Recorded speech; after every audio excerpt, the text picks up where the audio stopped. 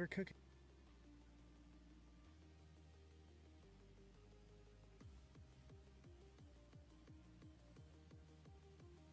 All right. We're live, baby. We are live on all streams. And now we can sync the audio, right? Sync the audio that way. How's everybody doing today? Don't forget to smash that like button, subscribe to the channel, share the show with your friends, and we're going to have my lovely co-host up here in just a moment. So let's send her an invite so that way we can talk to Jessie, right? Because we just adore Jessie so much. So let's see.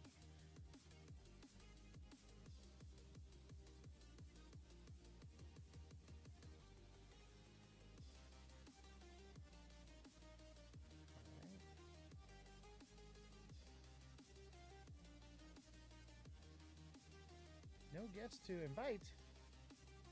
There we go.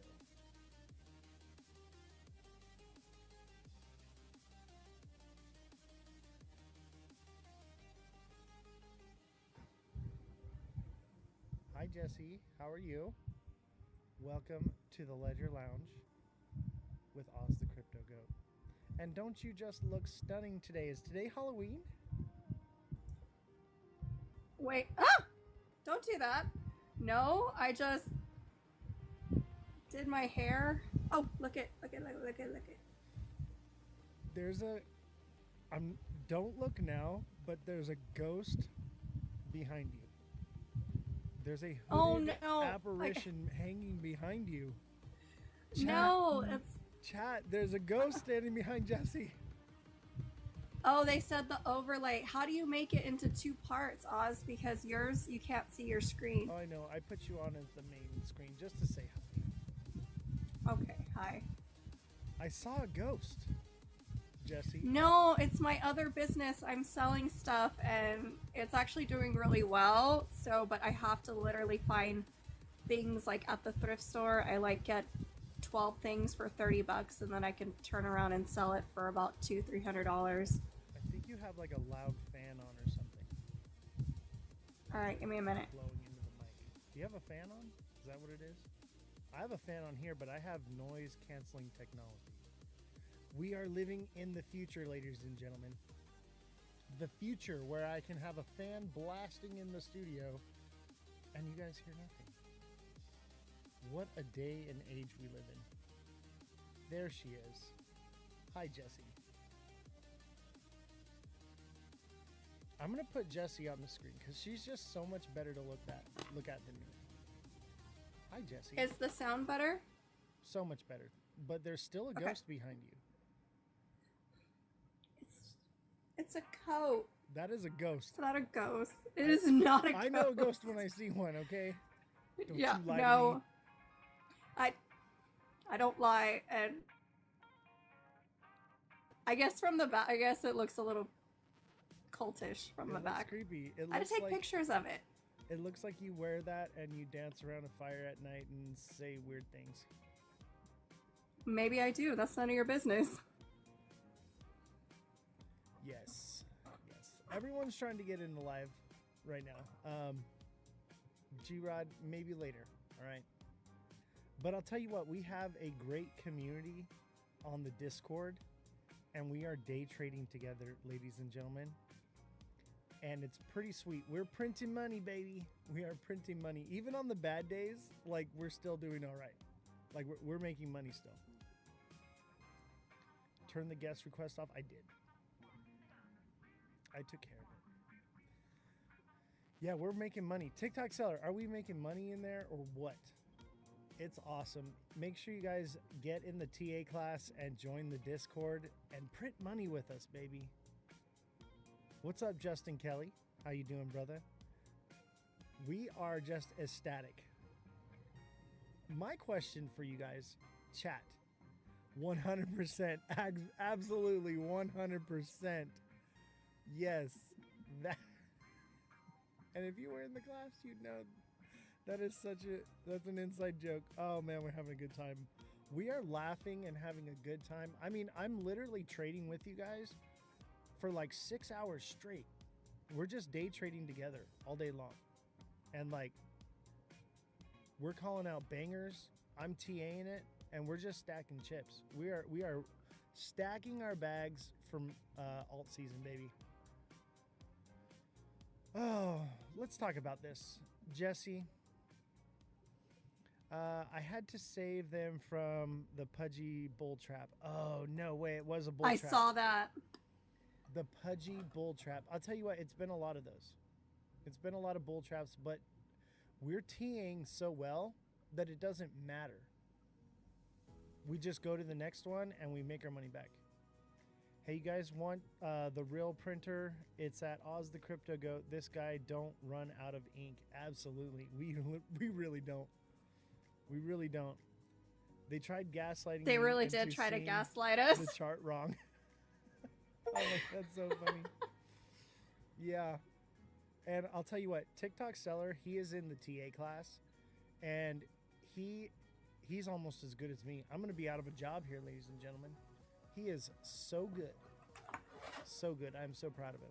Smart kid. I was like, bro, I swear, I'm looking at the damn chart. Nice. Good for you, brother. I'm so happy to see just how much you've advanced as a trader since being on this show. What's it been? How long have we been on the show here together, TikTok Seller? It's been like, what, 6 months? And I've been training you for TA for like 2 months. It's been since January, though. Yeah, it's been. We've been on a show since January. Well, not really. We were on Mega Crypto show in January. We started in February, but we, as traders and in the TA class, TikTok Seller's been in there for 2 months, and my guy is killing it, dude. I'm so proud of you, bro. So glad. The dude is a chart reading guru with a crystal ball. That's what he is. G-Rod says, join the Discord and pay for the TA class $100 per month and you will make it back in your first trade. Absolutely. Absolutely. That's what I'm saying. Everything that I offer you guys, it'll pay for itself, but you have to apply yourself. You know? If you're not applying yourself, then you're not going anywhere. G-Rod became a deluxe subscriber and was like messaging me, and we were working on coaching and stuff, and he was very much like, I need to get things going. Things are moving. I'm like, I understand, but it takes time to like learn this stuff. And so I was like, you need to invest in yourself and you need to invest in education. And so he got in the TA class. He hasn't even been in one class yet. And he's just in the group trading with us. And because we're there holding his hand and going along and teaching him as we go, and he will get all the classes. You're going to get everything tonight, right? He's still trading and making money and paying for his classes now before he's even taken one class. And he's only going to get better. That's what I'm saying, guys, is I can literally take you in under my wing, get in under my wing, and we start trading together. And you're basically we're all making the same trades together. We're group trading, and that way I can help guide you guys and keep you from making mistakes, because mistakes are made. We make bad calls and we learn from them, but I'm able to show you and explain to you what happened. You know, I'm able to show you like, hey, this is where we change our strategy. This is what we can do better. As long as you guys don't stay in the spa for 12 hours. Dude.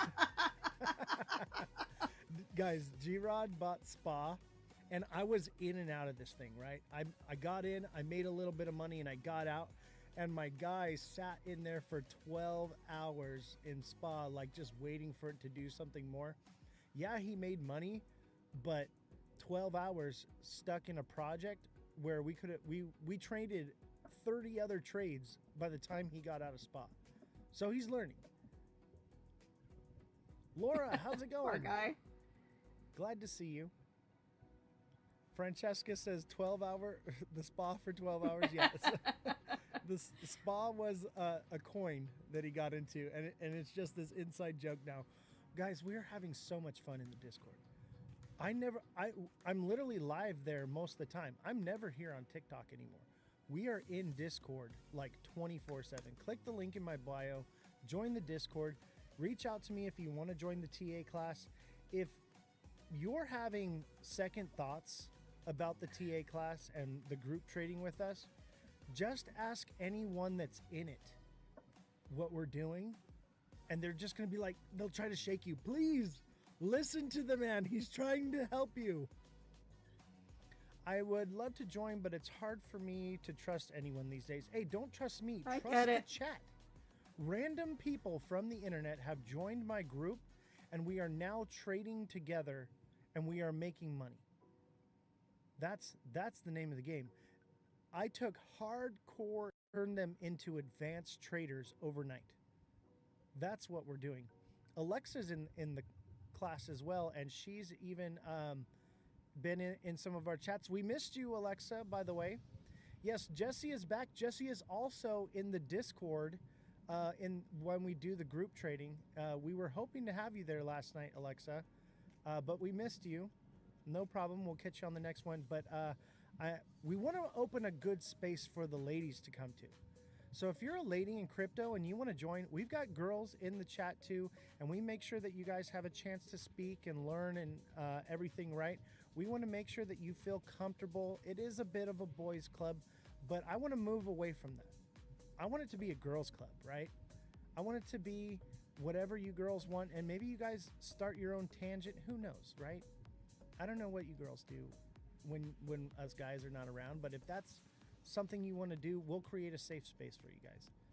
Yes, thank you, Oz. I learned a lot with your classes. Thank you, Alexa. I'm here to help. I'm here to teach. I want to see you succeed. Let me tell you something. I have nothing to gain from pumping the market. Okay? I don't hold crypto. I have a small bag of crypto that I trade. Most of everything I have is in defense stocks. Okay? And I live off the dividends. So I have no reason to lie to you about crypto. But when we swing trade, we're all doing it together. We're making the trades at the same time. I'm like, hey, I'm in this one. I'm out of this one. And we're all in it together. Swing trade, and we're swing trading, we're high frequency trading, we're long-term trading, we're doing everything all at once, and we're learning it all hands-on. And if you don't want to learn with real money, then that's cool. You can trade with fake paper money. G-Rod says we move candles. Absolutely. Our group chat, when we buy these things, we literally move candles. We create FOMO in the market because we're moving money. We literally do. Sell before G-Rod. Yes, dude. G-Rod is a freaking dude. G-Rod's a whale in the group, bro. Like, if you don't sell before G-Rod, the dude will create the most massive red candle you've ever seen. It's crazy. G-Rod starts the bump. I know, right? We get in, and then G-Rod gets in, and it creates FOMO in the market, and everybody just freaking piles in. Big Baller's in there as well. He's putting in fat bags, and we're all pooled together. So we're all trading and buying at the same time at the same price, and it creates a wave of FOMO into the market, and everybody else just starts coming, and we've got our finger on the sell button, and then we're out. That's it. That's really all it is. We're a liquidity pool is what we're doing, and we're seeing the market move, but we're TAing it, and I'm calling the tops on these. I'm like, all right, it's done, it's cooked, let's get out, let's get to the next one, and then we do another one. We'll do 10, 15 of these in one night. Alexa says, it's true, they have been getting in the God candles. Absolutely. Catching God candles. It is fabulous. Too much risk to lose all your money if someone sells before you. No. That's true. That is true, though. But we work together. We are a team, okay? We have a strategy set in place, and we all work together. Everyone tells each other. We are not working against each other. Stay away from Wolfie, or Wolfie, or whatever you want to call it. And we're going to get into that in just a minute. I will tell you right now, we are a small community, and we are helping each other trade. We are not using each other as exit liquidity. We are using FOMOers as exit liquidity. And we're talking about the market moves way beyond what we're buying at. Okay? We're calling God candles. We're creating a small little candle that in turn creates like a huge candle because of it. It's like a self-fulfilling prophecy.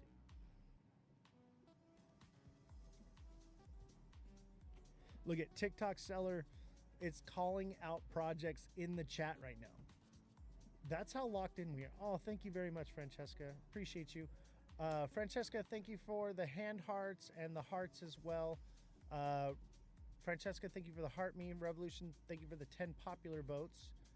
AB Ryder, thank you for the heart me. Revolution, thank you for the heart me.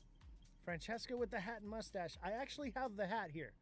I'm going to put the hat on later, ladies and gentlemen. I have the hat and mustache, but I have my headphones on. Look at, you don't even have to send the hat and mustache anymore, guys. You don't even have to send the hat and mustache. I am the hat and mustache. All right? But if you guys are skeptical about the group trading, just get in the Discord and hang out with us. Talk with us. See what we're doing, okay? And then the proof is in the pudding. You're going to see it. Everyone is just excited and making tons of money. The market moves sideways and we're making money. The market's going down and we're making money. The market's going up and we're freaking... the money's falling out of our pockets and we don't know what to do with it. Hi, Mother Dragons. How are you? I have to say, Mother Dragons, I hope you have your SXT bag. Mine is so packed right now. SXT is the most bullish chart I've seen in the market lately. We were talking about SXT today and we were doing some calculations, and just based off of the people that are on Twitter talking about SXT, if they all put in $1, it could send, oh my gosh, it could send the price to almost $1 just from the Twitter alone. And that's not Bitcoin dominance. We could see dollars on SXT this cycle. We were doing the math. Francesca, thank you for... Oh, that was for Revolution. Jellyfish for the Revolution. Thank you. Awesome. Thank you. Francesca, thank you for the 10 roses. Mother Dragons with the popular vote. Francesca with the TikToks, 10 TikToks. And 4 finger hearts. Thank you so much. Looks like we got some perfume from Francesca. And a donut. And a hat and mustache. Thank you very much. JFM, thank you very much as well. Let's see here. Send the hat and mustache, guys. Send the hat and mustache. Because I am the hat and mustache. SXT to dollars next cycle, not this one. No, Jason, we already did the math. We've been talking about this a few days. It could go to $1 this cycle. This cycle. And we did the math on how much liquidity it would take. And the people that follow it on Twitter, no. It's going to $1. It's definitely going to 50 cents. I will tell you that right now. It's going to 20 to 50 cents for sure in the next couple weeks. Like, we don't know that. I say within we could a get month bad or so, news. Within a we month could or get so, bad news. No, dude, this thing is the most bullish chart I've ever seen. And it's starting to get sentiment on Twitter. It's just starting to get narrative, right? But we also have to be realistic that bad news can always shift one way or another. All right, I know you're excited. I know you want this to happen. And you're probably correct, but let's not, elevate people's hopes too much. All right. I don't want to shill. But I will tell you, out of every chart that I've seen, everything lines up. Everything lines up. The stars are aligned on this one. And you have an opportunity to get into it. It's going to go to 16 cents. So that's a given. That's more realistic. That's a given. Yeah. Like, that is happening 100%. I can put my bags on that right now. How do we know the Discord? I have never used Discord. So the Discord link is in my bio. I would definitely tell you to get locked in. Ada the Diamond. Oh yeah, Ada is going to be another gem. Ada is going to see an all-time high. I have reassessed my calculations, and I think we see all-time highs in a lot of projects, and I think that I have a new thesis. Jesse, have I told you about my thesis? Yes. Which one? Because I have a couple we're going to PayPal. today. PayPal. That's a different thesis. That is a Okay, good well, one. We're there's gonna save more that than one for one. Okay. Okay. I have Look so at many P&G, theses, please. chat. I have theses up the wazoo. Okay, I have been so plugged into crypto lately and deep diving. I have so much. Just my brain is like filling with information. Can you real quick look at P&G? P&G? For, yeah. Since it's for TikTok seller. Otherwise, I would say. That's why I said. Because if you're in the TA class, okay, and you're making high frequency trades, I'm gonna look into it for you quick. Yeah, Link is a good one. I have money in that one. This is what I'm talking about, chat. We're getting in these trades like here and here, and then it's freaking sending. And these low cap coins, it does not need to move much. Okay? It does not need to move much. It's doing that sideways thing, but that doesn't mean that it's toast.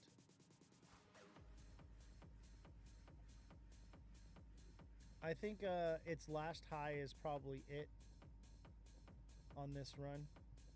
So it should probably come back up to retest 13.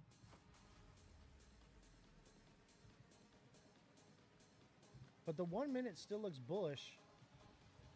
So it'll definitely come back up here and retest 13.8, and then that could be it,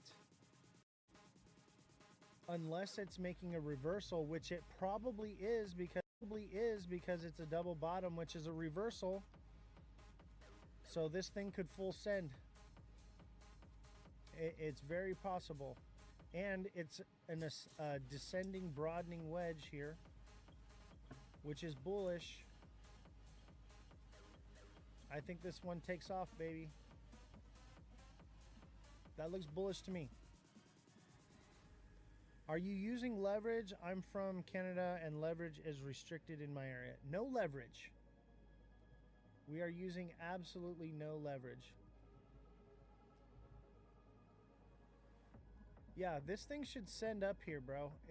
I mean, 16.74.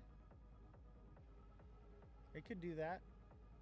It could also stop out here at 15, right? Thanks, Dev. You got it, bro. And we're working on a trading bot right now. So check it out. I got the paper right here. I met this guy at Rare Evo, and he makes trading bots. He codes trading bots. And he's going to code us a trading bot for our strategy so that it moves all of our money together at the same time, so nobody is stepping on anybody's toes, and it's just print, print, print, print, print. And it'll just be one after the other. And we can do like 15, 20 of these at one time. Simon, I will get to your TA in just a minute. So we want to talk about some things, right? With the show. So bear with me. If you're in the TA class, I'm going to do TA for you because I understand that you're doing high frequency trades and I got to get you in and out. So Simon, please bear with me. Let's talk about the big news today. All right. The big news. Trump spoke at the White House today after he gaslit us yesterday. Jesse, elaborate on what happened. What happened? Okay, so we all got the notification that it was going to be, what was it, like 9 or something p.m. I don't know, that he was going to go live last night, and there was this, it was an urgent message, and then even the White House was like, oh, we'll be with you shortly. And even online, it was like, oh, they're delayed. And then they're like, oh no, it's tomorrow. I'm like, no, you guys said it was tonight. And they just gaslit us, like, oh, we never said that. And then they took it off the White House page, and they're like, if you're like waiting for a date and they never show up, like that's what it felt like. And then they were even an hour late today, with a urgent message that ended up being a nothing burger. But like, and nobody talked about it. Like, we were all waiting. All six of us, or how many, 8 of us were all hearing the same thing, yet nobody said anything about it. Like we all heard it, and then they just acted like it didn't happen. All right, I think CTSI Oh, yeah. is cooked. We've seen this before. It shoots up, and then it shoots up again the next time. It goes about halfway. Same here. Up the next time about halfway. It's shot up here, and then it's kind of stopped out. Now, that doesn't mean that it doesn't kind of like create higher highs and higher lows and shoot up to You something have to new. switch back. Here, hold on. So When you're showing a chart. CTSI could continue, right? But what we've seen in the past is it shoots up like that, it wicks down, and then it retraces to the closing of the candle. So it shot up, now it's retracing. If we put this in the 1 day, let's take a look. Hey, in the 1 day though, it looks bullish as hell, right? It's creating higher highs. So there's no reason why over the next week this thing's not up to 14 cents. In a week, this thing could be at 14 cents. It's a double bottom. All right? That's just in the hour that it's coming back down. But look at this. Chat. That's a double bottom. This thing's coming up to like 11 to 12 and a half cents. That looks good, Seamont. Looks good. I'd hold on to that one. That looks like a keeper. And it'll probably send past that. I think that it comes up here. Excuse me. 1480. 1480. And just in case anyone missed the speech today, you didn't miss anything. All they're doing is moving Space Force to Alabama, and the whole "is he dead" thing was like a jokey kind of joke, but nothing really was answered. And then they had that picture of the window being open, and he goes, "Oh, that's AI. That's not real." The windows don't open. The windows don't open, but we all saw the videos of the window open. And so he's going to start, I think it's like a way to start messing with us that what we're seeing isn't real. Honestly, I don't think he was lying. That seemed legitimate. And honestly, Or he I know was, how it works. or they're messing with him. Or they're messing with him. I think it's AI. Come on. There was so much AI crap floating around about him. Let's watch the video, chat. President Trump, something completely different, but about a big viral social media trend over the weekend. How did you find out over the weekend that you were dead? You see that? No.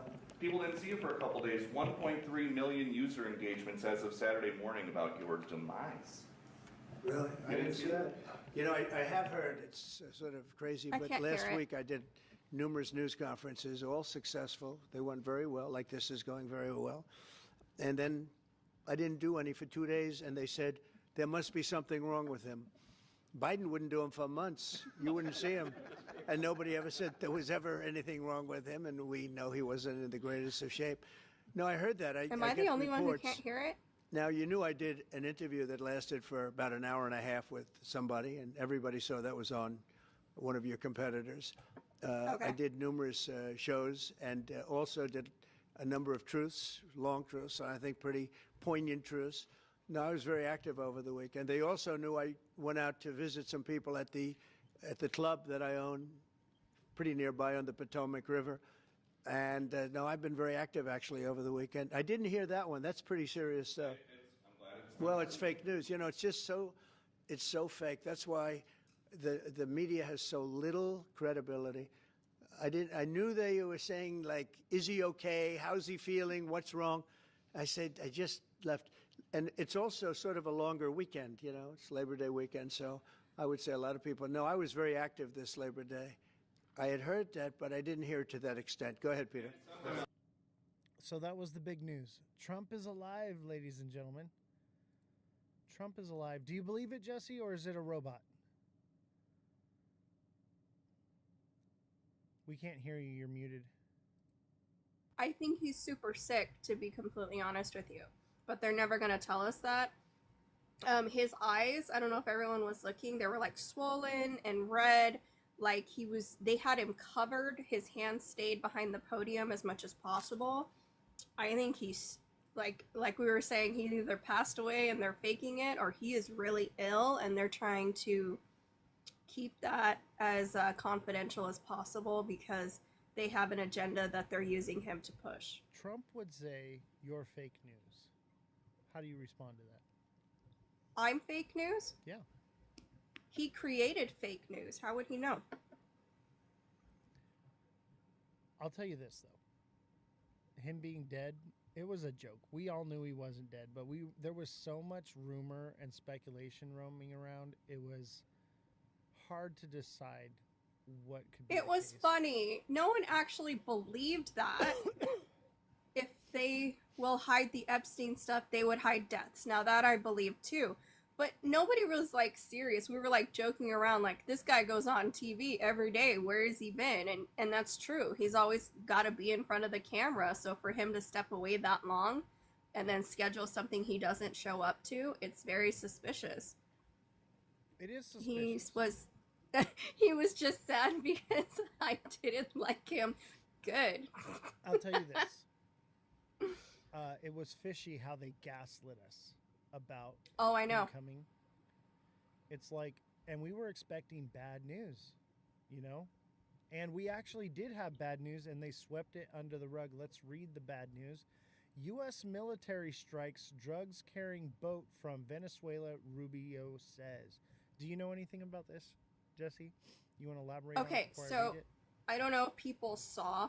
So the president finishes his speech, and immediately afterwards, Marco Rubio released I don't know if it was on Truth Social or X, Trump's the best president ever. Sure, bro. Okay, so he released a statement, and it said that they led military strikes against a cartel boat that was hauling drugs away from Venezuela to the Caribbean. And they just kind of let that out, like, oh yeah, and by the way, we did this anyways. And then they just kind of went on about their day. Like, he didn't really address it in his speech that he was talking about nonsense, but right afterwards, we found out that they were shooting down boats in the ocean. Yeah. And I will tell you this, like, Trump does some good things, he does some bad things, right? But I'm not here to glaze Trump. Okay, what we're here to do is we're here to get the facts of what's going on, right? So the fact of the matter is that Trump was unseen. They gaslit us about the White House press briefing. And then when it all comes out, everything's like, oh, it's sunshine and rainbows, guys. Everything's great. And then literally right after that is this military strike on Venezuela boats, right? And no one's talking about this. No one's talking about the strike on the boats. Everyone's saying, oh, SpaceX is coming to wherever. Space Force. Space Force. Don't get it wrong. Sorry, Space Force. Excuse me. Gotta get it sounds funnier. Yeah. Space Force. You know? That's the big news here, guys. Everybody, Space Force, that's the big news. Don't look at Venezuela. Okay? It's all Space Force. We're going to Mars. Okay? And we're going to mine the rare earth minerals, and we're going to send the AI. It's going to be great. It's going to be beautiful.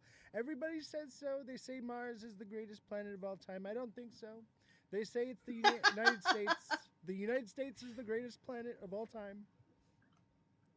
And really, the reason why they delayed it to today, because they knew they were going to strike them this morning, which is pretty much what happened. So it was like, okay, we can't do it tonight because people are going to know by tomorrow. So we better do that press conference tomorrow. And right before the press conference, let's get this out of the way. And then we can release that information afterwards and nobody's going to care. Yeah, what they want is a fluff piece to cover up the real news because they're propping up the markets because I think that alt season is coming and they don't want to kill the bull run, right?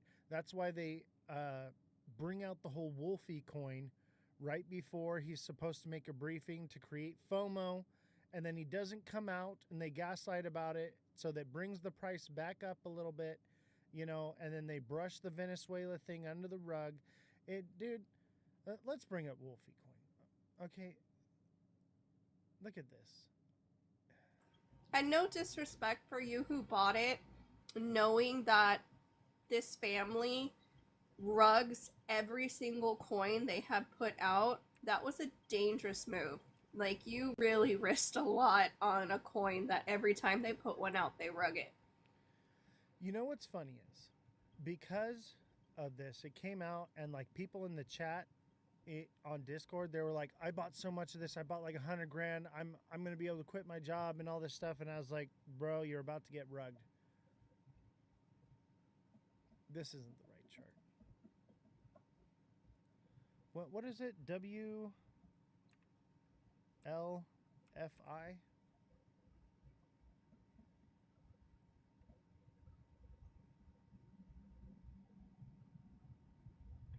And it's like a meme coin with extra steps, but they won't let anyone call it a meme coin, but they can't call it a utility coin either. So they're like, I mean, it's in the middle. That's a meme coin with extra steps. If you bought Wilfie, this is you right now. Crying. Crying. Okay, here. I got an emoji for you. Here's your sign. That's you. All right? If you bought Wilfie coin, that's you. Literally, the moment this thing peaked, the Trumps unlocked 20% of the supply and dumped on you. Show them YZY. TikTok seller says, looks like spa.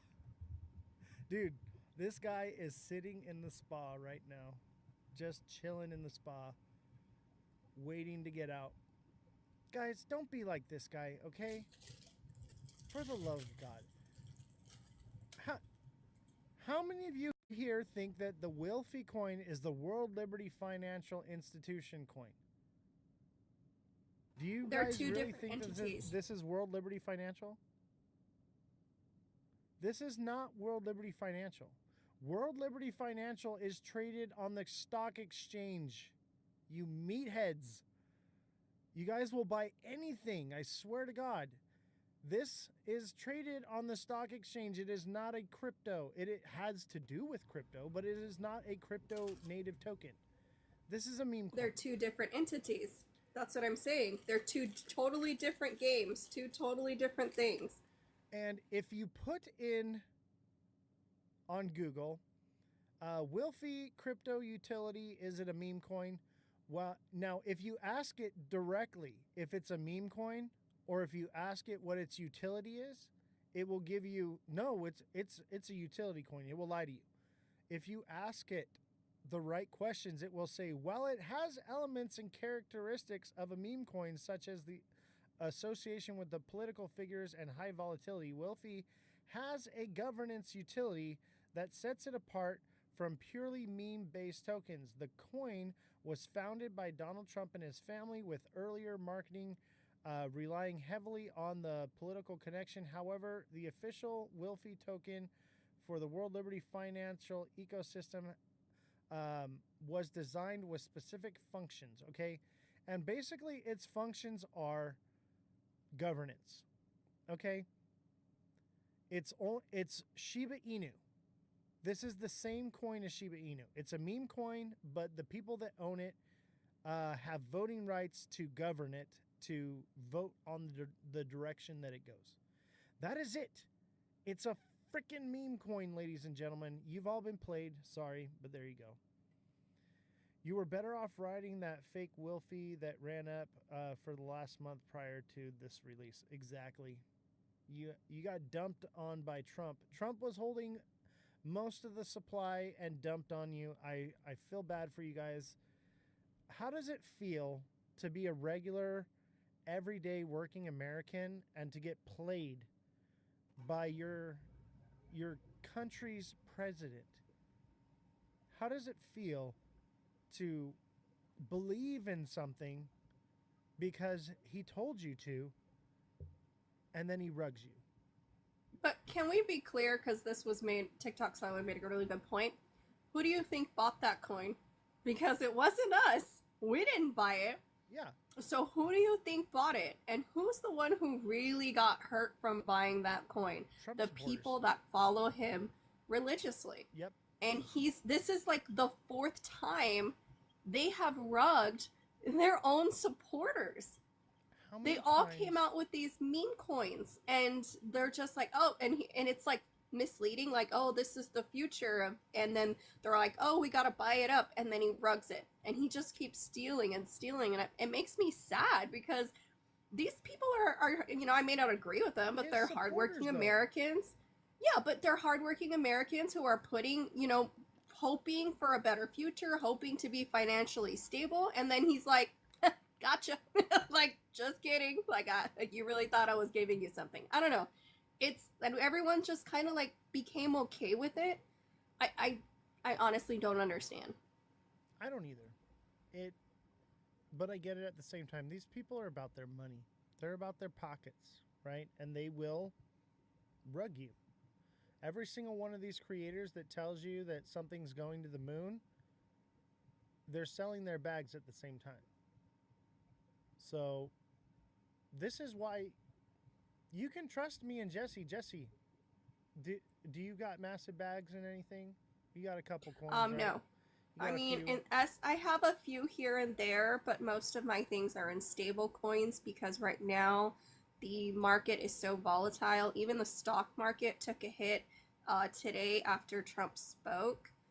And it was, I knew I didn't want to be part of that. So I've been keeping, the news hasn't been good. So I've just been keeping mostly in stable coins. Diehard people for Trump are blinded by him. And that's true. And I think most people who look up to somebody like that are blinded. Like, Yeah. have you ever had It's a cult. somebody have you ever been with? What is it called? Blind love It's for like a somebody, and toxic everyone's like, relationship. right. And now they all have Stockholm syndrome, so like they can't rip away because they don't know how to have a personality now because this is their whole personality. So it's going to be an interesting world if he does leave it or moves on to do something else, because then what is their personality going to be? Exactly. And also, I feel like the generation that supports Trump is very much like that boomer age, right? And they can't admit Yep. when they're wrong, right? So That part. So no matter how many times they get hurt, they will cling to it because they cannot admit, maybe I made a mistake. Maybe this wasn't the best choice. Instead, they will get dumped on every single time. They will get rugged by Trump every single time he comes out with one of these coins. And they're getting smarter, okay? They literally, this time, instead of just putting out a Melania coin, they put out a World Liberty Financial coin. They're getting smarter at rugging you. And they're just lining their pockets. Ladies and gentlemen, the ship is sinking and they are stealing the silverware, okay? And you're over here fighting them over the silverware when you could literally be getting to the lifeboat. That's what I'm trying to do. It doesn't matter what side it was on. I know people are like, oh, the Democrats are terrible. So are the Republicans. They're all terrible. Their agenda is to pack their bags and leave us all in the dust. If you believe the Republicans care about you or the Democrats, you are sadly mistaken, and we're all heading downhill. Says, but who was the best choice, and keeping Dems in America would have been finished?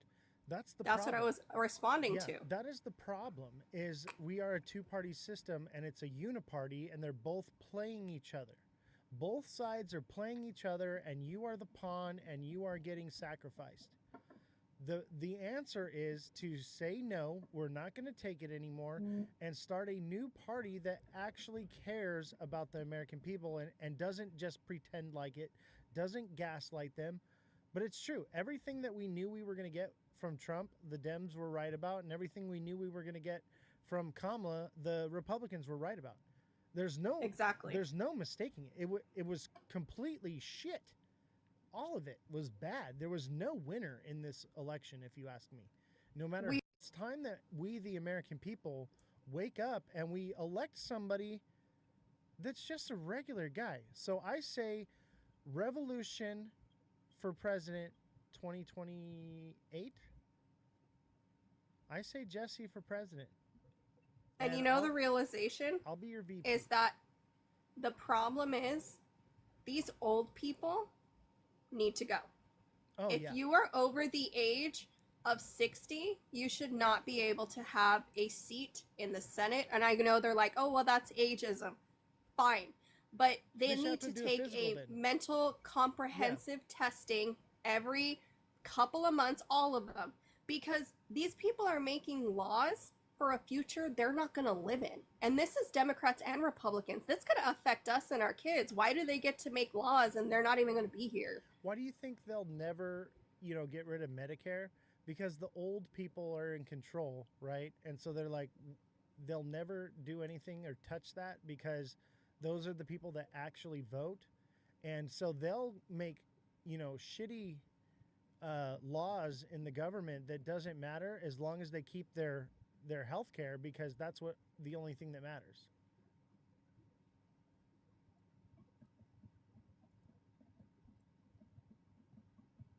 Revolution. I think you should run for president. No, I am too. People don't want the truth. They want the lies that make them feel better about themselves. And I don't try to be mean, and I don't try to be negative, but people don't want the truth. They want the lie that makes them feel safe, and that's, both sides are like, oh, we're going to protect you and take away guns. No, they're not. That's not going to protect you. That's ridiculous. And then the other side is, oh, these tariffs are great for the economy. No, they're not. You're paying for them. They're not bringing back business. You are paying for the debt. It's all a scam. Yeah. And TikTok seller said they would fake those exams of being mentally competent. I mean, 100%. It's a corrupt system, and we let it get worse and worse, and now we're paying the price. Well, we didn't let it get worse. The boomers let it get worse, and now all of us are paying the price for it, and that is insane to me. Okay. We can cry and whine on TikTok about all the issues, right? We can cry and whine about it. How do we fix it? Let's start with Wilfie. How do we fix this problem? We pass legislation that keeps, the government and people affiliated with the government out of stocks and out of crypto. But the thing is Trump is saying, yeah, we're going to totally do that, right? We're gonna do that, but not until I'm out of office. Correct. How crazy is that rhetoric? Yeah. That we'll do it, just not until I'm done. Well, and not only that, when he first did it, the first two coins that came out, he got so much backlash for it, right? And then so he was like, I'll just use my kids. And so because in this, I don't know if you remember the first time his kids were more involved in the White House. This time they're on their own ventures. And he's like, I'll just have my kids do it. And then the kids came out with coins, and they're rugging them too. They're meme coins that they're rugging. Like, they find rich people, any rich people, find loops for everything. And it's like, okay, so we're playing by rigged rules. I mean, you're right. We can whine and complain. How do we move forward? We need to get rid of the people, all of them, every single one of them, and start over. So we just unleash AI on the population and the death to humans? No. Because that's another part. No, I mean, like, we need to tear down the establishment, leave the Declaration of Independence, the Constitution, and start all over again. Ooh, I mean, like I don't that. believe, I don't, I Erase just want, all laws. they need to go. They're all corrupt. They're in somebody's pocket. We need fresh people who have a future and are going to be in it. I like that. I say we erase all laws except for the Declaration of Independence, the Bill of Rights, and the Constitution. We keep those three, and everything else is out. And that's it. We don't need to write any other laws because those laws cover everything, right? And if a law needs to be changed, they amend the Constitution. They make a new Bill of Rights. And that's it. Nothing else. No executive orders, no unconstitutional edict. That's how we fix the problem. Is we go back, we take our sovereignty back as a nation, ladies and gentlemen. We learn the law and learn how to defend ourselves in court so that way when you are fighting this battle, you have the ability to stand up on the stand and defend yourself properly from the machine and explain to them that I am not your pawn. I am the living man and I will not be trifled with because I am free. The Declaration of Independence is sovereignty. It's literally your individual sovereignty. It's your way of saying you have no authority over me, and if you think you do, come and find out. That's what the Declaration of Independence means. It means there is no king, therefore I am king. You need to learn to stand upon your heel and fight the good fight, ladies and gentlemen. If you can't learn and don't want to learn, don't want to take the time to educate yourselves, just like here in the market. You don't want to educate yourself in the market. What you want to do is you want to buy a lottery ticket and hope for the best. You don't want to do the hard work that it takes to actually be free. Well, guess what? If you're not willing to put in the work, you don't deserve the freedom, if you ask me. So educate yourselves. Start diving and digging. I mean, you're making the first step. You're here, right? You're literally here right now. This is the first step. And this is how big changes are made, guys. It's not with one big change. It's with one step at a time in the right direction. Put one foot in front of the other. Take the next step, okay? If you think that you're powerless right now and you have no say and you can't help anyone, take the first step, okay? Get involved, get educated in the markets, and become wealthy so that you can join their little group of buddies and you can take the system down from the inside. Don't let the money corrupt you, because I'll tell you what, 90% of you guys are, when you make your money, you're going to go buy a Lambo. Don't buy Lambos, buy land, bros. You get what I'm saying? Go buy land. Don't buy Lambos. Buy land, bros. That's all I'm trying to Bell tell you. made a good point. Bell, and I agree with this, there needs to be term limits, period. Because people being, even with the Supreme Court, there Absolutely. needs to be, this should not be a lifetime, no. There needs to be term limits on all of it.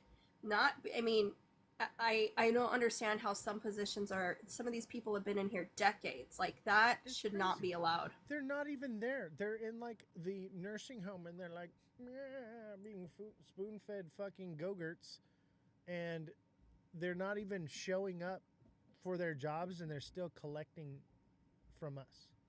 We're still paying them. Jay said crypto is pumping back up. Must be our great debate right now. Absolutely. I'm telling you right now, this channel moves markets now. Obviously, we're moving small caps, but if you're in the Discord, we are literally moving markets. That's how big the Discord has grown and our trading community has grown. We are literally moving the markets and making the market do what we want it to do and making it work in our favor. We've literally taken what the big whales and the big institutions have done to the market, and we've created a small little bubble and a smaller version of that and we're doing the same thing. Because I'll tell you what, the money just fits better in my pocket. So all the people that want to hodl and moon cheese, that's fine. I will put the money in my pocket. As long as Oz doesn't sell, we'll be good. Yeah. Honestly, dude, I've drained my bags, man. I'm stabled up, right? Actually, I'm in SXT, okay? But I'll tell you what, I'm not the majority in holder in SXT. That's Mother of Dragons, okay? When you see this thing rug, you'll know that Mother sold, all right? That is going to be the... You think this is a rug right here on the screen chat? Wait till you see Mother of Dragons rug SXT. She better let us all know before she gets out. That is the scariest thing, to think that Mother of Dragons is the largest holder of SXT right now. Mother of Dragons, please be nice. Yeah, I know, right? Mother, if you're listening... Yeah, okay, she is listening. Mother, please don't rug us, okay? We were literally talking about this last night. We're like, oh my gosh, if she sells, we are so done. We've got nothing. Yeah. And, oh, Mother, you got in the perfect price. I'm so glad that you bought when I told you to. And I will tell you this, Mother, you better hold on to that one, okay? And now I know I was telling you to trade before. That sentiment has changed. And that's what's beautiful about what we're doing on Discord with the TA classes. There's a time for trading. There's a time for selling. There's a time for hodling, okay? She says, I'm holding, baby. Good. I will tell you when to get out so I can get out first.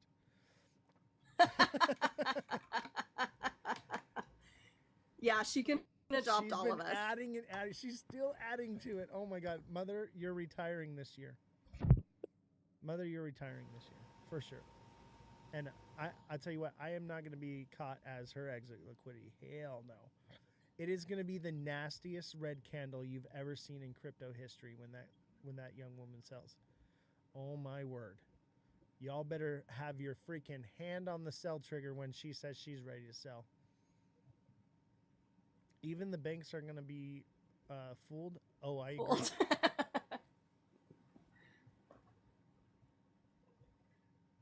100%. I'll tell you guys, get in the Discord community. Okay, we're doing so much more content there. I'm literally there live on calls for like 6, 8, 10 hours sometimes. Bellstar says maybe I'll leverage it. Oh my gosh. I don't leverage trade. I don't condone it. We don't do any leverage trading. I might even buy some more today. Oh, good for you. I bought some more today. I'll tell you what, it looks juicy. It might pull back a little bit one more time.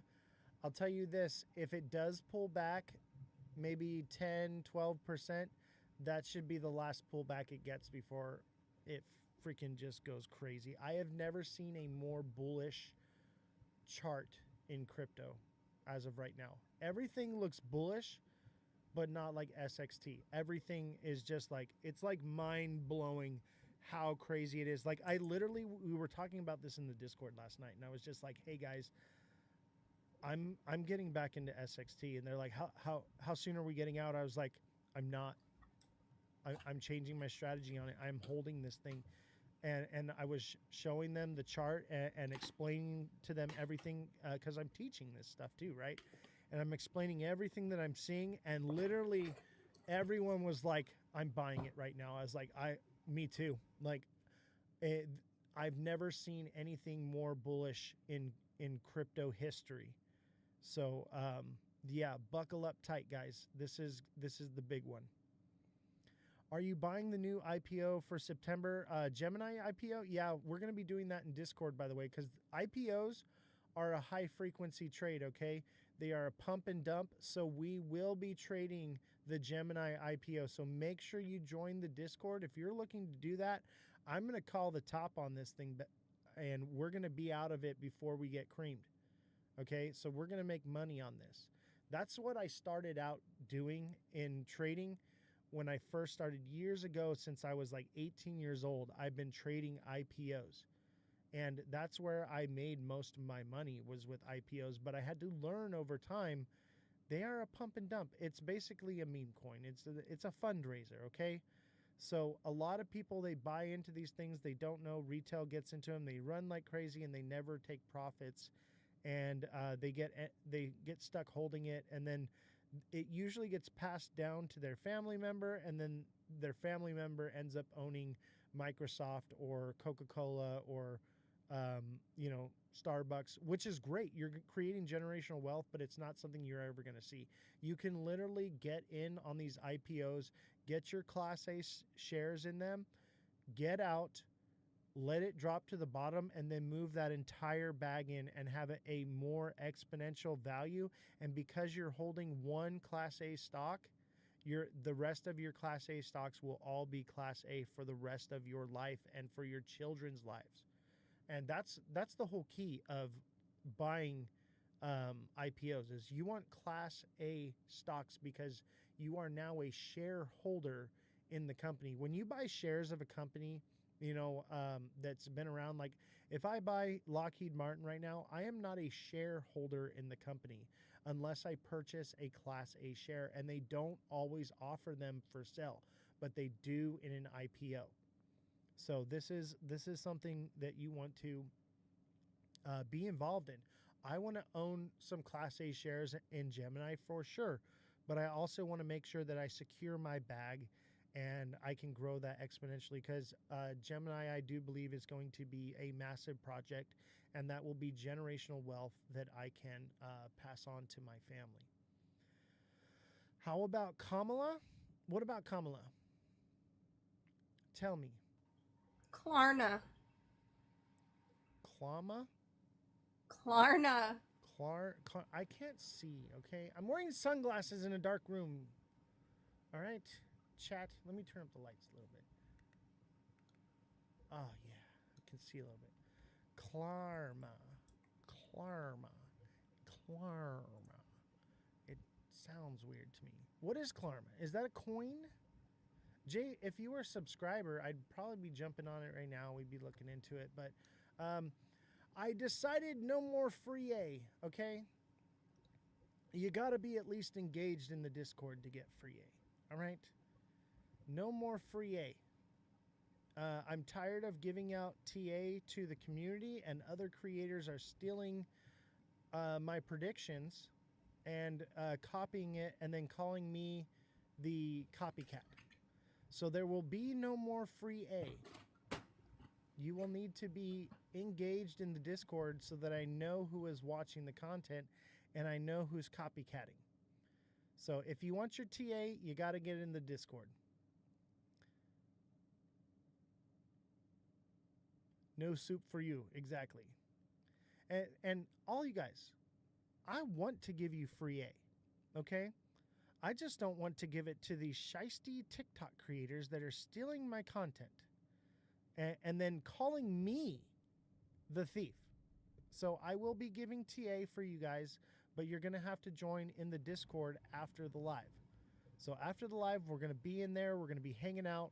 So make sure you click the link in my bio, join the Discord, get in the TA class, become a deluxe subscriber, and message me directly, and I help coach you and guide your hand through crypto. But I'm telling you where it's at. You basically get the whole package with the TA class. When you get in the TA class and you're in it, you get access to on-demand TA. You can message me directly. You can talk to me on the phone. You can get coaching from me. You can get trading advice from me. You can get everything that you are looking for all in one place. And we're doing it on phone calls. We're doing it on live, and we're sharing it with the community. So it's not just one person that I'm giving this information to. I'm giving it to you all. So you're all learning everything all at once. Bellstar, thank you very much for the hand hearts. Klarna, the one he's talking about, Yeah. is seeking 14 billion valuation in upcoming IPO. That's why he brought it up. Okay. An upcoming IPO. You know what, dude? What I would tell you to do is go in to the Discord and drop it in the chat. And the people in Discord are the real ones. They're the ones that are really engaged with this show. They're the ones that are actually trading with us. They're the ones I'm literally on the phone with for 12 hours sometimes while we're trading together. Because I'm a day trader too. So we're trading together. So like if you drop that in there and you're in the circle with us and we're all trading this, you're going to get all that free A, man. You can get all the free A you want. What's up, Nicholas? How you doing? Glad to see you. All right, so let's talk, Jesse. How's my day going? My day's going great. I think Jesse's day is going better. She is in the red, right? How are your bags looking? The red? Oh, I didn't touch them. Although I'm not happy about how the market went, but every time that dude talks, my bags look more sad. But that's why I have everything in stable coins. So I'm keeping myself safe until I know it's gonna dip harder.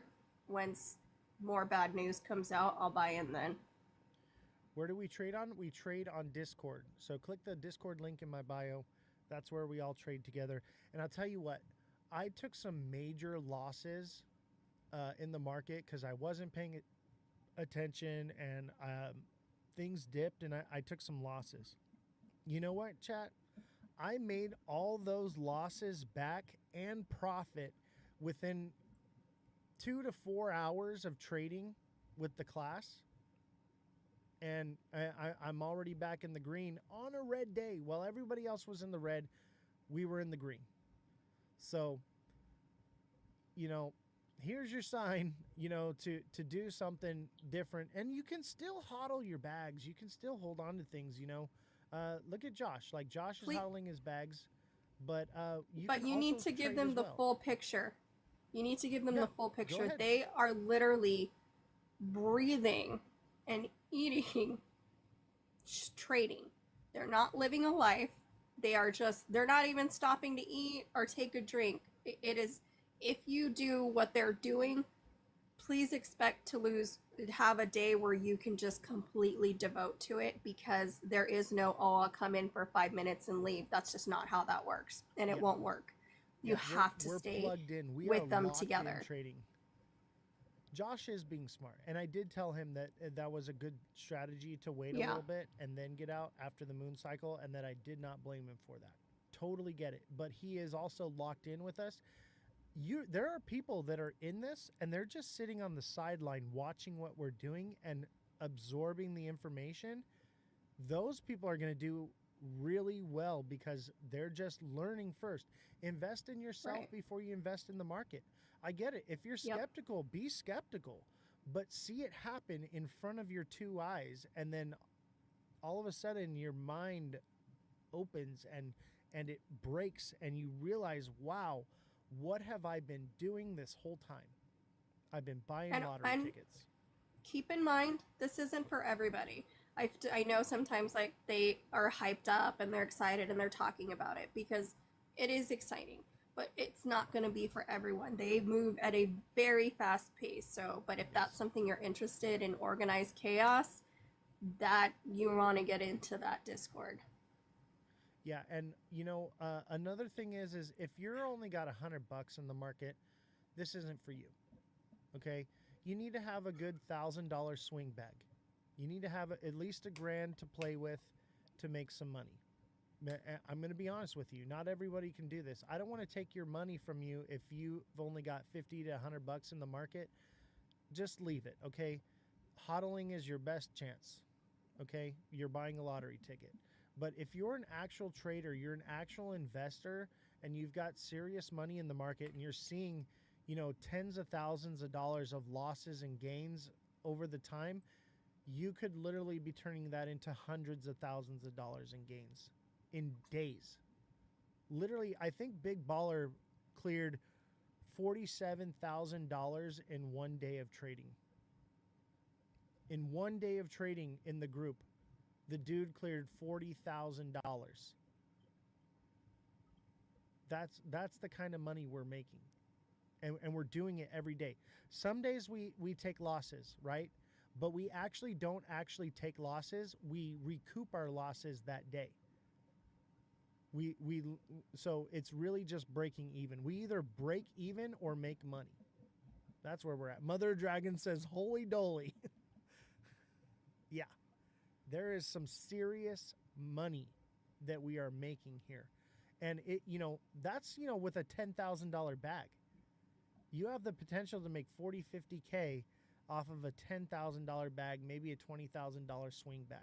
So if you've got $100,000 in the market, why not take a small percentage of it and do something and grow your bags exponentially?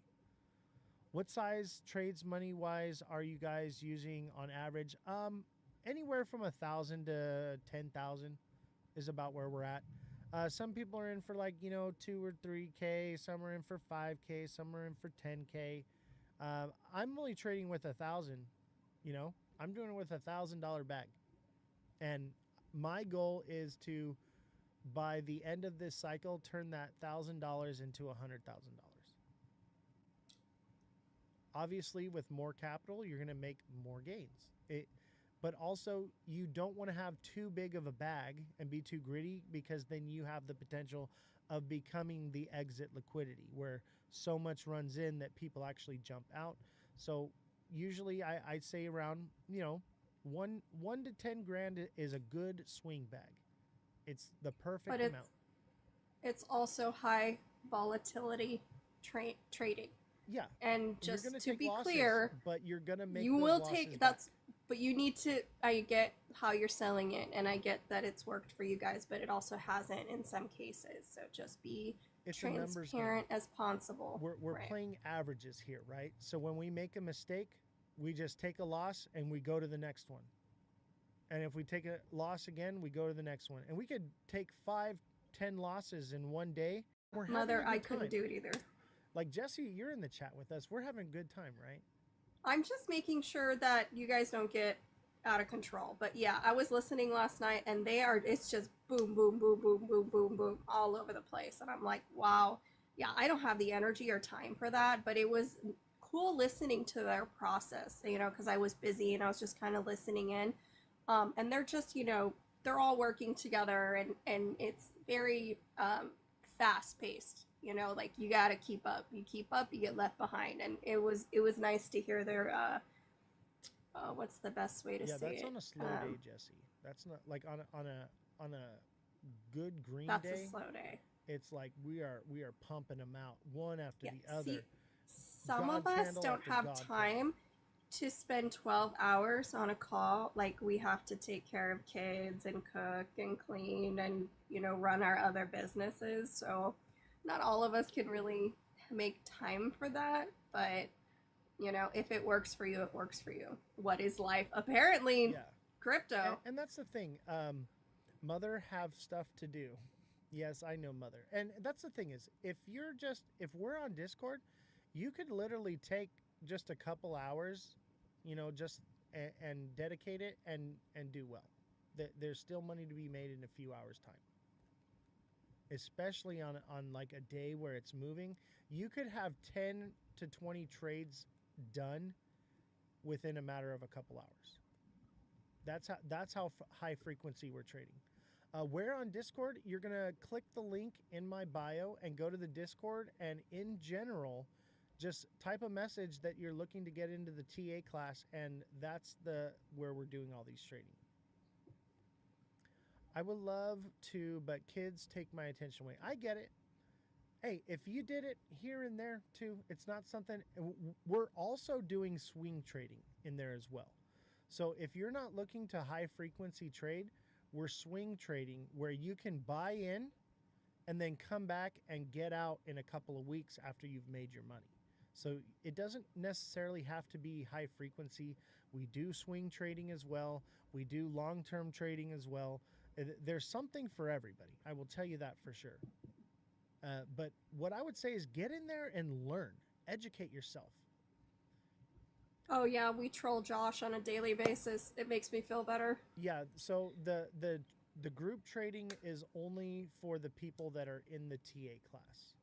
And I have a set schedule for the TA class. We do a 1-hour class once a week every Sunday, but we're trading together. Even when I'm not there, these guys are savages. They are trading 24 hours a day around the clock. There was someone in there hunting and sniffing out a coin at any given moment. That just sold me. We control people. I'm in. Oh my gosh. AB, you are so bad. It's a lot of fun. It really is. Seamont says, I'm hoping to retire by 2030 if you keep TAing like you have been. Aw, I'm glad that I can help you, buddy. that's so sweet. Thank you. I appreciate you guys. I am here to retire people. That is my goal out of all this. My goal is to retire an army of people that have nothing to do but sit on TikTok and trade with me and hang out. That's my goal, right? All right, sign me up. I thought your TA class was just teaching beginner basic stuff. No, bro, we are, dude, we're on a whole nother level. And I will tell you this right now, the TA class is more than, it starts with beginner and gets more advanced. And now that everyone that's in the TA class has moved into the advanced stuff, like, bro, we are doing crazy high frequency trading on another level. Pro status. And we're working on getting a bot developed for us with our strategy. And that way we can just sit back in the jacuzzi. We'll sit in the spa and hang out spa. while the chat bot does everything. Oh, Mother, thank you for the hat and mustache. I appreciate you. You know what I've been doing since the Space Force thing came out? So I was trolling on X because people think it's news. So anytime I saw Space Force, I would, in the comments, hashtag space and time on purpose. Nice. That's because people are dumb and they're like, oh, this must be something. If it's space and time, it looks like Space Force. And so I was just, and I'm probably going to do more of it later because it was just funny to me. And then people are like liking the comment. I was like, they have no idea. And you know what's great? And so maybe it'll stick in their head or something. And you're not even like doing it maliciously like most creators would to like use them as exit liquidity. We're literally turning them on to the most bullish chart in the crypto market right now. You know, so that we're helping people. So that, and I that's think where it's you at. know I appreciate the utility of this coin. But I just thought it was funny because I was like, oh, I'm gonna take advantage of this. I'm not like trying to take advantage of anybody. I just think it's funny because I wanted to see, like, it was a scientific experiment. If you put something underneath, but all they're correlating is the space in that word, they're like, oh, space and time, that must have something to do with Space Force and their timing of doing something. And I'm like, this might work. And it did work. I'm going to try that in other platforms and see if people do the same thing. I think that's an amazing thing. And we're helping people by doing it. Absolutely. Like, I might take profits from my SXT, but I will never sell it. That's just not gonna happen. Oh, yeah. I think that it has long-term capabilities, and I think at some point the military will adopt it. But, you know, I'm not gonna shill any coin, but I just wanted to see, like, if there's other other things that they say in speeches and stuff, if you can find it on the exchange and you hashtag it, are people going to be drawn to that specific coin, not because of what it stands for, but because they saw it? The duo in crypto, Oz and Jesse. Thank you so much. All right. So thank you, Mother and AB. Let's take a little segue here and let's go down the rabbit hole, Jesse. All right? Oh boy. Let's talk about mass adoption. Guys, chat. Put a W in the chat if you think that mass adoption is coming soon or in the near future. Help me out, chat.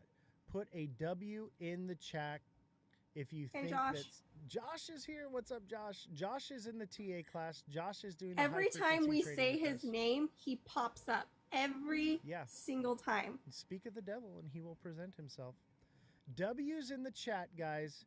If you think that adoption is coming now, soon, or in the near future, or in the late future at some point.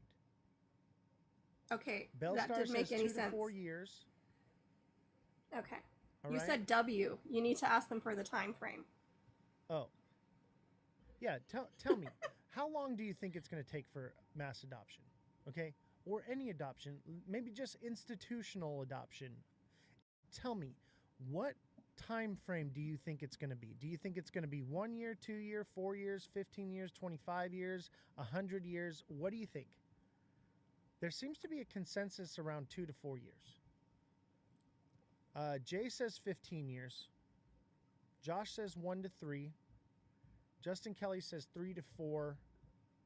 Bellstar says 2. 100 years. Shut it. Jay says, I love Jay. Jay, I absolutely love you, bro. Like, get in the Discord, bro. You get to hang out with us, man. What was the question? Okay. What is the question? The question is, how long do you think until adoption comes? Significant growth next year, in my words.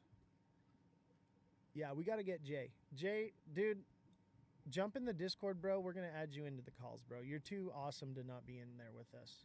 We're going to get you in there. You can at least watch us trade for a couple times and see how you like it. Because, dude, I just love you in the chat so much. You're so on point that I have to. You're hilarious, man. Because we're literally in there just laughing the entire time and just having fun, hanging out, and we're making money. It's beautiful. It's the most beautiful thing that I've ever seen anyone create in crypto. I have to say. 100% add Jay. I know, right? So, Jay, hit me up in Discord, bro. We'll get you in there for a little free session because that is just straight comedy, bro. You're going to love it with us. All right. So the reason why I ask, Oz, what's your definition of mass adoption? My definition of adoption is people using digital currency without them even knowing it. They don't even know that they're using it and transacting it. That's adoption, right? Adoption is institutions are using it. Everyday people are using it, right? And maybe not even institutions, just everyday people are transacting with digital currency without even knowing it. That's what I believe adoption is, okay?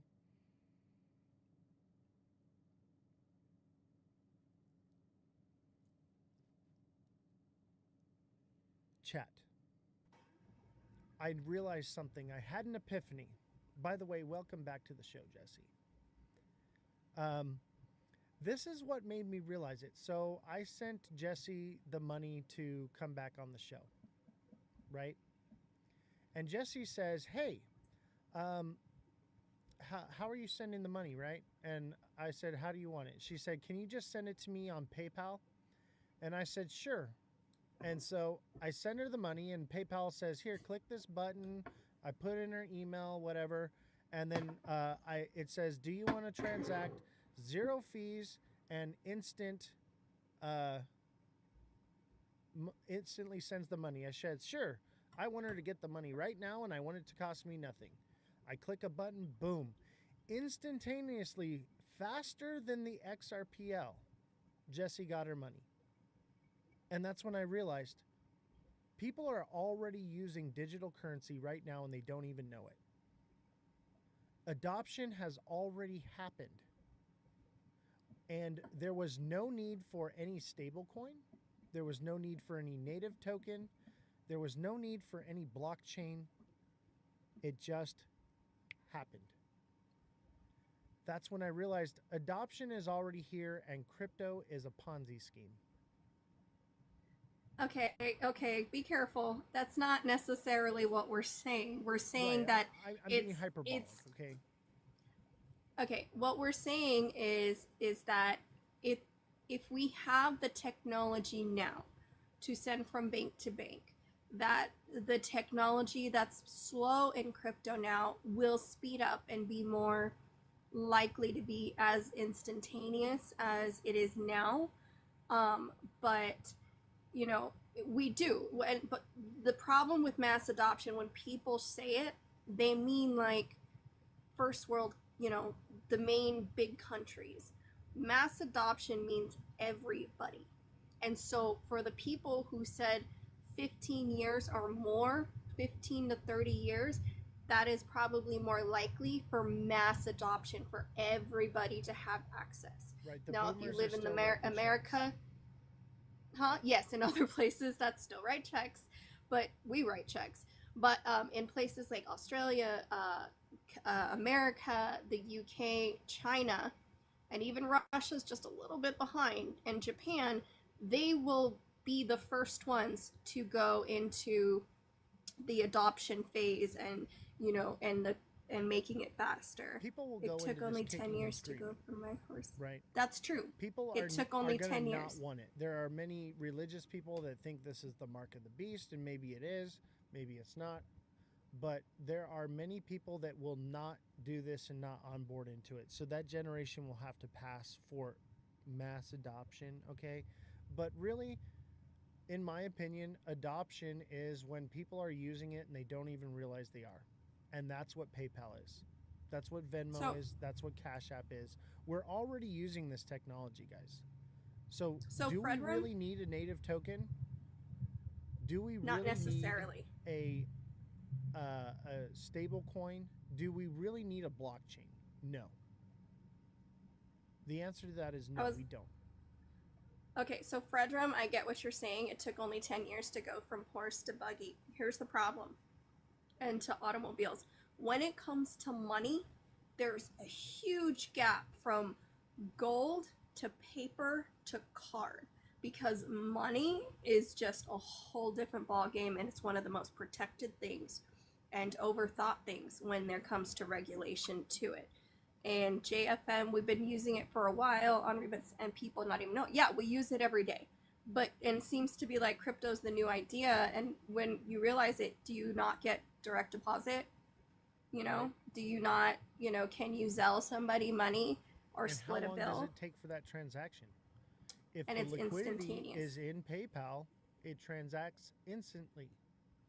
But that doesn't mean crypto doesn't have a future. If they get rid of all those other options, crypto will be your only option. I think that's where it's all headed. I think these techs either buy out those companies or those companies buy out this tech.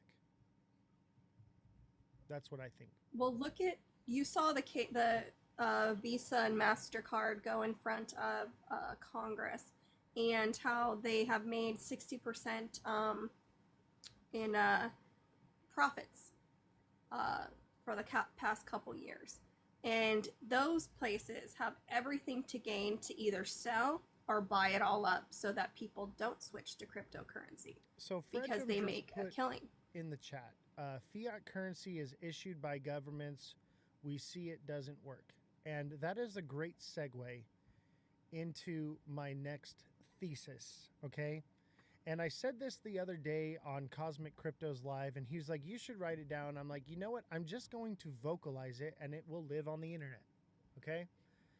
And my thesis is this. Do we move away from PayPal and all these other different things? Do we move away from the SWIFT banking system? Do we move away from fiat-backed currency? Yes, I do believe so. And I do believe that the transition is the transition from fiat-backed currency to RWA-backed currency, okay? Which is like gold and silver, right? Which is an RWA. It's a real-world asset, okay? But I think that the currency will be the tokenization of every real-world asset, such as gold, such as real estate, such as your car, such as a solar farm, such as a cement factory or plant, right? These are all assets. And I believe that all the currency will be backed by real world assets. So let me tell you something, chat. When we buy into the market, we're buying these assets, these tokens, because our fiat is basically losing value every day, correct? That's why we're investing into the stock market. That's why we're investing into crypto. We need a place to put our fiat money because the fiat is losing value. All right? But if we are putting our fiat into a fiat-backed crypto, that means that that crypto is backed by fiat. Therefore, in order to realize its value, we have to cash it out into fiat again in order to spend it, or we transact with it, and therefore it's still backed by fiat, correct? So the issue lies is that, yes, the crypto that you're holding will gain value over time. But because it's still backed by fiat, it's only retaining value, not gaining value. That is the issue here, is we are only retaining our current value and not growing in value. Whereas when we are invested into something that is a real world asset, and we have a real world asset backed currency, like an RWA, now we are investing our fiat into something that is not just growing over time, but is gaining value over time. So the difference is it's not backed by fiat, it's backed by an asset that no matter how high inflation goes up, the value is going up. The more inflation we get, the more an RWA's value grows. So I believe that real world assets are the actual adoption, the actual thing that we are moving towards. We do not want fiat-backed cryptocurrencies because they're still backed by fiat. We want a way to exchange our fiat into a real world asset. That's the whole goal, right? Because the real world asset is going to compound growth over time instead of basically retain value. So I believe that the future of adoption lies within real world assets. What are your opinions, Jesse? You're muted. I don't think it's that simple. Everything takes a while to catch up with each other. Crypto, I know you guys are like, oh, it's been around forever. I've been in it forever. Most people don't know what you're talking about. So this whole adoption thing, I think it's going to be, you're like, oh, well, we have that technology now. Okay, fine.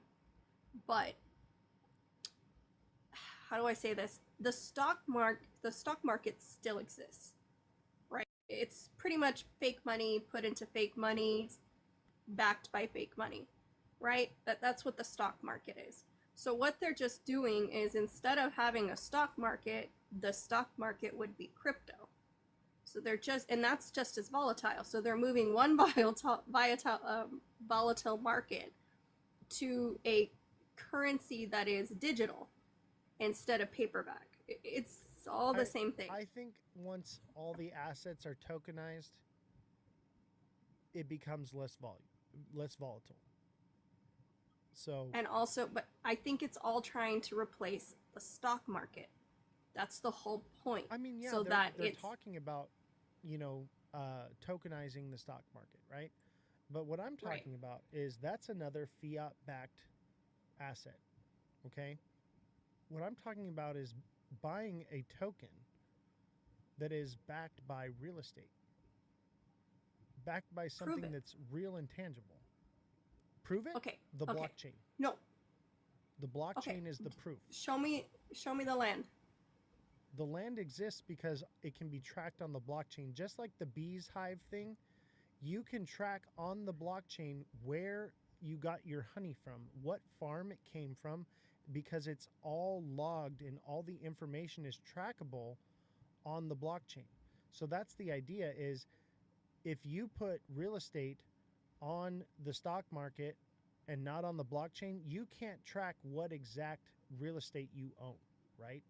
But with the blockchain, you can actually know what it is you own and what you're holding. No, you don't. Yes, you do. No, you don't. It's a figment of your imagination. Okay, how do I explain this? And I'm not trying to be mean, and I totally get what you're saying. And that would be, in a perfect world, amazing. But you have no idea if that's true. They're telling you it's true. They might even give you a fun fake paper trail. I have a bridge you might want to buy, and that's what it sounds like. And that's the problem is that there is nothing tangible. The crypto market could be just everyone get into it, and then guess what? It doesn't work anymore. But the problem is, like, when you say real estate and land, and that this coin represents it, no, it doesn't. No, it doesn't. There's not enough land to sell these coins, and there's so many coins that are real estate. There's not enough land to cover it. That doesn't make any sense. They buy it out, right? So it'll become more conglomerated, and everything will consolidate down, and there will be big players, and it won't be decentralized like it is now. But you have to understand that crypto is also fractional. So you can own a fraction of a Bitcoin, just like you can own a fraction of a real estate. And I believe what will happen is with real estate in particular, the deed will be created into an NFT, and then the NFT will be fractionalized and tokenized. So one person will actually own the NFT, and then they will tokenize and fraction the NFT deed. So people own a portion of the deed, and as the deed gains value, so does the token. That's what I'm saying. Do you that I don't I this is a hard conversation because an NF that's your NFT. Okay. All right. I kind of understand what you mean by that. That's still not land. That's still not real estate. You're buying a figment of your imagination. Right. And that's not real. That's not real. And then owning a deed to something that's not real, it's a deed to nothing, meaning your money that you put in it doesn't mean anything. Am I missing something? Yeah, so let's take land, for instance, right? So you buy land, okay? I own land, I own the deed, the paper deed, the legitimate thing. You can live on it, right? It's a land you can live on, and you're living on it. I'm living on it right now, okay? I have this land, and what I want to do is I want to grow value in the land as the land grows value, okay? So as the land appreciates in value, I need to farm this land. I need equipment for this land to build, to put a fence up, to do different things. It's just like a company IPOing a company, right? So the company owns that company, but what they do is they offer shares that you can own in the company and become a shareholder. Therefore, when you are a shareholder, you own rights to vote in the direction of the company and so on and so forth. You do not own the whole company, but you own a portion and you have a say and you own a value of that company. So with real estate, I own the land. I hold the deed in my hand. It is a real thing. What I want to do is I want to put up a fence and I want to grow cattle, but I don't have the capital to do so. So what I will do is, instead of taking a loan against my property, what I will do is I will tokenize my property. I will put my deed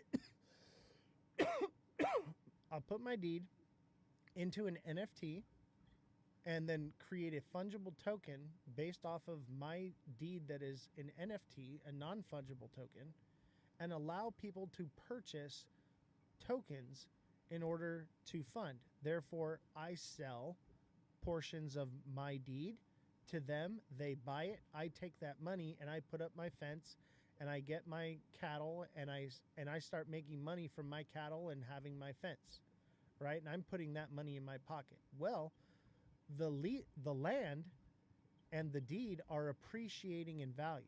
So the value is going up. Well, one day I decide I want to sell my land. Well, somebody owns a portion of my NFT deed.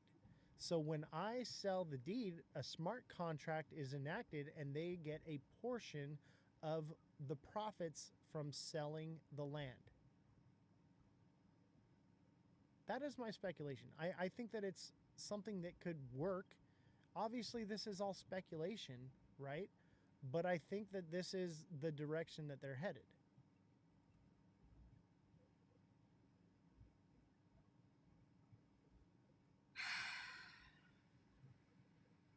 Okay, I'm trying. Don't be a chicken, Jesse. Don't be scared. I'm not. Don't be chicken. I was warned before to use child-friendly verbiage. Okay. So, what you're telling me is that you want to lose a little bit of rights to your land each and every time. And at some point, you'll lose control of how many tokens are sold. Okay? Because once you put that up there, and if somebody has that share, they can divide it because it's their share. They can do whatever they want with it. You only can control yours. And so my problem is that you're willing to sacrifice your own land to get a fence that's no longer just your land, to get cattle that's no longer just your land. And the more the shares or coins get divided over and over and over, not only will you depreciate in value, that when you go to sell, it makes no difference. You started this, and now you have nothing to show for it. Not one thing. Well, all you did was partial your land, sell it out, thinking you were going to make a quick buck, and guess what? You got nothing. Well, here's the thing, is this is already happening. Okay, so farmers are taking out loans and they're subsidized by the government already because it's too expensive to grow corn. It's too impossible, right? So they need the and they can't even feed themselves. Right. So it is a problem. I get what you're saying, but I think that this is where it's like, okay, I can't really get a loan. I'm tapped out. This is another resource I have. Otherwise, I lose my farm altogether. But even though the land is fractionalized out, when you decide to sell, maybe you make less. You have now turned your land into a business that has created hundreds of thousands of dollars in revenue, producing cattle and milk and whatnot, and is also appreciated in value because you've added a fence and you've added different things. So you are collecting the money from growing the cattle the entire time. And that's where you're getting more from it. But I'm not saying that an individual with their farm, losing their farm, I'm thinking of this as more of a business aspect, okay? I have my land that I live on, and then I have 20 other properties that I need to rent out or turn into a farm. But I would have to sell property in order to make that happen. This way, I can take my investment properties, tokenize them, and basically remodel them, rent them out, do whatever it needs to be, and have the business grow without having to take a loan out on it. It's basically sharing it with the community, right? So let's say that you live in an apartment, okay, and you can't afford to buy a farm, but you really like what these farmers are doing and you love bees, and I want to help the bees. So what I want to do is I want to help these bee farmers that are going to go under, and I want to make sure that they have their funding to continue to keep the bees alive. So I am going to buy a portion of these beehive farms, and I own a portion of it. I'm going to make some money off of it, and I'm going to help the world because we will have more bees. That's what I'm saying. It gives a person who has no resources to bee farm to bee farm. Okay. Yes, bees are important. Nobody's saying that they're not. Okay. I absolutely agree. Agriculture is important. Our farmers are not loved enough or paid enough for all their hard work. But, oh no, I love hugging trees. I don't like I'm a people, tree so hugger. I'd rather hug a tree. I would Oh, hug yeah. a tree all day long. I know why you use the bees, because it's rage bait. I get that. People love bees. I know exactly why you picked that. I'm not dumb. So I get why you use that. But it's still okay. You watched what I watched, what the White House said about regulating the regulating. They want to know, and they're going to implement this, that any coin or anything you buy, the government will know. It will be sent right to them. So this idea of, oh, I'm gonna have all these land tokens. Well, the government can come in at any time and be like, you don't deserve any of this. We're taking all the coins, They're all the doing tokens. that anyway. And of course, Okay, it's so going to then be control. do you? Of course, there's going to be control. But what I'm saying, if you own it all by yourself, and you don't have to share it, that's yours. But the more people you add, it doesn't make any sense to me why you would want to split that control. It's like, why do 20 people own one pencil? Because That doesn't make sense. Jesse, if I am going to lose my land because I own back taxes, somebody can come in and pay my back taxes and take my land out from underneath me. But if I have an opportunity to finance myself without a bank, without an approval, Oh, I know. He's rage baiting me. then I know. have the opportunity to save my farm. That's what I'm saying is it gives power to the person. Obviously, the end result. So Okay, this is gonna be, yeah. Me too, Jay. This is where I'm gonna leave it, because we're not gonna agree, because we see things from a very different perspectives. We come from different backgrounds. I love Jay. But all this sounds to me, I know Jay's great. All this sounds to me is like communism with extra steps, and I'm gonna leave it at that. Well, That's all the it sounds direction like. they're headed. That's what they want. They want you to own nothing and be happy, and I think that's the goal. You're gonna own nothing. You're gonna be happy. A B, I know. I love the bees. Nobody's that he. Lives, okay, and you can purchase honey from apiarists, and you know exactly where your honey came from because it's all tracked on the blockchain. Okay, it's called Bees Hive. Let me show you it right here. This is it right here.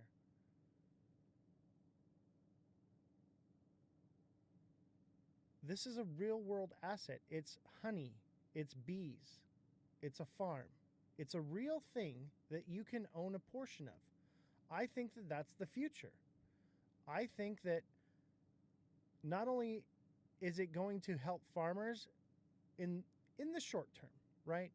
Eventually it becomes a mechanism of control. Everything will become a mechanism of control.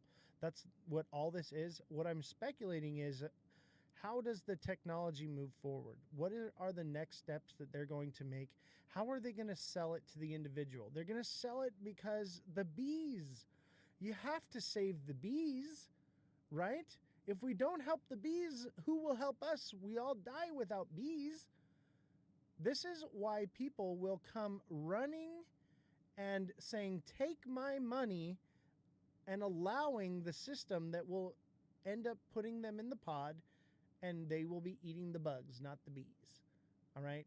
You'll be eating crickets in a tube, and you'll be sitting in your little pod. That's what you're advocating for. The thing that you are talking against, that you have been telling people to, telling them to dive deep into. I'm not advocating. What I'm saying is we've got one last opportunity. You just said we got to protect the bees. Listen, before mass control authoritarianism takes over the world, we've got one opportunity to enrich ourselves, to isolate ourselves from that, so that way we can fight back. Okay?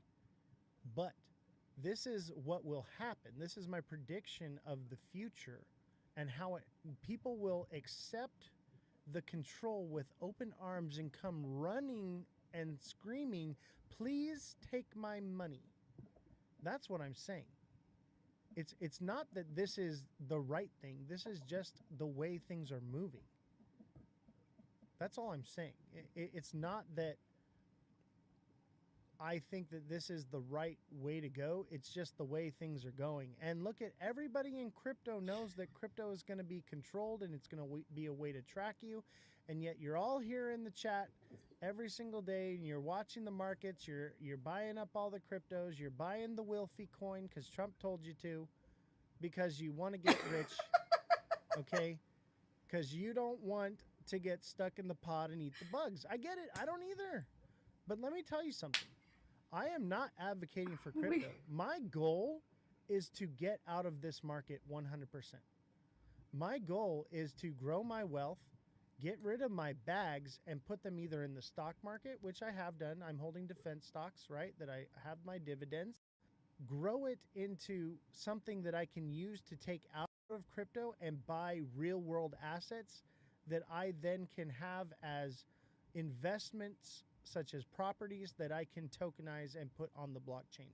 I would rather own the land and the deed than own the token of the land and the deed. Oh my God. It says we ride at dawn for the bees. How about save the dolphins? We ride Save at the dawn dolphins for the coin. bees.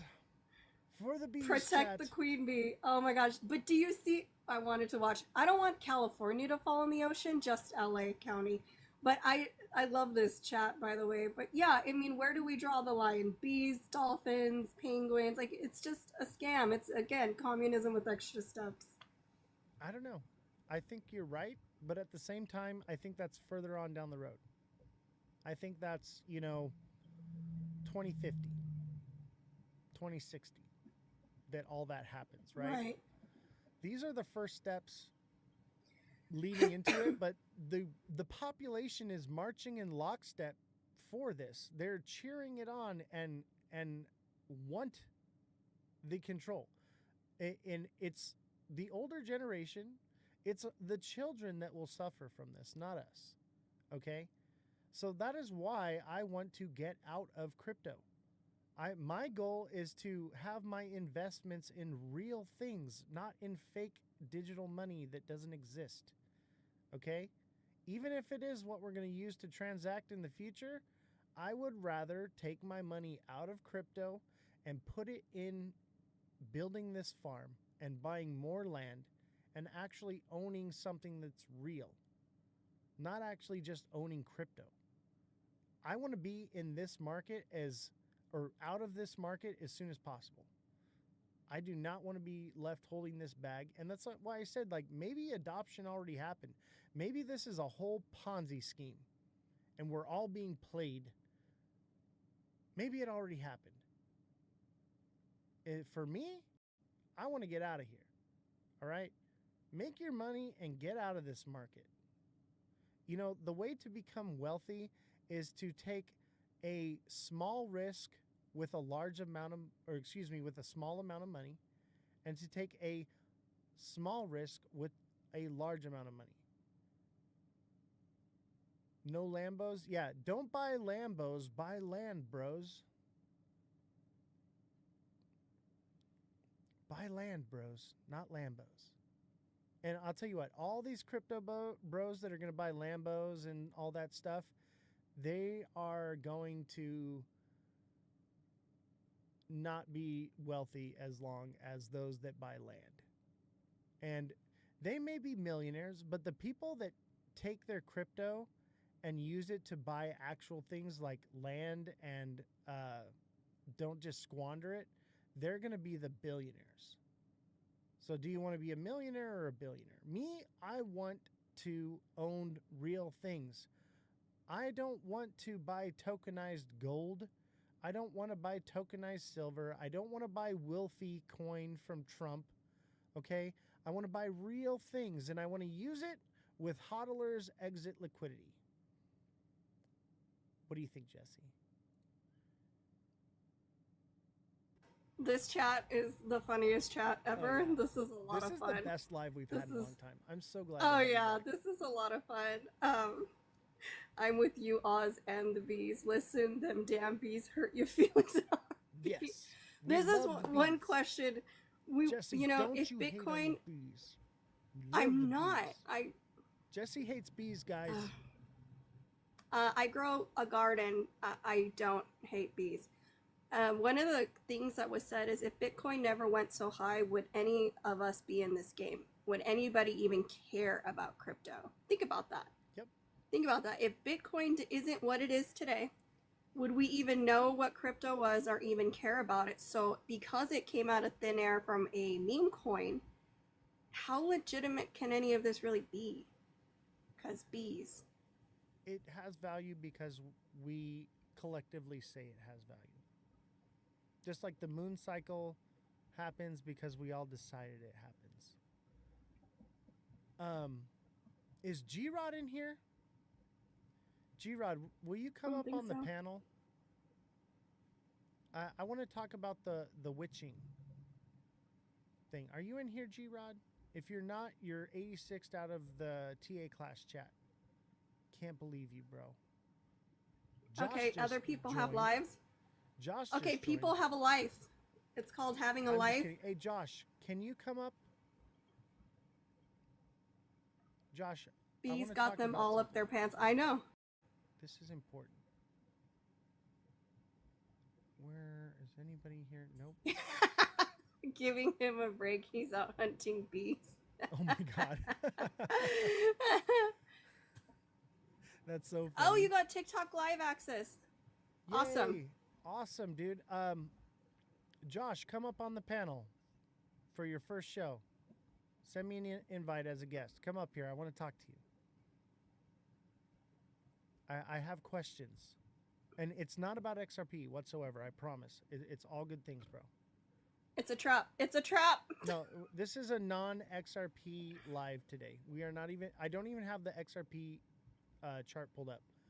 I got to set something up 1 minute. Awesome, bro. Because I want to talk about something. So while Josh sets that up, I will set the stage here, okay? This is a speculative market, right? We have decided that crypto has value, therefore it has value. Correct, Jesse? So it's a speculative thing. We're putting our money into it, our fiat. Therefore, it has value because we say it has value. Does it really have value? Kind of, because it does work. It processes things, right? It's kind of, but really, is the value that we give it right now at like $100,000, is it really that valuable? No. I don't know, right? Just like gold. So is gold really as valuable as we say it is? I think that gold is way overvalued because they control the supply and we've been mining it for thousands of years. And yes, it has utility, but we don't really need a lot of it for its utility. We have plastic covered copper, which is the same utility as gold. But we do have some utility for gold, but I think that it's a little bit overvalued. I think silver is highly undervalued. Silver has a lot more utility in this world. It's used in medicine. It's literally used in foot powder. It's used in making things, and it's used for, there's a whole bunch of different things, right? That they use it for. They literally spray it in the air with the chemtrails, right? So silver really is the more valuable asset when it comes to gold and silver, right? I think gold is a dead technology. We used it because it was rare and hard to find, and it was soft and easy to press into a coin, and it didn't rust away, right? Perfect. But we don't use coins anymore. We don't use that type of technology anymore. Yes, gold, I think it has its purpose, but is it really that valuable? Do we really need it? Yes, because you can actually build things with it. Show me what a cryptocurrency that is fake and digital can build. You can make freaking a vase with silver or gold. You can make chairs, a house, anything with silver and gold. Please tell me what crypto can build for you. I agree. Okay. But gold does have utility, does have value. I just think it's overvalued. And the reason its value is so high is because the supply is hoarded up, right? Just like Bitcoin, the supply is hoarded up. Just like Cardano, the supply is hoarded up and staked, right? Therefore, You can it wear causes gold, supply you shock. cannot wear Bitcoin. Yeah. I'll tell you what, I can hold Cardano though. I have Okay, Cardano that's... right here. I have my Cardano. Go ahead. Go take it to the store and buy something. I'll wait. I'll tell you what. Oh, wait. Go to Stater Brothers. Chat. Go to who or wants wherever to buy you this have. ADA coin from me? How? Chat. I'm auctioning off this ADA coin. How much would you pay me for this crypto coin right here? It's 1 ADA. How cool is this? It's real. It's plated in gold. What would you give me for this? TikTok Nothing, seller says because it says $33. Boom. I just sold it it's for a trinket. $33. Okay, because it's a trinket and it's made out of, what did you just say it was made out of? What did you just say it was made out of? It's gold and nickel. Okay, the Cardano part didn't matter. What it was made out of is what mattered. No one cares about what it says. It was gold. Viewer description said it'll give me $3K for it. All right? It's worth what someone's willing to pay for it, is what it's worth. Okay? And this one's special because Charles gave it to me. Okay? Charles Hoskinson gave this to me. So it's special. Right? It holds more value to me than it does to you. So our value comes from, you know, this represents a memory with an amazing gentleman, by the way. Charles is the most down-to-earth dude I've ever met. The dude came up to me. I thought I was going to have to shill myself to Charles, and Charles is like, hey, you're a creator? Awesome. Let me tell you what Cardano's doing. It's amazing and all these things. And he's like, do you want to take a picture with me? Sure. And he's like, here, let me hold up your goat thing. And like, great guy. He's like the realest person. We're talking about a billionaire, right? Is just a regular guy. That's me, right? No matter how rich I get, I will always still be the same regular dude. Yes, I have my moments where I, you know, play myself up. I'm a little conceited. That's for show, okay? I'm a creator. I'm an influencer. I'm playing a role here, okay? Like, so it is what it is. I'm entertaining you, right? But I'm chill. I'm down to earth. Ask HD Malicious. Ask Big Baller. Ask Henry. Any of the people that met with me in Vegas. There's a whole group of them, right? Ask any of them. We had a great time hanging out. I'm just a regular dude. You know, I'm a smart ass, no disrespect. Absolutely, Fredrum. I appreciate you, brother. Of course. Of course. What? Well, when you remember, you can ask me. Okay. Oh, what would you pay me for the Cardano coin?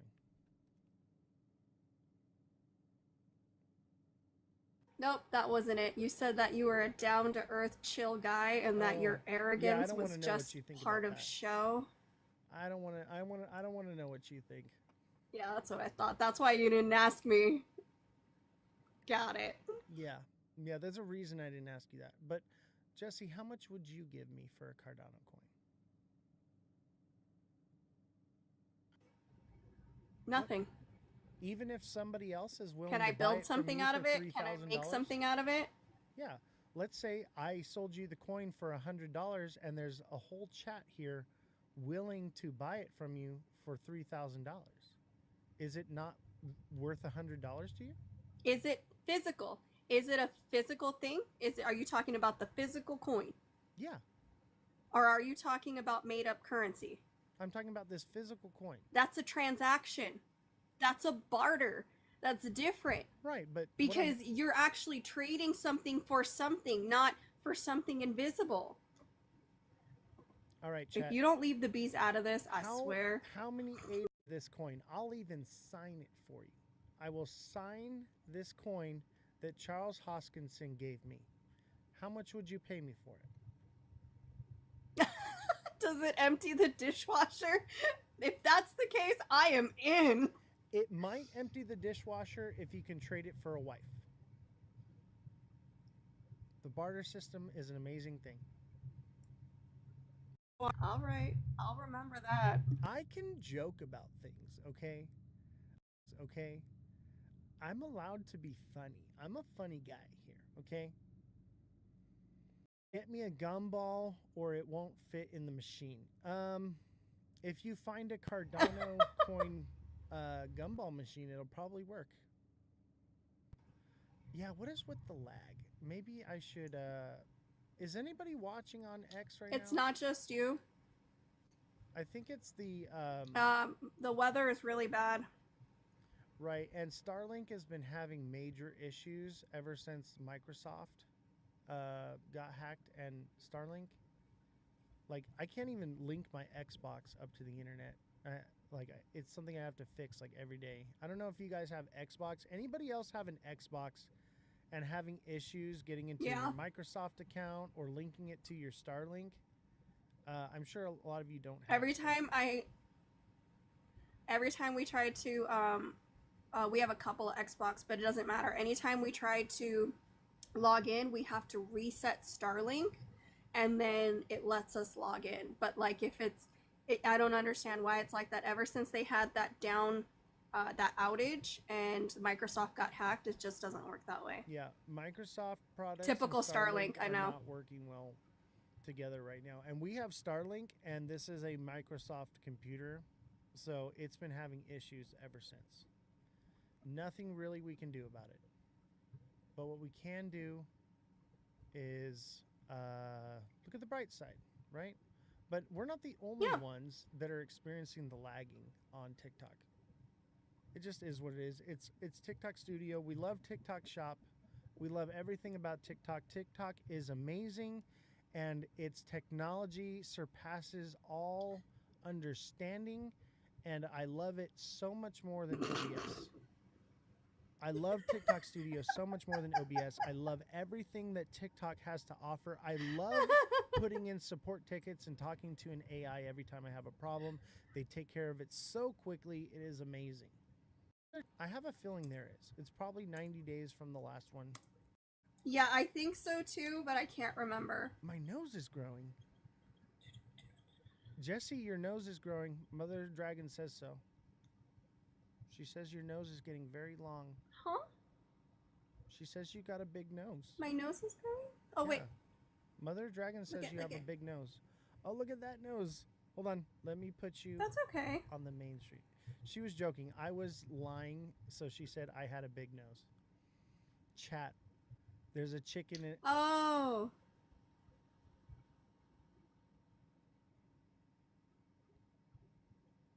It says September 17th, but they're saying that it's going to get extended again.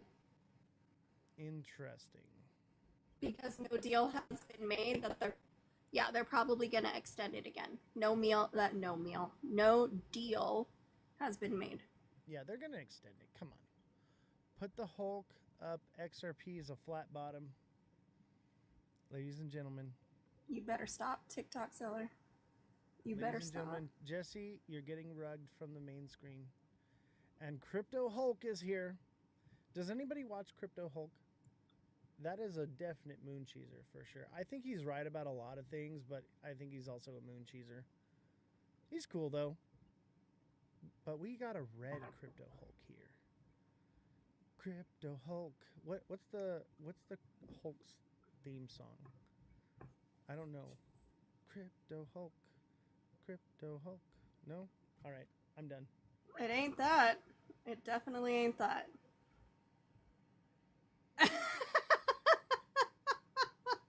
Hey, China, I'm not saying that out loud, but Fredrum, that was funny. Where is Josh? Josh, what good are you? He said he had to do something a minute ago. Leave him alone. Josh, yeah, we all love TikTok Shop. Need you. TikTok seller. Question for you. Did you talk with Josh about the half witching? I think is what it's called. Do you know about this? I know very little. I wish G-Rod was here right now.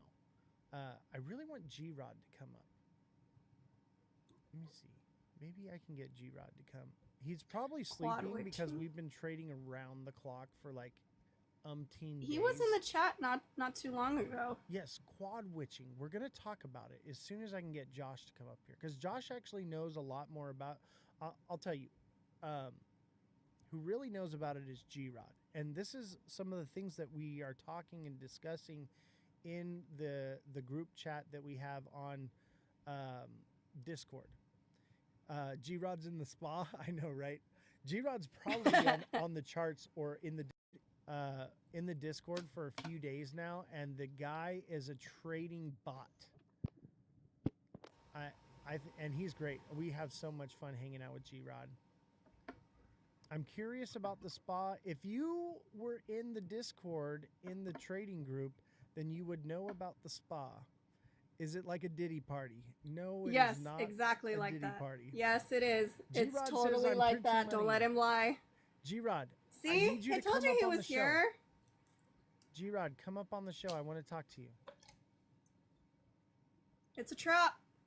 Come on, G-Rod. Jacuzzi boy. Yeah, jacuzzi boy. Let me see if I can invite Hey, you. Where are you? He was G-Rod? getting his soaks in. Baby oil court. We love TikTok shop, but that was funny. I had to wake him up. Oh, G-Rod, click That the makes guest sense. button to come up. Gangster Rod. That's probably what his name is. Gangster Rod. I'm out. I can't take this. Gangster. Straight gangster. He was playing with the dog. He's he in was the, playing with he's the in dog. the jacuzzi, right? So he's sitting in the spa, Yeah. right? And he's like, I'm a gangster in the spa. Brrrah, brrrah, brrrah. He was watching that coin for 10 hours. Really? Yes. I didn't realize it was, It was that 12 long. hours. Poor He was in it for baby. 12 hours watching it like a hawk. I send to get in. Click it again. Undo it and then click it again. Oh, wait. Maybe it's here. Oh, accept. He was watching USDC. G-Rod, what is up, brother? Hey, I got a quick one for you. Okay. Go back to that bartering with that coin, right? Oh, yeah. I got my Cardano coin right here. She said if you can turn it into, if it can unload your dishwasher, right? And you said, well, you traded for a wife. Yep. You know what's even better? You hand that wife a shovel and you turn it into a snowplow too. Dang.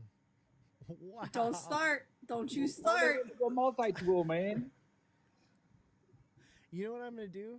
I'm going to trade it for a sweat factory in China and have unlimited Nikes and iPhones. Do we have to pay tariffs on those? Can we buy them from you? Not if we move to China. We'll trade it for land in China, too. I got more than one. I got one with a chicken on it. All right. G-Rod. What's up, buddy? Seriousness. I have a serious question for you. So we're talking about in the market, things are real because we say they're real, right? We look at the markets, we're trading, right? You're trading with me, right? This should all be random, but because we read the charts and we all see the same things, it's like a self-fulfilling prophecy, right? And what should be random is actually predictable, correct? Yes. So, the moon cycle is one of the things that we've been learning in the class and in the chat with while we're trading, right? And do I believe in this moon cycle? Am I a moon worshiper? Absolutely not. But it is something that we have proven with the charts that is a real thing, correct? That's correct. Okay. Now, tell me about the half witching. Quad witching. Quad witching. Sorry. Quad witching is what it's called.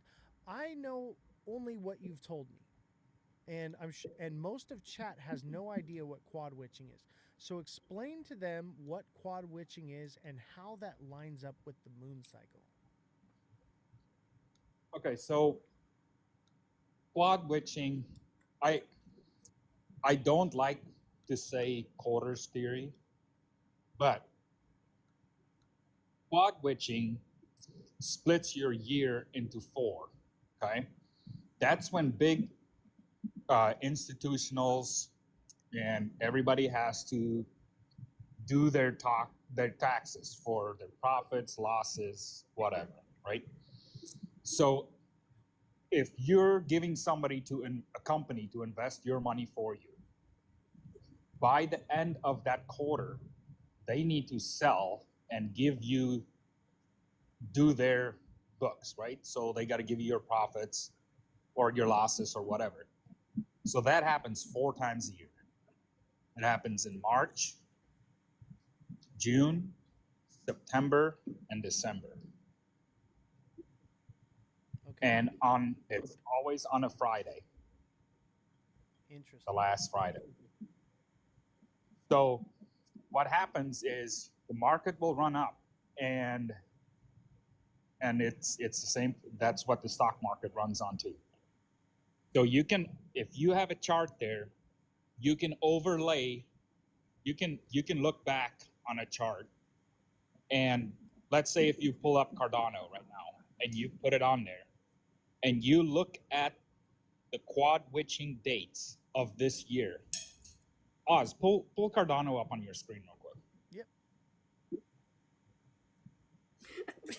Jay, I love swear. G-Rod is amazing, dude, and you're in the TA class with us. And I'm so glad that you joined our community, brother. I'm really happy to have you, and thanks for coming on the show. I might have to balance to get the dates real quick. Then I can give you the exact dates. Just give me a second. I'm going to also throw up the moon cycle indicator on here.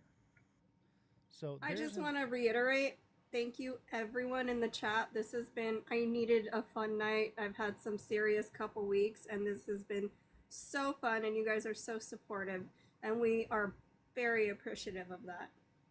Look at Ada chat. Now, it doesn't line up perfectly, okay? But every time there is a new moon, which is this blue moon, we have a sell-off, and every time we have a full moon, we have a pump, right? Now, this one is out of sequence right here because Trump came out on a Sunday with some BS news, and he knew that the market was going to capitulate, and I think that's why he did what he did. But you can clearly see this last moon cycle we had a nice push up here. We have a new moon, and we are dropping down, and we are moving into a new moon phase. Look at this one. The full moon pumped, and then the new moon we dumped. And it happens time after time. Even the big green candle move up, obviously it happened a little bit before. It's never perfect, but you can literally see in the market time and time again in multiple cycles how every time there is a full moon, look at there, all the full moons are on the bottom, all the blue moons are on the top. Perfectly. Yo, Ozzy. Yeah. I got keep that up. That's for the year, right? This is for the entire cycle. Okay. All right. So go since to the very beginning. Go to a yearly. March Change 2021. Okay, go to the yearly. All right. Got it. Or no, sorry, monthly. Monthly. It'll be monthly, sorry. And now you're quad witching or your okay, now do line up, just put solid lines, because we're gonna go into, so I'm gonna put a vertical line in March of this year. Yep. All right, March right there. Okay, put one on June 20th. Well, it's monthly, so it would be on June. Yep, on June. Okay, throw one on September. Well, it's not going to line up with September yet. Right, because September hasn't happened. It's coming in a few days, right? Correct. Okay, now go over to your to your daily chart, because now you're going to see all your moon cycles, right? Right. Now find those vertical lines. So March. March 21st. Let me zoom in a little bit.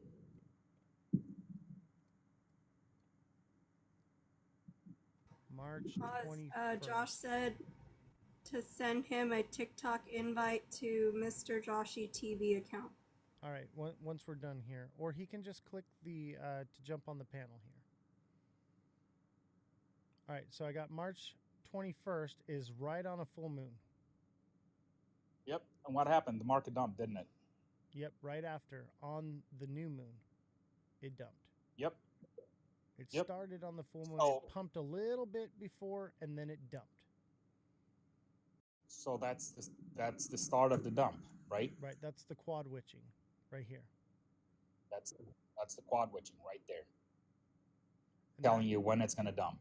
Right. And that's because, huh? Go ahead. And then you can also go back to March 21st, and you'll see the same thing. March. And What? usually these dump, So like the previous these March dump- 21st? March of 2025. Oh yeah, we just did that one. Oh wait, no, right here. March 2025.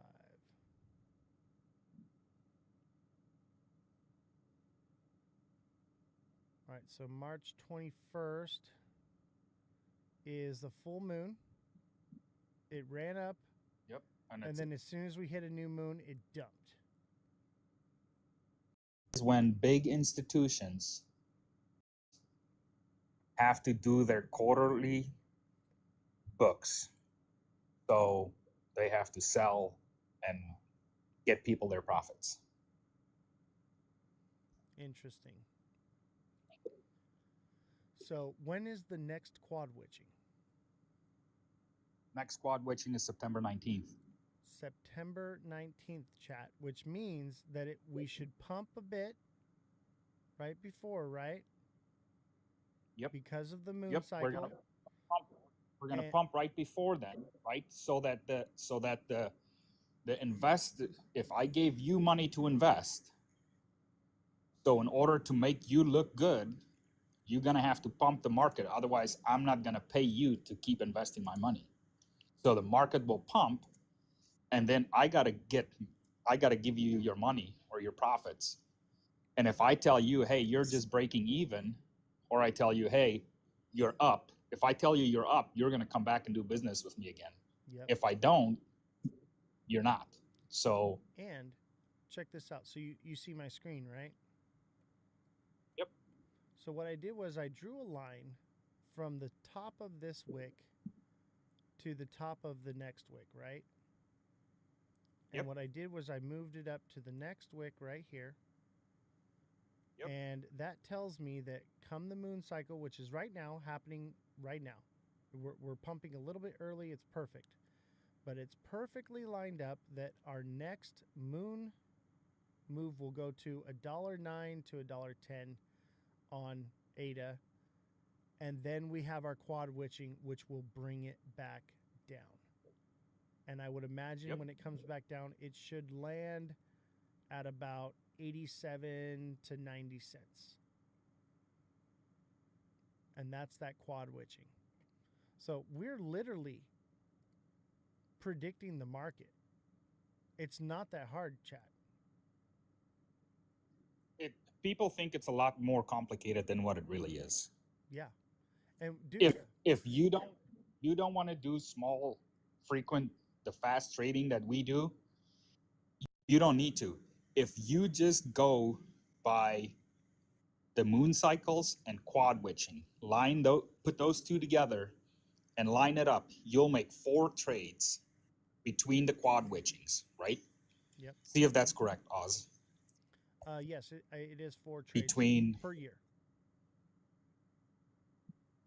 So, on quad witching, right? yes.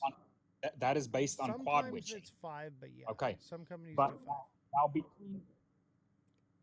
now between two quad witchings, how many full moons and um, new moons do you get? Okay, 4. so that would be from March till September, March right? 21st. Nope. From March 21st to June 20th. Okay, so March See how many? to June. March 21st. Quads, it's in groups of 4. Yep. That's why I said I don't want to say quarters theory, but it's divided up in quarters. Okay. So you can swing trade. Just hear me out. Right? Chat, you don't have to Hear me day out. trade. You could make 4 trades in several months and do this. Yep. Now here's the better part about it, okay?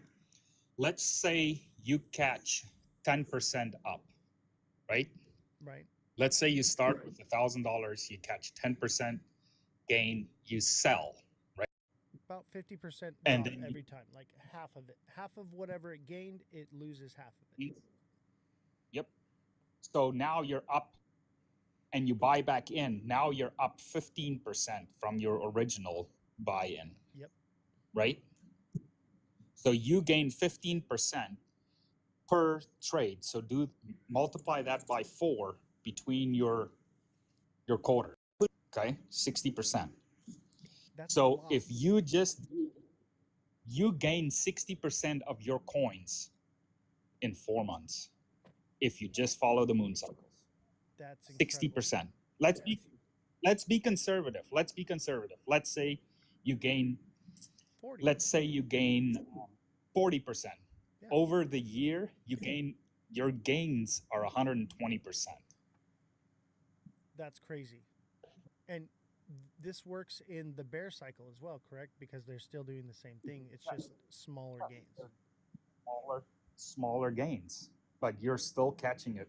It still happens every time, because whether the economy is booming and your 401k is fucking running through the roof, there's always pullbacks, always. That's interesting. Look at, if you have a 401k, you can take your 401k pattern. If you have a trend line on your 401k, you can line these dates up on that pattern, and you watch. Right before, it'll pump, and then it's gonna dump. Then it does a little bit of a pullback, and then it goes back up, and does a little bit of a pullback, kind of like the stair steps that it's the exact same thing that we're doing with the fast trading. It's the exact same thing. It stair steps up, and then it drops. It's just stair steps up. Frequency. Yes, that's all it is. Wow, that's crazy, brother. Thank you for explaining that to us. I know. Jay says G-Rod must have worked for BlackRock. No, I'm not very technically, whatever you want to call it. I just, if you go on there is a couple other people that know about quad witching, but they go into all these technical analysis and all this shit. You don't need. I'm trying to keep it simple, stupid. Don't tell me, hey, get me whatever. No, just tell me what it is. Yeah. That's it. And these things happen because there's a real life situation happening, right? The 2 real world situations are this. 1, firms have to take profits, right? And before they do that, they got to pump the market. And 2 is when the moon is full and when it's a new moon, there are gravitational shifts, and that causes psychological changes in people. And so because of that, the people that are trading in the market for big institutions and firms, they're manipulating that. That's what I believe is happening. They're preying on the psyche of the average American human, or worldwide, right? What do you think? Yeah, for sure. And I mean, and they try to hide it in things, and it's very difficult for people to see this quad witching. But if you keep it simple and you explain to people, hey, every 4 months, if I give you $1 and 4 months later you give me $1 back, I'm not going to pay you to trade that dollar for me. So you got to show gains. So that's the only way all of these companies are going to stay in business, right? Mm-hmm. Exactly. It's And that they simple. manipulate the market with lots of money, just like we're doing on a small frequency, right? Yep. Because Yep. we're all pooled together, we're pumping the market, which is causing FOMO in, and then we get out and we quad witch them, basically. Yep. And so we're basically doing this just on a smaller scale. We've taken something that's very vast and big and moved it into a pond that we can control. That's amazing. Hey, thank you, brother, for coming on. I appreciate having you on and explaining that all to us, and I appreciate having you in the class. It's been a treat. It's been a pleasure. Yeah.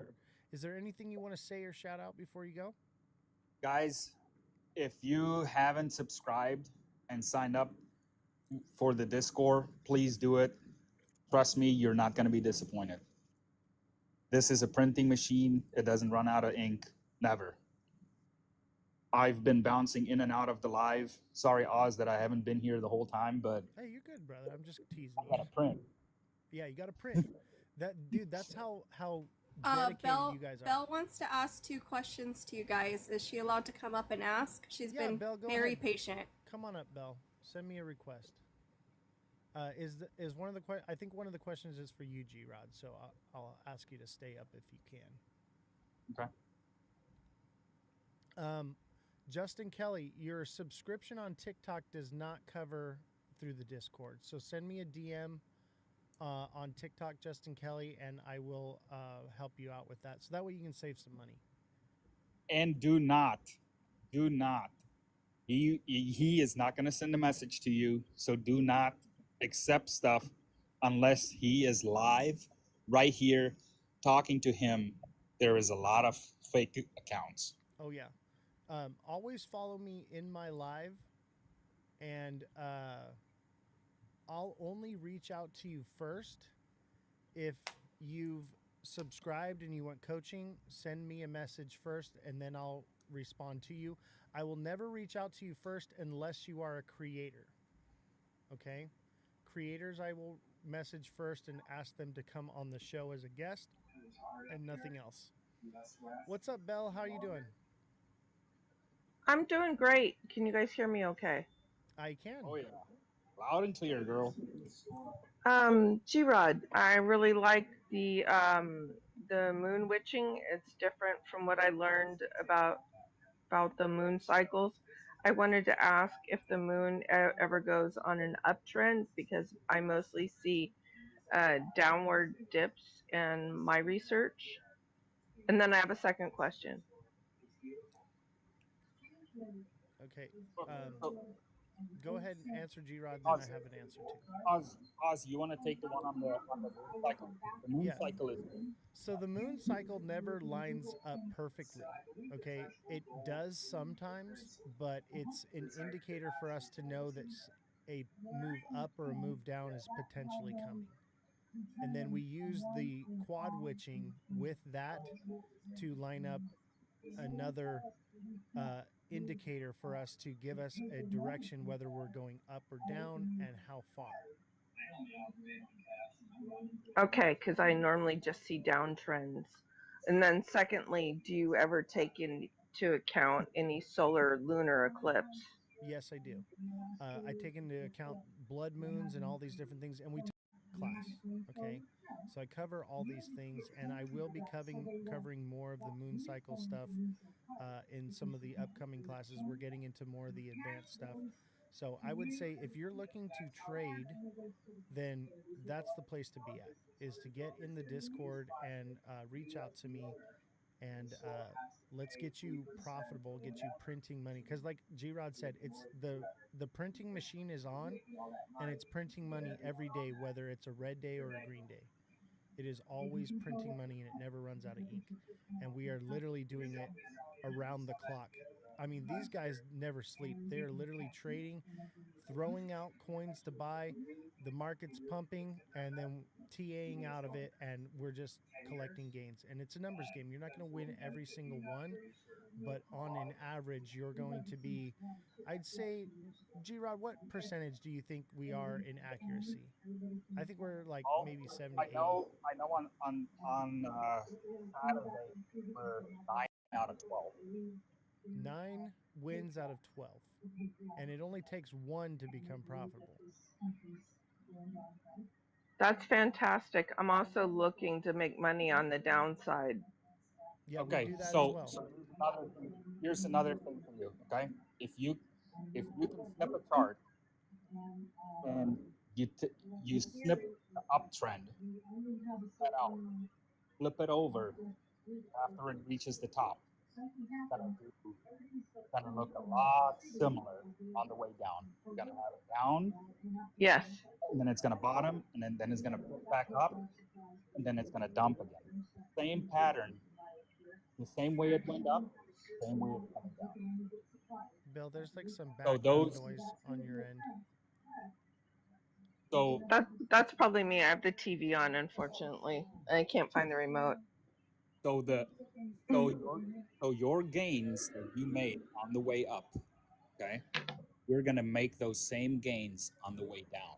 Exactly. So I'm hearing you. remember when we were saying you're gaining 120%?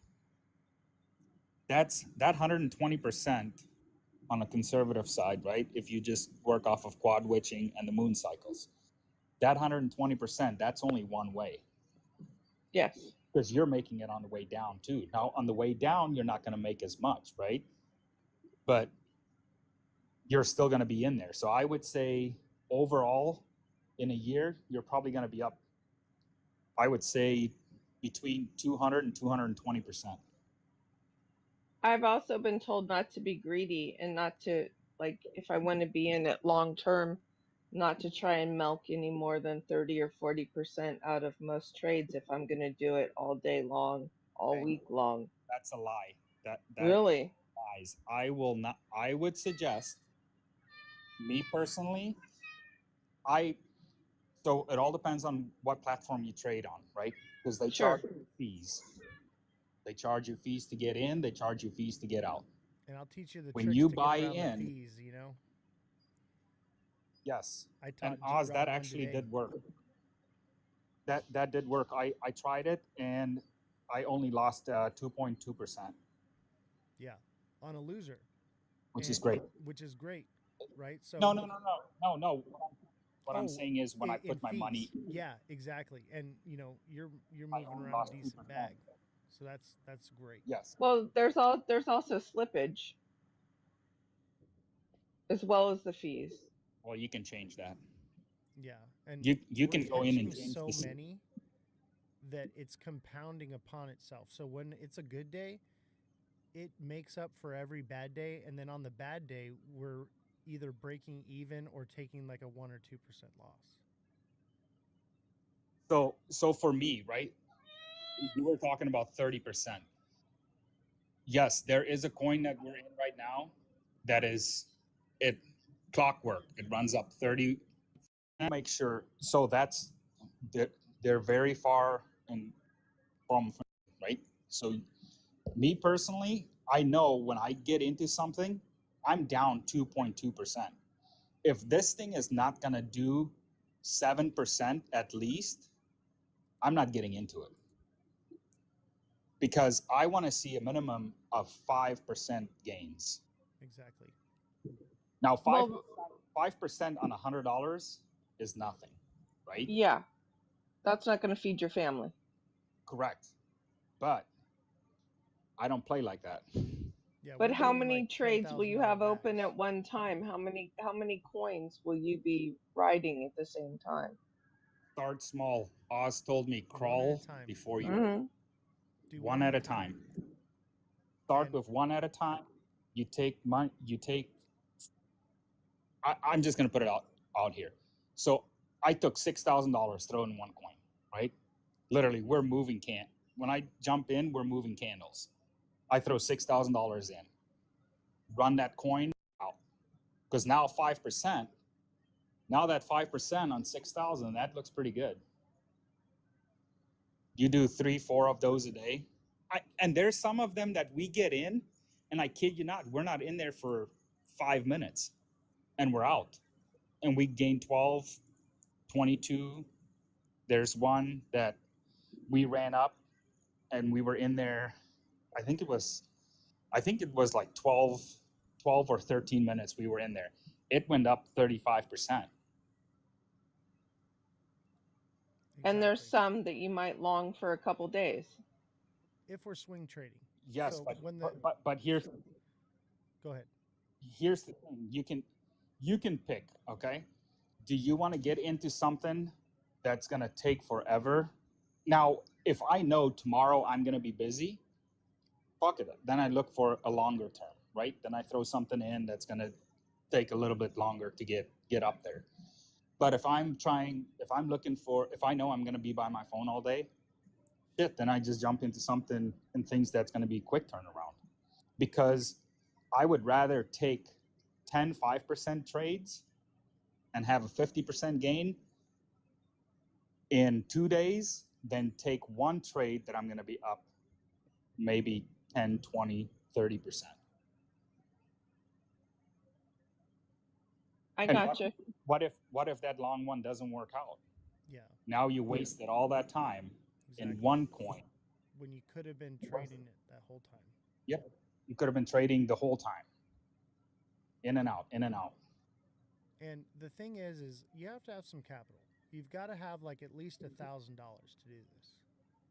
So if you don't have $1,000 to use, you're not going to be able to do this. I'm not going to lie to any of you guys. You got to have it minimum 1,000. I mean, $500 is probably cutting it a little short. Bottom. Yeah, but that's the bottom line. You got to have at least $500. But you're going to be making. I'm just a baby. I gotta crawl before I walk. I'm still doing the practice. Yeah, you the can practice also trades. get into. You know, I'm trying to learn everything, read it, learn how to set my stop losses, and we don't use stop losses. I will teach you all these things. You don't want that. Nope.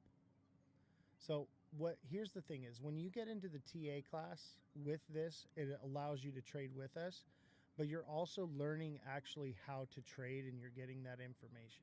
So if you want to walk before you crawl, what we can do is you can pay on a monthly basis and not actually be in the live show and just get the recordings of the class as you can pay, but you can be in the class or not in the class, but in the trading, and you can ask questions and I'll be there to guide you. The whole group is there and we're all bouncing off things back and forth. So you're going to learn so fast. TikTok seller went from, I don't know anything to he's as good as I am in 2 months. So I believe in you. I believe in every single one of you. The hardest part is you have to believe in yourself and believe in your conviction and stick to your strategy and not become emotional. well, I play poker fairly well. Then I think you'll do really well. That's kind of what I've heard. And I'm very good at handicapping racehorses, and there's a lot more symbols on the daily racing form than there are in crypto. I want to go to the racetrack. That sounds like Come on fun. down, we'll go. Satellite racing. I don't even know what state you're in. California. She's in Cali. Oh, what? Oh, we're going to the racetrack. You, me, and Jesse. It's going down. I'm in the Monterey Bay. Oh, Monterey. Isn't that up north? Probably from you guys, yeah. Yeah, it's NorCal. We're in SoCal. Oh, shoot. But that's not that far. We can get up there. Yeah, on a plane or where she something. lives is beautiful. Yeah, I'd love to do that. In fact, the world's largest car show just packed up and went home. interesting. the Pebble Beach Concours d'Elegance. But yeah, back to what we were talking about is, Yeah. walk before you crawl. If you're new to this, I will teach you how to paper trade, where you can trade with fake money and practice. And you can do it alongside me and the whole group, and you can learn how to do this. So anyone that's interested in learning to trade, even if you don't have the capital to do this yet, you can still do this in the bear market. Obviously, you're not going to make as much, but you can still print money all year long, year round doing this. And so if you don't necessarily have the capital right now and you need to save up or whatever, I would tell you to invest in your education before you invest in the market. And then you're going to come in and you're going to be ahead of 99% of the people that are in this. If you're uneducated, you're gonna get wrecked. Absolutely. That's the whole Well, purpose of what I I've do. been spending a lot of time researching my coins, but this kind of trading is totally different than long-term holding and accumulating. Yeah. Fredrum says you can also do it all by your lonesome. Yes, you can try all this stuff on your own. You do not have to do it with the group. The difference with doing it with the group is you have a support team to help you with FOMO and other psychological issues that come with this. You also have liquidity in at the same time, which is creating FOMO instead of being a part of it. And then you also have where, if you're learning, you have very advanced traders holding your hand along the way, helping you when you do make a mistake, learning from it and growing as a trader.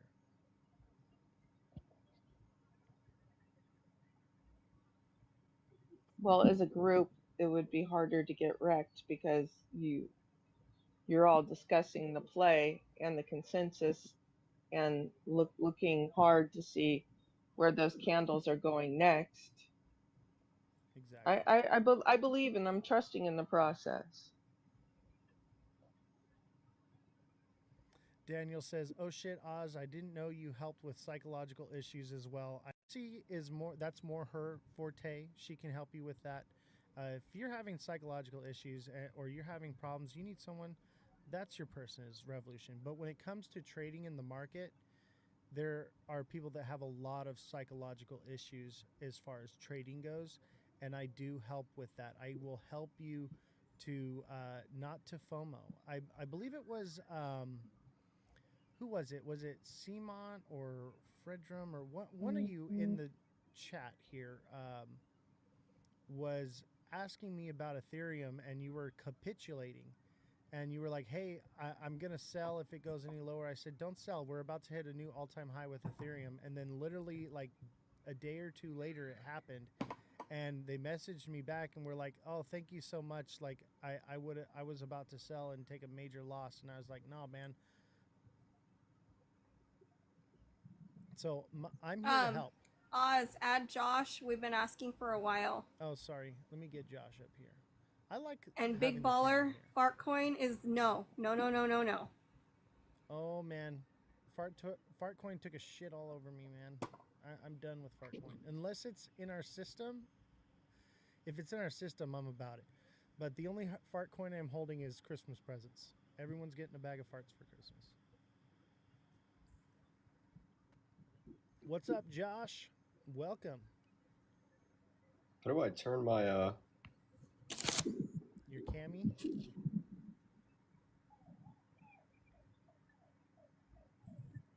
Belle, did you have any more questions before Josh takes the floor? No, but I wanted to thank G-Rod for sticking around to answer my questions. I really appreciate that, gentlemen. And I can go ahead and step down. Not a problem. Anytime. We're always here to help, and we're not going to leave you in the dark. Join the Discord. I already have. Awesome. Send me a Look for message. me there and say hello. Yes. But my name there is Wild Wild West. So. Okay. So in the Discord, okay. it is a private group. So send me a message, Bellstar, and I'll get you signed up so you can get in the group. Okay. All right. Cool. Take care. Josh. looks like I can Looks like I can only like go live with video from my PC right now because I'm in the trial thing. Oh yeah. But I can't request when I'm on PC. You'd have to send me an invite, but I could start a live again. No, don't worry about it. Okay. You're good, bro. So we were talking about quad witching, bro. And Right. I know you and G Rod were looking into that. Do you have any thoughts on that? I know you've been doing some deep diving. I think it's really interesting to me because I never heard of it before, but it makes sense to me. And just, you know, I was up. I mean, we were both up till like 3 in the morning, and I was just looking back at the chart, and every single time that there was a quad witching date, the market was red. What the It hell was like that that? every time. Am I the only one that heard that? I think Josh just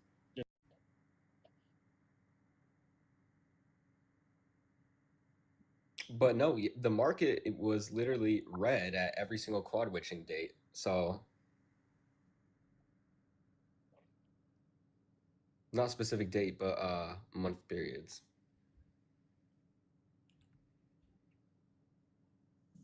Interesting. Did you have more to say about that or no? Um, just pairing it with the moon cycles and what I'm learning from the TA class, definitely I feel like much more confident in my trades and how I'm going to outlook the rest of this cycle and the continuing future.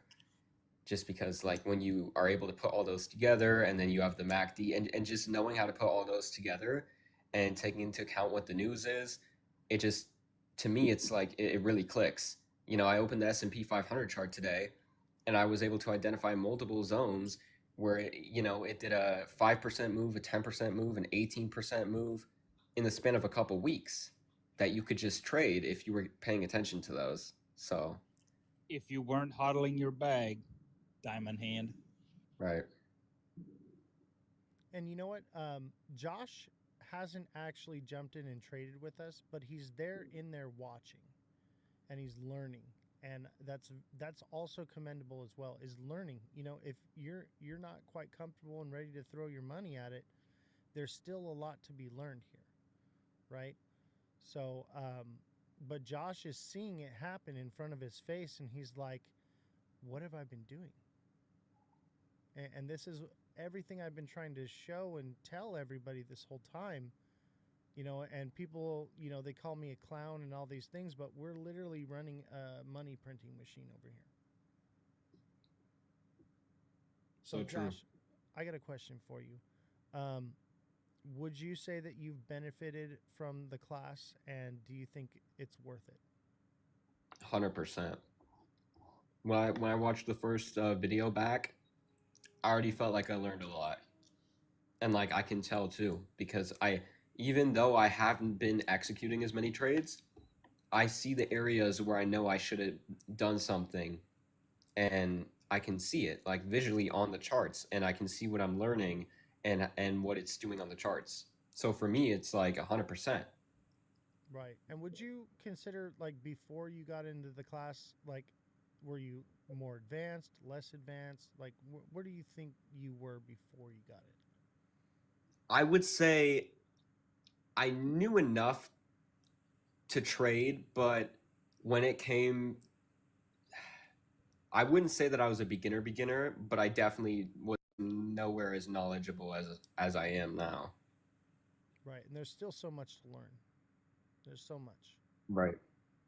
And I actually thought that I was going to be able to teach all this in like a month or two.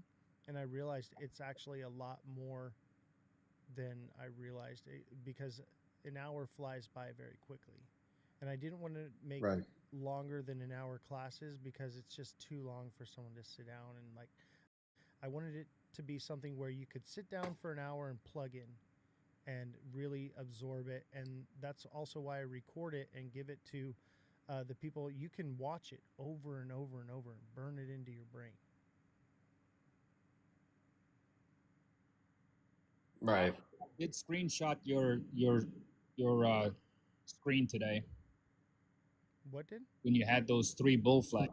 When you had those three bull flags up there Yeah.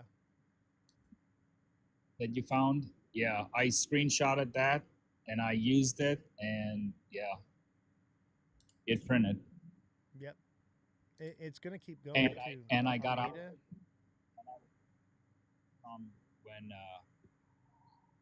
when it was going bad. yeah, everyone was capitulating and we were just like, oh, it's time. It's time, baby. And, you know, just like we were saying with the quad witching, they have to run things up right before. We're looking at the moon cycle. And, you know, like I said, it doesn't, if you look right here in this previous run up right here, the full moon happened after it actually hit the bottom and started running up. And so I think where we are at right now is the buy point. It stuff is could potentially run up a little bit, maybe pull back some, but if you're like looking to get into ADA, this is a solid buy. Okay, I have the green light on. The market is about to get very bullish. And when I say that, like sometimes I'm like I can't really tell, and I'm kind of 50-50 with it, or I'm 60-40, you know. I'm telling you right now, things are about to run. Like the green light is on. How do you guys feel now that you're in the trading class? Do you feel that same sentiment?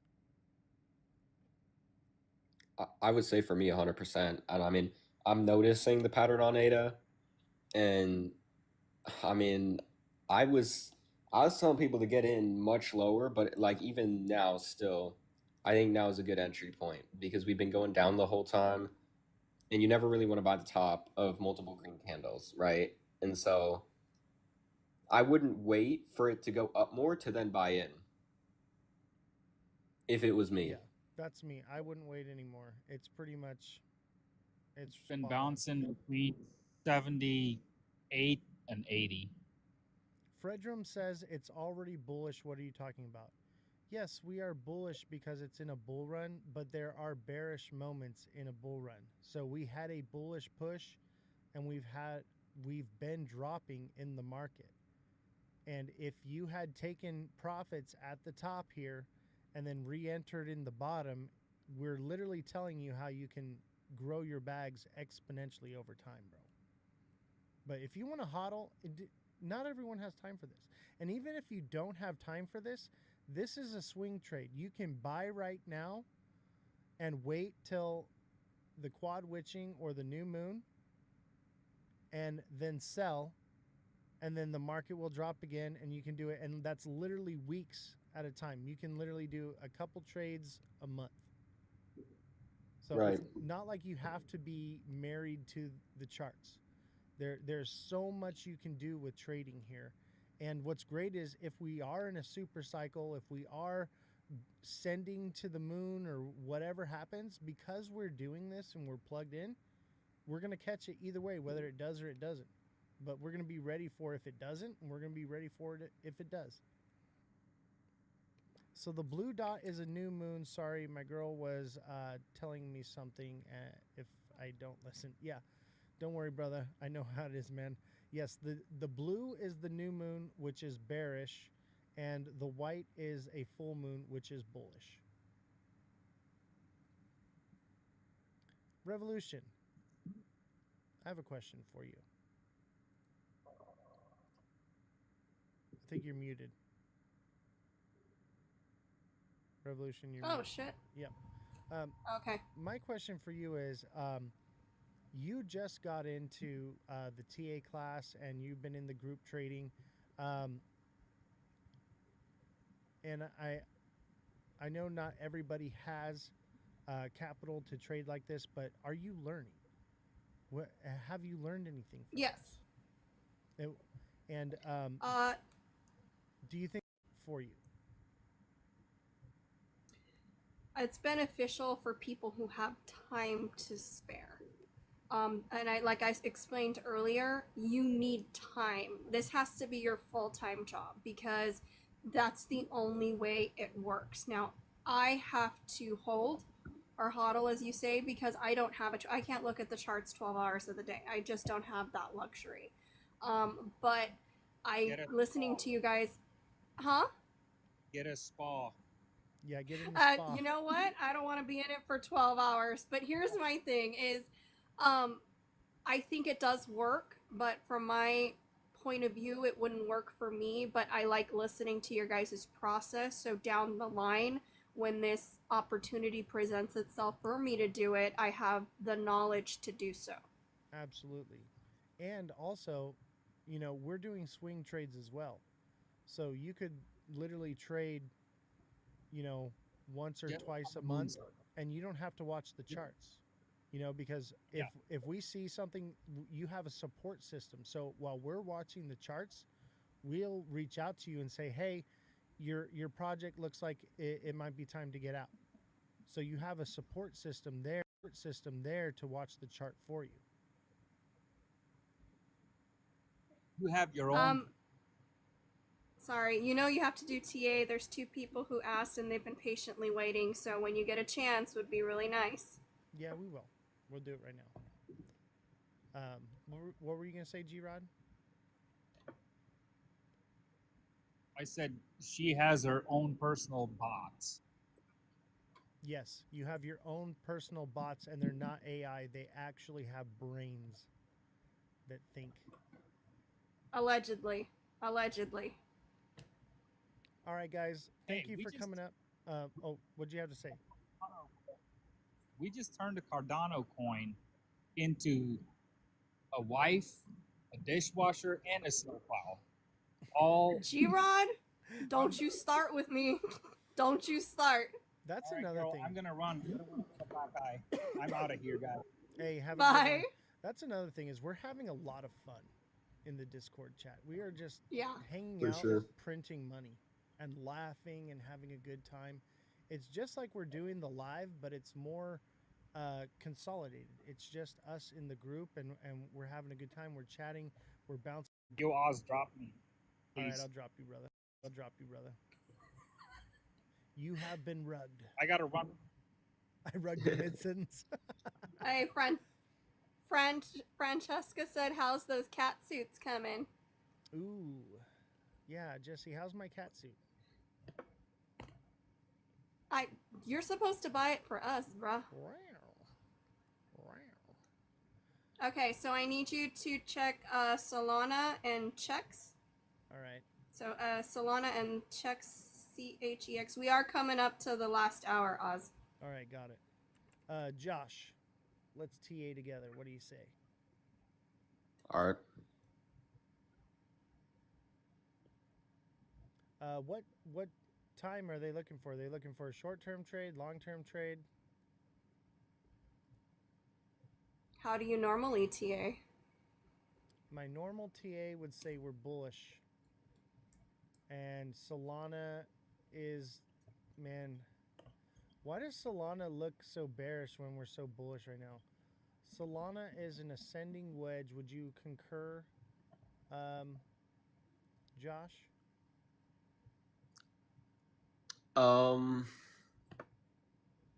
That's Right now it looks like, but it would be interesting to see. It breaks. I would probably wait for another candle to close up above resistance. Because what was the all-time high for Solana? Let me look. I can tell you right now. 295.83. Right. I probably think it'll retest that 100%, like before the end of the cycle. Yeah. But like in the next couple weeks. So we're in the daytime, so the day will tell us what's coming in the next week or two, right? And because we're in the moon cycle, I'm going to lean bullish. It could potentially test 119.5 and get rejected and come back down, or it breaks out and then it would shoot from there, and the next resistance would be 229 to 243. I would lean around like 242 is what I think. 242, 243. Oh, you know what? Even 246 looks like that might be the stop right there. 246 potentially. Um, but it really just depends on, you know, how things go and how bullish it gets. Um, but if it breaks out, it could potentially only push to like 230 and then come back down into the wedge, and it would be a bull trap, and then that could send it down. And maybe it only hits the bottom of the wedge and then takes off from there, which is what I would think. So I'd say it probably does something like this, where it comes up, rejects, bounces off, and then takes off here. And that would be, you know, around end of October. Sounds about right. We'd be at a new all-time high. What do you think, Josh? Actually, looking at the MACD on the 1 day supports what you're saying, at least to me. Yeah. So I would agree with that. I think like overall, if you buy now, you're not necessarily cooked because we are going to go back and we're going to retest that last high. So, and also the markets are just now starting to gain some momentum again. So Right. we could see at least another move up possibly for the rest of the week before we get some serious Yeah, go through like September, I would say September 10th or 11th ish, and then we might be done. September 11th could be a bad day in the market, or it could be very bullish. I don't think so. I think September 11th is the end of the moon cycle and the quad witching, somewhere around there. But I will say that overall Solana looks very bullish. Everything looks bullish, and I take back a lot of what I said. Chat, I will admit when I'm wrong on something. I think we're going to see all-time highs on things like Solana, HBAR.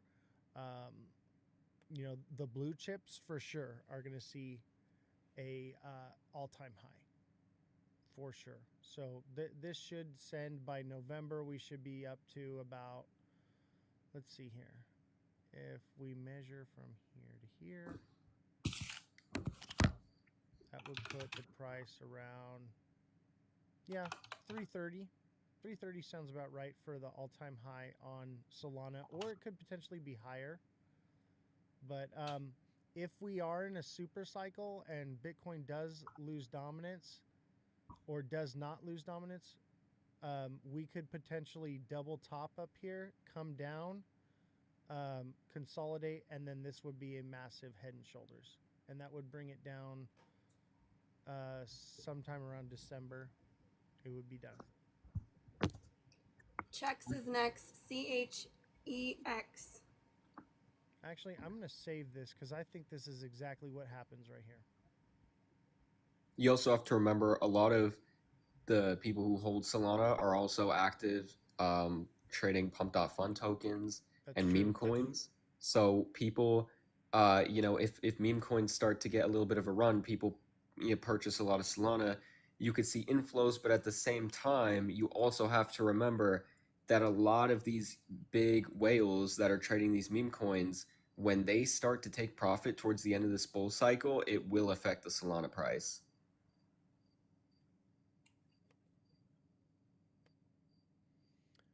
All right, so checks, I think it's a double bottom.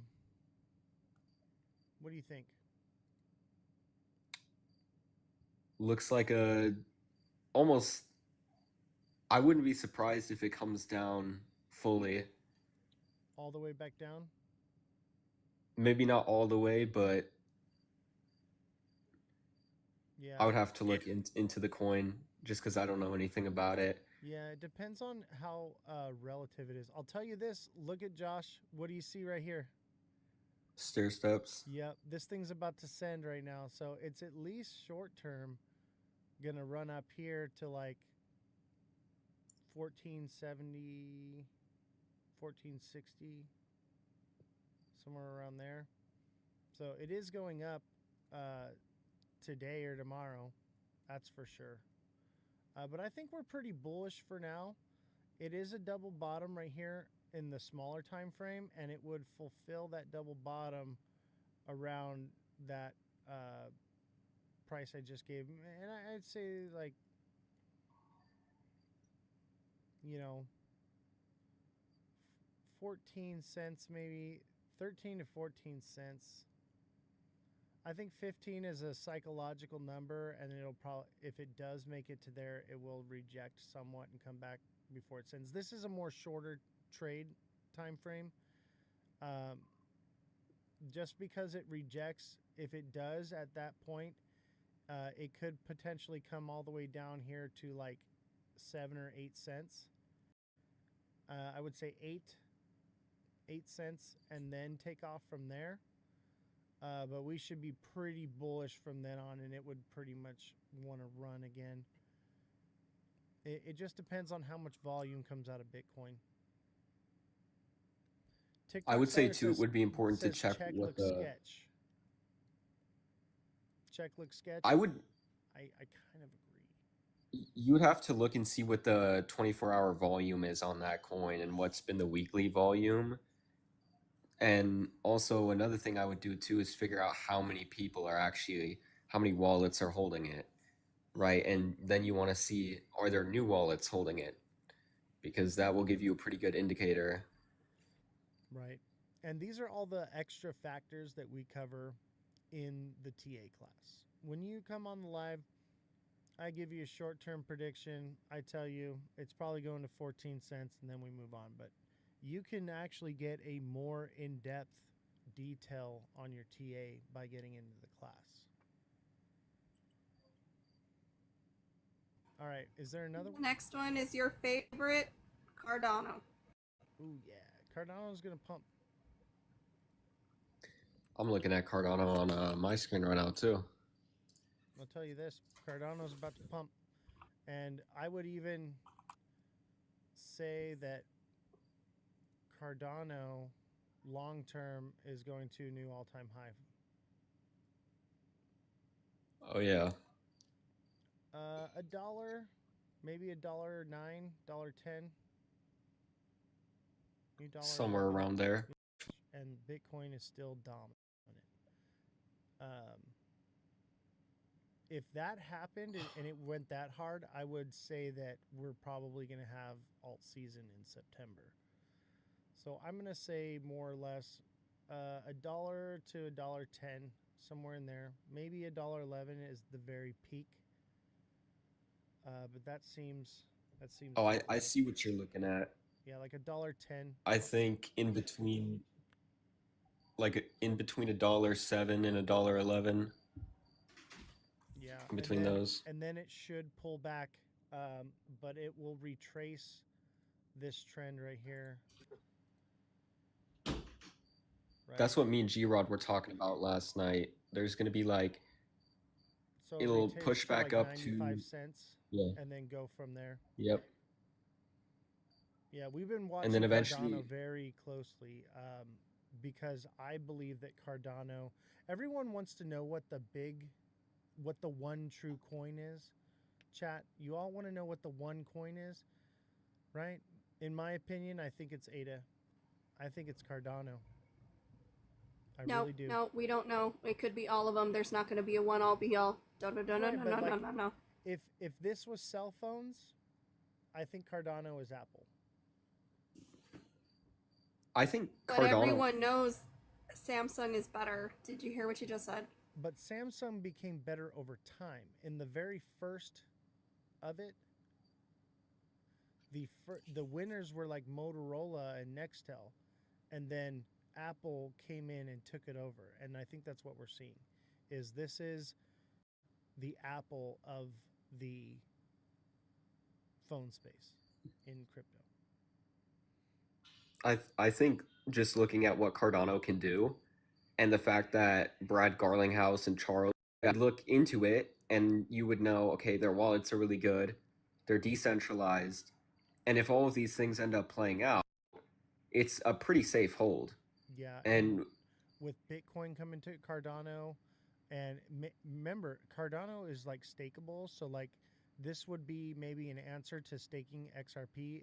If Ripple partners with Cardano and brings XRP to the Cardano blockchain, I change everything I've said about XRP. Okay, it will become way more valuable that way. It will be stakeable, which means that it will cause even more supply shock. So, a partnership with Cardano and Ripple would probably be the bullish thing for XRP, in my opinion. That needs. That's why I think Cardano's gonna lead a lot, pave the way for a lot of. Maybe I don't use the word adoption, but maybe I use a different word and say that Cardano is going to pave a lot of use case for Bitcoin and potentially XRP as well. Because you have to remember, right now, XRP, their utility is just for bankers, you know. So this will give the when everyday person utility. Right. Yeah. And then with Angel Finance, you'd be able to not only stake it, but you'd also be able to lend it. That's everything. So if I could Cardano, stake XRP and then lend on it and be making 100% returns or more, yeah, I'm gonna say XRP. I'm very bullish on XRP, and it's not going anywhere anytime soon, unless adoption already happened. Josh, what do you think? Do you think adoption already happened? I think there's different phases of adoption. You know, like when they invented the computer, and then we have cell phones, and then eventually we got iPhones and then iPads. So I feel like there's always new adoption, is what I would say. I agree. And the speculation with XRP is institutional adoption, right? That's what we're really talking about. I think we're not so far as XRP, but I think we're really already using a lot of this tech. I think a lot of it's already happening. Can we look at XLM when you get a chance? Yeah, let me look at Quant for Bellstar real quick. Quant looks bullish to me. It kind of looks like ADA. It's a little bit out of structure. But this thing is a descending channel and should send. According to the descending channel, this thing should run up to about 115 to 120. Somewhere around there. I'm going to say a nice sweet spot is like 116.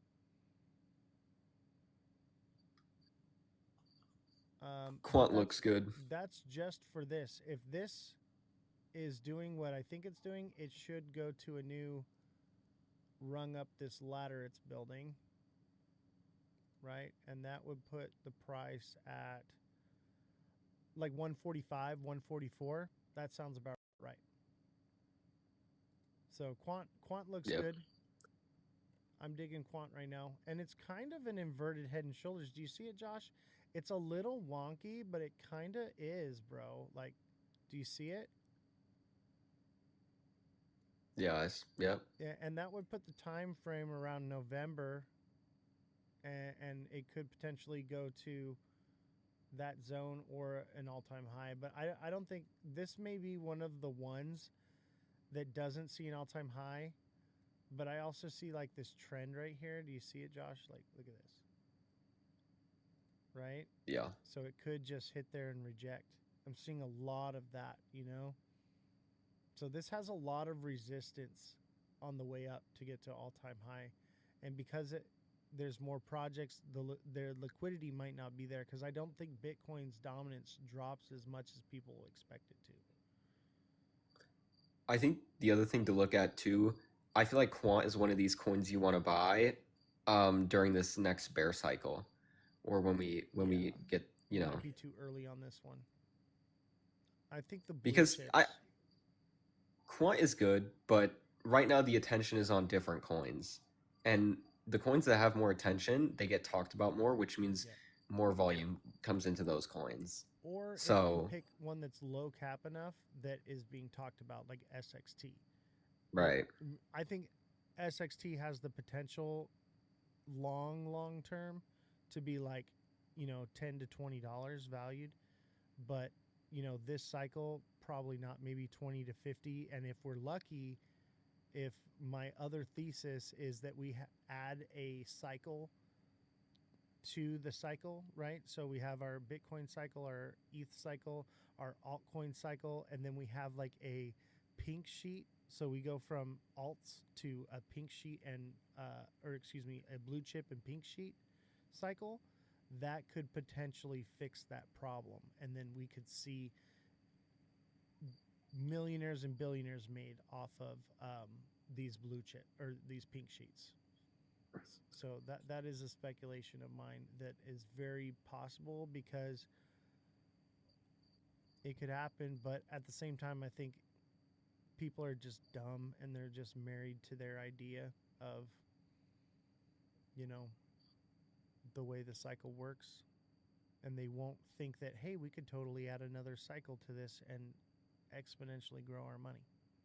I think what people will do is they'll run to penny stocks trying to get ahead of the cycle on the alts, and that's going to spread out the liquidity for the alt season. I think the one factor that's going to determine whether we get that or not is also, like, right now we have a lot of younger people in crypto that are currently in profit, and they know to take profit, and they tend to like these pink sheets more. So this is one of those things where you would have to see and wait how it, plays out, because you could also avoid investing in pink sheets now, and as soon as the alt season is over, you just watch the charts and wait for indicators that a lot of volume is coming in, right? Is this And then XLM? Yes, this is XLM. Josh, do you think that this could be a cup and handle? it looks to me, I think we would need to see if we can get some green candles forming, then 100%. And the market seems bullish, right? So this thing could potentially, obviously its first zone of resistance is going to be here at like 45, 46 cents. But if it can break past that and get up to 50, 52 cents and break past that, then this thing will go to all-time high from here as a cup and handle, reject again, and then one more move up and send it to like 80 cents, which would be near all-time high if I'm correct. I think we could potentially see a new all-time high by a little bit for XLM. Yeah, I'm leaning more towards this 79, 80 cent zone for all-time high on XLM, but it is technically a top alt, right? It's linked to XRP, so I think a lot of the XRP maxis are kind of like they're turned on to it. But if we do have that blue chip pink sheet style, everything from XRP will move into this, and that would would send this thing to crazy numbers, unpredictably crazy numbers. Right. PNG. PNG. Are these subscribers that are putting this out? Yes. Okay. Yeah. Except for Belle. I gave Brell one because she's getting in the TA class, right? So Belle's not subscribed, but Belle's gonna join the TA class, so I'm gonna give her some free A. But yeah, I'm done giving I think out that's a good free idea. A, really, because I really wanted to do all this on Discord. I didn't want to do any TA here because other creators are stealing my predictions. So I don't want to put it out on TikTok anymore because people are taking my TA, claiming it as their own, and then calling me a. So I don't want to TA anymore on here because, first of all, I don't even watch them. Second of all, they're always taking it from me. And I was gone TikTok for a couple. sellers. I was gone for a couple weeks, and it seemed like nobody had any real TA while I was gone. TikTok seller, the one that you're doing now, ask him if it's a tweezer on 1 hour. What was that? XLM? No, PNG. Oh, PNG. He Oh, said that's he all that wants a- matters. He doesn't care about the rest of the chart. Yeah. Okay. So you're looking for that short term TA. If you could chat, put in the chat if you're looking for long term or short term.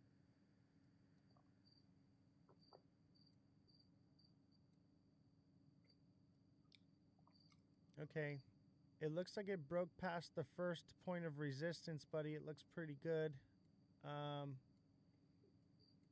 It did get rejected here at the second point of resistance at 13.9. It may very well be done and double top right there. Let me go into a lower time frame. It needs to break out, bro. It needs to start moving up and get past this, 13.9 up to 14 cents. Otherwise, it's a double top to head and shoulders and it's cooked. But All right. it could potentially send because it did break past that first point. And so it looks like a descending broadening wedge, which is pretty bullish.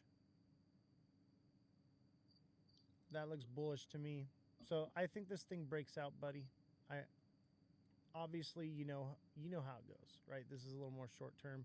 So it could not, but it looks good to me. And if it's doing this, I think we see something like this right here. Okay? So if it is about to do this, this is going to be your resistance right here. This is where it's going to land. Right. Everyone's complaining about the lag. He can't even hear what you said. Like if it goes past resistance 15 cents, maybe 15 and a half. Just under 15 and a half. Because what it's doing is it's making another one like this right underneath it.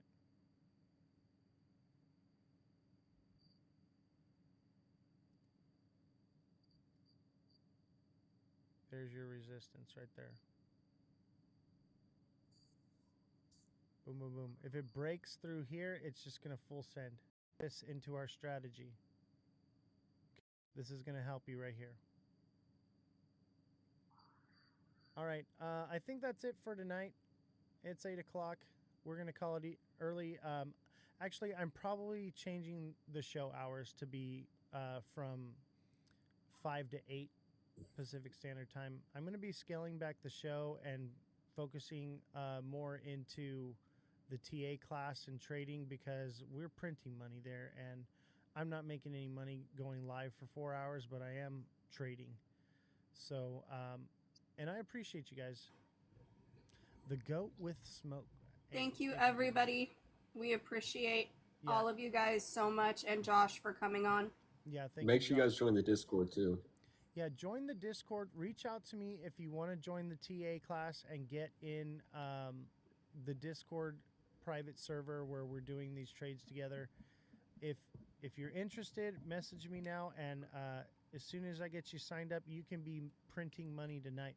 I'm telling you right now, anything that I charge here, it pays for itself. But the overhead is high here to do this show. So we have to make, otherwise I give it all for free. So that's just how we have to do it. But I'll tell you what right now, if you apply yourself and you get involved, you will make money. But if you just pay for it and say, do it for me, it ain't going to happen. Okay? You have to do it yourself. You have to apply yourself and you have to have capital to do it. Okay? But even with a deluxe subscription and coaching, it's $10. You have to engage. You have to ask questions. You have to get involved. You can't just say, here, take my money, do it for me. It doesn't work like that. I need to get with you, sir. Sorry, been super busy. Hey, no problem, D-Mac. I get it. We'll work on it. But I'll tell you this, D-Mac. If you're in the Discord and you're in the TA class, all that coaching and stuff, you're going to get that. But, we're going to talk. We're going to be on the phone together. And you're going to be learning so much more, so much faster. And you're going to have a whole group of people supporting you and helping you not only trade, but with everything crypto. We're doing everything crypto, chat. So Right. join the Discord, get in with us. Josh, you got anything to say before you sign off? I would just say that when you join the Discord and when you sign up for the TA class, this goes beyond just the current bull cycle. And getting prepared on that before it happens and having all that time will set you so much further ahead that the cost of the TA class, it will be nothing compared to how much you can make if you actually It's not even a drop in the bucket. It's a mist. That's how cheap it is. Like it's gonna pay for itself. Like with it, honestly, like I can't say how long because everyone's different. You could just not get it, right? But I would say so far everyone is paid for it within the first couple days. It's all about you, what you do, how you engage, how much you plug in, how involved you are. It all relies on you. You're the one doing it, not me. So it's all about you get out of it what you put into it. Anyone trying to figure out the Discord, all you got to do is go to my TikTok profile, go to my X profile, go to my YouTube profile, go to my Twitch profile, click the link in my bio. There's a Discord link there. On some platforms, it's a link tree that it has all my links there for like my Cash App, Venmo, PayPal for donations. And then there's the Discord there as well. So you can click that and get into the Discord. And as soon as you jump into the Discord, I'll send you a message and give you the information. We'll get you signed up with the TA class. All right, Josh, thanks for coming on. I appreciate you, buddy. Yep. And it's been a lot of fun in the TA class, brother. I appreciate you. I know we give you a little bit of hazing, but that's out of love, brother. All right, take care, buddy. Hey, all right. See you. Oh, what do you want to say? I was just gonna say it's fun in the Discord. So yeah, it is. We have a lot of fun. All right, take care, buddy. I'll see you in the Discord tonight. all right. Revolution. Hello, gorgeous. Is there anything you'd like to say to the chat before you go?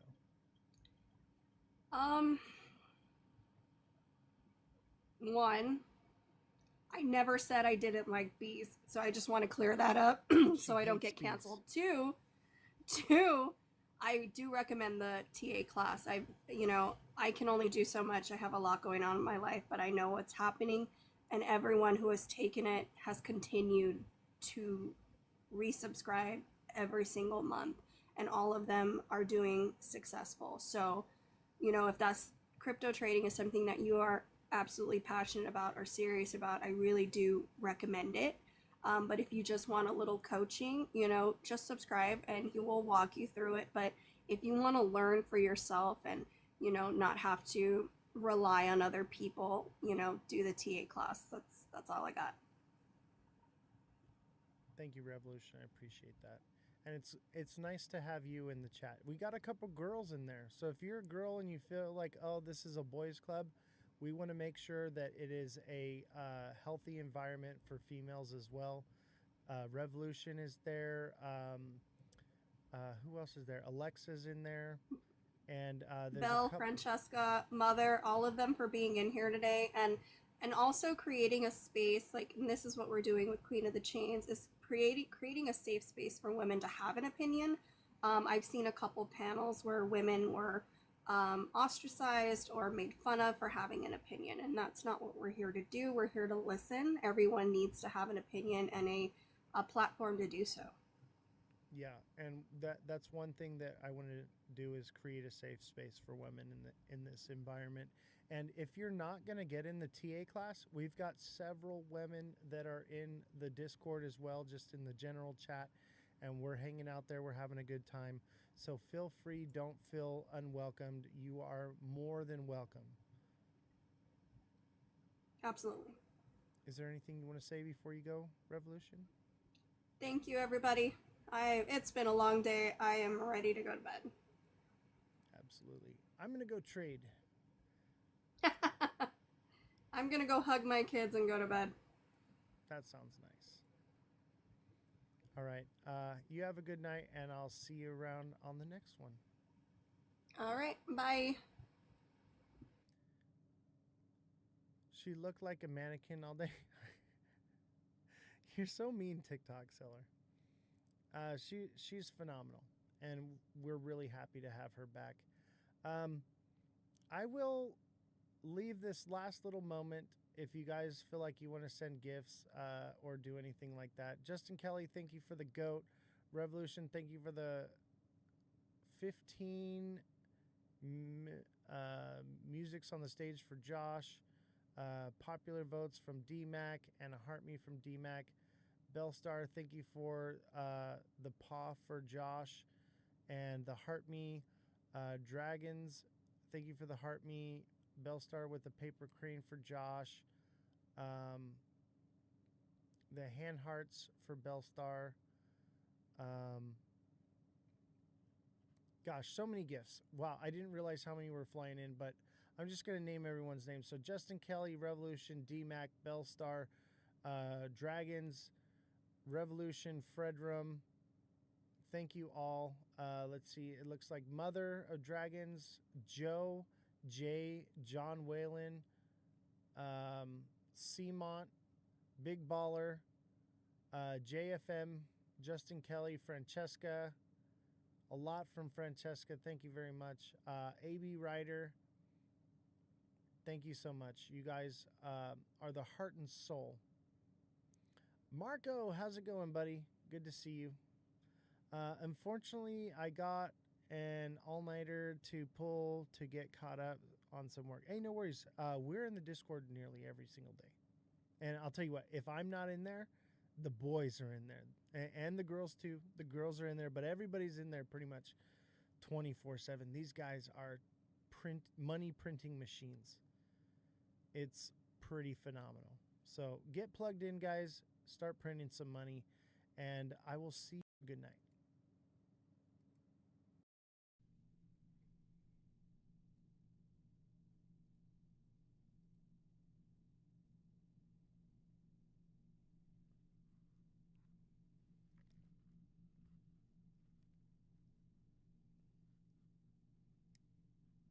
How's everybody doing today? Welcome, welcome, welcome to the Ledger Lounge. This is Oz the Crypto Goat, and we have a special guest coming on today. Waddy Crypto X will be on the live today, so don't forget to smash the like button today. What's up, Waddy? How you doing, man? Glad to have you, brother.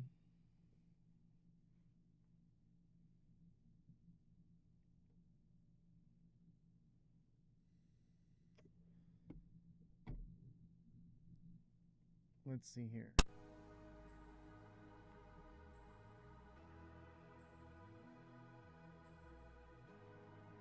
How's it going, Waddy? What's going on over the sea? Glad to have you. Let me fix the audio here. TikTok Studio got an update today, and everything's a little bit off. The music is a bit loud. How about now? Still a little bit. Lower one more, probably.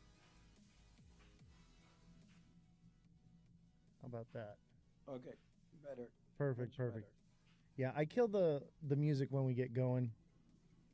We also have Jessie in the house today. She hasn't been feeling well, but she came in today just for you, Waddy.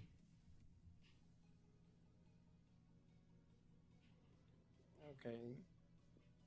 Let's So OC, do you prefer me showing my face or whatever you I want, mean, man. either way, I don't mind. Whatever you want. Ball's in your court. Okay. Let me see. Oh, won't let me move you. All right. So let me set up the phone somewhere nice. Let me see. TikTok face cam is uneven. What do you mean uneven?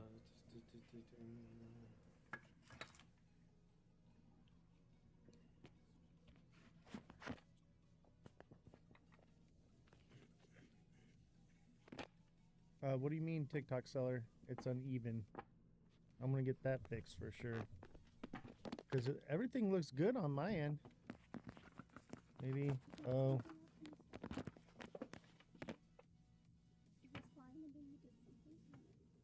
Oh, that's weird. Can you call in the IT guy? Sorry, Waddy.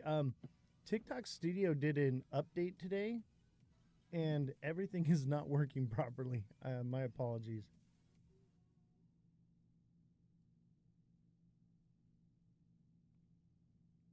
Smash the like button, everybody. We're working on the. Good. Yeah, I did. I did see the update today to the TikTok studio. So no Yeah, worries. so yeah, it's a little wonky. We'll get it figured out here in just a second. I wasn't expecting you to come on for another hour. I'm a little unprepared. Oh, no. I thought I saw from 8 to 9. I thought I had to be here early. Oh, no worries, man. Yeah. Did you show him the problem? Okay, hold on. Right? What the heck's going on? Does that fix it?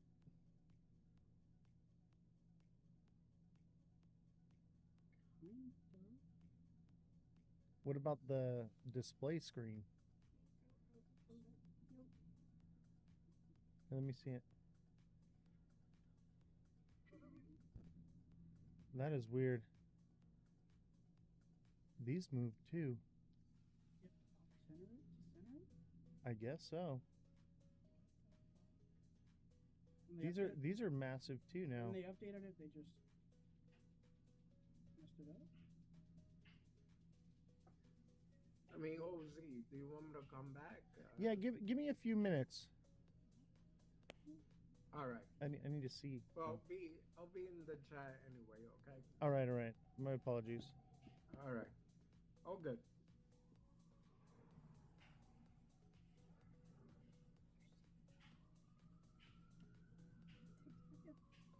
This is why I want my stream keys. All right, we'll go with that. Oh wait, now it went back to normal. I think it's just TikTok Studio. I think it's TikTok Studio. What the heck? That's off center now. You gotta push them more. Camera more.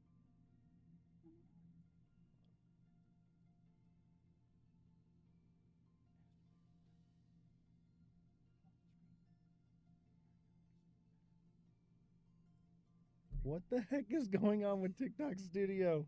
That's why I usually adjust it because I hate Studio. This is why I cannot stand this. I need my stream keys. Now, Eve, if you're watching, I need my stream keys. Like yesterday. It's been a week. All right, we'll go with that. Move the camera. Move the display. No, it's fine. Yeah, it looks fine. All right, we're back. Everybody smash that like button, subscribe to the channel, share the show with your friends. Welcome to the Ledger Lounge. This is Oz the Crypto Goat, and we have a special guest on today, Waddy Crypto X. We're going to be talking about some fun stuff today. Nate, thank you for the heart me. Let's get the shoot, now I don't know how anything works anymore.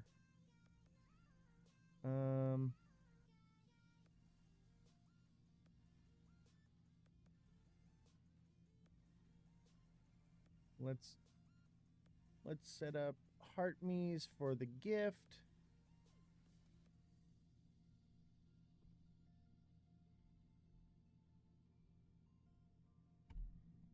We'll do 10 heart me's.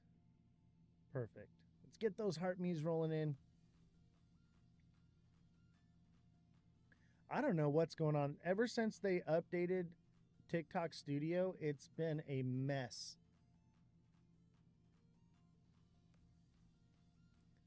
Revolution, thank you for the heart me and the roses. How we doing, Oscar? Revolution, thank you for the 2 popular votes.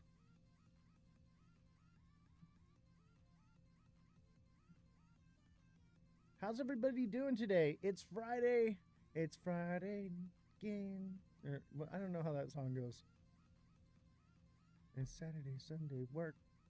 Something like that? No, I'm not going to sing today. I'm not going to sing. TikTok seller, thank you for the 17 roses. Appreciate you.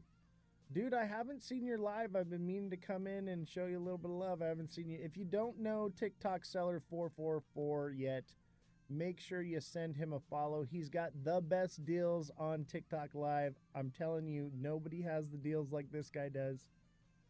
TikTok seller, thank you for the 4 popular votes. Appreciate you. I'm hanging in there a rough day or so. Yeah, dude, the market just looks terrible today. Oh, you're waiting on a new product. Nice. The cool ice maker. Oh, dude, I have one of those. Those are actually pretty legit. All right, Waddy, if you want to send a request, I'll bring you up here. So Waddy's here. We usually get more viewership later on after about the first 15 or 20 minutes. Jaden ended his live, so we're not going to be slim pickings today. When Jaden goes live and we're live, it's a wrap. It's a wrap. There's nothing we can do about that. But he's great. You know, he's got a good show. But yeah, we're definitely got some competition. But healthy competition is good.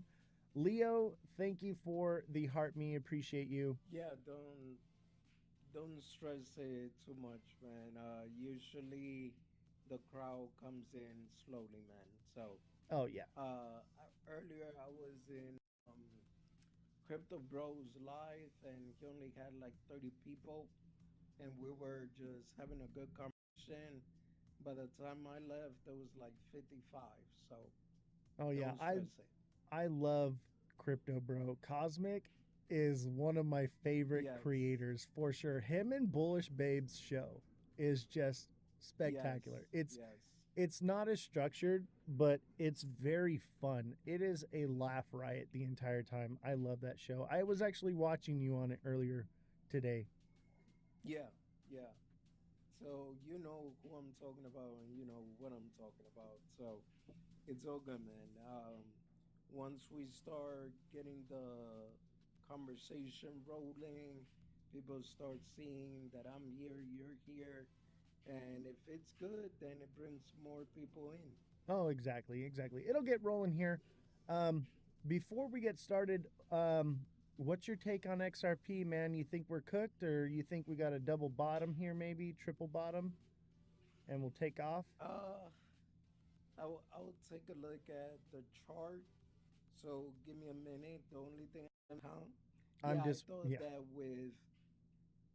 with Canada coming out with only ETF, the first XRP ETF over there, I thought I was gonna see some real nice price movement, and it didn't happen. Yeah, it's been quite a letdown. I'd even say this is a quadruple bottom here, which is not a good sign. Yeah. A triple bottom, yeah, we could potentially, but 4 times and then it tested lower.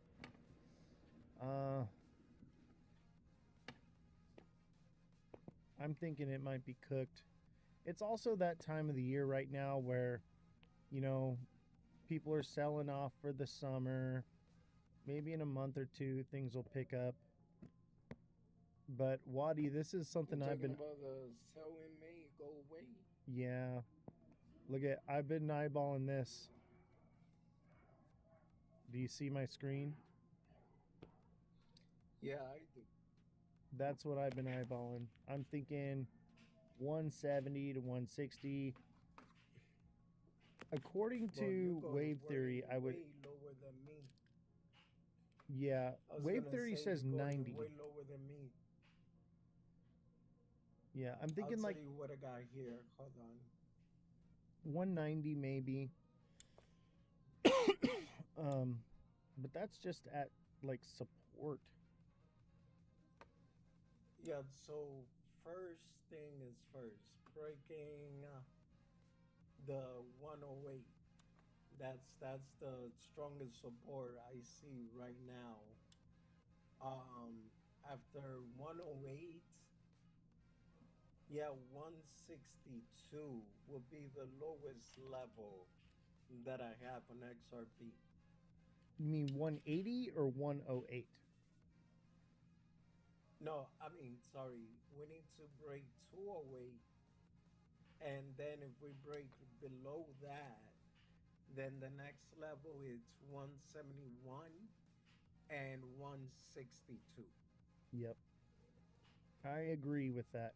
And if it, it may come down. I'm thinking 160 again if this is a head and shoulders, but I'm going to not go off of the wick. I'm going to go off the candle and I'm going to say 178.76, I think. Let me see here. I have my own little style how I do this and I seem to be pretty spot on. Yeah, 180, Hey, bro, look, 181. I always said every single trader got their own style of trading. What works for you might not work for me. What works for me might not work for you. The only important thing is as long as we both are getting money out of the market, that's what matters, man. Exactly. And I am offering a technical analysis course. If you're interested in signing up for that, send me a DM. We also have, for deluxe subscribers, I do one-on-one coaching. Coaching is different than TA. I basically do the TA for you, and you can basically ask me questions how to set up your wallets, how to, tactics and tricks and things. And we try to formulate a strategy that works best for your situation. Everyone's situation is different here, so we cater to where you are at financially. Let's go over these gifts, and then we'll get started with this interview here, Wadi. Revolution, thank you for the 2 popular votes. TikTok Seller, thank you for the 17 roses. TikTok Seller, thank you for the heart me. Who is that? It's not showing me. Man, this new setup is not working. If I missed you, I am sorry. TikTok Seller, thank you for the 4 popular votes. Leo, thank you for the heart me. Ken, thank you for the heart me. Revolution, thank you for the sending to Wadi the 5 heart puffs. Gosh, they're just rolling in like crazy. Holy crap, I can't even keep up with it. Freedom, thank you for the 5 roses. TikTok Seller, thank you for the 12 roses. TikTok Seller, thank you for the let him cook. Kodak, thank you for the heart. Nico, thank you for the heart me. Kodak, thank you for the red chilies. Man, I cannot even keep up with it. It keeps refreshing. Jesus, thank you. I gotta. There's so many coming in, guys. Thank I you. was gonna say, bro, I think I just take the shortcut and be like, everyone, thank you for the gifts. Yes, That's it. Everyone, you know who you are. The gifts are just flying in like crazy. You guys are phenomenal today. Thank you so much. But yes, we love and appreciate everything you guys do for this show. And we have Jessie on today, so she'll be fact checking for the show. Basically, here's where I'm at, Wadi. I kind of want to talk about White Rock, but I can't divulge all the information that I have today. But I do have a little bit. I have a little bit that will kind of leak out. It's probably more or less common knowledge than anything that people don't know. But I'll tell you what, it has been pulling teeth dealing with both sides on this story. And so we'll get there. I am in contact with White Rock. However, the issue is talking to them. They keep wanting me to go to Telegram, and I want to speak with them directly on their official email or website so that we can verify that it's true and correct. And for some reason it doesn't. They don't want to do it that way, and it's been difficult. But I am in contact with them, so we're kind of on their time right now. And I understand they got a business to run and everything. So, Wadi, my question for you is, where are you at in this whole situation? What are your speculations? What are your facts that you found out? Make sure that you state speculation or fact so that we Yeah. don't get confused on the information. What's your favorite color? Yeah. So just pure speculation, right? What I did see, well, this one is more facts than speculation. I saw some red flags when it comes to their smart contract. That usually a legitimate company wouldn't have that, right? You talking about the When it proxy? comes to, huh? You're Yeah, talking about the proxy contract. Yes, yes. The proxy contract, blacklisting, whitelisting. Like I could put up the information right here. Today on my live stream, we were doing a how you gonna do your own research, right? As a matter of fact, every Friday we're going to be doing research live for different coins. So when it came down to White Rock, I saw every single red flag possible. And that's why when the first came out, I didn't even touch it, to be honest with you. Likewise. And even, yeah, yeah. So when I see things like that in a project, regardless of the situation that transpire afterward, I just say, you know what? There'll there'll be a next one. I agree. There's so much scams floating around right now in the crypto space, and it's basically the wild west right now. Anything if it Yes. has a hint of a red flag, I'm kind of I'm not really into it. It doesn't really interest me right now. I'm looking for smart money investments, and I've been in XRP for a very long time, and we do follow XRP, but it has the same red flags as well. I think that it's smart for people to take into consideration the hopium involved with a lot of these things, and especially White Rock, Yes. for instance. Um, Getting an approval with the SEC for the project being used with the stock market is highly unlikely. I mean, it could happen, Yes. but it's just a that's probably my biggest red flag other than the contract is the fact that it's a pipe dream. Maybe later on down the road with some clear regulation and legislation to follow, something like this could come along.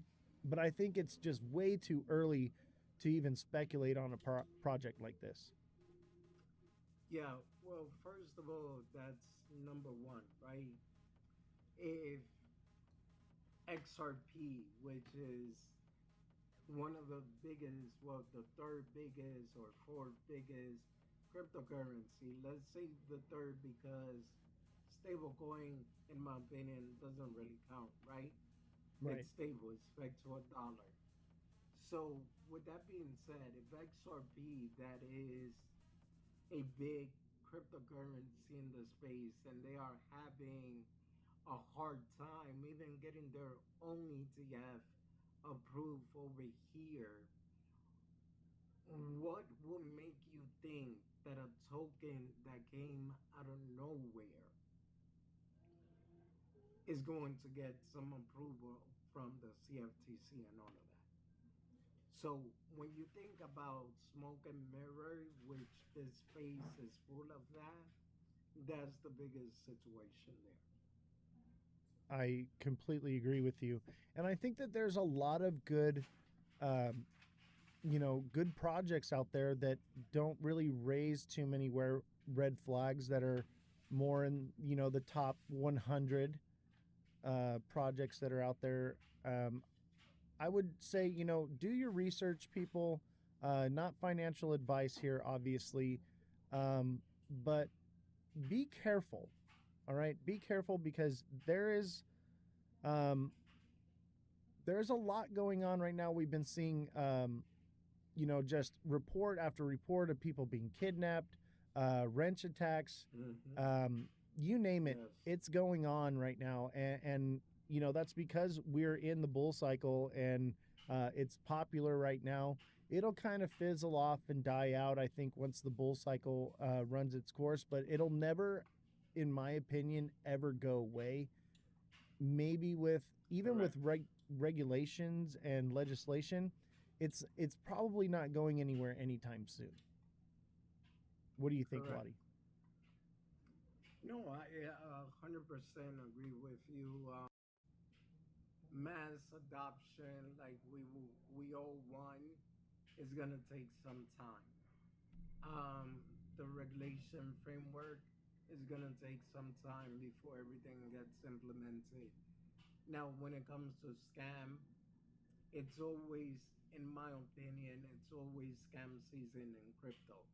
What Yeah. if it's that there's a rug pull, there's a honeypot, scammy Ponzi schemes where they will promise you, hey, putting $1,000 worth of Bitcoin here, and we will multiply it in 3 months or 6 months. You sounds like you're There's talking all about sorts of Katana. scams. You talking about Katana right now? Well, I actually don't know about Katana, so I wouldn't be able to tell you that, but I'm talking about from my own experience, and that's pretty much how I kind of got introduced to crypto. Right. So Katana is one of those projects. Like I want to believe, and I want to be early on something, but I'm a smart money investor. But basically, this project, it's on Polygon, and basically you trade in your Ethereum, Solana, Bitcoin, or whatever in for cat tokens. And they say that in the next 9 months, when the project goes live, your tokens will have value. But you get airdropped these crates that are random amounts of this cat coin, and you gotta hope and pray. I'm good on stuff like that. You know what I mean? Like, do your research. That doesn't mean that it can't be something. But with my show, we mostly focus on smart money entries. There's a lot of people out here that are, we can't say the G word, but they're playing games with their money. And you got to understand a lot of this is a Ponzi scheme, like you said. And we have to be vigilant, and we have to do our research here for sure. So I want to get back to White Rock a little bit. So I did some digging, and I did find something very interesting. Two things, actually. And they're the only things I'm going to be divulging today. And I want to know if you are privy to this information and what your thoughts on that are, or if you have even heard this. So the first thing that I discovered is there are two White Rock projects. So one is officially a scam, and it's been deemed a scam. And then the other one is the legitimate White Rock that we're talking about right now. Did you know this information? So when I tried to scan their contract on Token Sniffer, there is two White Rock, but one is on Arbitron, and the other one is on Ethereum. If it's the same thing you're talking about, then I kind of know, but not really. Yeah. So you know what? Let me see if I can pull it up here real quick. Okay.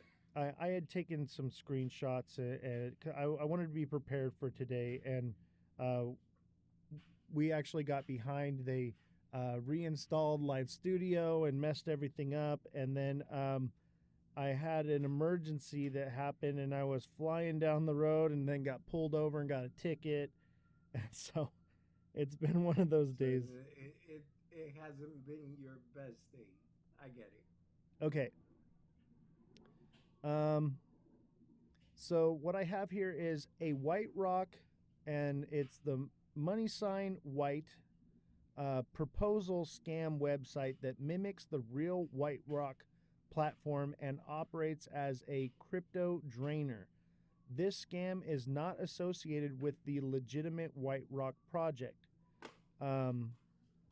Controversies related with the White Rock company itself, such as Aeon's White Rock suing China Construction Bank over the Vestos scandal, and accusations that White Rock's team includes former developers from the Z Casino project, which was associated with an exit scam. However, these are about the company, not directly with Kitsumoto. Do you know who Kitsumoto is? No. Okay, so that's the person I'm in contact with at White Rock. And Okay. so this is we'll get into more but what we just talked about just now, were you aware of that at all? Chat, are you guys aware of there being No. two projects? Okay. Yeah, so there is the scam website, okay? And however, White Rock is directly tied to Z Casino. And do you know about what happened with Z Casino? You want to elaborate on that? If you're asking me, I know nothing about that. Okay, so Z Casino was Yeah. a rug that happened a few years back, and basically what has happened is Z Casino has rebranded as White Rock, Okay. and that is the official White Rock. Okay, not this other scam. There's one that is clearly a scam. Okay, clearly a scam. And basically it drains wallets. Okay, I believe it promises airdrops and things like that, and they wipe your wallets. However, the official White Rock is directly tied to Z Casino, which was a rug in the past, and that's where I think a lot of the speculation comes from of whether or not this is legitimate, because the people that are in the company and running the company are the same bad apples that ran Z Casino. So that's what I was able to find out. And so Gizmodo is the guy that I'm in contact with White Rock. I believe that's how you pronounce his name. And Okay. what I found out about him, which is another red flag for me, okay? This is a red Okay. flag. He's based out of Nigeria. Okay. I get where you're coming from. You know, I don't want to speculate too much, but that is a fact, okay? So he's based out of Nigeria, and White Rock is their official headquarters is in Dubai, and I believe that it's in Dubai because it's a tax shelter for companies to operate and move. Mm-hmm. So these are all, red flags that just keep popping up, for sure. Yeah. So if if you don't mind me sharing a little bit of my own Please. investigation, right? When it came down to White Rock, first I went to their website. I put it on scanadvisor.com. It's one of my research tool, and it has a 6 score out of 100. Oh, Now, man. some of the things that says this website does not have many visitors, meaning probably nobody but the same people in the team in the community knows about the website. Interesting. Financial services or content identified with a high risk return. It says we found several negative reviews about this site. This website has only been registered recently, Do you know how recent? right? I'm gonna look into that one. So, according to the facts that I found here, right? Domain, it's about 10 months from now. Who Interesting. created it? It's hidden. Uh, Website speed very fast. The SSL certificate is valid, so that's good. But the main validated certificate DVSSL is very low, which if we're talking about a legitimate company, that one is supposed to be on a high level. Um, Let me see what else. The ISP is Vercel Inc., and the country is within the US. The registered name is Grandi SAS. Registered website Grandi.net. I mean Gandhi.net. So that's just on the website page, right? If I want to find out if a company is legit or not, that's one of the things you want to do. Now, if we go to Token Sniffer and I put in their contract, they get a 10 out of 100. With that, this is the red flags. Source does contain a proxy contract. So it says the source code contains a proxy contract which could potentially allow the functionality to be changed, such as pausing trading and minting token. That's sketchy. Oh yeah. Especially Um, minting tokens, like they can inflate the supply. That's yes, that's and yes, who holds on to that mint? Obviously, probably the creators. yes, correct. So, ownership renounced. The contract contains ownership functionality means it's not renounced, and ownership is not renounced, which may allow the creator or current owner to modify contract behavior. For example, disable selling, changing fees, meaning like the tax fees, buy, sell, or mint new token. There can be legitimate reasons for not renouncing ownership, but usually there isn't. Um, the other red flag that I saw, all other holder possess less than 5%, meaning a wallet contains a substantial amount of token. Circulating supply is total supply minus burn amount, which could have a large impact on the token price if so. Oh, Now, for sure. that is the, Is it yeah, any? so I have a question for you, real quick, go before we ahead. get any further. Is any of that Yeah. like escrowed at all, or is it just open wallet, ready to be sold at any time?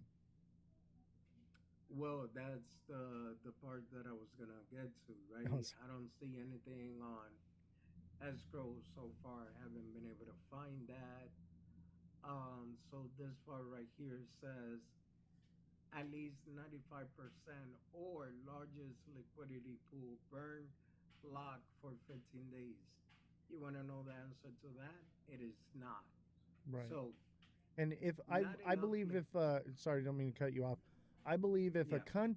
a company owned these coins and were had an escrow, that would be something that they would want to put out and promote because that's good for Yes. the coin. So why Yeah, would because they keep it escrow, gate kept? yeah, escrow is actually what XRP uses, right? Right. That they release 1 billion token every month from escrow. And other project use escrow as well. But let me tell you the meaning of what I just read to you. It says, not enough liquidity. It's secure for minimum duration, which could allow for a significant amount to be removed. Equal rug pull. Wow. Yeah, that all the telltale signs I think are there. Um, I think some people just want to believe, whatever. Maybe they got in at a high price and um, they're shilling the coin to find a way to get out of it. But I think, it's very important that we are careful of who we listen to about projects and we do the Yes. research like we're doing right now and stick with the facts, because anyone can say anything, but the facts are plain and simple, and that's what we try Yeah. to do here is focus on the facts. Um, did you have more on that? Because I do have a question for you, but I want to make sure that you completed your thought. No. So far, that's what I got. If I look into quick intel, it says that the contract is not renounced. It said external contract risk, meaning they could do from an external point, right? They could do whatever they want with the contract, and it's the same as contain external action. So even though we could pull up the contract and it could apparently look legit on what we're seeing, right? Checking all the green flags, but there's a back door where you could just make matters worse. That's really interesting. I'm glad you told me about that. We're going to look into that some more for sure. And this is why it's good to have, more heads are better than one, because you find things I don't find, I find things you don't find. It's great to have this community digging into these things. I have a Yeah. question for you. What do you know about Crucial? Uh, so I really don't know much about him. I spoke to him once through X, and he claims that he's just an investor. But to be honest, the way he defends the project and he's always in contact with the developers, I kind of question a lot about him. But I did tell him, look, if I'm honest with you, Ozzy, this isn't my fight. I agree. I did a favor. I did a favor for a friend.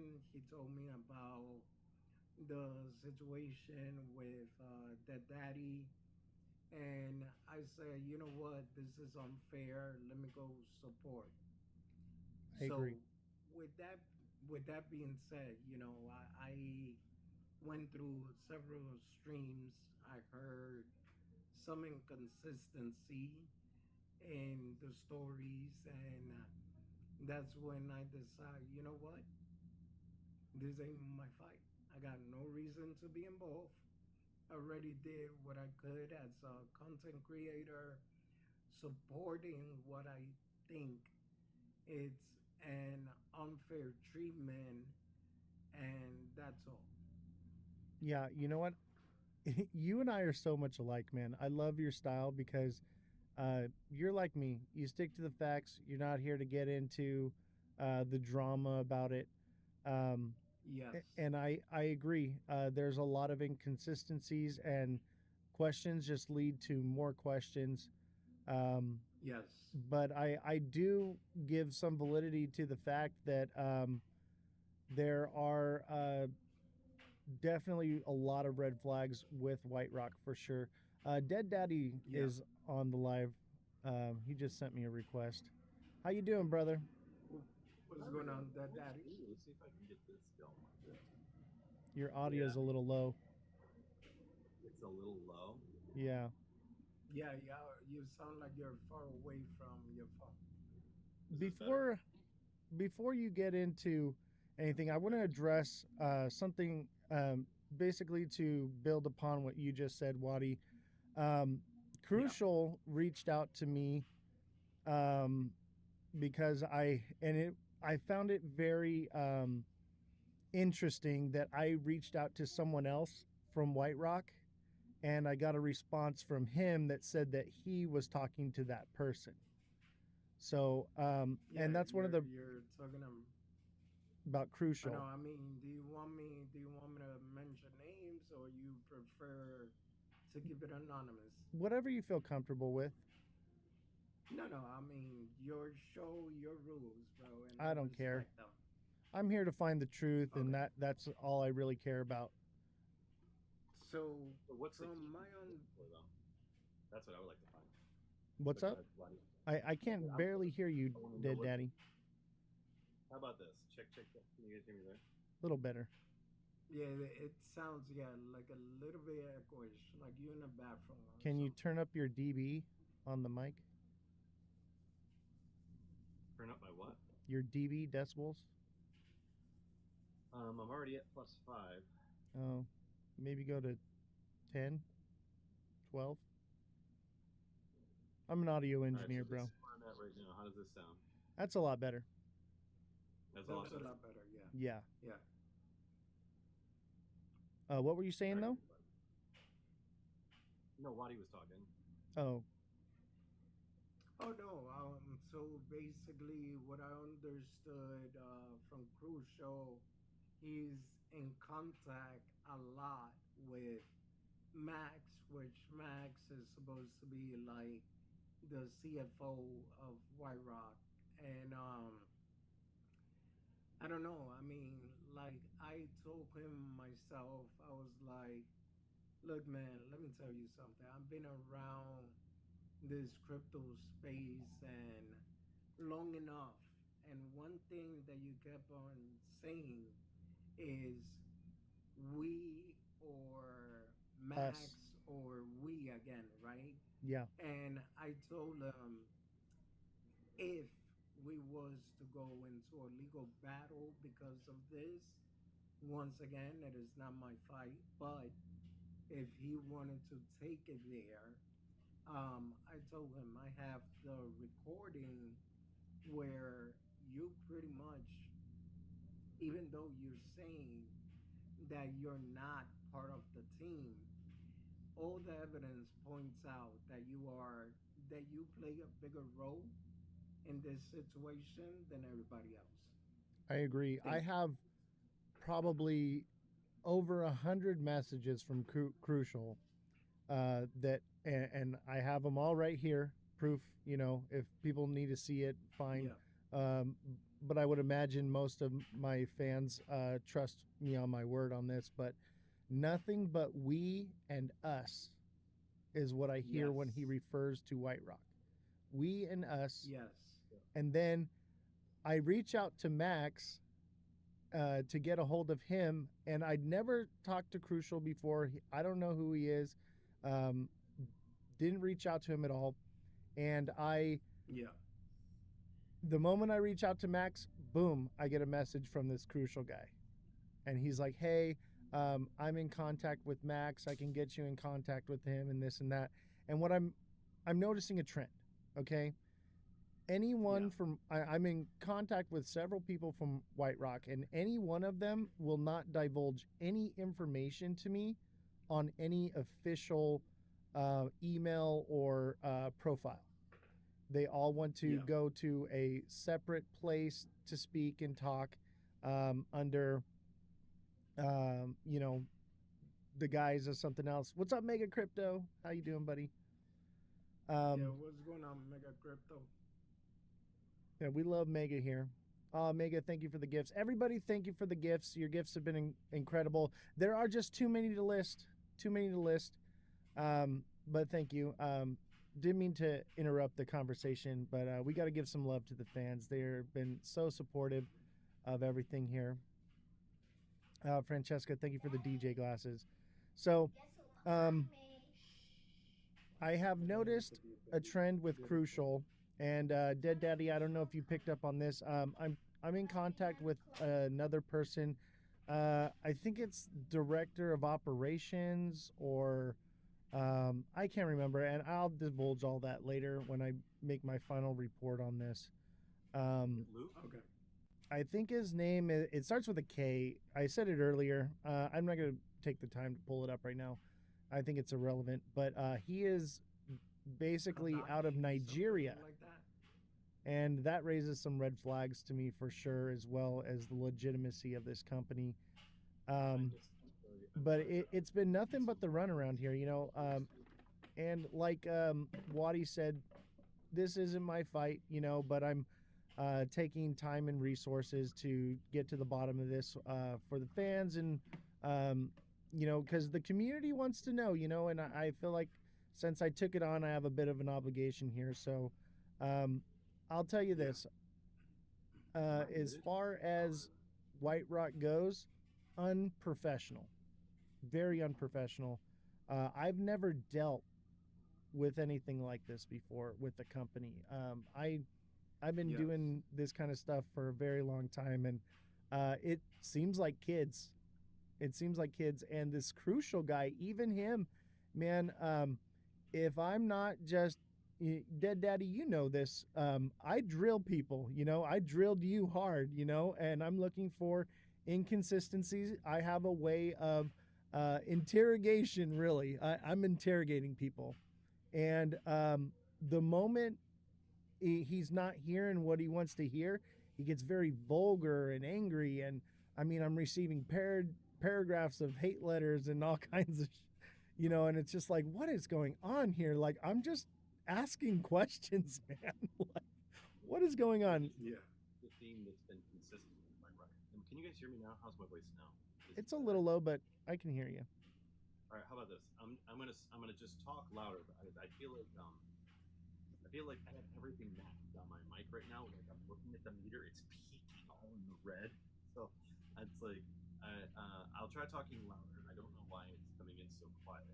No, what I was gonna say, are you like in a open space? Because that's what it sounds like. No, And you got a little bit of feedback in the background. You know, let me try something real quick. Let me turn my mic off and back on. Sounds like laundry's going. All right. You got the laundry going in the background.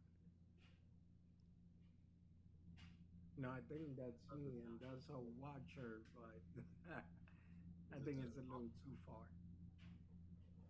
Yo. Go ahead, Daddy.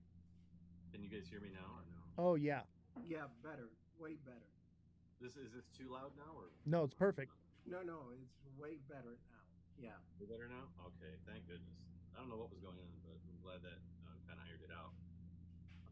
But yeah, exactly what you were talking about.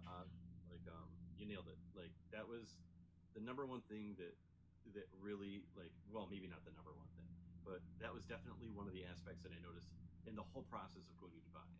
And if you watch my video series, that's exactly what I point out. And people their mentality is to point me out as, oh, you're ungrateful, you're greedy, you're whatever other words they were using. They were trying to say I'm ungrateful, and I was because I didn't want to go on the yacht party with them, that I was ungrateful for that as well, and because I was upset about the tickets going from first class to economy, that I'm ungrateful and greedy, and I'm like, that's not it at all. I'm not dealing with my buddy.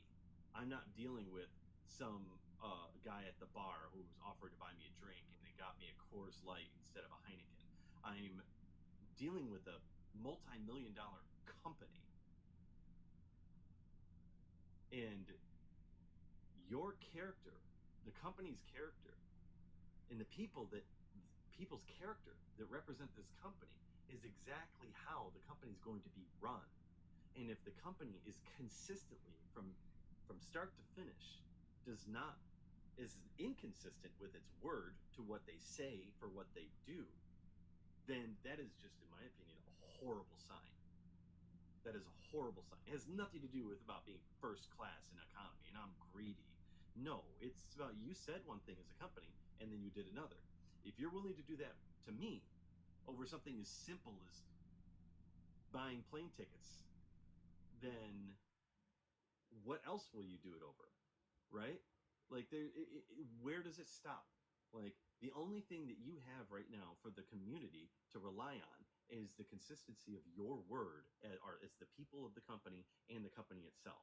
And if there's nothing but inconsistency, and then when people ask questions about those inconsistencies, then you attack them and get violent and visceral, then literally it's the definite, well, I mean, my opinion, like I keep summing it up, it's narcissistic traits, but what it boils down to is they're preventing dissent. They don't want people to dissent, and they're paranoid and they're scared, and people who are creating something that's not legit or a scam or are lying are typically paranoid and scared people.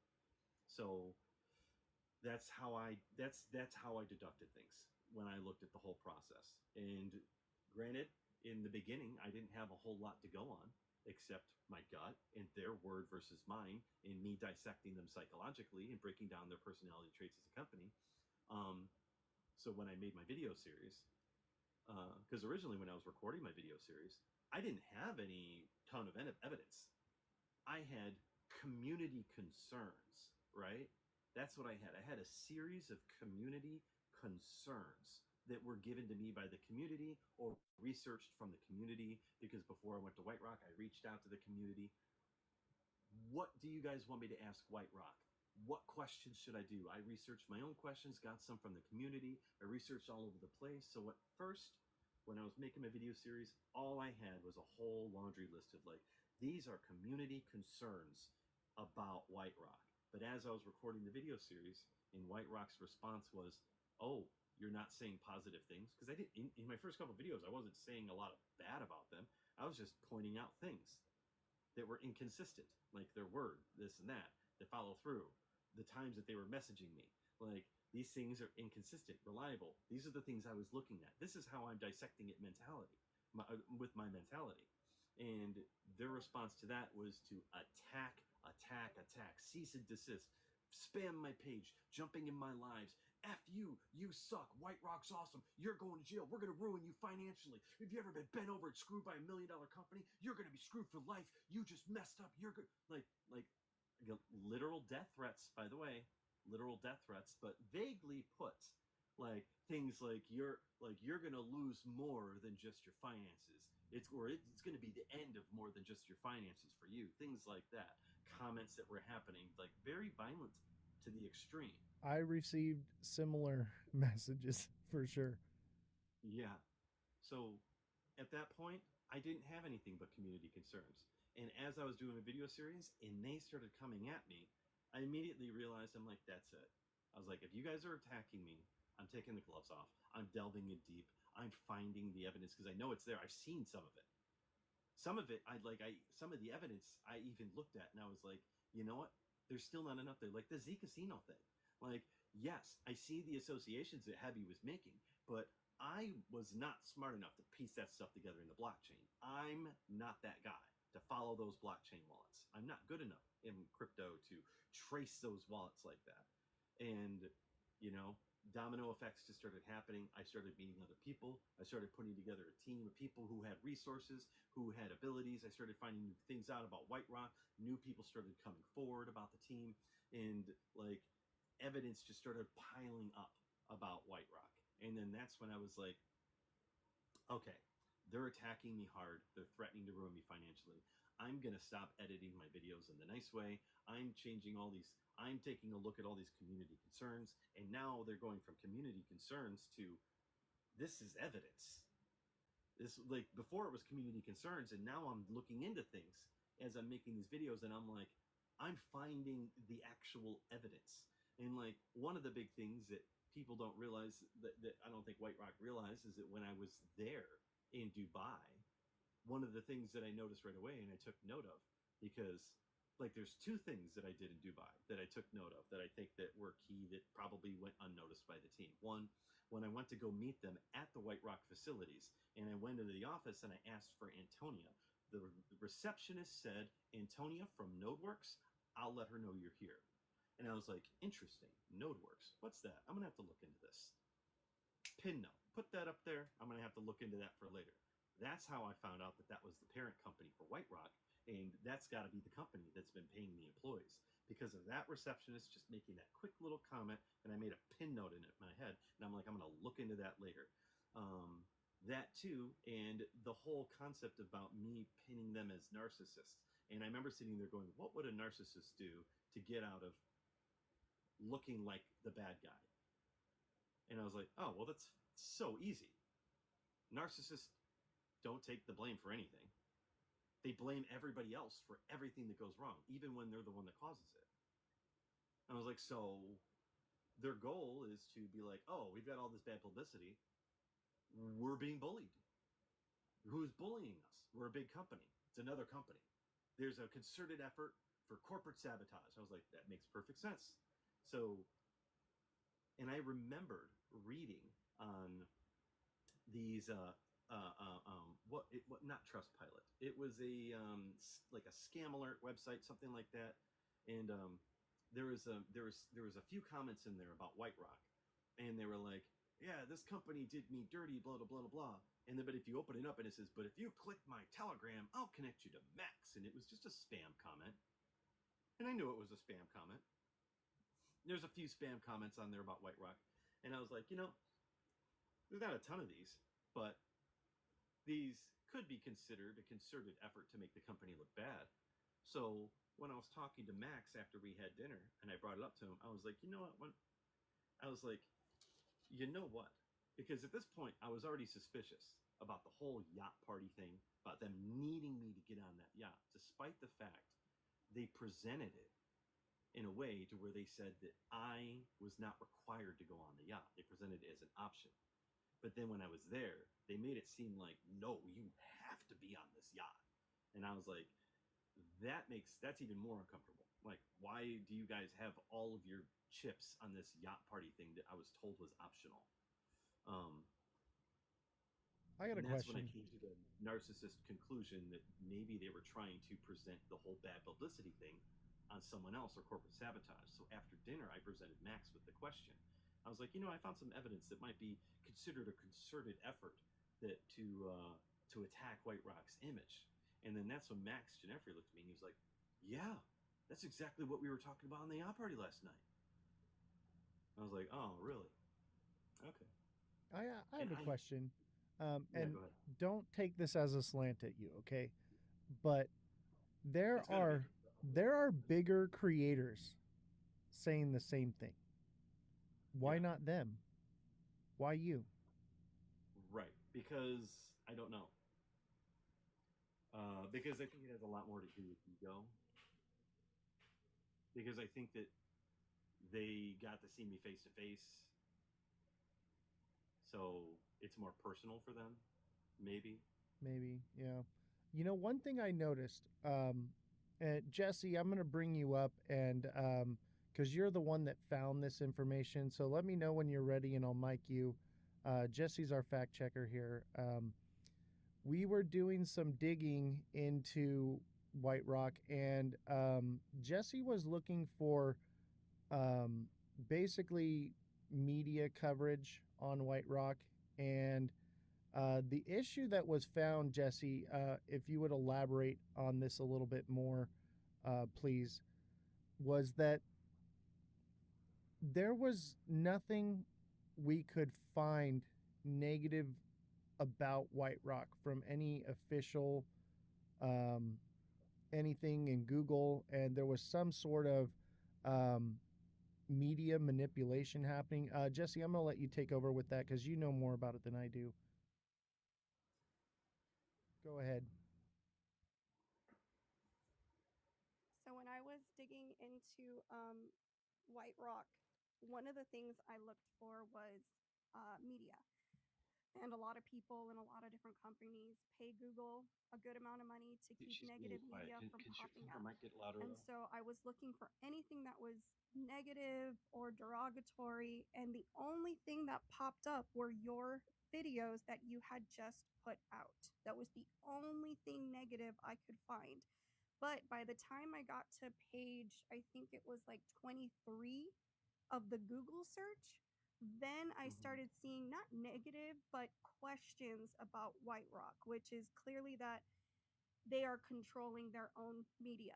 They're not allowing anything that they don't want being heard or said about White Rock, which is a big red flag because if it's a substantial and uh, you know, actual business that wants to do good things, um, why would you not want any kind of criticism? I just found it odd. Even on Twitter and like other social media platforms that aren't news, but people, say things on, you won't really find that either. Anything that's outright derogatory is just not there.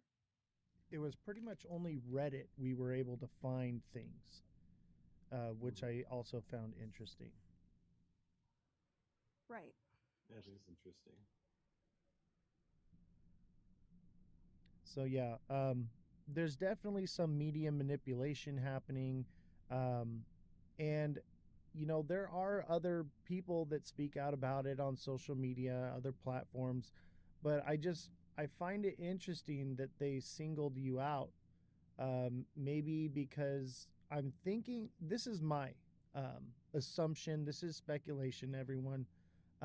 I think that they don't take this as a slant, but you don't have a million followers.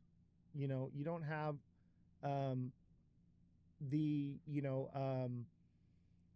like a professional agency backing you or something like that. You're the little guy, Yep, and so I absolutely. think they chose you to make an example of you. Maybe. What do you think? I 100% agree. I 100% agree. I think that they picked their influencers specifically because they were in they were in the right window of um what how would you word it? Like they were the right window to where, hey, this person's trying but they're not there yet, and we can be that next step for them and they'll be appreciative, right? And I think that that's what they thought was going to happen, and I think in a lot of that sense they were right. You know, I'm an influencer who's not huge, but I'm big enough that I enjoy the people that I connect with, and my videos do okay, and they do well, and I like my community that I've built, and I'm still working on it, and I'm building a lot. I think that they for sure thought that they were punching down when they picked me. And they did not expect me to show any kind of backbone or have any kind of integrity in the process. And what happens when you stand up against a narcissist? They get violent. And I'm you know what? And I know Wadi, people may did be you have tired of something me to referring say? to them as narcissists, but I'm sorry, but I think it's too accurate. Wadi, Yeah, did so if you guys don't mind me, and that daddy likewise, don't see it as I'm trying to discredit anything you said. Like I was just telling OC, I saw the red flags before White Rock even became, the issue that it is now with you, right? And I could smell scam for a mile away. So if they wanna come after me, whatever, man, bring it on. I'm pretty confident I could prove they are a scam. And not to mention, I do have an agent on speed dial that helped me out with my own scam that I went through, which is called 4Count. You guys could look it up. So, long story short, the thing that I do find strange, that Daddy, and this is why I say I see a little bit of inconsistency is the fact, like OC brought it up himself, and I'm by any means, man. Don't I'm not trying to be a jerk. Um, I was looking at your following, your pages, and all of that, and I'm thinking to myself, well, this guy is not even that big yet. I mean, could you become a big influencer? Yes, you have the potential. Obviously, you're here trying to do the right thing. So as long as you keep doing that, you'll be good to go. So in my time in this space, good God, if I could tell how many projects I've funded, and I'm talking about big projects as well. I don't know if you guys ever heard of Saitama, Terrarium, Shinja. I funded them all. And I actually hang around with big friends in the space, which were also some of the friends that were promoting White Rock, one of them being Jay Gagan. I know him. So my point to that is I kind of find it strange that they would ignore everyone else, but yet decide to pick on you, which, from my understanding, and I have no other way to say this, so please do not misunderstand me. I'm not trying to be a jerk, but from my understanding, you're still the small guy in the space, which makes you irrelevant. And that's the part that it doesn't add up to me. Like, why would the project go so far to the point to even pay your trip? You know, I was looking up at some of the Dubai tickets, and they're expensive, bro. Even if it's economy, why Right. would they take their time to go through all that trouble instead of just telling you, hey man, here's some hush money, or hey man, you know what? We want to bring you on board as an influencer, which that would make more sense to me than them go through the whole nine, bringing you out there for nothing, and at the same time, you come back empty handed. You know, that's kind of the conclusion we came to over here Well, as well. And I like don't understand not a this. not a slant at you, Dead Daddy, at all, but we were. My I mean, it's. question was, is I'm just trying to figure out what it is why that you? you're You know, trying to say. why did why did they choose you? Why would they spend all that money and do all those things? It's questionable to me, and um, uh, I just I'm kind of dumbfounded because it seems like Wadi said, they sounds like they spent about 10 grand on whatever. Why not just say, here's 10 grand, say something good I about mapped us? it out. You guys would have watched the videos. I mapped out exactly how much they spent. Okay, so I'm going to address this. So, and this is the best answer I'm going to be able to give you guys. I have no effing clue. The only answer I can give you is that I originally did a video on White Rock months ago, and I said I was buying in.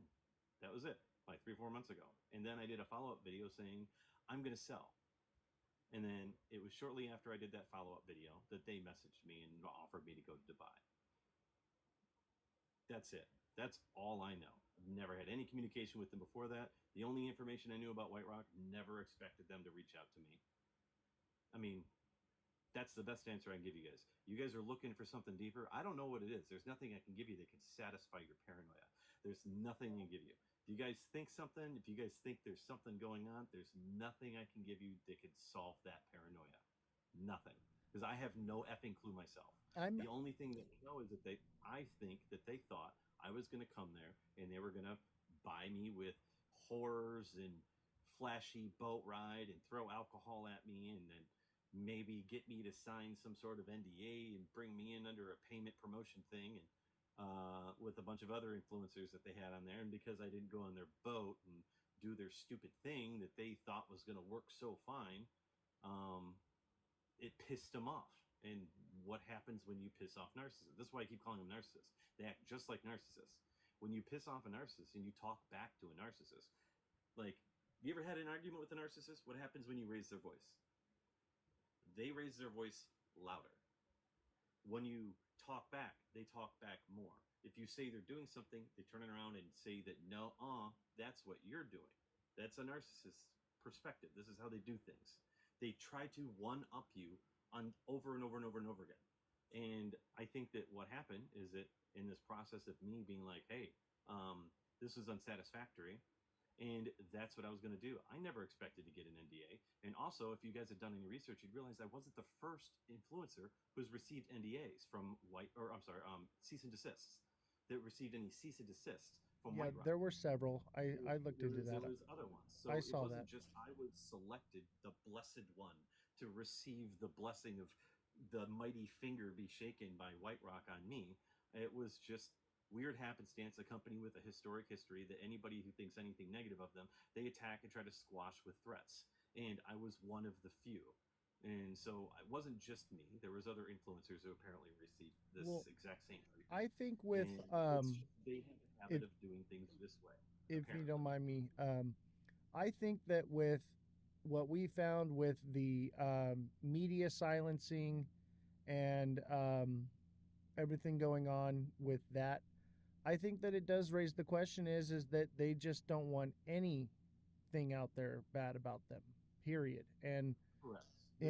So if you look at how they handled things, so if you guys had watched my videos, you would know that I addressed. I've seen every single one. With Zigzag, they have they have a cookie cutter system. They did the same thing with Zigzag. They did the same thing with C Casino. They did the same thing with Syncus. It's the exact same method. It's like a business model, like cookie cutter model that they do with all these rug pulls. They do the same thing. They promote a project. They offer a net coin follow up to the project, which is the rug pull coin.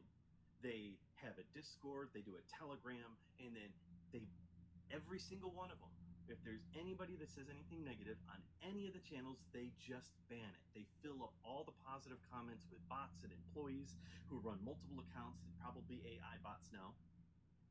And they do the same thing with every single project. They ban dissent. Every single. Did you guys read the block amends report? They talk all about this in the block amends report that I posted online, that was been posted on X. The block amends, the crypto forensics company that did the report on White Rock, they talk all about this entire process. The same thing in that report. And it's just a cookie cutter model. If anybody says anything, they block them, mute them, and if somebody gets too loud, they send them cease and desists and threats. It's the same thing with Syncus, Zigzag, Z Casino, and now White Rock. So it's not that they're doing anything new. They're just doing the same thing that they've always done. And I think that just by luck, I just happened to be the guy who didn't go on the boat, that didn't want to be in a position to where they tried shoving alcohol at me or forcing me, tricking me into signing something that I probably shouldn't sign. Right? You didn't play ball, so they went after you. Right. You were the only one that couldn't be bought, is what you're saying? And I said no. Yeah. And I think that's the thing that pissed them off the most, is the no. I think that's it. It's the no. The being turned down by me. The how dare you? Like, turn us down. So here, okay. I do have another. Or Waddy, you want to say something? No, go ahead. Okay. And don't take this the wrong way. This is just me being a journalist, okay? On that note, I'm just going to give you guys another. I got about 7 more minutes. I'll stay till. Okay, 9:25. I'll make this quick, okay? And I want you to know that the whole purpose of my show here is to look at both sides of the coin, okay? So don't take this as an attack at you. It's just something that I had noticed, and I want to give you the opportunity to be able to defend yourself, you know? So nothing but love here, brother, okay? You know how I interviewed you before, okay? Right now. Okay. Overwhelmed with love. Come on, brother. Hey, just this is what we do. We want to see both sides of the coin here, and we also want to look at the edge of the coin as well. All right, this is a analogy I use often here. Okay, and it's just good journalism, and this gives you an opportunity to answer this question yourself, without it coming from the horse's mouth. And I wanted to ask this question to you, and I felt like right now is the right opportunity, and because it's not fair to put these questions out without you having the opportunity to defend yourself. Okay, um, I the only and don't take this the wrong way, brother. We just have to do this, okay? The only real red flag I have with you and your story is obviously the YU, which we kind of speculated on. My other is let me how do I phrase this without upsetting you? Um, there's the possibility that maybe it's all a sham for attention, because I did notice you had teamed up with Caveman, and this is not a slight against Caveman either. We love everybody in the community, but these questions need to be asked and answered. You had Caveman had put out an announcement that he was going to be doing a live, and you and White Rock were going to be coming on the show together to talk it out. I showed up for the live, and I reached out to Caveman. And I said, "Hey, who's coming on from White Rock and whatever?" And it was misleading as like a PR stunt to get people to come watch, but there was no ever intention of having anyone from White Rock actually joining. Um, it was stated as though they hold on. It was stated as though they would be on the show. And then the fact of the matter was it was that, okay, White Rock is watching, so this is your opportunity to come up and state your piece. But it was a bit misleading. The way you worded that, where you said it was intentionally misleading and stuff like that, like nobody was intentionally misleading anything, for one. Two, the only reason I was doing these lives is because California Joe reached out to me and he said that the community was trying to come together to support me. Because initially, whether you understand it or not, this was actually, especially in the very beginning, an extremely scary time for me because I've never received cease and desist on one. Two, I've never had the voice of a company that has millions of dollars behind their back breathing down my neck, threatening to ruin my life financially. So yeah, this is not a fun fucking time for me, and it hasn't been at all. And I really appreciated the fact that California Joe was trying to organize some community support, and mostly Brooke Odyssey.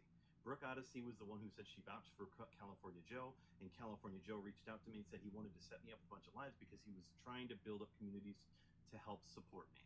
And then, which is why I almost didn't do the live, because when I got the questions from you, it was nothing but an interrogation and a breakdown questionnaire. And I was like, I was told by everybody that this was a community support, and I'm going through a hard time dealing with all this crap emotionally. And I don't feel like being grilled or having a pro White Rock shill who I thought maybe you were then. I don't think you are now. But I, like, in the live interrogating me, making me feel worse when I'm just trying to not feel like shit at the moment. I didn't organize any of those lives. Those were all organized by California Joe. I was busy. I didn't know, literally, I didn't know anything about them reaching out to White Rock until like the night before or the day morning of. And the only reason I found out about it is because somebody even left a comment on my ex saying, "You're going to be doing an interview with White Rock." And I was like, "I am?" I was like, I had no clue that they were doing this, but I was like, whatever. And I remember responding to the comment being like, "Well, whatever. Let's see if they show up." Just took it with stride. So yeah. And you can look at it like it's a PR stunt. You could be critical, and you guys can look at this like, hey, this makes us critical. This keeps us Yeah. this keeps us as critical observers, and this keeps us as the level-headed guys in the crypto field. But right now, I don't look at you guys that way. I think you're being overly critical for the sake of being overly critical to keep your image, and that's my perspective. And you guys can take that how you like, not meaning it as an attack. Take it with the best intention. That's my perspective right now.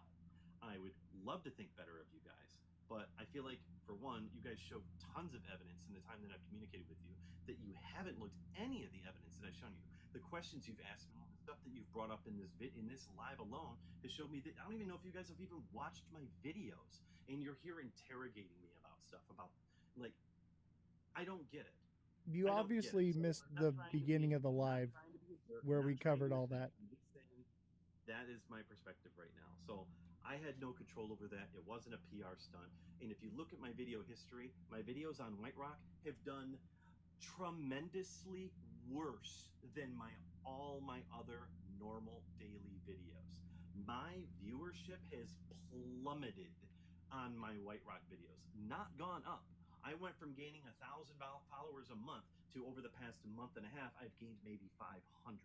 Actually, I was gaining like almost 2,000 followers a month, maybe more sometimes. Now I've barely gained 500 in the past month and a half. This whole White Rock series has killed my channels, has killed my monetization. I'm making shit money off of my videos right now, where I was making decent money before. So your guys' perspective, where it's like, I understand you're trying to be critical, but it's like, you guys really need to look harder before you start delving in and start coming to paranoid conclusions that do nothing but tear someone down who's literally going through a hard time. And I'm here with a good faith to get to know you guys and have a good time. And I'm just not. I'm sorry. I appreciate you guys bringing me on here. I would hope in the future that we can communicate better and things go better. And I have no hate for you all at all. Wadi, I don't hate you. Oz, I don't hate you. I just think that this could have been better, and I hope in the future we can have a better friendship. Let You me guys have just, a good night. before you go, I'll listen. let me just say that. Okay. Just listen, okay? Um all of these are recorded and posted onto YouTube. I feel like maybe you missed the beginning half of the live before you got in, and we addressed all the White Rock part, okay? And we talked a bit about it with you here, but we had already covered most of that information. And so I know it seems like an attack on you. It's not. They're just questions that not only that I have, but the community has reached out to me and asked me certain things, and I'm like, okay, these are questions that need to be answered for the people, and it's not a, like I said, it's not a slant at you. It's so that those questions that the community is asking can be answered, and it can come from the horse's mouth, because those questions can only be answered by you, and somebody has to ask the tough questions. And I don't, Yeah. and that's why I made sure that I was very careful about how I asked you, and that I let you know that I was not there to attack you, but these questions did need to be answered. And please do not take it as any slant towards you. They just, that this is where we're at in So this whole situation, and we need to be open to it. Yeah, Jesse, go ahead, so Wadi. OC, if yeah, if I may, see, this is the problem that I have. You know, I really am the unbiased opinion guy here, right? Like, I barely know him. So if he sees, like, one of the things that kind of point just literally hit me when he was talking is like he got fired up when we asked the hard question. And in my experience, that's actually a bad thing instead of being a good thing. And I also noticed when we press him with the hard question, he usually got only 5 minutes, then he got to run and all of this. And I'll be completely transparent. Could it be a PR stunt? No offense. If I am wrong, God forgive me. Yeah, because you know what? You are going on different influencers live stream with all type of audience, and they are listening to your story, and you are gaining followers. So that's me being unbiased and keeping it real. Yeah, The only reason I asked the tough question is because the community is asking it, and we need the answer, and um, to get back to you, Dead Daddy, I understand the lack of viewership and the lack of traction in your show. TikTok changed their algorithm in August, and every creator is struggling. Okay, every creator is struggling. Um, so it's not just you because of White Rock. It could be, but there are some major issues happening with TikTok. So we all feel it as creators here. We all feel it. Okay. And it's not about attacking you whatsoever. It was about giving you an opportunity to answer the tough question because we're journalists here. Good journalists ask the tough questions that the people want to know. And it's not anything towards you. That's why I said, hey, man, from the bottom of my heart, this is not a slant against you. This is not an attack on you. This is just what the question that the people want answered. Anyway, I hope you don't see any of this as ill will, okay? And don't take that negatively, um, because I do believe White Rock could quite possibly be a scam. There's so many red flags, and we addressed all of that in the beginning of the live. And I feel like if you had seen that, you would have maybe not felt so attacked. Just know from the bottom of my heart, there is nothing, no hate, no anything, nothing personal. This is just what I do. You're not the only one, man. I drilled White Rock the same way, and any other news publication or story that I look into, I do them all this way.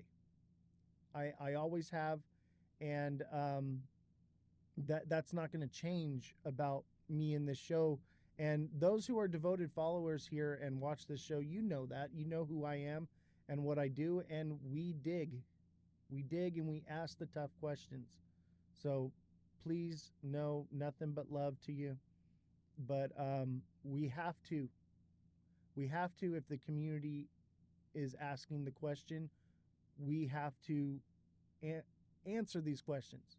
And you're the only one that can answer that question because nobody's asking it to you directly.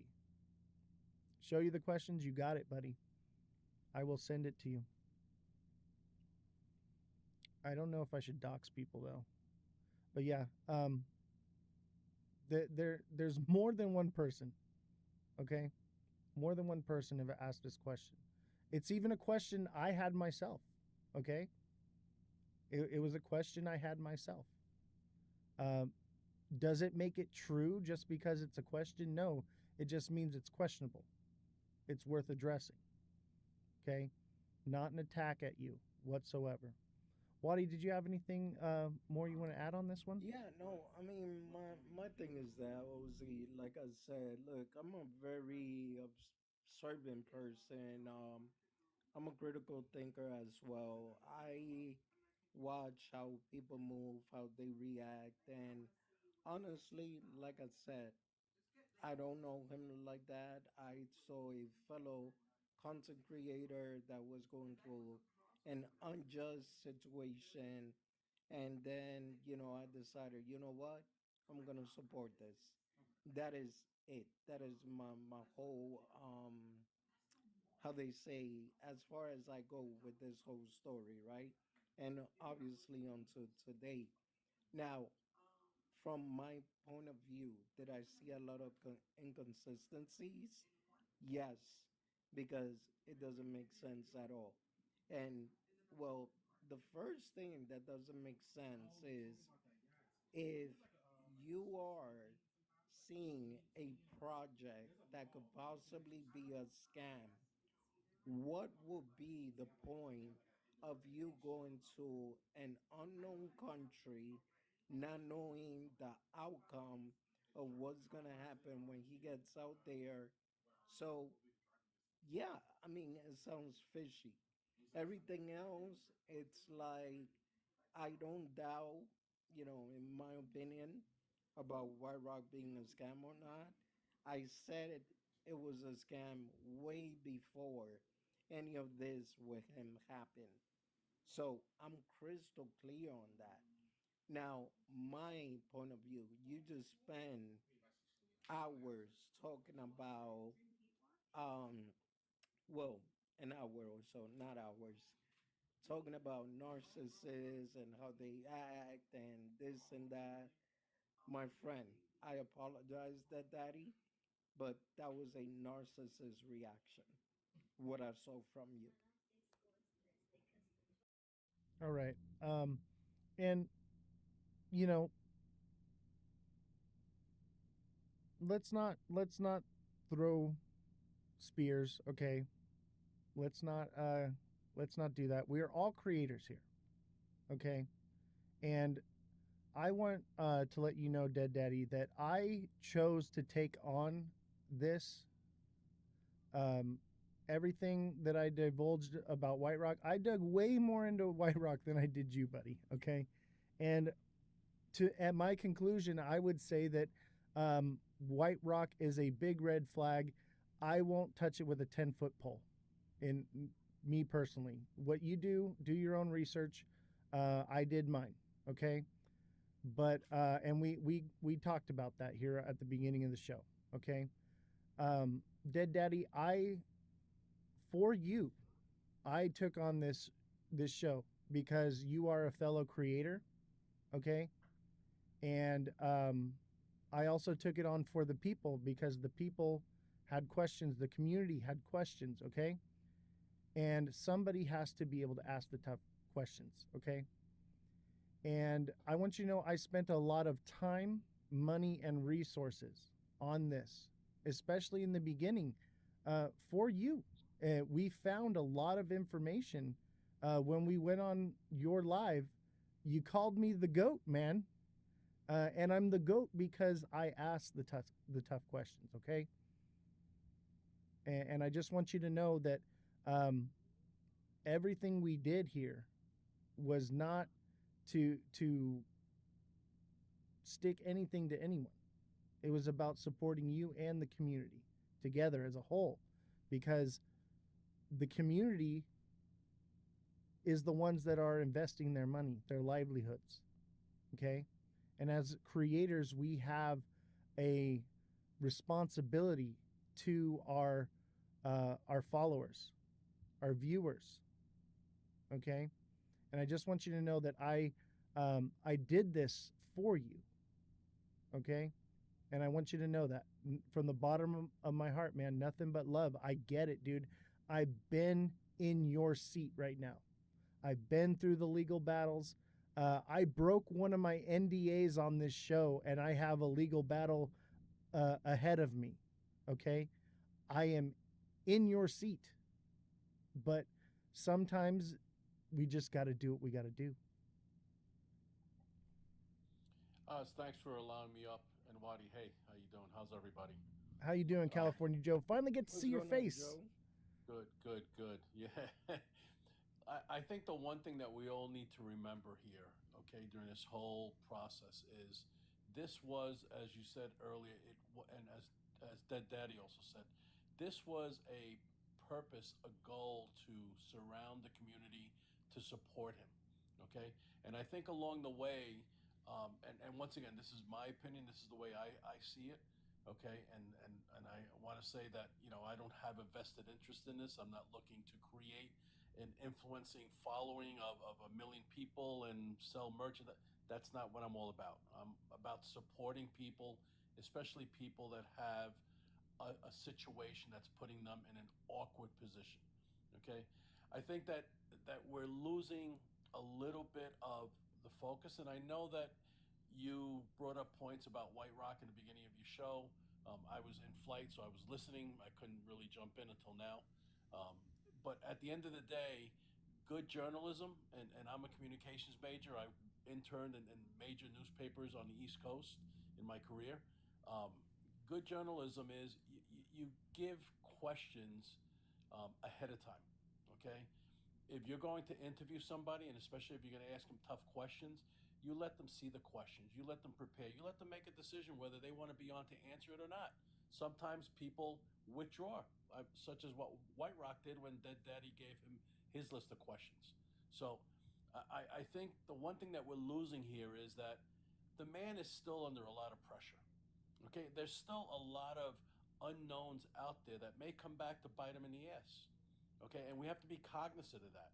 We have to be compassionate of that. If we're truly trying to be a community to support each other, we have to be cognizant of that fact. Okay, and the fact that he gets upset, listen, I would get upset too. Okay, you know, when you're hit with something that's unexpected, your first reaction is shock. Okay, and people present that shock in different shapes and forms. Okay, so we can't criticize him because of the fact that he got upset at something that was being asked of him, or something that made him feel uncomfortable, or something maybe that he was afraid to talk about.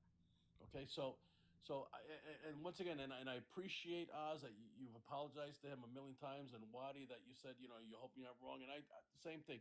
My whole goal in this was to take an idea that Brooke and I discussed with some other people on an influence stream, and support one of our own. Okay, and if there are tough questions to be asked, I mean, Oz, I've seen you reach out to him and say, hey, DM me, call me, talk to him. I've talked to him. Okay, I've spoken to him. I've asked him whatever I needed to ask him. He's told me whatever he's needed to tell me. Okay, so I think that that would probably be a better approach. Okay, and then you can bring him on your show and ask the question, so that way at least he is prepared. And listen, when you talk to him initially, you'll be able to tell because of your experience whether he's telling you the truth or he's not. Okay, so at that point, then you can make a determination. But I think right now, I think there's a major misunderstanding here.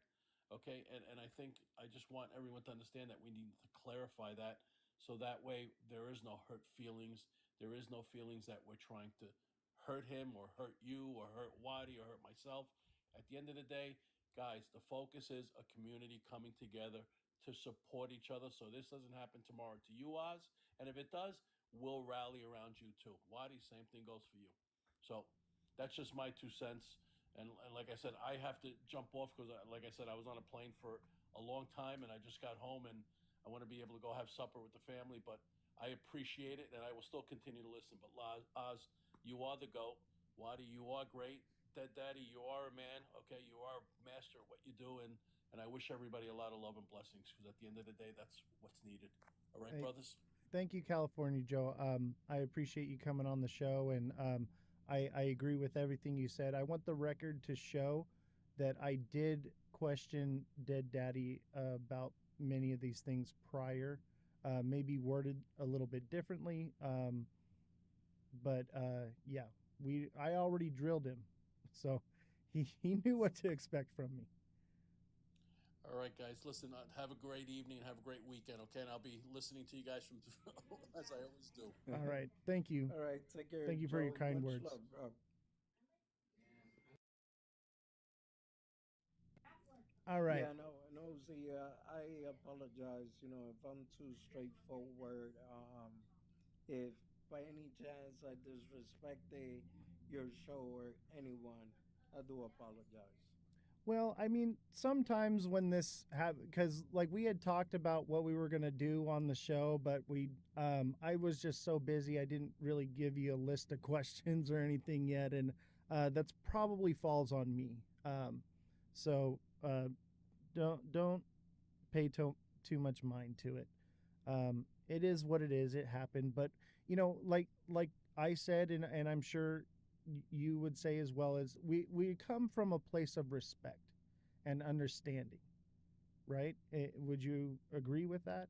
This all comes Yes, from a place of respect. 100%. Yeah. Yes. And you know, I'd asked these questions already. Okay. You know, there nothing new was brought up. Okay. So I think maybe more or less you may have taken a little bit of a low blow, but I understand why. So it is what it is. Let's let it be water under the bridge. There's no reason to create tension, especially amongst creators. Like California Joe said, we are a community. We need to be working for each other here and uplifting each other. And that was the whole purpose of this. But unfortunately, sometimes the hard questions have to be asked and they have to be addressed. And I wish that it had gone down a little bit differently. Did not happen the way I expected it to. And that's why I was very careful and tried to explain that, like, hey, don't take this the wrong way. You know, he knows how I am. Okay. Everybody here in the chat that watches this show knows how I am, that when I investigate things, I ask the difficult questions. But I did not intend to be mean or anything like that. And these questions were already asked. These questions were already asked. He already knew what where I was going with this, you know? So, thank you, TikTok seller. Appreciate you. Yeah, I deep dive into things and I ask the tough questions. That's why my audience watches this show, is because I'm not afraid to do what needs to be done, not just in the name of journalism, but in the name of the community, the people that watch the show. They're the ones at the end of the day that suffer when there's wrongful information put out. They're the ones, okay? So, Yeah, Uzi, there's a question for you. Yeah. Since this is your show, Real XRP Wifey said, I'm interested to know what were the questions. What were the questions? God, I have a whole list of them. I asked him. I had a whole list. I drilled him. The first time I spoke with him, I drilled him on everything.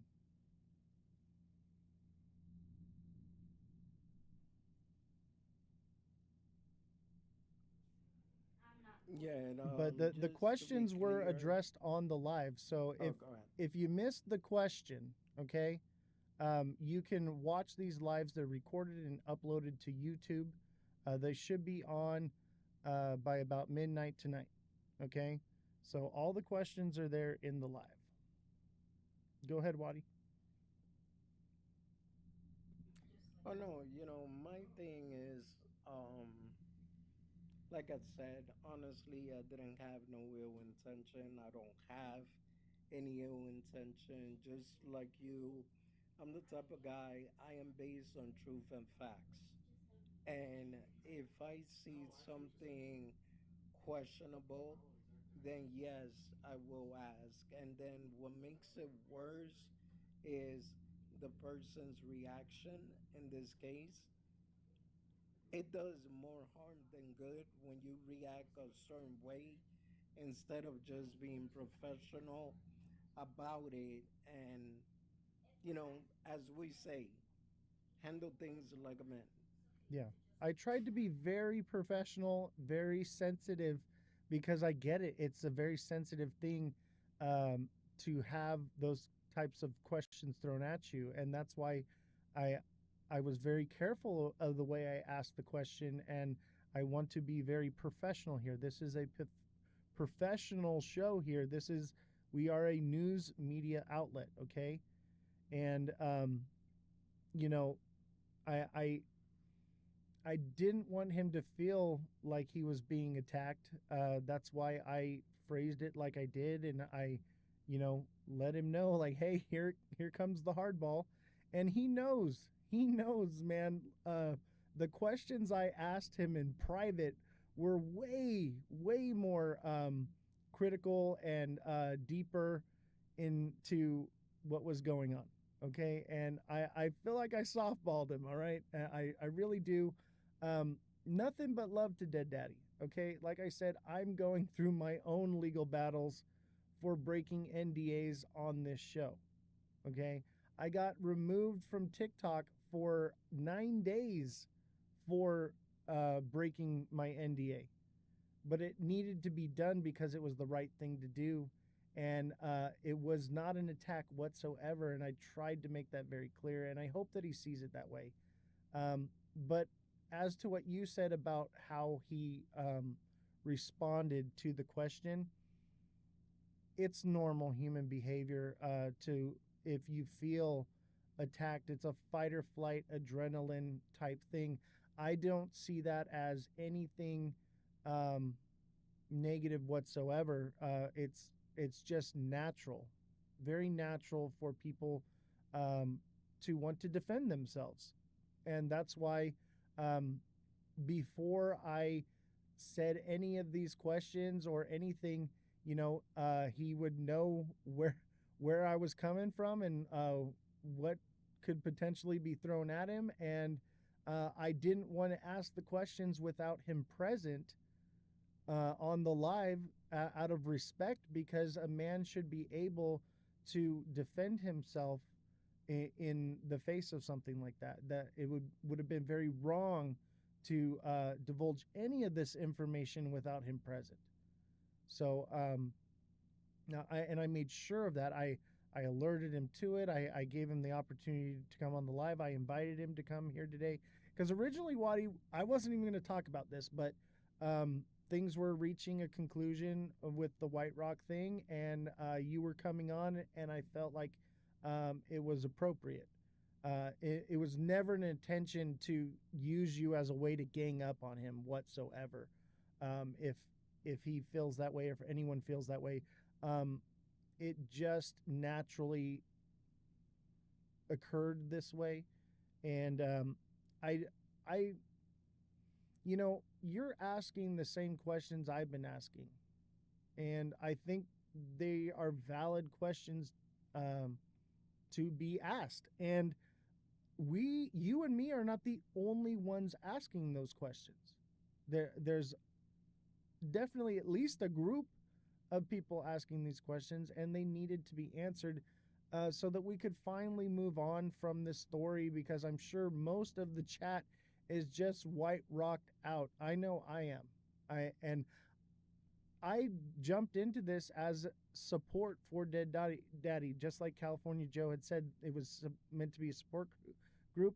I spent a lot of money out of my own pocket to get to the bottom of these things, because not just for Dead Daddy, but for the people, because the people, they're, at the end of the day, this shows aren't about you and me as creators.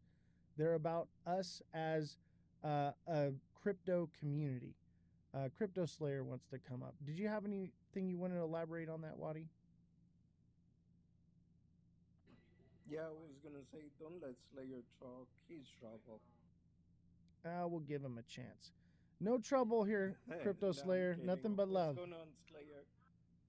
No, I know I jumped in late, and I think a lot of people are just confused because it sounds like that last question was the question that kind of, I mean, I wasn't here from the beginning, so I can't speak from the beginning, but I just would like to clarify. It just kind of seems like that last question about that other live with the other content creator um, just seemed like it was, to me, coming into the live was reaching for, I don't know if there were, you said it was like a publicity stunt. Here's the thing, brother. I don't know how long you've been in the space. I'm a little guy in the space. I don't really consider myself a journalist, a content creator, an influencer, all of those titles. I come on a space because I want to say something and get answers to stuff. When I hold my lives, I'd have 100+ people in my life, bro. When the markets are down, I'm gonna tell you, viewerships go down because nobody likes to look at their portfolio. That's just the name of the game. And so if I think that was a stretch for whoever's live who was gonna go on. I don't want to mention people's names because I'm not that person. But if they were reaching to get more gifts or more viewers or followers, people are going to follow you for your content, your personality, your creativity. No matter what you're saying, you can shill a meme coin and people will follow you if you shill a meme coin and you have that charismatic personality that you can relate to your audience. That's the vibe in the space. So I just wanted to say that a lot of people were saying they were kind of confused on what the hard questions were. The only hard question that I got was that last one. And that's where he kind of took offense that why would I go do that? I've jumped on Dead Daddy's lives. He's never brought me on a panel. I love the guy, but here's the thing: he would have 200, 300 people on his live, and viewerships are down because portfolios are down. It's not a publicity stunt. Everybody wants to get a hundred plus people on their lives. They want to get their gift out. If you're monetizing your situation, then that's your goal is to monetize your situation or your influence or your creativity with your community of people that go when you go on live. So I just saw that last question. It kind of I think kind of rubbed them the wrong way because that was a stretch to me in my eyes that they would do it for publicity stunt. Who is going to be a guest on or whoever he's not. I'll pop into everybody's live, give you some gifts, say hi, and maybe if I got a few minutes, I'll jump like I've been on in your live, Oz. Waddy, I go on your lives almost daily. I'll go on to Dead Yes, Daddy's sir. live. But everybody's viewerships are down, so I think that was a stretch. Yeah, well, I that's wasn't here for something the that I very had hard question at the stated, beginning. Crypto Slayer, is that everyone's viewership is down, especially in this space for sure. Um, and I addressed that and basically said everything you said. I get what you're saying about that question. It was it it was a tough question, and I tried to ask it in the nicest way I could. When I spoke to him privately, I did not ask it as nicely. That's for sure, and that's because that's what I do as a journalist is I ask the tough questions, but I did not blindside him. I want everyone to know that. Um, so that's the main thing here is, and do I believe that to be true? I'm not going to speculate on that whatsoever, but the community is asking those questions, and my job is to get the answers to the questions. And I felt like coming out and asking, he'd been asked before, he knew how I was going to be. That I drilled him hard, okay? Um, and I'm not here to do a softball interview or anything like that. That wasn't what it's about. It is about um, supporting other creators, but it's also about getting the answers to the tough questions. The answer could have been easily just no, I would never do that. But obviously, like I said, it's an adrenaline thing. It's a fight or flight thing. It's just human nature. I get it. Um, but I in no way blindsided him, uh, and I wanted to make sure that I asked the question not without him present in front of the community because it did not feel like the right thing to do without him there to defend himself. Okay, so the only thing I gotta say, OZ, and from my honest opinion, I don't think you did anything wrong whatsoever. You mentioned you are a journalist, right? So, what is the main job of a journalist? Is to bring out the facts and the truth. So, my issue became an issue when he started getting worked up and started seeing it like we were literally setting him up for an attack.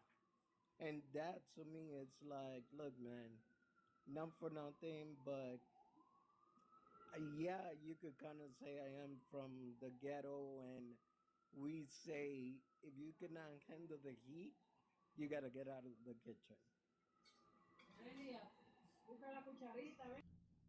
Jesse, did you want to come up and say something? It sounds like you got something to say. You want me to mic you? But yeah, nothing was intended to be, an attack. The never was intended to be an attack, and when I had drilled him on all this stuff prior, I had questioned myself as a creator if I should even ask that question in public. However, as a journalist, I felt like it was what I needed to do, that it was the right thing to do, and that if it wasn't true, it would be brought to light. You know, it would give him the opportunity to answer the questions that I'm not the only one asking that question. It is a massive community here of people that are wondering these things. All right, Jesse, I'm going to bring you up on mic. Go ahead.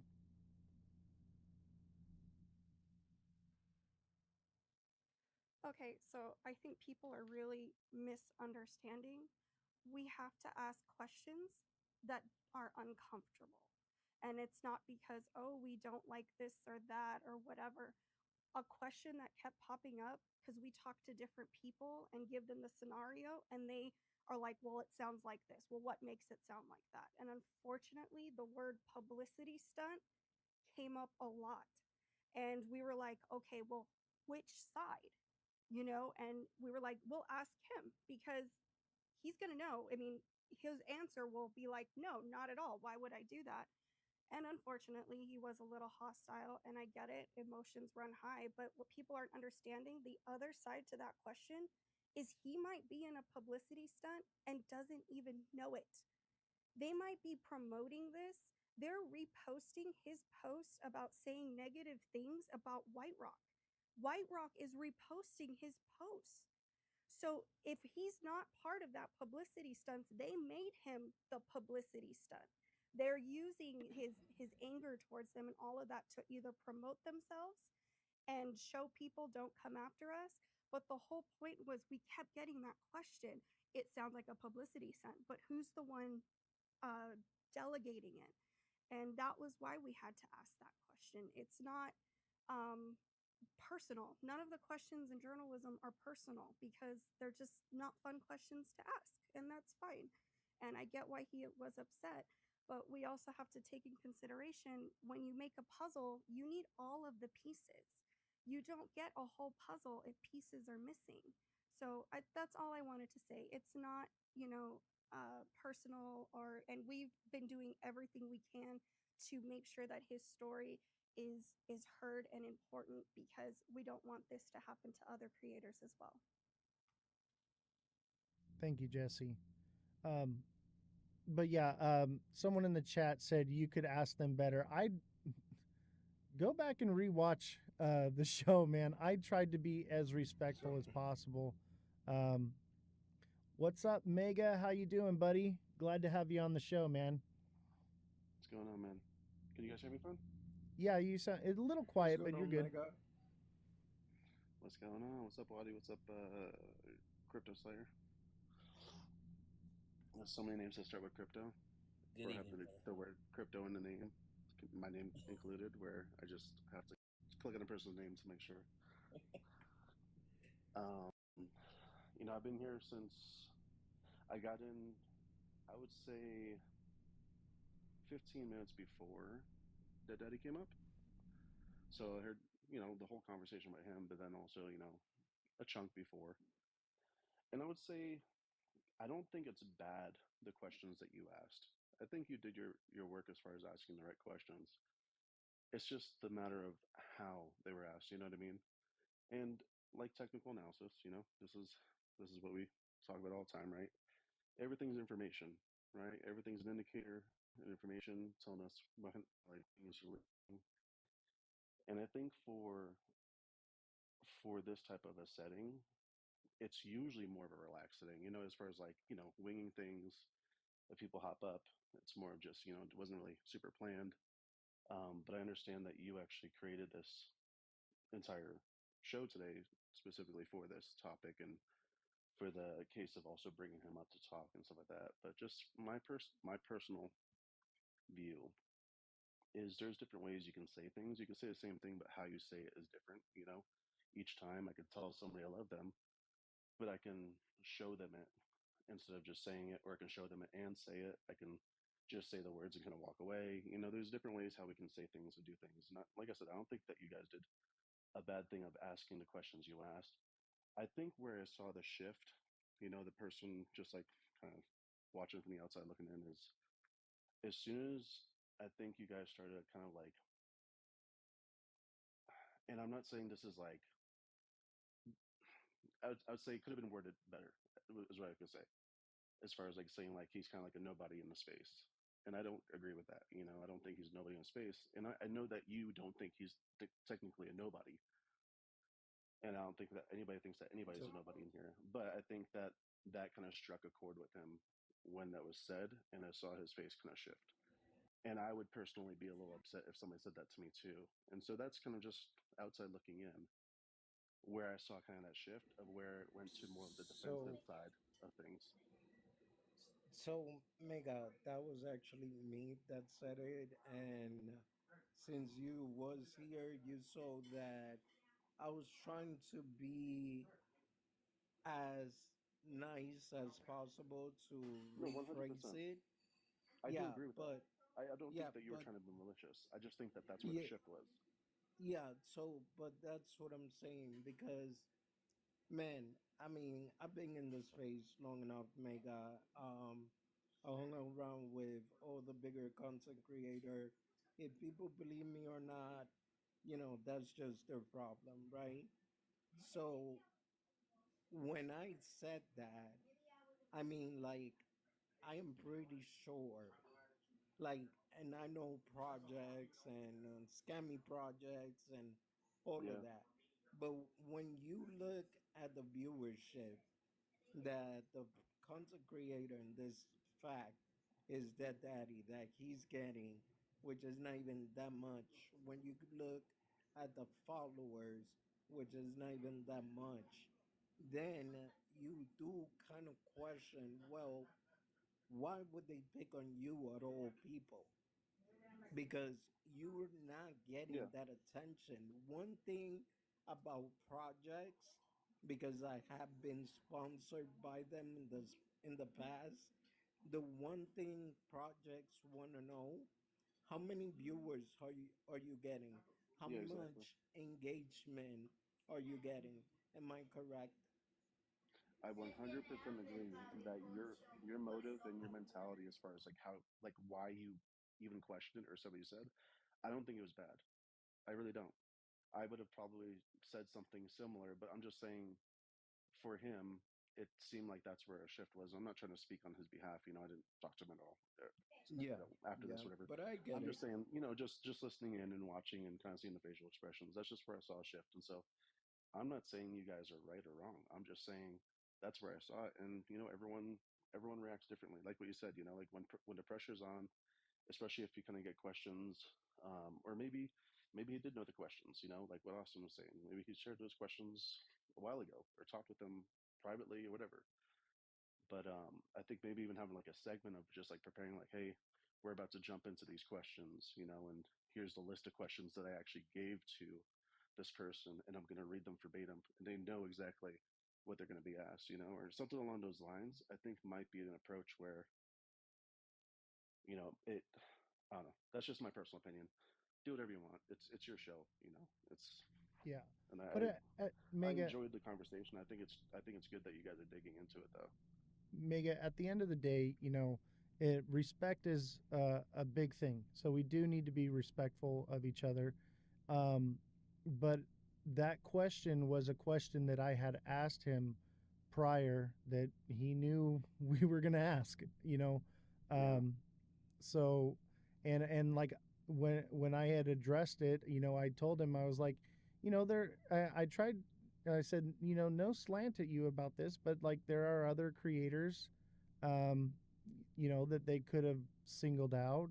And I also gave my speculation as to that. My answer to that question is maybe it was because he didn't have a major agency supporting him or something, and that it was Yeah. the I perfect completely agree. person to single him out. So Even he agreed with that too, yeah, and like he was even agreeing with that too, and that's why I'm saying I'm like listening in. I don't think you guys asked the wrong questions. I think you're doing a great job, to be honest. But I'm just saying the way he received it. I think you know it's like when you're talking with somebody, especially like a spouse or a significant other. It's like you could say something, but it's like what did they actually hear? You know what I mean? And so I'm thinking more of the psychological side of it rather than the actual factual questions in the moment but more so where that shift happened, where maybe he felt a little more defensive and like, I don't want to be here for this, you know. And I would be a little offended too myself, you know, if someone was saying those things about me. You know, it's just a natural reaction, like you said before, to want to defend yourself. And so I that's just my personal opinion. You know, do whatever you want to do with it, but I just agree with sharing my you thoughts. 100%. And, you know, I tried, and that's why I took a few pauses before and tried to assure him, like, hey, like, we're in your court, you know, like, but these questions are being asked. We need to get them answered. Um, but you're right. People don't want to be asked the hard questions. And it's just human nature. And I don't. I Yeah. think you're I think you're right. Even when you Like, ask me questions about book stuff, you know, I'm sorry to interrupt, but you brought me up to talk about my book the yeah, other day, and even then, it's still like, oh, he's asking me questions about this. I need to make sure that I know what to say. You know, yeah, like even then, you know, even if it's something you know or that's not even like controversial, like sometimes for me, I just get nervous, you know. yeah. But anyway, what were you saying? I forget. Sorry. Oh, I remember now. I remember. Uh, you know, I agree. You know, with maybe rewording things, but in hindsight's 2020. And like you said, you know, when you're on the spot up here, even I'm on the spot asking that question. I'm like, how do I say this in a Yeah. way that I don't agitate him or hurt his feelings or you know what I mean? It's like, so it's actually it's difficult to be asked the hard questions. It's also difficult to be the person on the other end I asking it agree, as man. well. And it's very hard, and these questions were not fun, easy No, it's not easy. questions. Not easy. Yeah, and chat. I want you all to know this, that like I tried very hard to ask these questions in the most respectful way because I do respect Daddy just as a creator. What it takes to be a creator and what it takes that you go through, the emotional, um, just and everything about it, it is very draining on you mentally to do this. And Omega, I'm sure you know that. Wadi, I'm sure you know that. Any creator here is going to agree with that sentiment. There are times where I literally break down in tears because of one dude in the chat. You know what I mean? Mm-hmm. It's difficult. It's very difficult. Look, I don't think that, and this is just my personal opinion, obviously, my own speculation, talking for technical analysis, is I don't think that Dead Daddy has any kind of ill will or any kind of intent to do anything to deceive people. I just think that in the moment, and um, I don't think he was necessarily acting narcissistic. You know, I just think that he was feeling pressured, especially maybe insulted in that moment. You know, and I along agree. with that, I would feel in that moment myself. I would be like, "Dang, man, you know, I came on to just have a conversation and answer some questions. You know, Right. feeling That's like I'm why being insulted now. You know, I never even addressed the narcissism part, and my goal in this show is I don't take any stance. Um, I will speculate on circumstances and what so on and whatnot, but you'll never know where I lie on this one. Um, so that's the whole purpose of this show is it's up to the viewer to make that decision. We actually had a back and forth with the fact checker and one of the people in the chat, a longtime viewer, where we had some disagreements, and they were like, "You need to take a side, and you need to do this." And I'm like, "That's not what I do. I'm not here to take a side. yeah, I'm here to give you the information, and you pick your side." yeah. Yeah, I'm not about like forcing people into like submission, you know. Like, you have to choose this. And that's why I'm also coming on here, and I appreciate you bringing me up. It's I don't care how many followers I have or anybody else has. It's your show, it's your platform, your community. And so I want to and so that's why I'm also trying to say the things I'm saying in a way where I'm still respecting you and your platform and your community while also just at least sharing what I kind of saw from the outside looking in. You know what I mean? Oh yeah, dude. I'll tell you what, Mega. When it comes to being a creator, you are my mentor. Um, I will always digress to whatever Mega says. Mega is the gentleman of the crypto space for sure. And we talked about this before, man. Like, there were a few times where I was having a hard time with, dealing with bad actors in the chat and stuff. And I reached out to you, and I didn't. You were live when I reached out to you, and I hopped into your live, and you answered the question before I could even answer it. And I really respect you, by the way. Maybe I put you on a pedestal or not, but dude, nothing but respect to you, Tear me man. down. Say something mean about me now. It has to be a sandwich. Mega likes to eat cookies, a lot of them. That is actually a very downside about me because I always crave them. I'm not even joking. Most days is a struggle just to get without having a cookie. That's Well, awesome, the man. first time I met Mega, I got a message, "Hey, how's your training going?" And yeah, you Let's know stop how me. that went. It's not me. I was Did you send me actually all your lucky crypto enough. to invest? I was lucky enough to get Mega to actually message me before the fake Mega, because I'd have been talking to the wrong guy. I think that's one of the biggest downfalls of TikTok right now, and I think it's like my conspiracy. Do whatever, just kind of let it all be, and then they just kind of have the overall statistic numbers to kind of push out there and get people to invest and whatnot. So I think that's kind of one of the biggest downfalls is people can impersonate anybody, and there's so many people getting scammed. Yeah. There could literally be a class action lawsuit being formed right now if we really want to. Ooh, get me on, sign me up. I I'm just not gonna got my check organize from that. the forum, dude. I'll take it.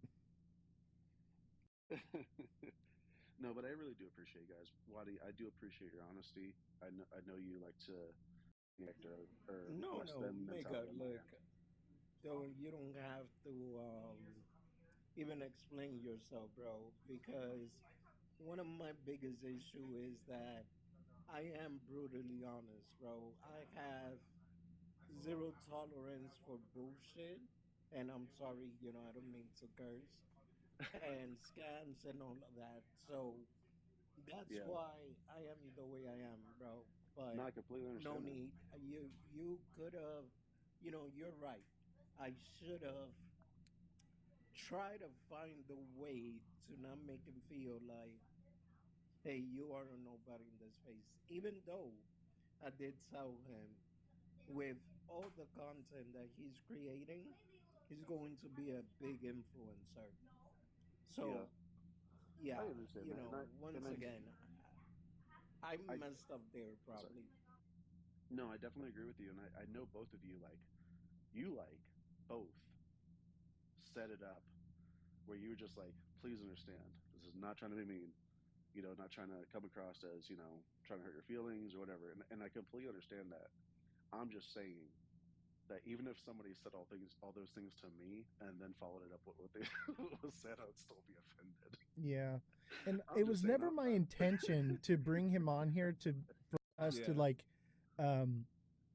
jump on him, like team up against him or anything like that. And I feel I feel like that's more or less maybe what he might have felt. I never intended that, and I probably should have.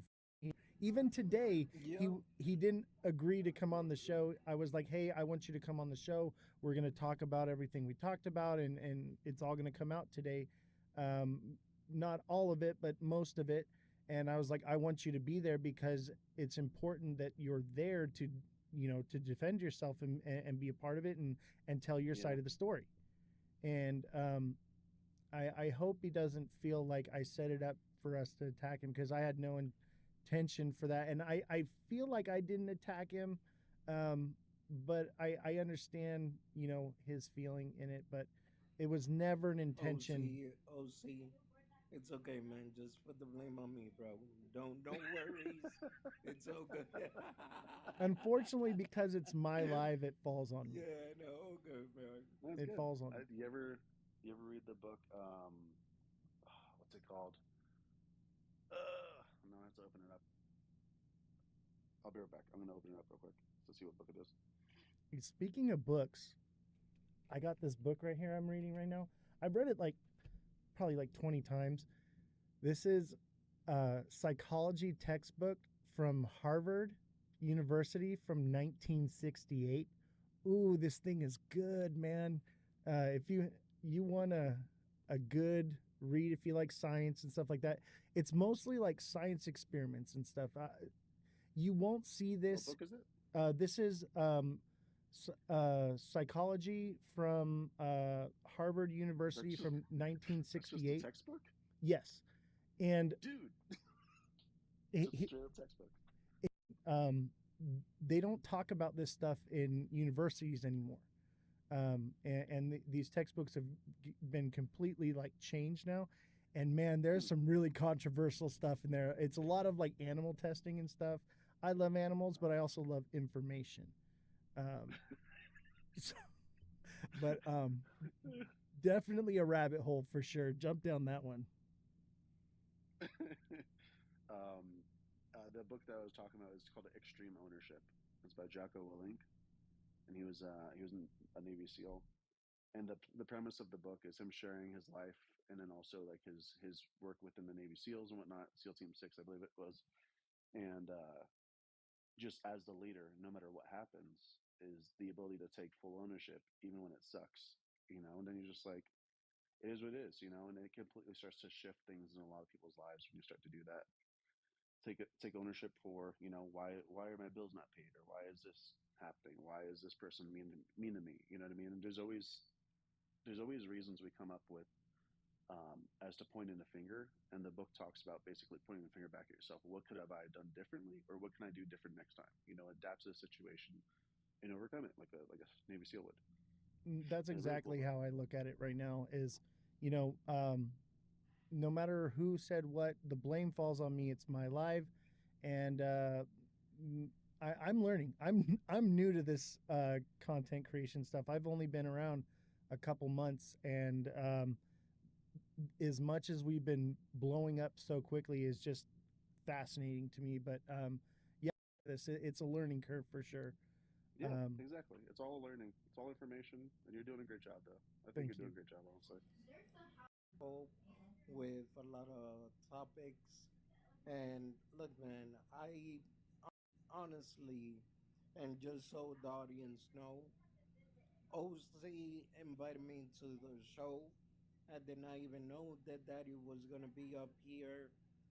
I thought it was a solo interview. That's what I thought. So, just to be clear, this was not a planned situation Yeah. or anything Yeah. like that. As far as I knew, Dead Daddy wasn't coming on either. He told me that he wasn't going to be able to make it, but he would be listening. Mm. So, and then he jumped up. Oh, it's Hey guys. Bullish Babe. Hey, Hey Bullish guys. Are Babe. you How are you? dancing on top of your desk? Dancing on top of my desk right now. I'm laying on the couch in pajamas. Totally Where's opposite. Cosmic? Let's make it a party. Where's Cosmic at? I know. You know what? I'll invite him right now. I don't know if he's up, but I'll invite him. I just wanted to say something. You know, when Mega was talking about, the TikTok and how many copycats there are and stuff like that. You know, we're in a space that we think we know each other, but we really don't. And I think at the end of the day, you have to ask those hard questions. And I Oreo that they did. And watching this whole thing unfold, they're getting a lot of publicity from all of this. And what I was saying in the chat is that, when you get bad publicity, and you have a lot of strong followers, all that does is it makes your strong followers double down, right? And defend you. Exactly. And I think that's what it did.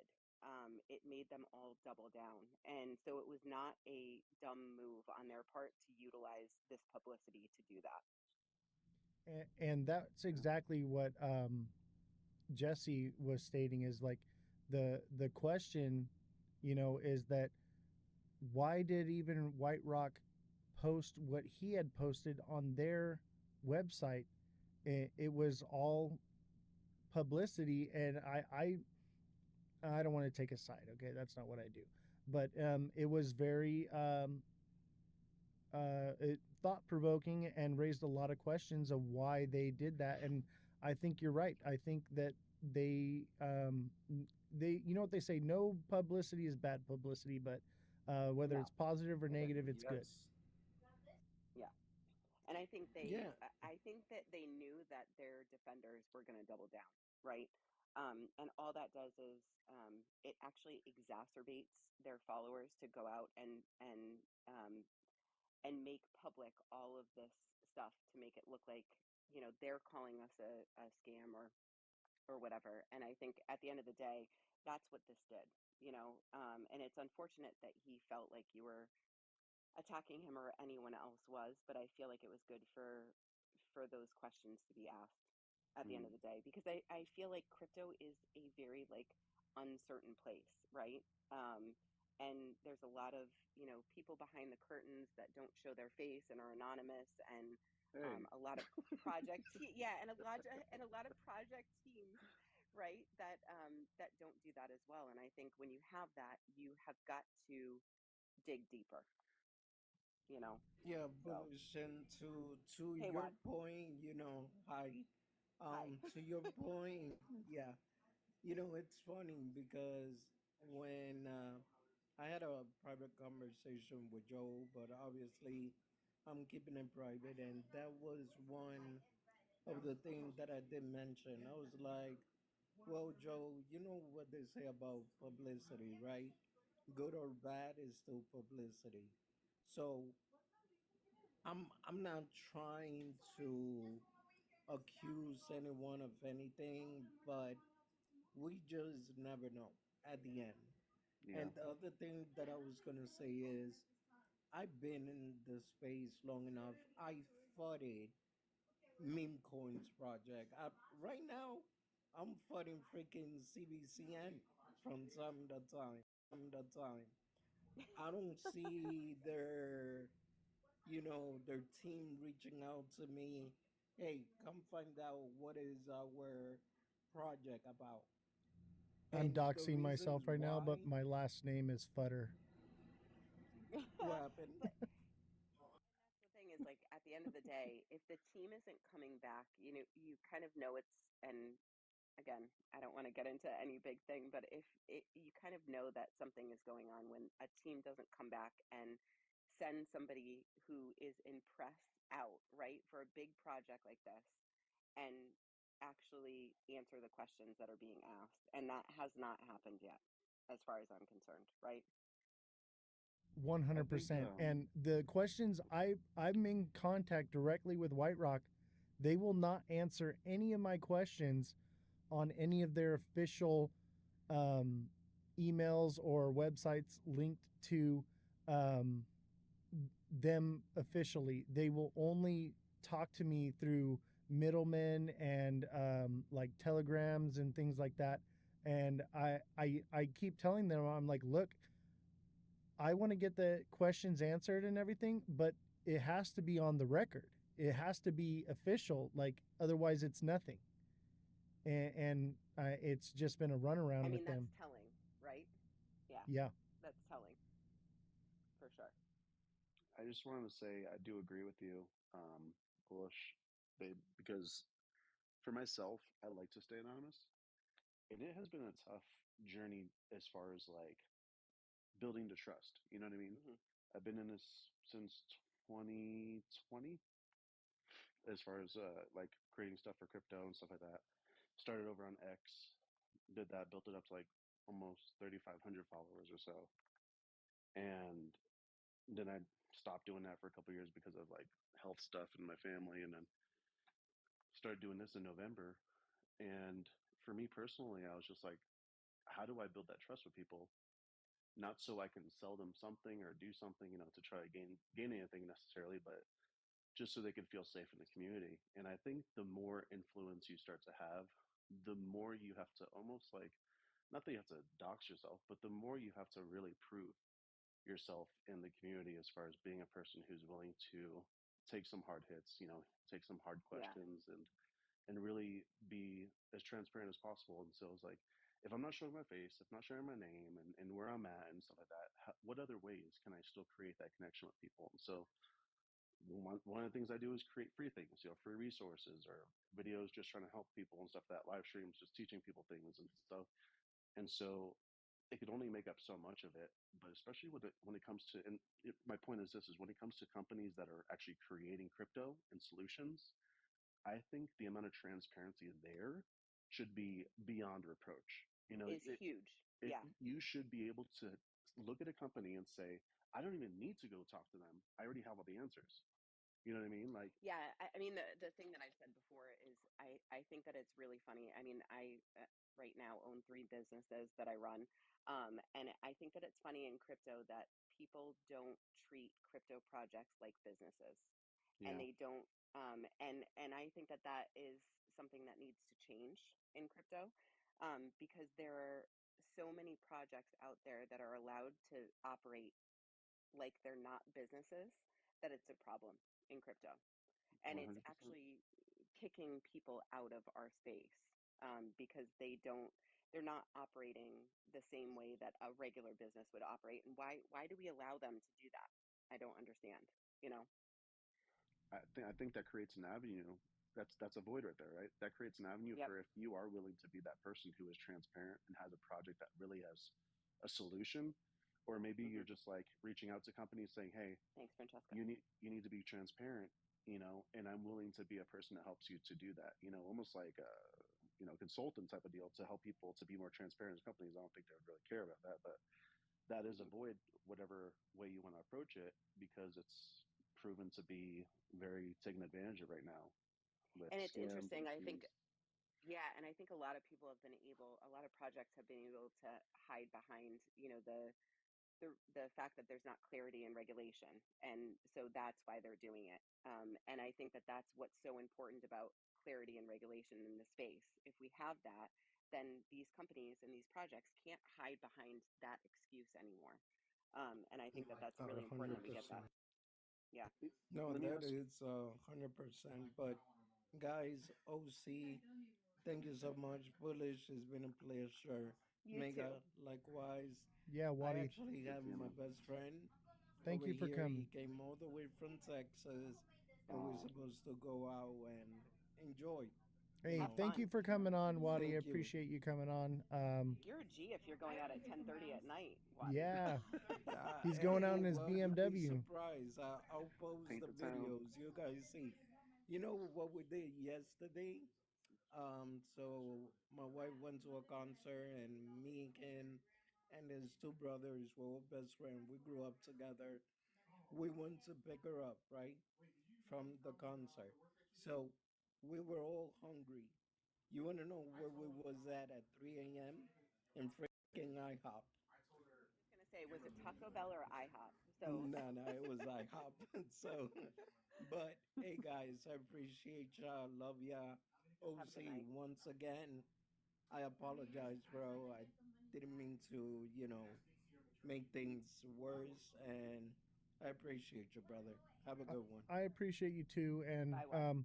I I'm I mean I'm not upset at you, but I just want everyone to know I never intended anything to happen like this, and I'm learning.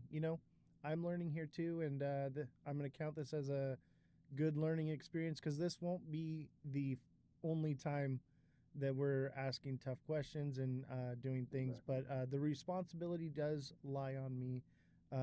I definitely know that in the future I will probably be jumping in at that point to squash that sooner. And I didn't want to interrupt anybody and then cause more tension, but I realized that that may have not been the right direction to go. But I am learning here. So please, chat, Dead Daddy, everyone, creators, um, do bear with me. I do apologize. I am looking to, um, hone my skills here as a creator because I am new. We've only been around a couple I think months. you apologize more than enough towards Dead Daddy. I think you Yeah, apologize more than enough. I don't think you I need do to. too. Yeah, I do too. And I think at the end of the day, like, there are emotions that are running high here. Yeah. Obviously, like, he feels like he's been slighted, which I tend to agree. But I think when you're in an interview and you're a journalist trying to get the truth out, when you do that, um, sometimes emotions on the other side take over. And I think that's probably what happened. And it's not the fault of anyone. It's just the heat of the conversation that's It's going all on right now. Waddy's fault. It's all Yeah. Waddy's fault. We'll blame him Yeah, now I, that he's He can't gone. talk. I feel like it would have went better if it was just me and him one on one, but I could not get him to get on here. Like, and I'm not gonna lie, I was a little frustrated. I'm like, man, I spent a lot of time, money, and resources paying a full staff. We worked overnight, 24 hours straight, um, to get information for his live. That was like the next day, so that we would be prepared and everything. And it cost me a lot of money to cover and do this story, but I could not get him to just come on. And then he even said that he wasn't coming on, and then he showed up. Like, I don't know, Like a phantom. yeah. And it's, Yeah, but I think for him, it's like a safety thing now, right? You've got this really, I have to be careful what I say here, I but know, right? you've got this, yeah, right? You've got this company that obviously felt comfortable enough to fly him out and know what they were going to put him through when they did it. And so for me, I think there is like a piece of this that is like a safety issue as well. I agree with that 100%. Like, and that's why I tried to tread so lightly on this one, because like I said, I'm in a similar legal boat because of being a content creator, breaking my NDA. I got removed from TikTok for 9 days. Like, I know how that feels, and yeah, you get very not just defensive, but like, um, it, what's the word I'm looking for? But like, you don't want, you got to tread lightly and be careful about everything you say, everything you do, everyone you talk to, because Walking on eggshells. yeah, Yeah, exactly. And absolutely. so I don't hold it against him at all the way he reacted. I mean, I probably wouldn't have reacted the same way, but I think the average human, that's a normal response. Very normal. I didn't even think about that aspect of it, honestly, until you two just talked about it. It was just the aspect of he has people breathing down his neck. So that pressure on top of, maybe feeling like he didn't really get a good shake or whatever. I'm not here to say whether he did or not. I'm just saying, maybe that's your perspective and what caused the reaction. But he's a nice guy, I like him. I have Yeah, nothing I mean, against him. that's the thing. Like at the end of the day, like if a project said to you, "Why don't you fly out here so that we can prove that we're not whatever you think we are," and you flew out there and then had to deal with this, at Yeah. the end of the day, like you'd come back the same way, right? You'd come back confused and angry and emotionally heightened. And I think that's, I feel, I don't know him, but I feel like in every interview, he's been as genuine as possible. Yeah. Um, and again, I don't know him, and I don't own White Rock. I never even looked into it, to be honest. Um, but I feel like this is a very emotionally heightened ordeal for him. Yeah, Yeah, and I for mean, sure. think about the other people that are in the project that own White Rock, how they feel, because I got a lot of nasty letters from people that hold White Rock, and yeah, those people too, like, they don't want something bad to happen to their investments because of somebody talking, and it's just a very, very nasty place crypto is. And that's part of why I started this show, is because I wanted to bring a sense of integrity and professionalism to a den of thieves.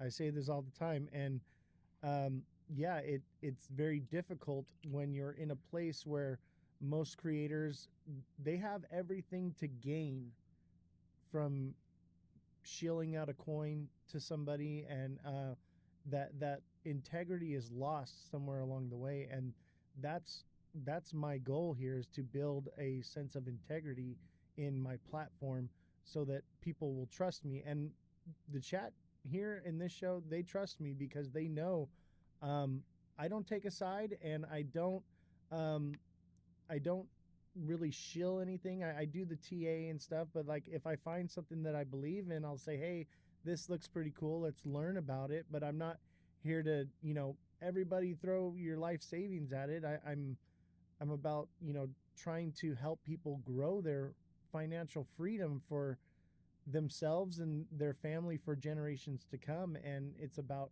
uplifting people and helping people. That's why I give a donation from the show. Every month we raise money, and because it's about building a community and giving back to the community. Yeah, and I think that's the difference. I've said this on a couple of lives actually. I think this is the difference between content creators in the last cycle and in this cycle, right? In the last cycle, what used to happen is that the content creators would own something and then they would talk about it. And so it wasn't necessarily that they were getting paid for it. They may have gotten paid for it afterwards, but they actually held it and believed in it before they got paid to talk about it. And I think in this cycle, it's very different. The smaller cap um, meme coins, which there are some that are valid, are paying these content creators before they ever have owned the project. They're giving them a huge amount of their supply to shill it and then pump it, and then these creators are dumping it and then also dumping the projects, right? And so it's just very different this cycle. I feel like, especially with like pump fun and everything that's happened, we're just in a different we're in a different crypto world at this point, Can I which ask is a unfortunate. question here? Hmm. I do agree with that as well. Um, by the way, another thought, Den of Thieves. You said that it is a good movie. If you've not seen that movie, by the way, I have seen that movie. It's a such a good good movie. movie, Gerard Yeah, Butler. such a good movie. Yep. Um, but do you guys know if they're so the basic gist of what you're doing, Austin, is you're laying it all the chips on the table and saying, look, let's just dive into this. Let's see what there is. Let's so everyone knows, not just you, not just a few people, but so that everyone knows. Do you know if there's a website or a resource where that is basically almost like how the Howie, method was done for knowing if something's a commodity or security? Do we have a resource ready of that where there's different parameters? Does this company have a white paper? Do they have a clear path, with roadmap, but also not just doxing, but like more information about the type of questions you ask personally? Yeah, So so I yeah, feel like the oh, sorry, go uh, ahead. Waddy had mentioned one that he used, and I'm gonna reach out to him and find out what that is, and I'll let you know. I don't really know. I've never used it before, so I try to vet my sources.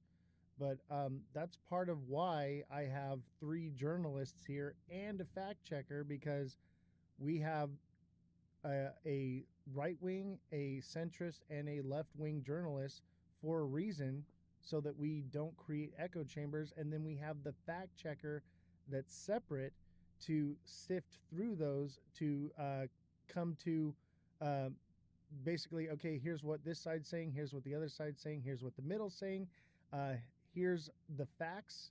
And then I take that and I display the facts, and then I give my opinion. And that's why we have the show we have, is because we are sifting through so much FUD. And it's not just in crypto, this is also just financial news in general. And we also Yeah. cover, the war, because I believe that that plays a role in finances right now. Hmm. So like there's a lot that we have to dig through here, and that's our purpose. Our purpose is to dig, get the information, give it to you, and then you decide, not me decide for you.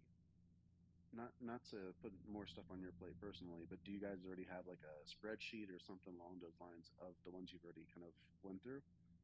What do you mean spreadsheet? Like Or something just like different projects you went through, different types of questions you asked, their answers, or the types of resolutions you had for them, because I would like that personally, like some sort of resource if you're diving into those. pretty much the only record of it is the shows that are recorded and posted to YouTube. I believe they're on Twitch as well. But that might actually be a good thing to do. You just gotta be careful how you do that too, so you don't have the companies come after you. Yeah, that is true. And that's why I'm reading the news from all different sides, and then you decide. But then, I find things in articles where they say, um, they'll say, oh, inflation is down, it's only up 1%, right? And then we read through the article and it says, well, actually, inflation's up 2.4%, but we took out energy and food costs to come to this number. And I'm like, okay, people spend 90% of their income on energy and food. I think that's relevant information to divulge. And they do it this way in order to get the headline that they're looking for, which moves the market in ways that they want it to move and manipulates people. And so, like, that's basically what I'm doing here is like we're getting the actual truth. I mean, there's like, token sniffer that's out there. The problem with those websites is that they're looking at, like check, check, check. Do they have an audit? Do they It's very surface. do they have do they have a white list? Do they have a black list? Is there 95% of their token supply locked up? And at the end of the day, like, a company or a project that is trying to fool you or rug you will have all of those things in line. What we're looking for is 100%. actually, what we're looking for is actually, do you have a roadmap, and have you taken steps on that roadmap? Are you actually functional at this point? And those are that's the type of indicator that I would like, is something that is a little bit more extensive, as far as, is this project actually doing what they're saying they're going to do? And if Yeah. they're not going to do that, this is just like smoke and mirrors, which Here's a the lot of these issue with projects that. are. Here's the issue with that. Have you ever heard of NewsGuard? No, I haven't. Okay, NewsGuard is basically the same thing for the news. It's fact checking, right? And they give things like a rating based off of like how true or how false they are, right? But they claim to be unbiased and factual, but they use the same tactics that the media does in order to press a narrative that works in their favor or what they want to divulge. So what'll happen is an article will come out and say Donald Trump did a backflip on Tuesday at 5 p.m. right, and it'll say false, debunked, right? But then you go and you read the article and it says, no, Donald Trump did not do a backflip on Tuesday at 5 p.m. He did a front flip, and it's like it gets lost because they change one little thing in their headline to make it look as though it lines up with the other headline, but it's misleading to make it look as though the narrative is false when it's actually true.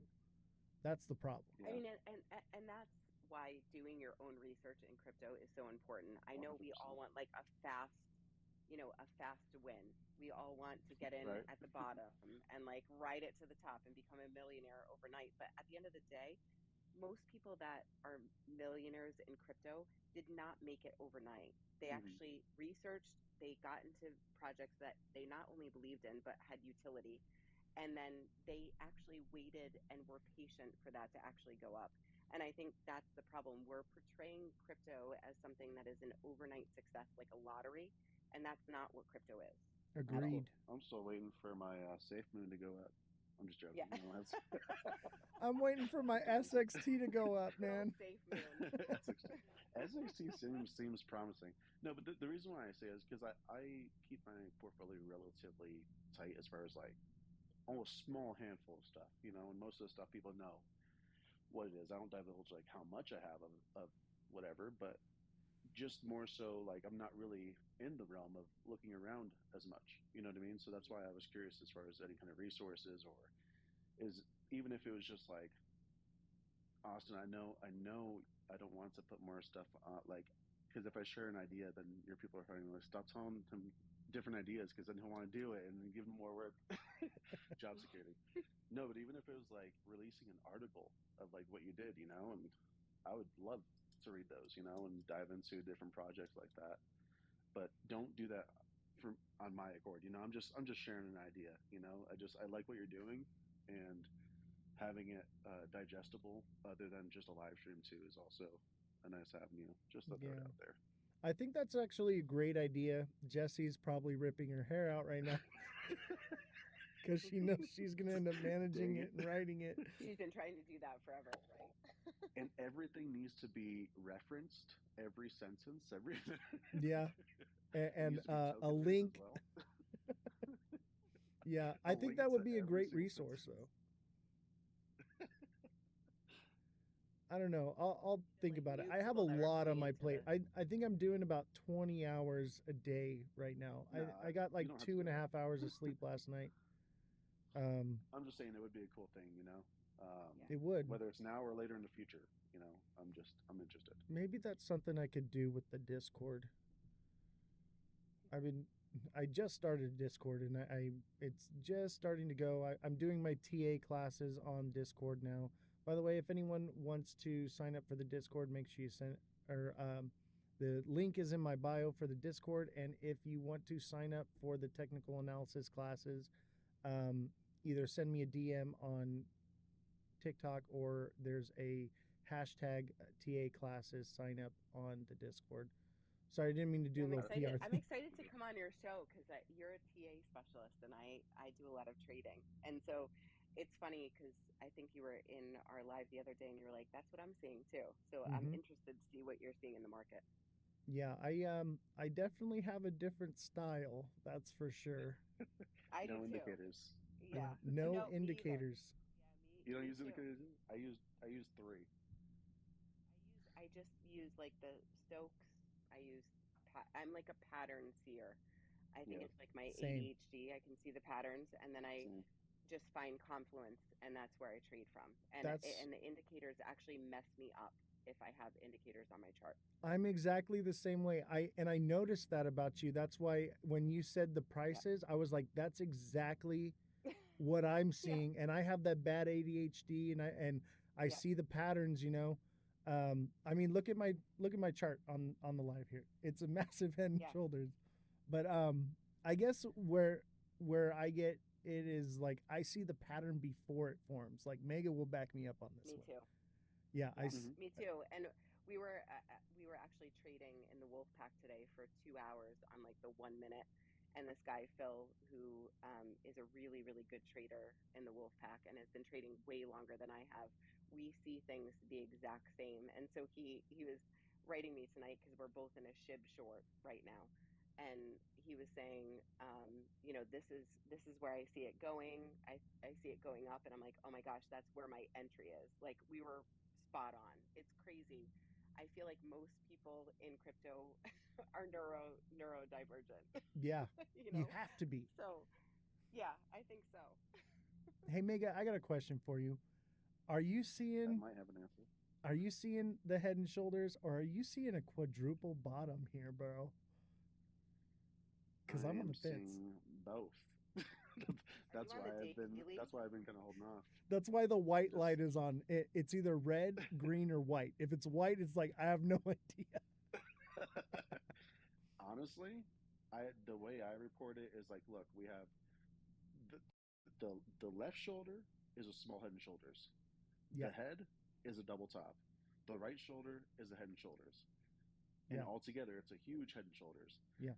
And I was like, it might even be a trap.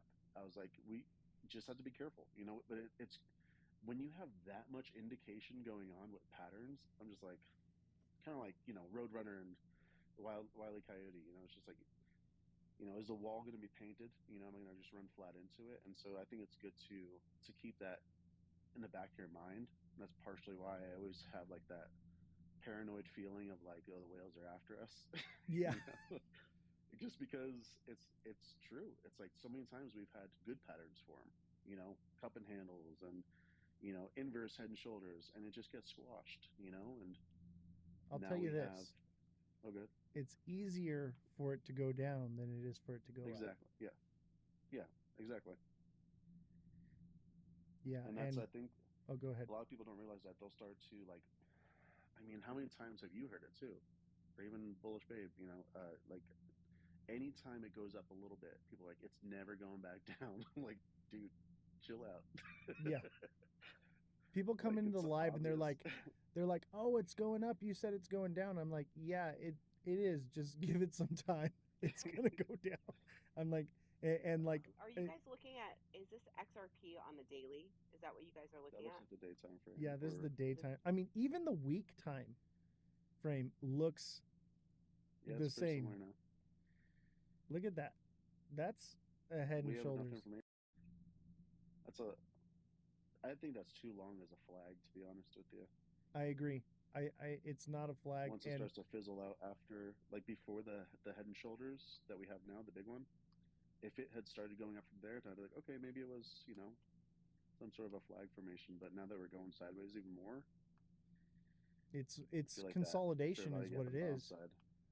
It's Yeah. consolidation on the downside for sure. And I mean, with the time of year it is right now, and with what's going on in the world right now, I'm leaning towards down, baby. Everything Yeah. points to down. Well, we went up in November. Usually, what happens after you go up is distribution, and then what happens after that? Yeah. So, Down.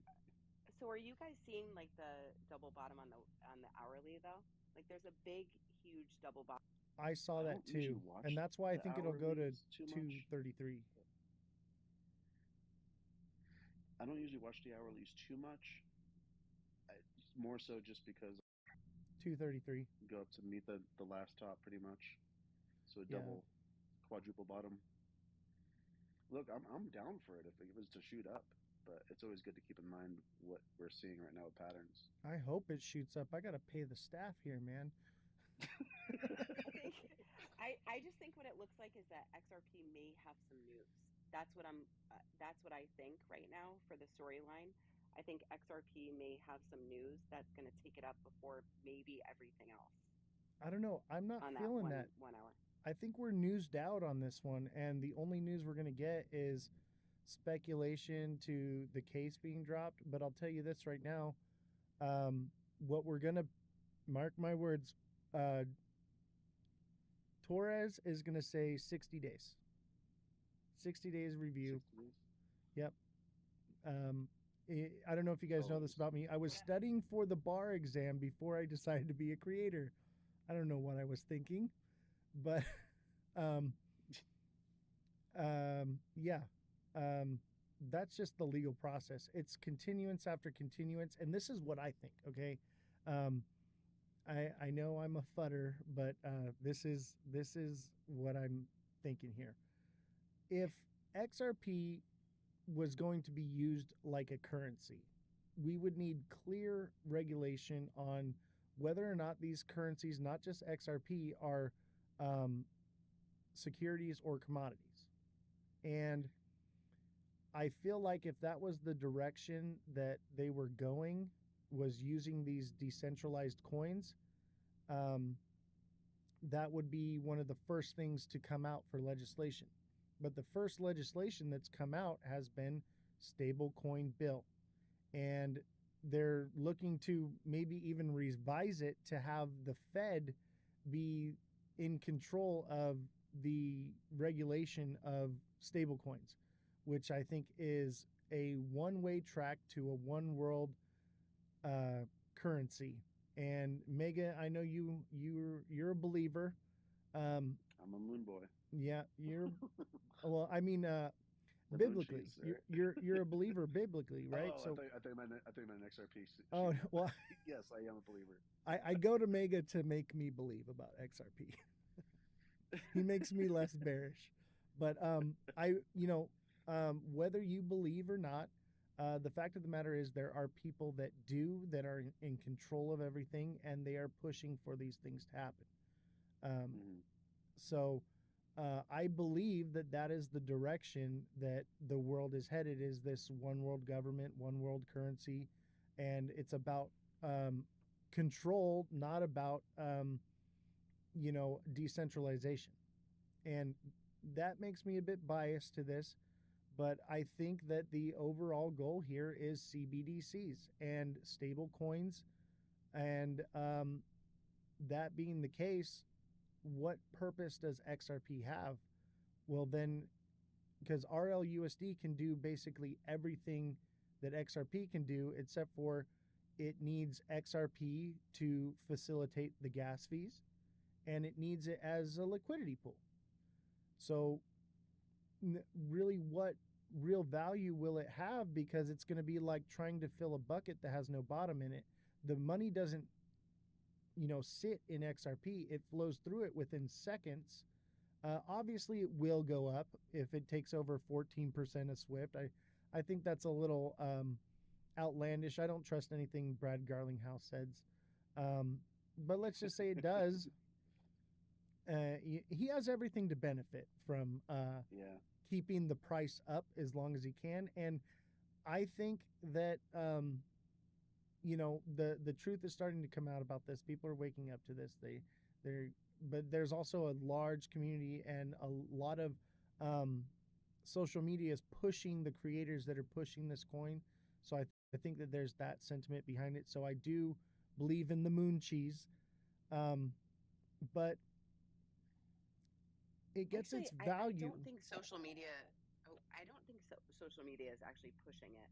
I think that there are just so many holders of XRP that the algorithm is picking it up, and That that's might be why, part of it. as creators, yeah, I think as creators, But make an XRP video, it's double, like XRP automatically, and it XRP sucks. gets its And it value. sucks because it's like you have to put that in to bump your algorithm so that people can actually see educational videos. Like it Yeah, sucks, that's true. you know. I'll tell you this, the only video I went viral was the one where I said that we're not going to the moon, we're going to Uranus. So and that was it sounded Yeah. it sounded I like know. but that's actually a bearish term, like you're gonna get effed, so I don't know. um Like for me, guys, the chart looks like if we break over that 200, we are on the move for XRP. And I am not 200? like an XRP. So if we break that double bottom, we are over the 200, which means a pump for me. And that's just Oh, like are you talking about the indicator 200 wise. EMA? Yeah. Okay, let me pull it up. I didn't see it on his screen, so I was like 200 what? 200 EMA. Okay. Oh yeah, that's at what Well, he has indicators, ladies and gentlemen. He has indicators. There should be an alert going off every time you use them. that's like the one indicator where when I'm just not sure, I'll take a look at the EMAs. Yeah. Do you have three Because there? they're You pretty have a much 50, spot on. 200 in the middle? If you Hear me out on this one though. If we break that EMA line, it's coming down to where I say it's coming down to. It's coming down hard. But you know what I see here is, I just noticed this. Look at this. Is that a double bottom? That's what I was thinking too. When it comes back down to actually hit below that golden box. I think that that's also a setup for end of year pump, you know? Yeah, November. By November, top So that's out. why I was anticipating for this to actually play out over the next month or so. Actually, I think I kind of lean with Cosmic on this one. I think September, October is going to be it. Yeah. Yeah. Everything got shifted, you know? So Yeah. like the peak was when? January. Was it January? Or was Yeah. it December technically? I would love to prove him wrong. So if you Me guys too. just agree with I me, need money. that would be so Just great. chase that feeling in life. Yeah. I know. The He's question been is saying it for so long, and I feel like I'm going to be the target of an I told you so video. So yeah. And he'll make a good funny one, I'm sure. big time. It'll involve dancing on a desk. I'm pretty sure. So That's awesome. I got to get going, but just some last words I will say for those that are listening in here. I see people saying stuff like, they're tired of crypto. I understand. But just understand that as soon as you get into crypto, you're instantly a target. And that's not just saying that just to say it. It's not some sort of clickbaity stuff. You instantly become a target as soon as you have a wallet, you sign up for anything, because you are now on the radar of the whales, the large investors, and you're now a liquidity for them. And so if you're able to understand some of those different tactics and whatnot, it's going to help so much. And so the mentality here that I see a lot of right now, especially in this sideways movement, is just people are either bored or they're tired of waiting. And just like good old Warren Buffett says, if you wait long enough, you will most likely end up on top. Like a Exactly. lot of the projects, if you're just patient, that's what the whales use, patience. Good, obviously a lot of other things too. But if you just use patience, that's one of the ways that the small guys can win, is just waiting. And that's one of the hardest things, because a lot of people just don't have that patience, or they just need the money or whatever it might be. Well, we And the have to way I look at also XRP is, be careful with that too, because a lot of people bought in at $3.40. And yeah, I hear that.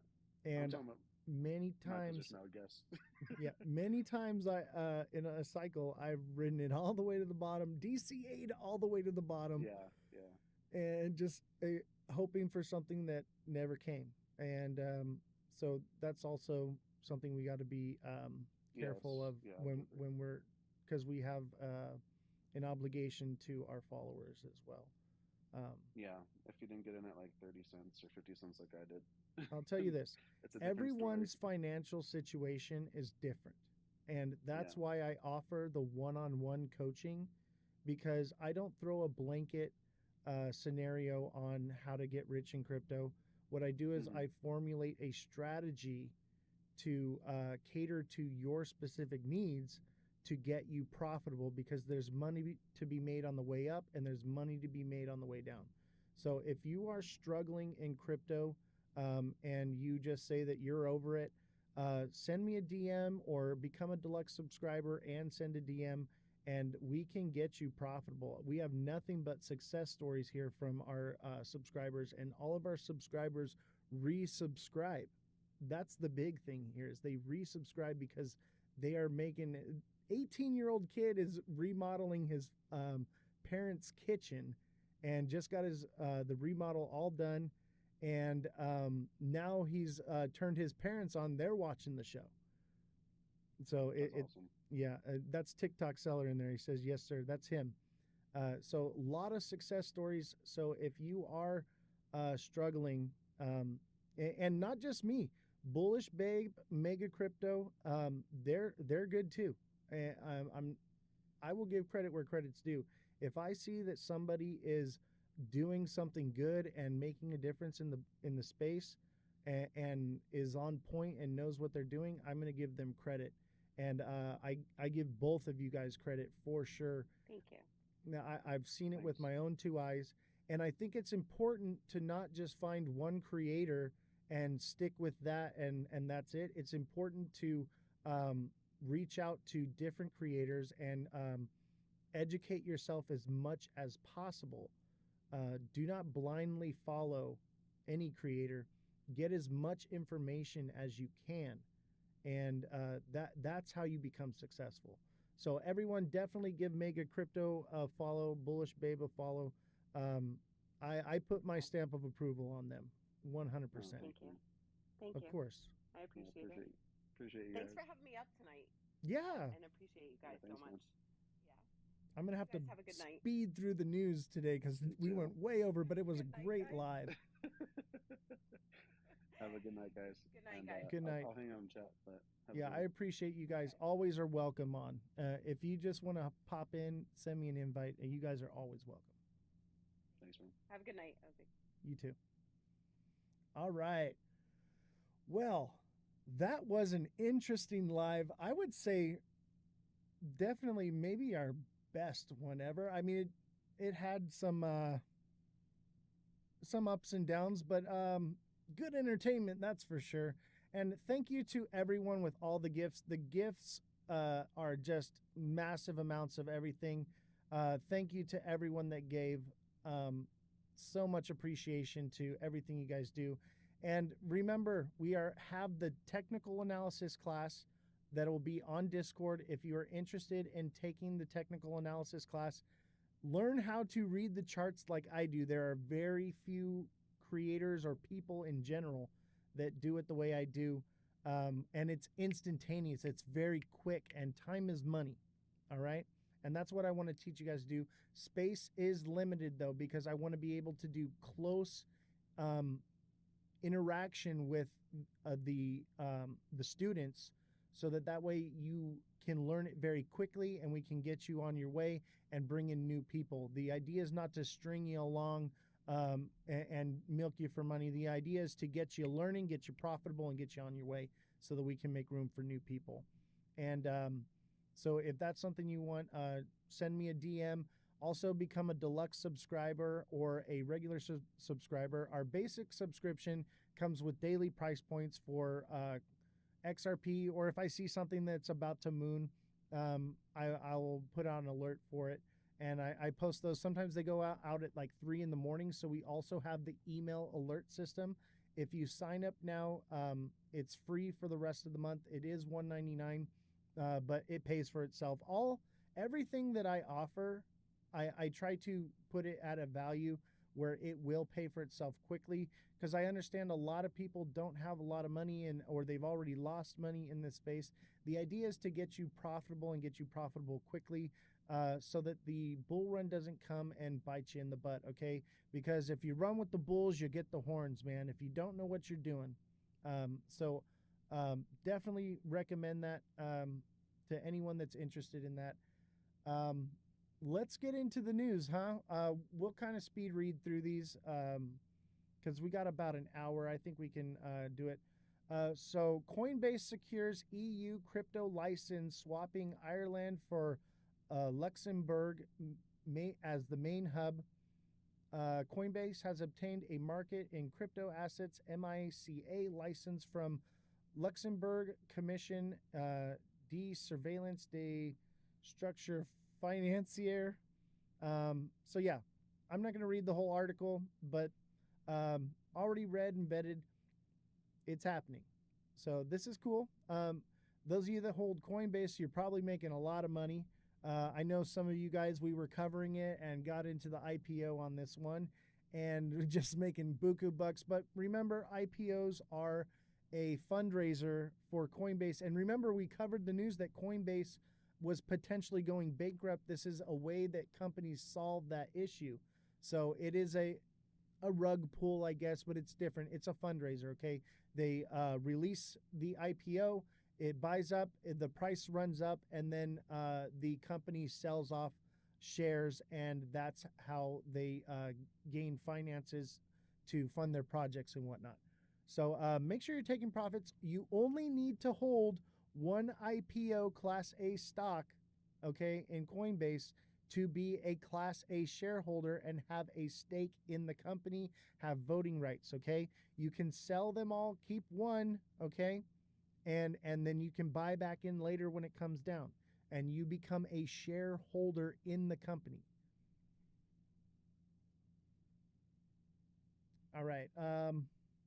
Trump calls House GOP to quickly adopt clear version of the Senate-passed crypto bill. Now, we had read the other day that they want to have the Fed have control of regulation over stable coins, basically. And I think that that's a bad thing. Having it this way is more decentralized, there's more people working on it and talking about it. Yes, it will slow things down, but I think we'll get a better, more clear framework. I think with having the Fed, it pushes us more towards the CBDC direction. We shall see. We shall see. But that's basically it. He just doesn't want them to change anything in the bill, right? We gotta buzz through some of these. Crypto user attacked in France over Ledger hardware wallet report. Okay, so this is a wrench attack that just happened recently. Make sure you are safe with your money. Get it stored on a cold wallet if you are long-term holding. Obviously, if you're trading, you need it on the exchange. But be careful. This is why I do not recommend any exchanges, because they are all vulnerable. Everyone tells me what's the best to use. I don't divulge that information. One, because I don't want anyone to know where I'm trading from, and two, because what if something happens? I'm not going to be taking on those legal repercussions from that. All right, here's another one. Geopolitical tensions freeze crypto markets while oil holds steady. Okay, so oil's doing really well, but the crypto markets are kind of stagnant right now, and I would say that they're headed down. This is a strong indication that we are going to war. Okay, the markets are a good way to understand what people think, but also what a lot of these whales are big players. They know what's coming. So when people are investing in oil, in order to run a Navy fleet or an Air Force, you need lots and lots of crude oil, okay? Not only that, we depleted our resources when we switched to the summer blend under the Biden administration, and those reserves are meant for if we have to go to war, and those reserves have not been refilled yet. So we could... I mean, if we go to all out war, expect like $8-10 a gallon of gas. And another indicator is gold. If gold is doing well, that shows that people are uncertain with the stock markets, with crypto, that they want a hedge for their money, a safe haven to place their money where it will grow. And we've just seen gold taking off like crazy. And I'd even say, according to the charts, it looks like gold may take another push upward.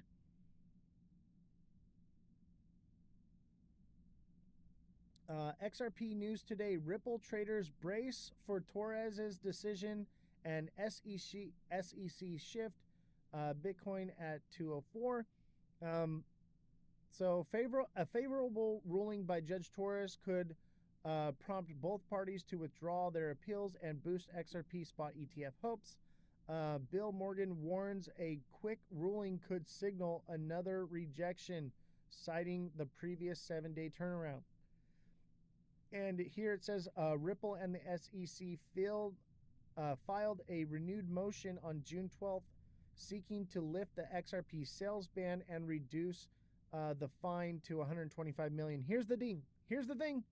If they reduce the fine, that's an admission of guilt, okay? And if they broke the law, they may not remove the injunction. They may grant the fine, but they may not grant removing the injunction. It would take legislation clarity, and this is what we talked about earlier, is if we had a bill that came forward that said these are securities or commodities, or something that would clarify this, then that would change the law. But the law is still the same. XRP, Ripple broke the law. Therefore, that's why there's an injunction. So something to consider. Will the injunction go away? I hope, but it's not certain. The whole article is manipulation. Dude, I'm just giving you the facts, man. The facts are that it is a long legal process. It's probably going to get another 60-day continuance. Okay? I was studying for the bar exam before I decided to be a creator, okay? I understand how these things go. They are long, lengthy, and drawn out. It could take years for this to end. It may happen next bull cycle. It may be what sparks the next bull cycle. Okay?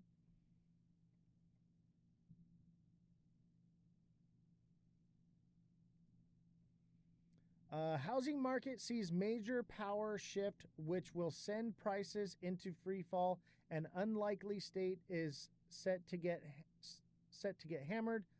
I'm not going to read through all of this, but if you want to check this out, this is by the Daily Mail, and it's in the real estate section. But I would say that it's likely that I think, what's the number here? They said there's like 200 million homes for sale and only 100.5 million people looking for homes right now. So that's driving the market down. Where is that at here? I'll read that for you real quick.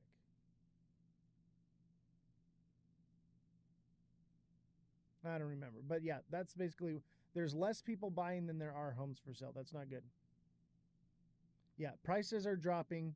Get ready for the housing market's been a bubble since COVID. You know, housing prices doubled overnight, and the interest rate for housing right now is like 7%. It's ridiculous. Like it is almost impossible to afford one of these homes. That's why the prices are coming down. Yeah, Oscar, they're dragging out that that case for sure. And I think that's in Ripple's best interest, because if they're moving towards CBDCs and then XRP is going to not be used what everybody wants it to be used for, then it would be in Ripple's best interest to elongate this out as long as possible to keep the price up, because that's more that they can sell from their reserves from the escrow at a higher price. Canada threatens further tariffs on the U.S. steel and aluminum. The exact rate will depend on progress made towards the tariff deal with Trump administration July 21st. So this is not good. This is not good. We could see reciprocal tariffs coming soon. I believe it's July 9th is the deadline. We could see the U.S. ramping up tariffs on other countries and reciprocal tariffs coming back on us, which could drop the market dramatically very quickly like it has in the past.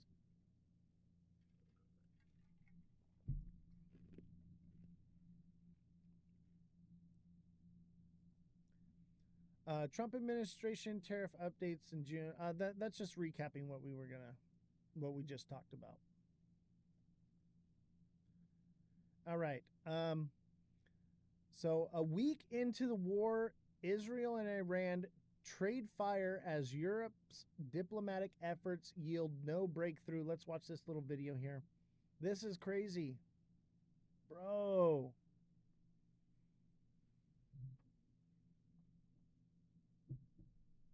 That is just crazy, and I feel sorry for the people that are stuck in all of this, and I pray that this ends quickly. Tel Aviv, Israel and Iran trade strikes a week into their war on Friday as President Donald Trump weighed U.S. military involvement, and key European ministers met with Iran's top diplomat in Geneva in a scramble to de-escalate the conflict. But the first face-to-face meeting between Western and Iranian officials in a week long war concluded after 4 hours with no sign of an immediate breakthrough. That's pretty much basically to take from this. Iran has no intention of surrendering. They've stated it, that they're not doing that. They're chanting death to America, and they're very close to having a nuclear weapon. They say within a couple weeks that it will be available for them to actually send and strike. Israel signals protracted war with Iran, and Trump says he won't push for a ceasefire. Now let's take a look at this video here. So this is them blowing some stuff up, you know. So Trump's gonna let them fight it out, and I'll tell you why. Here's your answer right here, okay? Listen to this guy, what he has to say.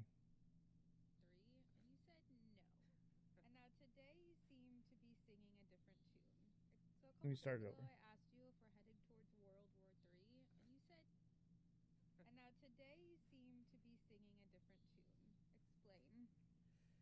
just not very many options with this Iran thing. Our bunker busters, our best ones are only capable of penetrating 200 feet underground. Iran's nuclear facility that we want to strike is past that maximum effective range. It's like 260 to 300 feet in the ground.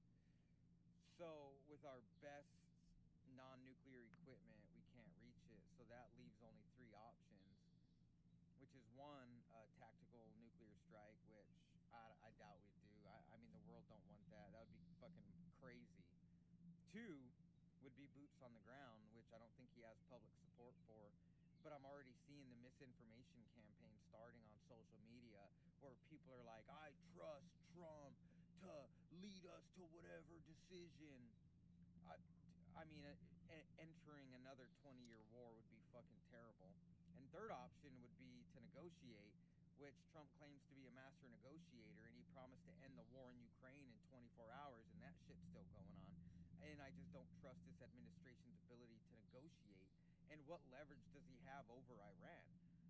What's he going to tell him? I'm going to carpet bomb your country? And Iran's like, all right, fine, we're going to develop nukes in a few months, and you're going to fucking regret it.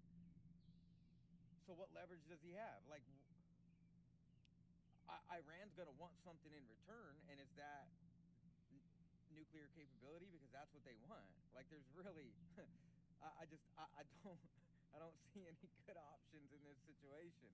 And if Trump's like, if you keep developing these nuclear bombs, we're going to nuke you, Iran's going to be like, no, you're not. And then China's going to be like, you fucking better not do it. Pakistan's going to be like, you better fucking not do it.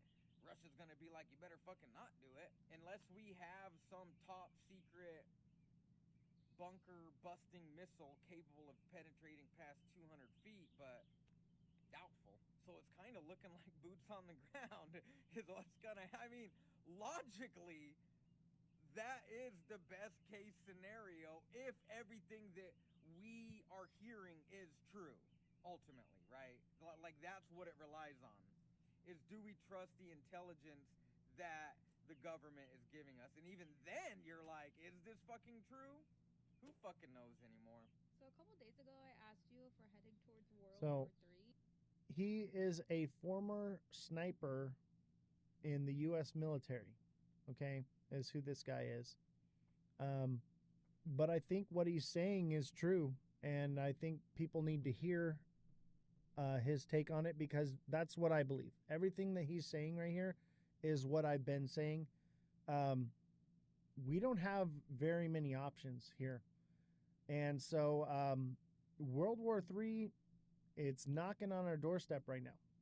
It is knocking on our doorstep, and we need to take into consideration that everything that he said is pretty spot on. So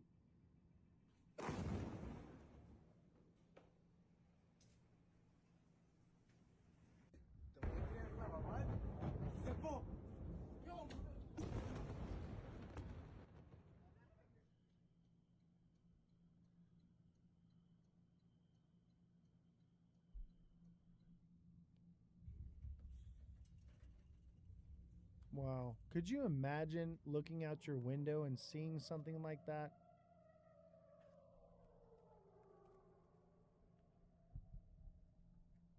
لا إله إلا الله الله أكبر الله أكبر.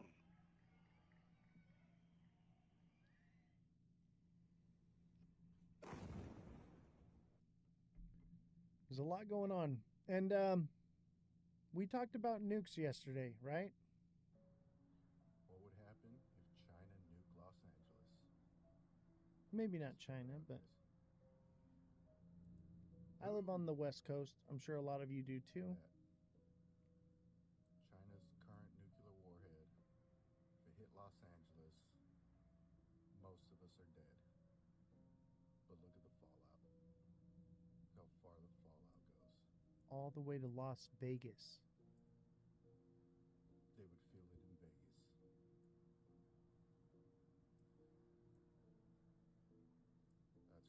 Utah. Utah. It would make it to Utah. And that's just one. Or could, guys. Here's another one. This is guys, San this is what Diego. would happen if China nukes San Diego, California with their current nuclear warhead. Let's check it out, guys. Boom! God. Look at that. Holy crap. San Diego is freaking cooked, bro. All the way up to Escondido. Look at this fallout. Palm Springs, Indio's toast. 29 Palms. Eagle Mountain. All the way to Kingman, Arizona. Needles is toast. Look at that. Past Vegas, almost to Flagstaff. That's what would happen if China nukes San Diego. Oh yeah, Big Baller. God, good luck. I know what you're saying. Big All Baller right, guys, says this is it's what would going to happen get if crazy, China guys. nukes Don't forget San Diego, Obama. California with their I current call him nuclear Obama, warhead. not Obama. He says Obama though. Let's check it out, Gave guys. Iran over 4 billion Boom. lots of weapons. God. Look at that. Hey, Big Baller. I'm starting a new show, and it's going to be the Facts and Opinions show. It's going to be me and the IT guy, actually, and we're going to have a second set that is back here. These curtains will go away, and it'll be a different set. And we want to put the beer gator in the center of the set. So I want to get one. Let me know when I can get a hold of one, because as soon as we get one, we're gonna go. IT guy says I'm not doing a show with you unless there is soda on tap, and I said beer gator it is.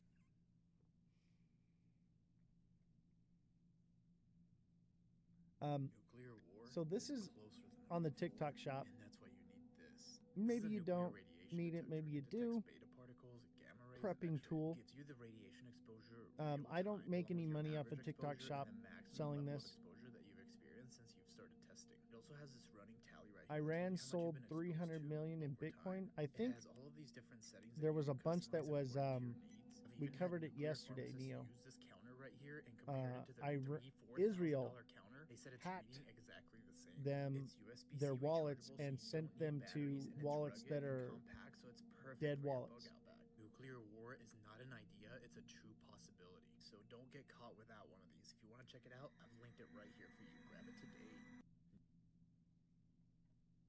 Fox News alert, the Ayatollah's gone into hiding. He's believed to be holed up inside an underground bunker northeast of the capital. This is a different kind of Iranian hostage crisis. Khomeini can hide, but he can't run.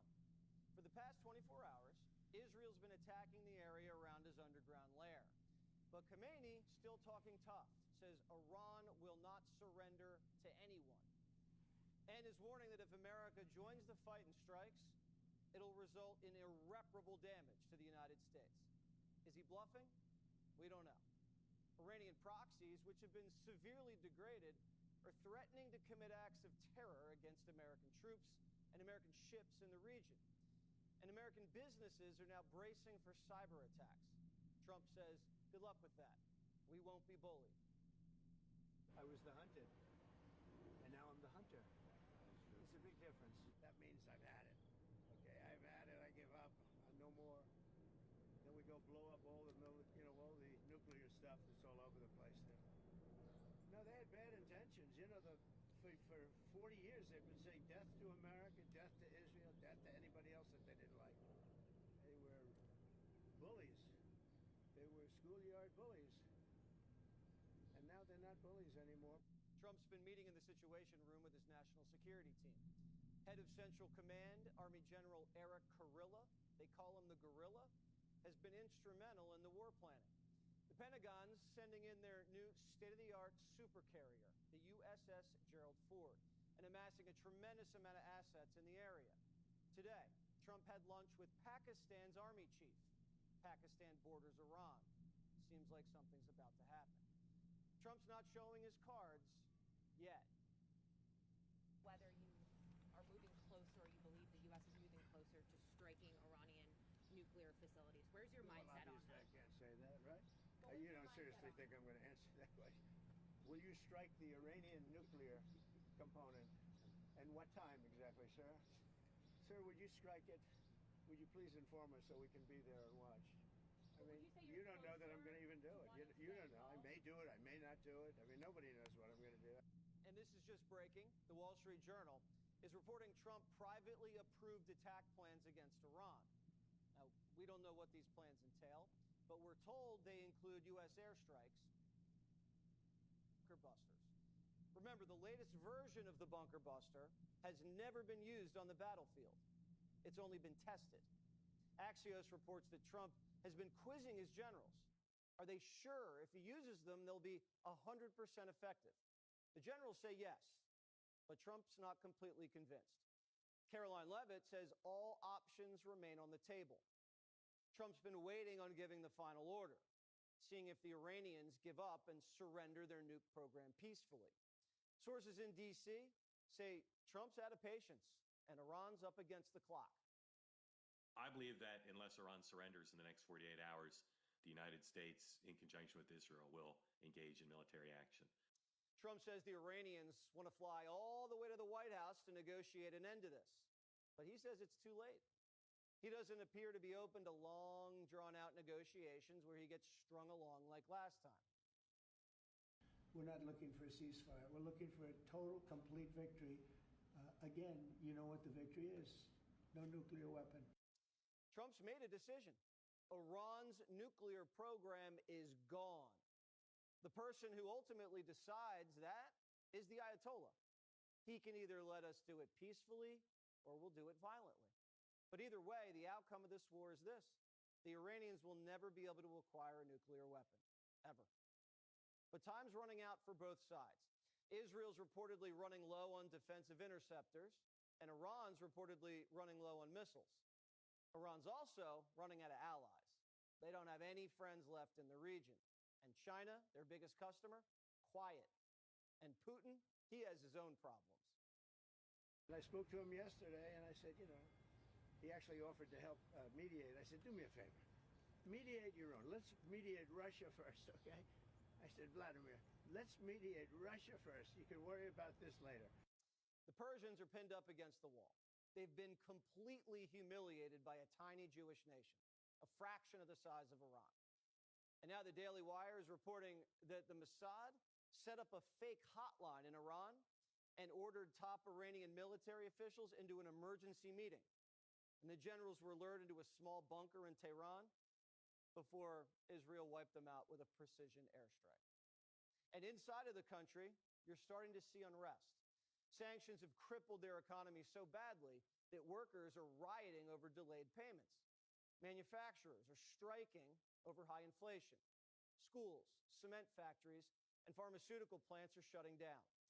The Iranian currency is getting shredded. And Israel's hitting Iranian energy infrastructure, which is going to create price shocks and shortages.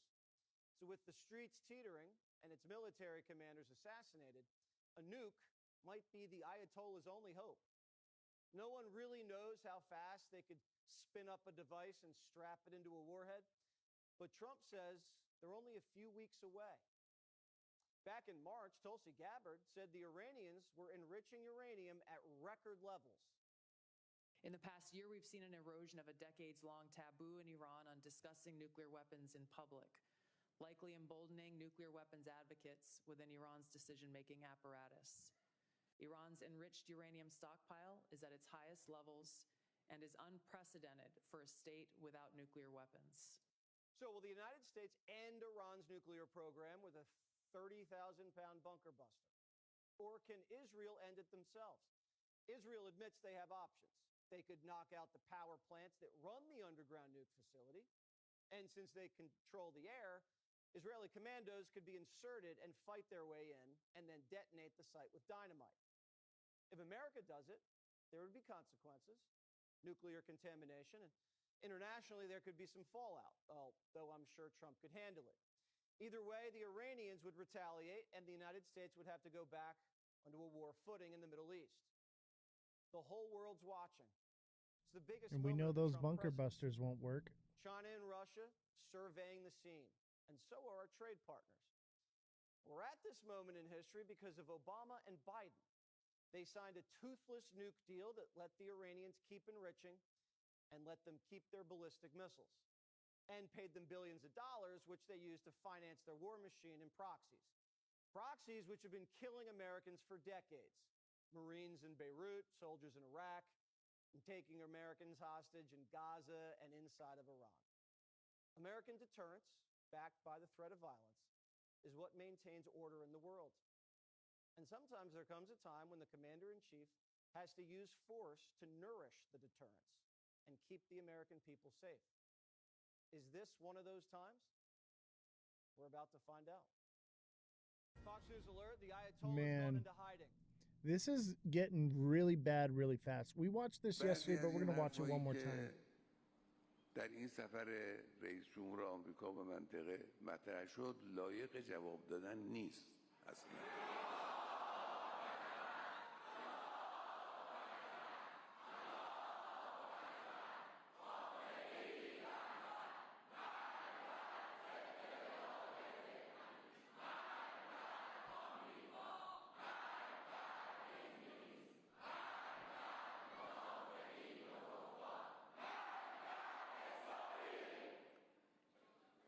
اینقدر سطح حرف پایینه که مایه سرفکندگی گوینده حرف و مایه سرفکندگی ملت آمریکاست. اونا رو کار نداره.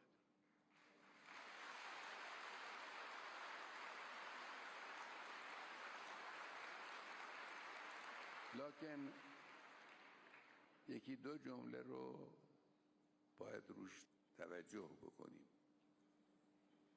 ترامپ گفت که میخواد از قدرت برای صلح استفاده کنه. دروغ گفت.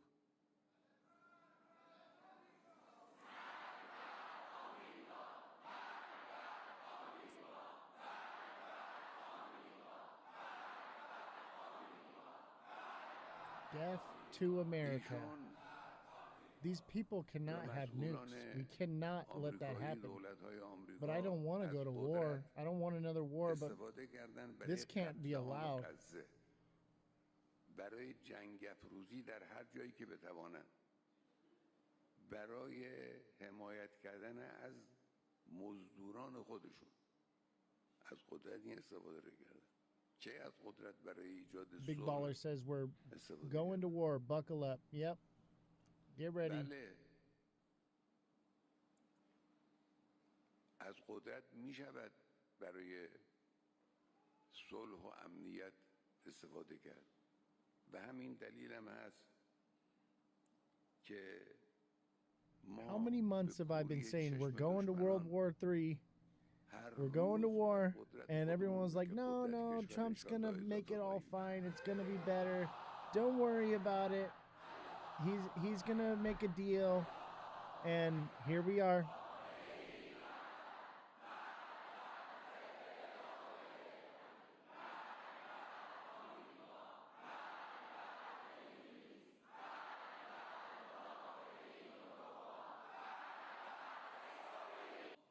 به همت ملت‌های منطقه آمریکا از این منطقه باید برود و خواهد رفت. Yeah, they could have the nuclear weapon now. I mean, they do now, but I mean, it could be days away. And it could take time for us to get in there and stop them. Like, this is very scary. 4th of July, possibly. Get ready for some fireworks, ladies and gentlemen. رژیم صهیونی که غده سرطانی خطرناک مهلک این منطقه است حتما باید برکنده شود و خواهد شد.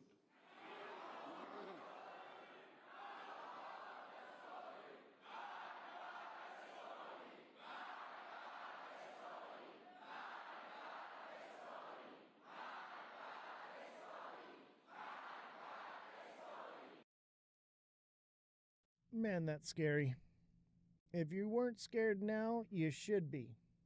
You should be afraid. You should be worried. Okay, I am. I'm very much worried about not just, nukes or anything like that, but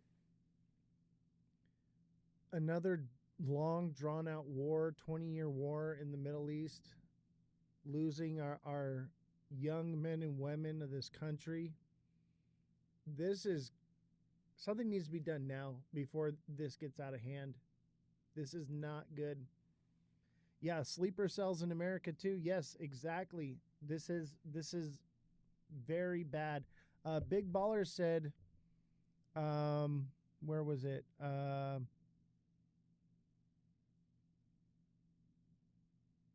did he say? 4 years of open borders. They are here. Exactly. And he says, why was China flying in the middle of the night and picking up stuff? Where they picking up? What were they picking up? I'm still looking into that. We'll cover that once we have the facts of the story. Big Baller says, I have a plane on standby for my wife and kids. Good. Good, man. I'm right here. We are an airport, so we're good. The bunkers that we have here are just magnificent. Magnificent. I know that I'm going to be okay, but you should be worried. The average person is not protected. My biggest concern is if LA gets hit,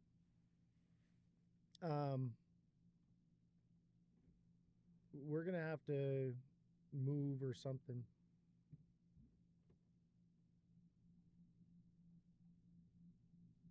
Oh, I know. Even with bunkers, we won't really be okay, but I totally understand that. But we're about as safe as we can be. I'll tell you that. If something were to happen, we'll be all right.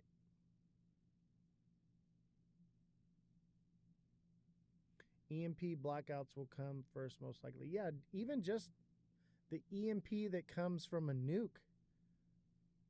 There's an EMP that's discharged from a nuke. That's a lot. Follow up on how close Iran is to a nuclear weapon. Can you clarify when the president said a few weeks away?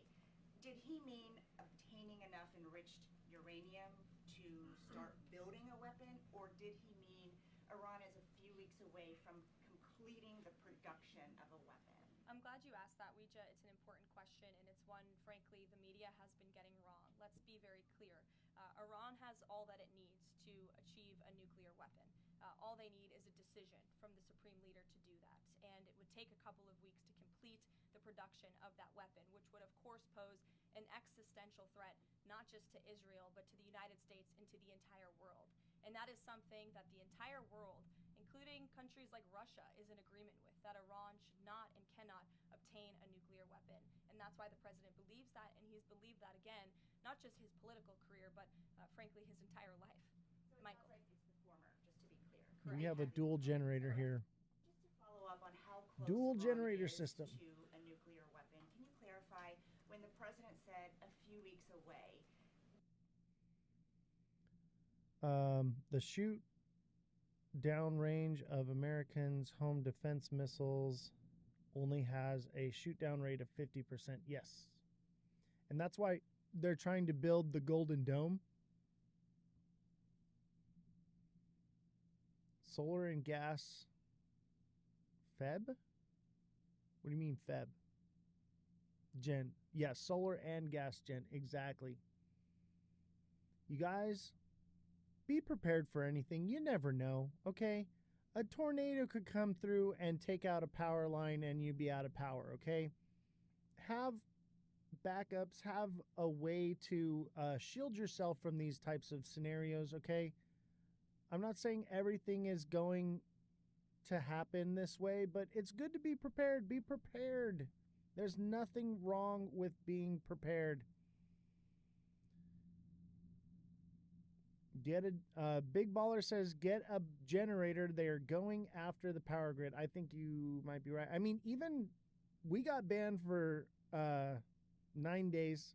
Oh shoot! Somebody put capital F1 in the chat. I said the B word. Somebody put capital F1 in the chat.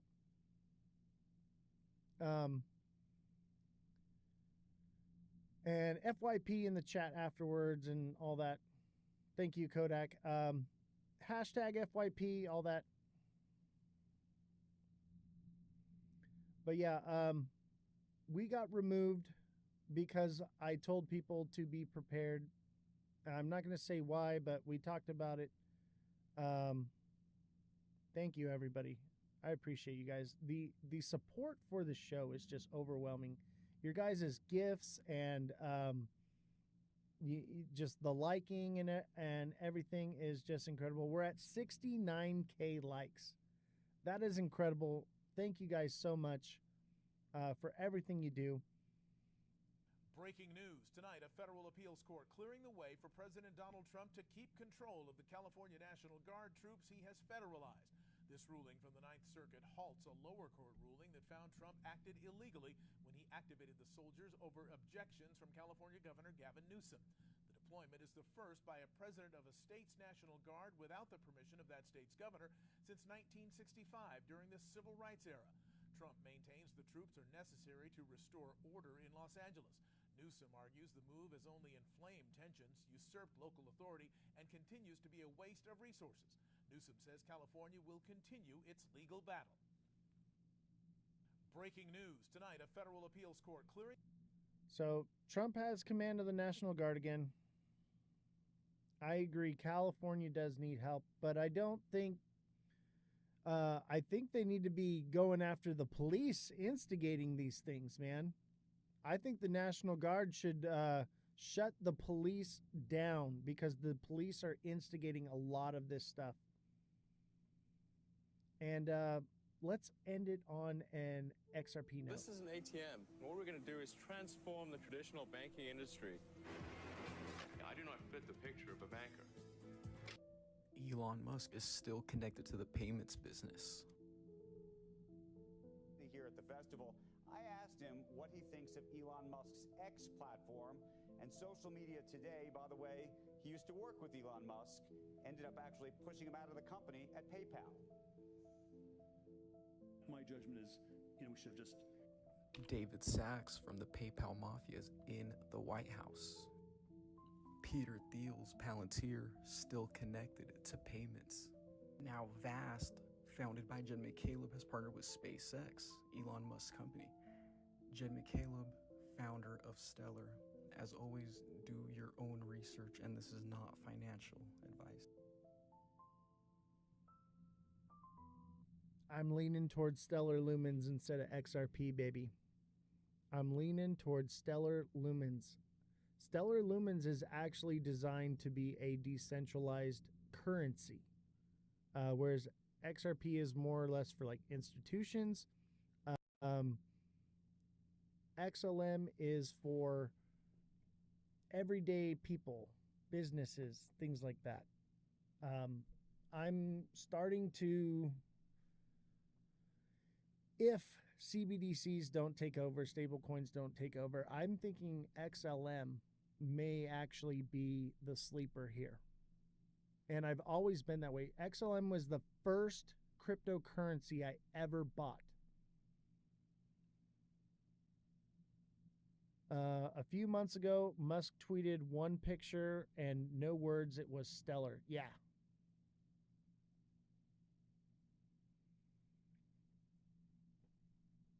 You see what I did there? Yeah, I'm feeling like XLM. Let's take a look at XLM. I think XLM might be the sleeper. I think maybe XRP is the fundraiser and XLM is the rocket, baby. And look at this is classic bull cycle. This thing's coming down. Okay. This is actually a good sign. Okay. We want these things to come down. I think it comes down a little further. and does something like this and comes to about 35 cents there. And that would put it around September. That's what I'm thinking. Yeah, H-bar will pump with XLM, but as far as the projects I believe in, I do believe in H-bar. H-bar is one that I like too. I'm waiting to buy because I think this is what we're going to see. Downward movement until, look at, end of July and then up. But I think that's about all we get. Maybe we get more, but I'll be taking profits at 35, 40, 45, 50, on and so forth. Those psychological numbers and the fives in between.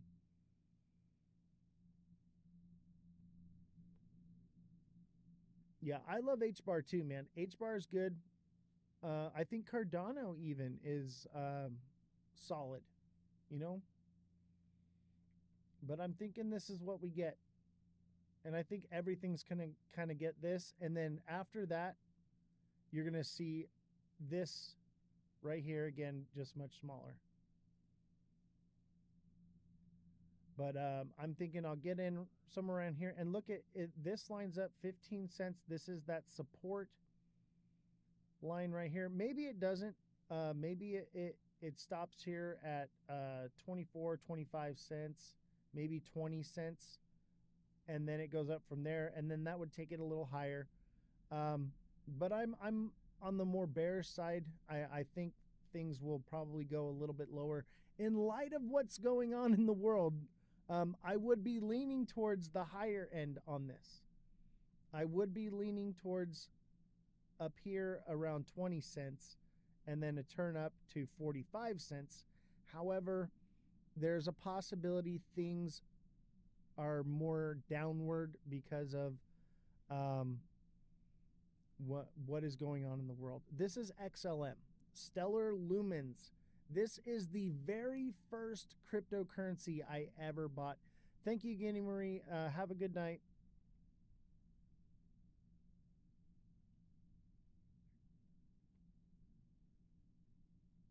What the heck? Big Baller says, my buddy owns a solar company in New Mexico and the workers are being shot at from Mexico. What? Are you for real?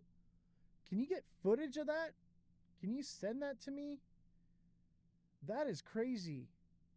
I'd love to report on that. I haven't even heard that. That is crazy.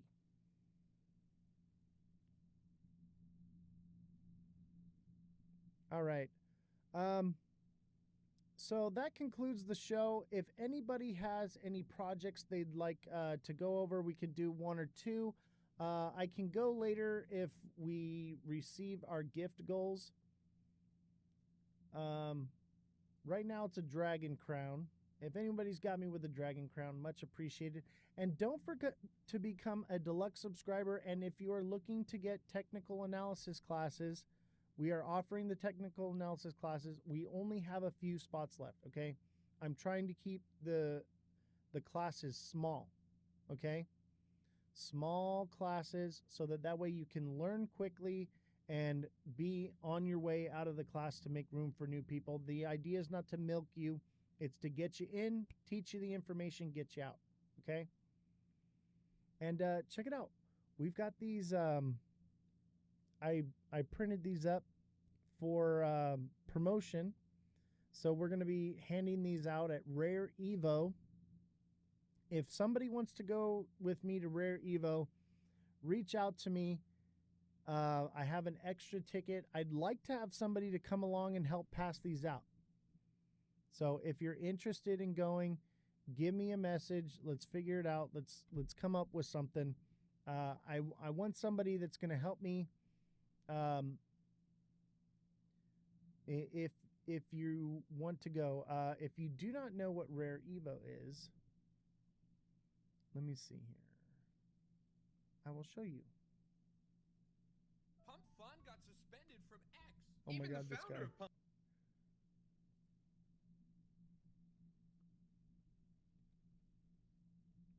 I'm putting Pump Fun. What am I doing? Rare Evo. How much are classes? The classes are $25 an hour. They're once a week for 1 hour. And it's you pay for 4 classes up front, and then after that you pay for another one until you feel like you've learned what you want to learn. Oscar wants to go. So the tickets are expensive. But if you are interested in going,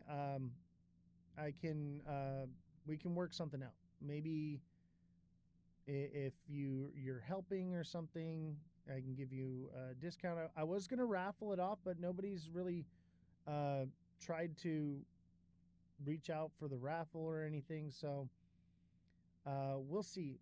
But these tickets, they're $500 a piece, okay? And they're press pass tickets, and I was told that they are highly likely to be upgraded to VIP so long as VIP is not sold out. If VIP is not sold out, we will be getting VIP tickets, which are $1,600. Comes with goodie bags and party and catering and all kinds of good stuff. Wish I could. That'd be awesome. Yeah, it's in Vegas. So if you're interested in coming with me, helping me pass out some of these, and you know, then we can figure something out. Or if you just want to purchase the ticket from me to help out the show, or if you're going to help too, we can figure something out. I'm open to the possibilities. This is August 6th through the 10th. August 6th through the 10th in Vegas.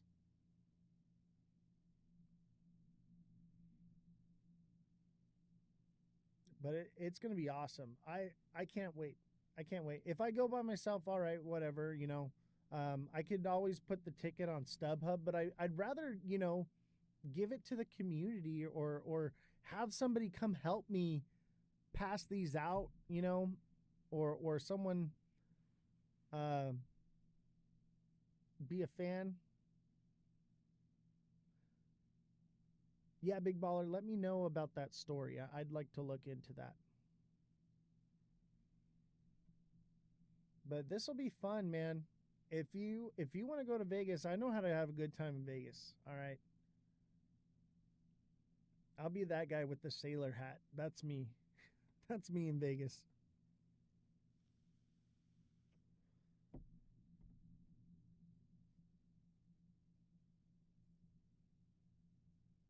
Everyone's always busting my chop. All right. And then don't forget to join my Discord. Join my Discord. Link is in my bio. Join the community there. That's where the TA classes will be held. So if you're interested in joining up for the TA classes, that's where it's going to be done at. And or become a deluxe subscriber. If you're struggling in the market right now, if you're not in profits, and or even if you are in profits and you just need some coaching, setting up wallets, things like that, or if you need a trading strategy, we can create a trading strategy that is specific to your needs, your financial needs, your portfolio, and we can get you set up with that. Or you can just ask me questions. Me Cheeky, he subscribes every month just so that he can send me dirty jokes. It's hilarious. Big Baller, oh, you got circled? Nice. I'm kind of bummed I didn't. And we have merchandise as well. We have our hoodies. We have men's and women's shirts. We have mugs. Check out the mug. I'm telling you, your coffee is going to taste better with the goat on it. It's just phenomenal. And they're actually really good quality mugs. I was really surprised at the quality of them. And we have stickers as well.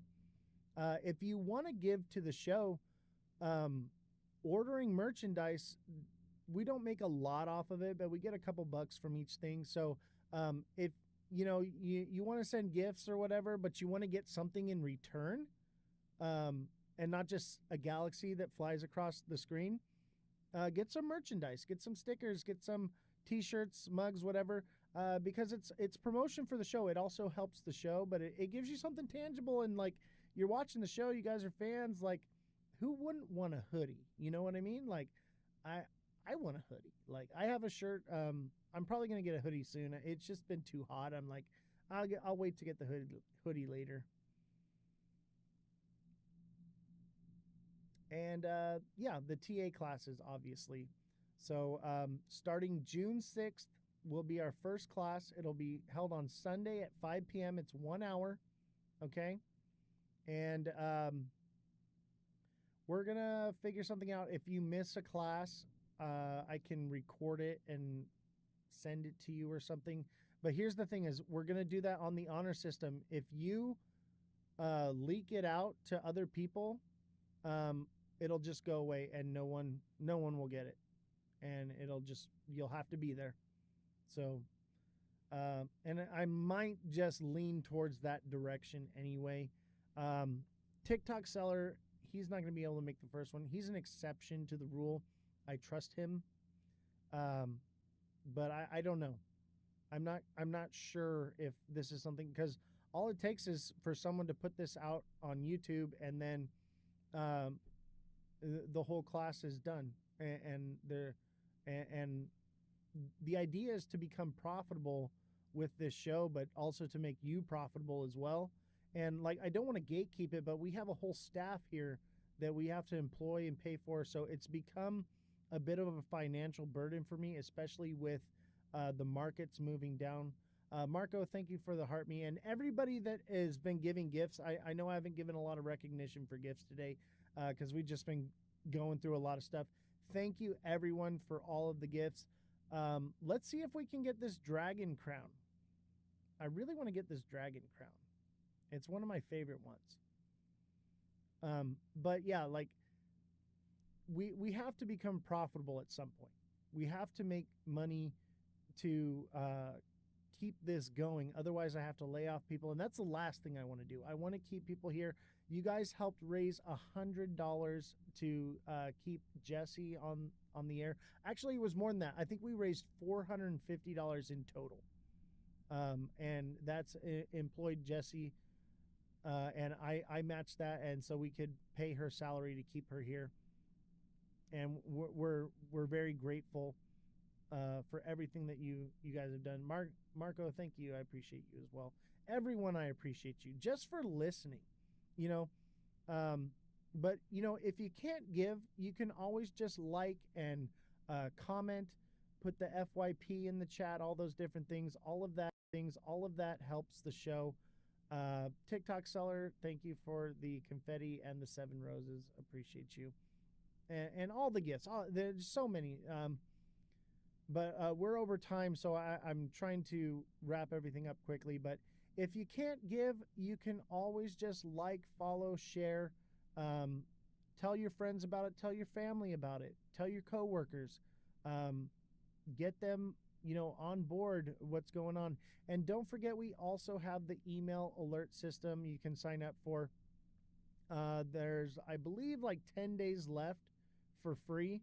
So if you become a deluxe subscriber, you can get on the email alert system, because I post those price points out, and a lot of times they go out at like 3 in the morning. And this is a way to alert you, because a lot of people aren't getting the information till like days later, and it's too late, and time is money. And so it does cost $1.99, okay, because it is something that has to be done. It takes time, energy, and resources. So there has to be something to it. But I offered it for free this month because of all the donations everyone was sending in, as well as I wanted people to get a chance to try it out and see if they like it, you know. And so hopefully those are helping you with your trades. And the price points are mainly focused around XRP. This is pretty much an XRP show. I mean, look at, we got the XRP here. A lot of people are in XRP, and I'm still following it because I will buy some when the time is right. I don't think that it's going to be what everyone says it's going to be, but the hype is real with it, which means that when it is ready to explode, it will. Okay? The hype is still very much alive with XRP, and I take into consideration the moon cheese. Okay? That is why I'm still following it. But obviously, I'm a little more bullish on the real world assets for my smart money entries for long-term holding for the next bull run. That's what it's going to be, baby. But as far as this bull run goes, XRP is definitely poised to either make or break you depending on how you trade it. So having those price point videos is going to help you. Do I get it right every day? No. There is a potential that the price point I put out yesterday still happens. Okay? It didn't happen last night, but it is still on the table. So we will see if that plays out. I have a feeling it will. But at the same time, everything looks bleak.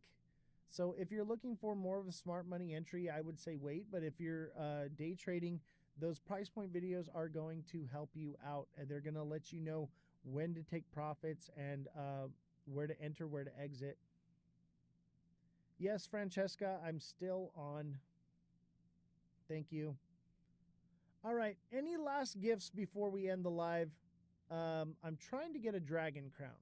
If anybody could send a dragon crown, I'd like to get a dragon crown or a galaxy that makes it so we only made like $12 this live, which is it's okay. It's $12, but I mean I'm paid everybody to be here and everything because we had guests on, and so we're definitely in the red still. The more we can bring in financially right now, the better. When the market starts going back up, I'm not going to be so much whatever about it. I will pay for it with my trades. It's whatever. But the markets are going down. I'm not making any money. So if you can help, great. If you can't, no problem. Just you being here and hitting the like button and chatting and being here is great. And I appreciate all of you that do that. If that's all you can do, great. I love having you here. All right, I guess that's it for the live. I guess one quick look at XRP. We kind of went over it, but it kind of looks like a quadruple bottom, at least a double bottom, which means it could potentially go up to 225 to 233-ish, and we will see. So hopefully that works out, and I can get a little bit of money to pay for the show, because I do still hold a little bit. I'm mostly holding stable coins, but I have like moon bags and stuff that I still take my profits from, and we'll create a strategy that works best for you. Everyone's different. So become a deluxe subscriber, become a regular subscriber, sign up for the TA class. Let's get you profitable. All right. Let's get you profitable. Let's get you smart money trading. Let's get you where you want to be in crypto. And that's not on the wrong side of a red candle. You want to be cheering when those red candles come and cheering when the green ones come, because that's what we're doing. TikTok seller, thank you for the roses. I appreciate you. 11 roses. And all the gifts. So many gifters. I can't even. This is the longest list of gifters, and it's incredible. A lot of them went to other creators, which is great and fine. We had a pretty awesome show. If you missed the show, it will be recorded and uploaded to YouTube by midnight. This was a good one. If you missed today's live, go rewatch this one, man. Was it saucy? Had a great time with you guys. And I'll see you all on Monday. And remember, if you are going to message me for coaching, it is the weekend coming up. However, I think it's Nate. Nate, you and I are all, if you're watching, you and I are already in talks. And I had an emergency today that I could not, maybe it's not Nate. Who was it?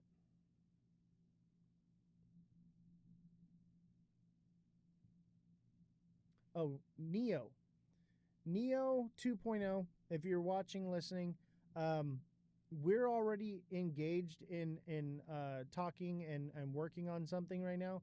So I had an emergency today, so feel free to message me, and we'll work through solving those issues you're having with your wallet. So no problem. But anyone else, if you need help over the weekend, all you got to do is send a donation, and I'll take care of you. But you know, I gotta make something here, you know, and I gotta have some kind of time off. The idea is to deter you from bothering me on the weekend, and so I can actually have time off. But I understand these markets are 24 hours, 7 days a week. So I want to help you. That's the whole goal of this entire show, is to help people. All right, everyone, have a good night, and I will see you on Monday.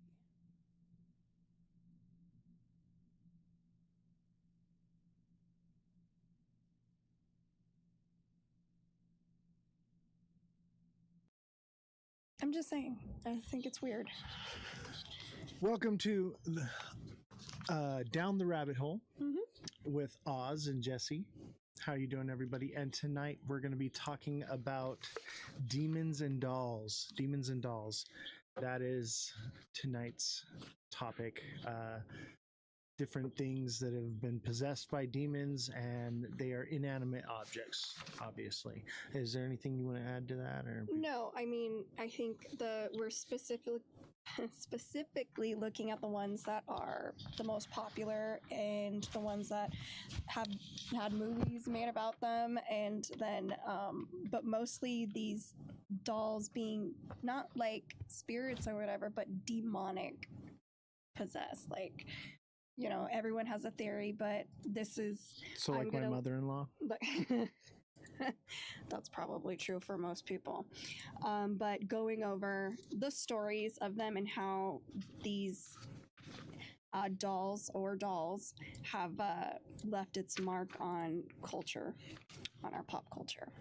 So if you're watching right now, we are on YouTube, we are on Abstract, we are on X, and that is at Ozthecryptogoat, all lowercases, no spaces. So don't forget to smash that like button, subscribe to the channel, share the show with your friends. If you're watching on YouTube, make sure you subscribe. If you're watching on Abstract, make sure that you follow us. And obviously the same goes for Twitch and X as well. And whatever platform you choose, we appreciate you. But we are trying to build our YouTube. So if you can go over to the YouTube and hit the subscribe button, like and engage, much appreciated. All right, let's get into it. All right, our first doll, you want to pull up the picture? Yeah, which one is it? Annabelle, because she's the most popular doll. And what people don't understand is she does not look like she does in the movies. Annabelle is very much a Raggedy Ann doll that has been said that it is possessed by a demon. So I didn't realize that this doll isn't as old as I thought it was, this whole story. So this starts in 1970 when a student was given this large Raggedy Ann doll as a birthday gift. And her and her roommate just noticed that the doll was moving on its own. It was like started subtly and appearing in different positions, not how they left it, not where they left it. It would be in different rooms in the apartment, like weird stuff, like just randomly doing weird things. It even escalated to the point where they would find little pieces of paper that were like, please help me or help me, all over the house. The messages, everyone was like freaking out. So it intensified to the fact where people were getting scratched when they came too close around the chest. People could feel someone pulling on them anytime they were too close to Annabelle. They even had a medium who said that the doll... A medium? Does that mean they're like... No, they're not not a a large steak. shirt No, size. they're not a steak. Medium they're not well. They're no. Okay. So like just a wanted se- to, like a clarify se- for the no. chat, a medium, guys. Like a So a seance. psychic seance. I have my. One of those, they have like the little finger bells and No, they have like dance the with the crystal. pointy I don't know. shoes. When I think of seance and psychics, I think of like the big crystal ball, and everyone's holding hands and saying weird things. Or maybe that's just because everybody thinks I have a crystal ball. They're like, Oz, can you look into your crystal ball and tell us the future every single day? And I'm just like, you know what? Every time you ask me what's in the crystal ball, it gets a little bit fuzzier every time. No, that's definitely not. Unless you what they're donate, saying. obviously. If you donate, it gets that's not really right clear. either. It's like it polishes it up, Okay, No, so I'm just messing. the medium claims that the doll is possessed by a spirit of a young girl named Annabelle Higgins, who had died on the property several years before. And feeling sad, they gave the spirit permission to stay with them. When the paranormal activity escalated, the original owners were called in. They concluded that the doll wasn't inhabited by a child spirit, but which they said doesn't possess objects, but was being manipulated by a demonic entity, which means they were just manipulating the doll, making it like, oh no, I'm a cute little girl stuck inside a doll, don't get rid of me, when it really was just something horrible and demonic. Because that's like the case with most things. They pretend to be a little girl. Like, oh, I'm a little girl, don't. Little don't girls are the devil. They aren't, but that's how Little they girls. used it. Anyways, because My mama said little girls are the devil. No. Her activity got worse and worse, and then they put her in the box. Activity? You mean like she was physically okay? So she was either physically lashing out, knocking things over. She was never where she was supposed to be. They'd put her in one room, they'd find her in another. There's this story I have, and we had this like tiki face thing, and me and my friends like growing up, and there were a couple of girls that were in the house, my friends' girlfriends at the time, and we were pretending that this thing was alive and it was doing things, and it would move, and we would turn it upside down and put it in different places. They'd wake up in the morning and be like right next to them on the pillow. It was so like I could imagine that there could be some human interaction with this, like everyone just messing with each other. Yeah, like I mean, it's all fun and games. Like it's kind of normal for people to play tricks on each other. So like, absolutely, I give that a little bit of validity here. I mean, I could see where you're going with that, but according to these people who experienced it, from visitors and everything, the scratching, the feeling like they're overheating to where they're gonna pass out. Like, that's like moving something. What do you want? Like moving something, that kind of stuff, that's a whole different ball game. Like scratching people, these people really believe these things happen. So is it in their head? I mean, how do you fake some scratch marks on your back? So here's the thing. This is what makes it valid for me. Okay. Ed and Lorraine Warren. Okay. They work with the Catholic Church. They were ordained ministers with the church. And if you know anything about the churches, they do not allow you to do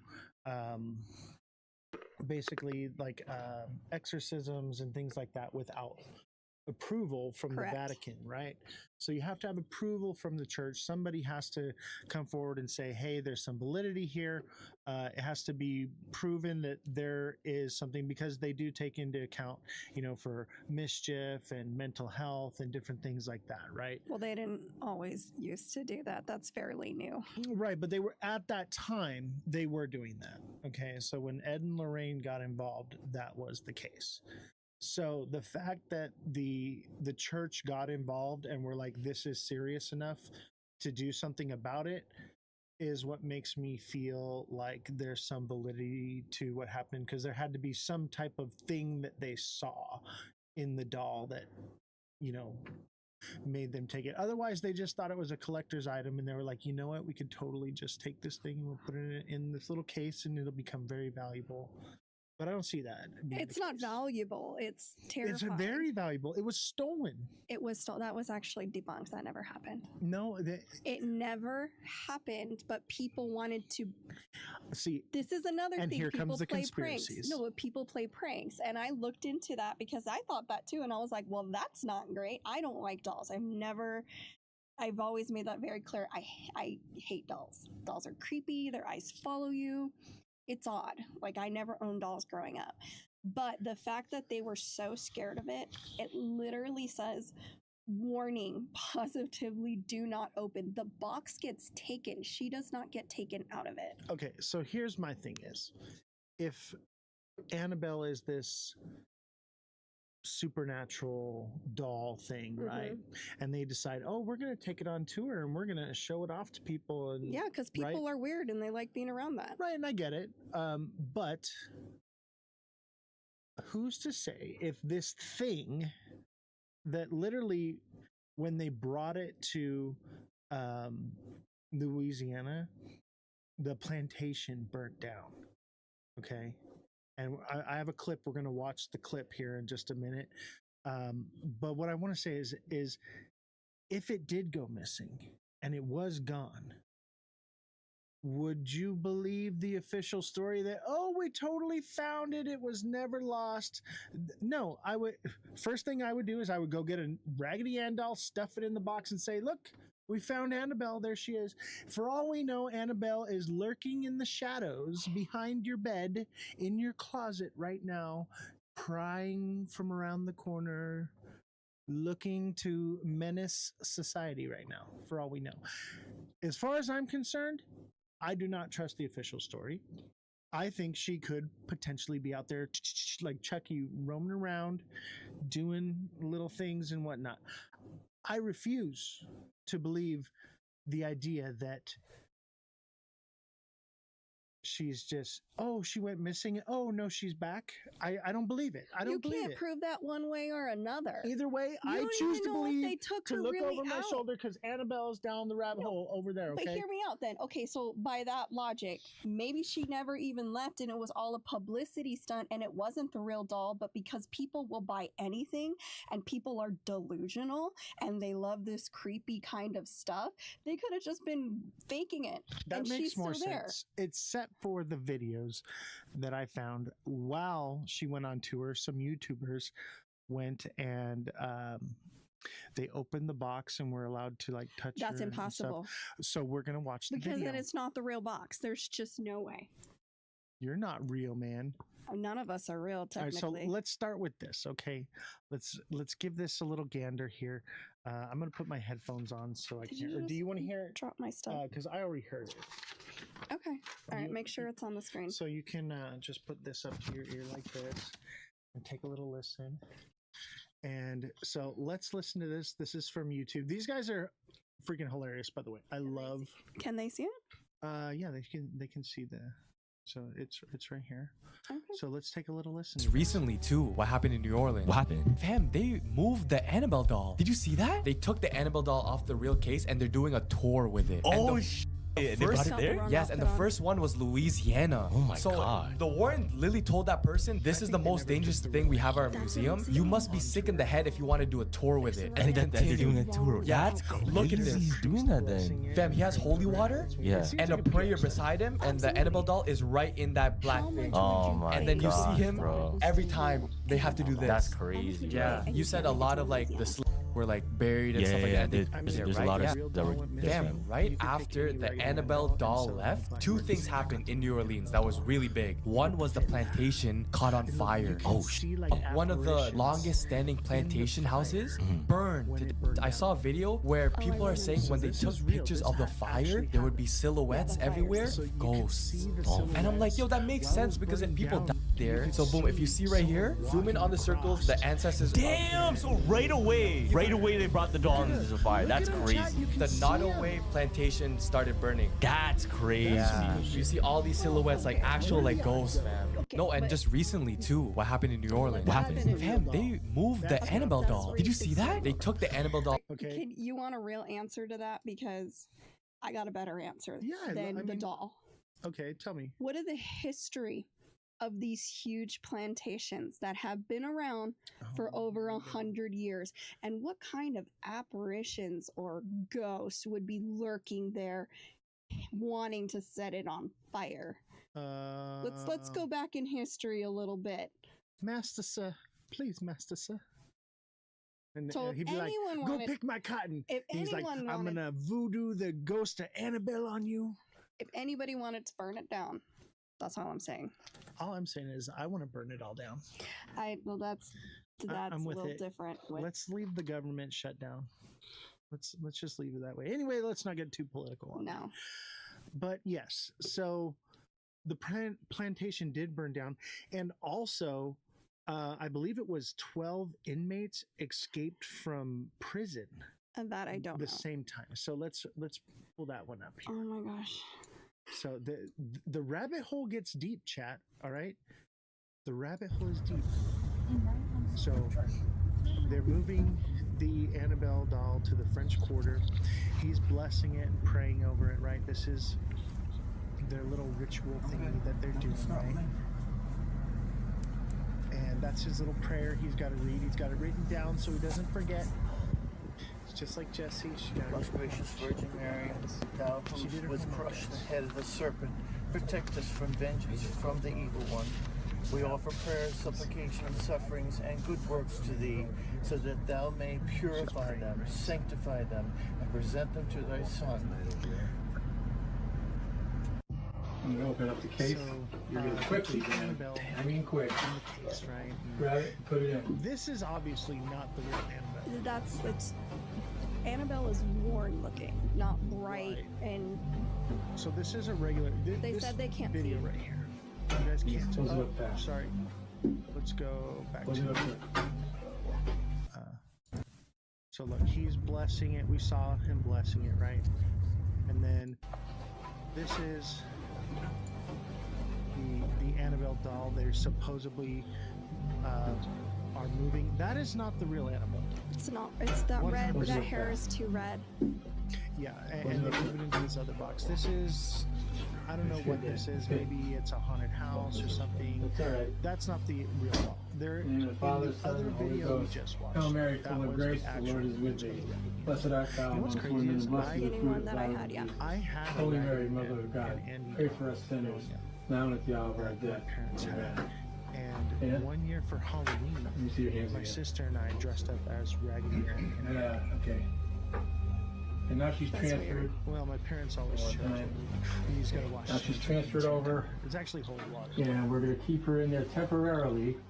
Do you It's remember not when Lorraine that Warren said this about the Annabelle doll? Don't What? ever touch That's any Raggedy Ann. and if you do, let me know.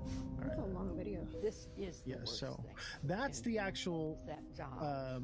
But I guess some people forgot about That's that not because it. she's on tour right now. Right. So they took her to New Orleans, and why does a plantation house from There's no- 1859 burn down after? No. So This here's mansion the was thing about is- 53,000 square What happened feet in with 1859 on 64 that little rooms, plantation and it there, burns my down friend? after Annabelle You tell decides me. to visit the city. The fire is Slavery. still under Hold on. investigation, Well, so yeah, you we could- know that, but let's. There's more things at play than a doll. Is that and it burns Let me down tell after right? you. But If I was that is not the actual doll. This is the one that So was then- supposed to be on so if tour. it's still in New Orleans and nothing's ever happened because they kept it in the box, why would the fires? That doesn't sound right. I think they took a fake doll on tour. Yeah, that's what I'm saying. Right. That's why they're like, But- oh, we lost it to cause hysteria because people Right. are dumb. So if there's like a spirit or something, and there's supposed to be like a legion of demonic entities attached. I can to believe Annabelle. It's called Legion, and if you ask it its name or whatever, it identifies itself as like thousands of entities. Right? Who's to say that a spiritual force couldn't attach itself to this doll just based off of the rhetoric behind it and everything that they're doing? It could have created a whole new entity, or not created, but a new entity could have latched onto it. Who knows? They could have done some kind of ritual thing to it. Who knows, right? Demons don't like other demons.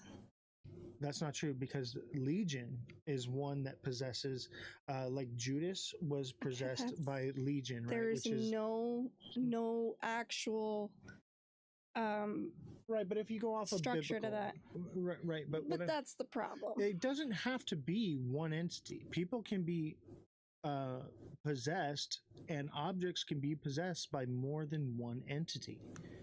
Okay. No. Yes. Read your Bible. No. In the Bible, it states that there was a man that was he was full of demons, and Jesus cast out the demons and sent them into a herd of pigs because there were so many demons. They went into all the pigs, and the pigs ran into the sea and drowned themselves. Poor pork chop. I'm just saying. No, it doesn't make any sense. Take the Bible out. Explain it to me. Take the Bible there's more out. Explain it to me. It's a spiritual entity. It's not like it's taking up physical real estate. Because there's a difference between demon, spirit, and ghost if you see it that way. Haven't you seen people there were these people that I interacted with, and I'll tell this full story later on. Now is not the time and the place, but I'm going to breadcrumb you guys a little bit right now. This is part of the breadcrumb trail that I am leaving for you guys. But there was this man, and he would talk, and sometimes he would talk really like this, and then so he went from Elmo to Louis Armstrong. Yeah. Okay. Got it. Like, I see skies are green. And now you're just Schwarzenegger. Plantations too. I whip them too. Don't sing. All right. Just me and you. And I think to myself. Okay, I'll stop singing. What a wonderful world. I have to hear this like live. Yeah. Please feel sorry for me. This guy was possessed by multiple entities, and each one of these entities that he had in him had a different ability. One of them was this schizophrenia. I mean, if that's what you want to scientifically call it, but I seen it in a way where God showed me through my path and my walk and my journey that there was something more than that. Take the Bible out of it, and then there's no argument anymore. You can label it as whatever you want, but here's the thing is we have to have an open mind that there are some things that science cannot explain. Well, clearly, or we wouldn't be doing this. Exactly. So, tell me when I can unmute. What do you mean unmute? So, unmute what? Are we muted? I don't know. But, basically he's talking about your horrible singing. Now I know what he's talking about. Oh my God. You are correct. You're not allowed to mute say that. Okay. You have to watch I can't the whole mute, show. But you mute for me. Okay. So we have to understand that, yes, we can put a scientific explanation on everything, okay? And we can look at it from a logical perspective, but we have to, especially with these things that we're talking about, that we're looking into, we need to have an open mind, and we need to start, in my personal opinion, I think we should blend science with spirituality. I think that they go hand in hand. Because we have the separation of church and state and all these things, right? That's a no-no, right? But I do believe that they are similar, one and the same. Yes, we have physics, but there are things that defy the laws of physics. You know, there are things that we can give it this label, and that's how we can describe it and give it a way for our puny little brains to understand. But there are just some things out there that we cannot explain. No matter what scientific explanation you want to put on it, for me, in my life, in my experiences, I have come to find that yes, there is versions of people who are mentally unwell and they are schizophrenic. And then there are other people that are possessed by demons and they are granted powers because of those demonic entities that are within them. And that's what I'm referring to with this guy. This is how I knew that he was possessed by demons and that he was not schizophrenic, because the different personalities or whatever that he had, they gave him abilities that no human could do. And you ever saw the movie Split? Remember? It was The Unbreakable. I remember the movie. and basically the beast, right, had this special abilities and stuff. I believe that those are demonic forces that actually possess people, that give them abilities. And then I believe there are people that are just unwell and they have split personalities. But I believe that the difference is that when you are given the ability to speak perfect Latin and you never spoke Latin before in your life, that is one thing that the Catholic Church uses to determine whether or not something is just a person with mental illness or someone that's actually possessed by a demon. Okay. Or maybe someone has access to more of their brain than we do. I mean, that's possible. Because you could remember, like, they've even said we could have memories of a past life, hence why we don't get the full access to our brain because we're not allowed to have it. Our brain can only function at 20 to 30% at max. That's if you're super, super smart. Gen X says Mark 5.9. You wanna look that one up? Should we? I don't have a computer. Let me see here. Let me see if I can pull that one up right now. Mark 5.9. I believe that is the demons in the man.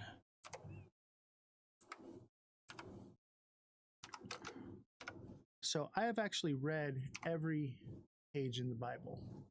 So have I. We both went to Christian school. Well, most people who went to Christian school never actually. Okay, so here it is. And this is from the King James Version, Mark 5:9. And he asked him, "What is thy name?" And he answered, saying, "My name is Legion, for there are many." If you believe the Bible, right? I do believe the Bible. I don't. And you're entitled to have that opinion. But those of you who don't believe in the Bible, I would encourage you to read it. And as you read it,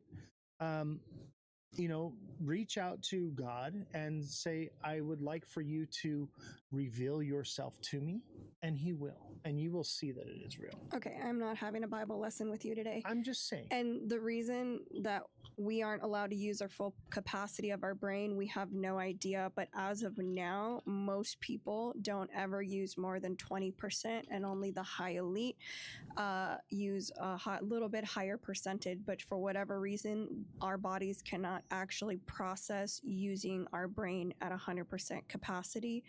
And I think there's they think that we would be telepathic or whatever that case, there's a block that we're just only allowed to use bits and pieces of each part of our brain to answer that question. And I agree with that. And I think that that is a real explanation for some cases. And in some cases, I believe that there is a more likelihood of a demonic possession. And there's a list of things that, the church calls for. That's my whole issue, is the church. And I'll tell you this, creating this demonic possession thing to make experiments out of people, or to be like, these are the same people who are like, mental health isn't real, you need God, when they really just needed medication. And I agree with that. But I think that there's also something else that is real out there that can't be explained. Possible. How do you explain the spirit box thing? I believe that ghosts are real. Right. And I believe that I don't believe that all of them are ghosts. I think that some of them are demons, which are basically the fallen angels, and whatever you want to call it. Like in any religion, right? First of all, I'm not religious. Okay. I just understand that there's something bigger out there that we can't begin to understand. I do not believe in church as a religion. I think that most churches and the people that are in churches are very hypocritical and are probably some of the worst people, and I do not find myself equally yoked with them because they have these righteous blinders on, and they refuse to see the truth because they think they're holier than thou. So I do not find myself having church with them in a building. I do not believe God is in a building. The best church I ever had was with my grandfather. We used to feed the homeless every Sunday from 1983 to 2007. Every single Sunday, never missed one. And one time my grandfather. It was just me and him. And on a Sunday, we went down to the liquor store. We grabbed a couple 40 ounces of malt liquor and went to the park. Just me and him. I was 21 at the time. This was much later on. And we just sat down with some of the homeless people there, and we said, "Hey, you guys want to share a beer with us?" And we passed around the 40, and we were just sitting there talking, and we were just fellowshipping with one another, telling our past stories and things that we've been through, our struggles. We prayed for them, and that was the best church I ever went to. It was helping people, even with just a beer as a way to open it up. Nowhere in the Bible does it say you can't have a beer. You know, I don't understand where all these I mean, Christians, if you believe the Bible, he turned water into wine. Exactly. And that's lit. Just saying. Like, that's what I'm shoot. saying. That's the kind of If God I someone want to could do have. that in front of me, I'm like, I'd be a believer. But I turn until water into now, wine. I just add a little bit of fruit and sugar to that's it. not and how you got that wine. happened. That's how I do it. You're done preaching to me now. I'm just saying, you know, I I'm get not it why you religious. guys have to believe what you do. It gives you purpose. It gives you something that's greater than yourself to explain things you don't understand. I totally get it. But there are things that just don't make sense because they don't make sense. Right. But according to Mark 5:9, he calls him Legion, for there are many. And Legion is apparently what is in Annabelle. Okay? At least what I've come to find. So let's finish watching this clip. Oh, it's so long. Annabelle decides to visit the city. The fire is still under investigation, so you could call it a creepy coincidence, but if you watch So the these are not Conjuring the and real, Annabelle movies, you will know It's a how movie, evil I she think. Robert and truly is. Lorraine. But that's not the only weird thing that happened over there. 10 That one inmates is. escaped from a prison shortly after. So these are the The inmates way that they did it, they like escaped from a prison. wall behind the toilet. This is not Now even what their she size, says is a this little Annabelle's hyperbolic, like, size. "Oh, only a doll could fit through She there." could have No, helped them. And only guess where could fit she's through at there. now? San Okay. Antonio, Texas. I'll be praying for you all. Can we also point out that when these fires happened, everyone was angry? The world is divided. And these were representations of ugly history, of ugly U.S. history. And I don't think one that is connected to the other. someone could have literally just gone out and said, "Hey, Annabelle is out of her cage. Let's go light something on fire because it'll go viral." You know, people are crazy. Okay, I'm just saying. But maybe it was the spirits that were let out from Annabelle that caused someone to do such a thing. Me personally, I think it was just somebody was like, "Hey, we should totally set this plantation on fire because the history that you know, it fuck holds. these people." And two, oh, we can blame it on Annabelle. That's what I would do. That's what I would do too. But right, we don't know. But that the most likely scenario, the history that those plantations have, they probably deserve to be burned. Not saying that anybody should have got hurt. I'm just saying I don't care what happened there. I don't think you should burn down a building just because it was the man who, you know, was the judge for the Salem witch trials. Like, you don't burn the building down. No, it's a part of history, and there's things we can learn from history. They literally rename cities when atrocities happen there. There's a few in California. They're like, we're going to rebrand. We can't but be if you associated. burn the building down, there's nothing there to point at and say, "Hey, that's where this thing happened." No, once it's there, eventually, over time, it's lost, and no one talks about it anymore. There's no remnants of it. There's no history left behind of it. That's the point. I know. So, like, burning down a plantation because atrocities happen there doesn't mean that we should burn all those things down, take down all those statues. No, they should be put there in place so that way there can be teaching that happens from it. Do you know what they're taking out of the schools for kids to learn? What's that? Anything that has to do with that time period. So it is in someone's best interest to get rid of them so they're not landmarks and people can't be like, "See, we were terrible people." No, it didn't even happen. History is written by the winners. So whoever wins rewrites history in their favor or whatever they're liking to Well, be. that's not what's happening because those plantation owners didn't win.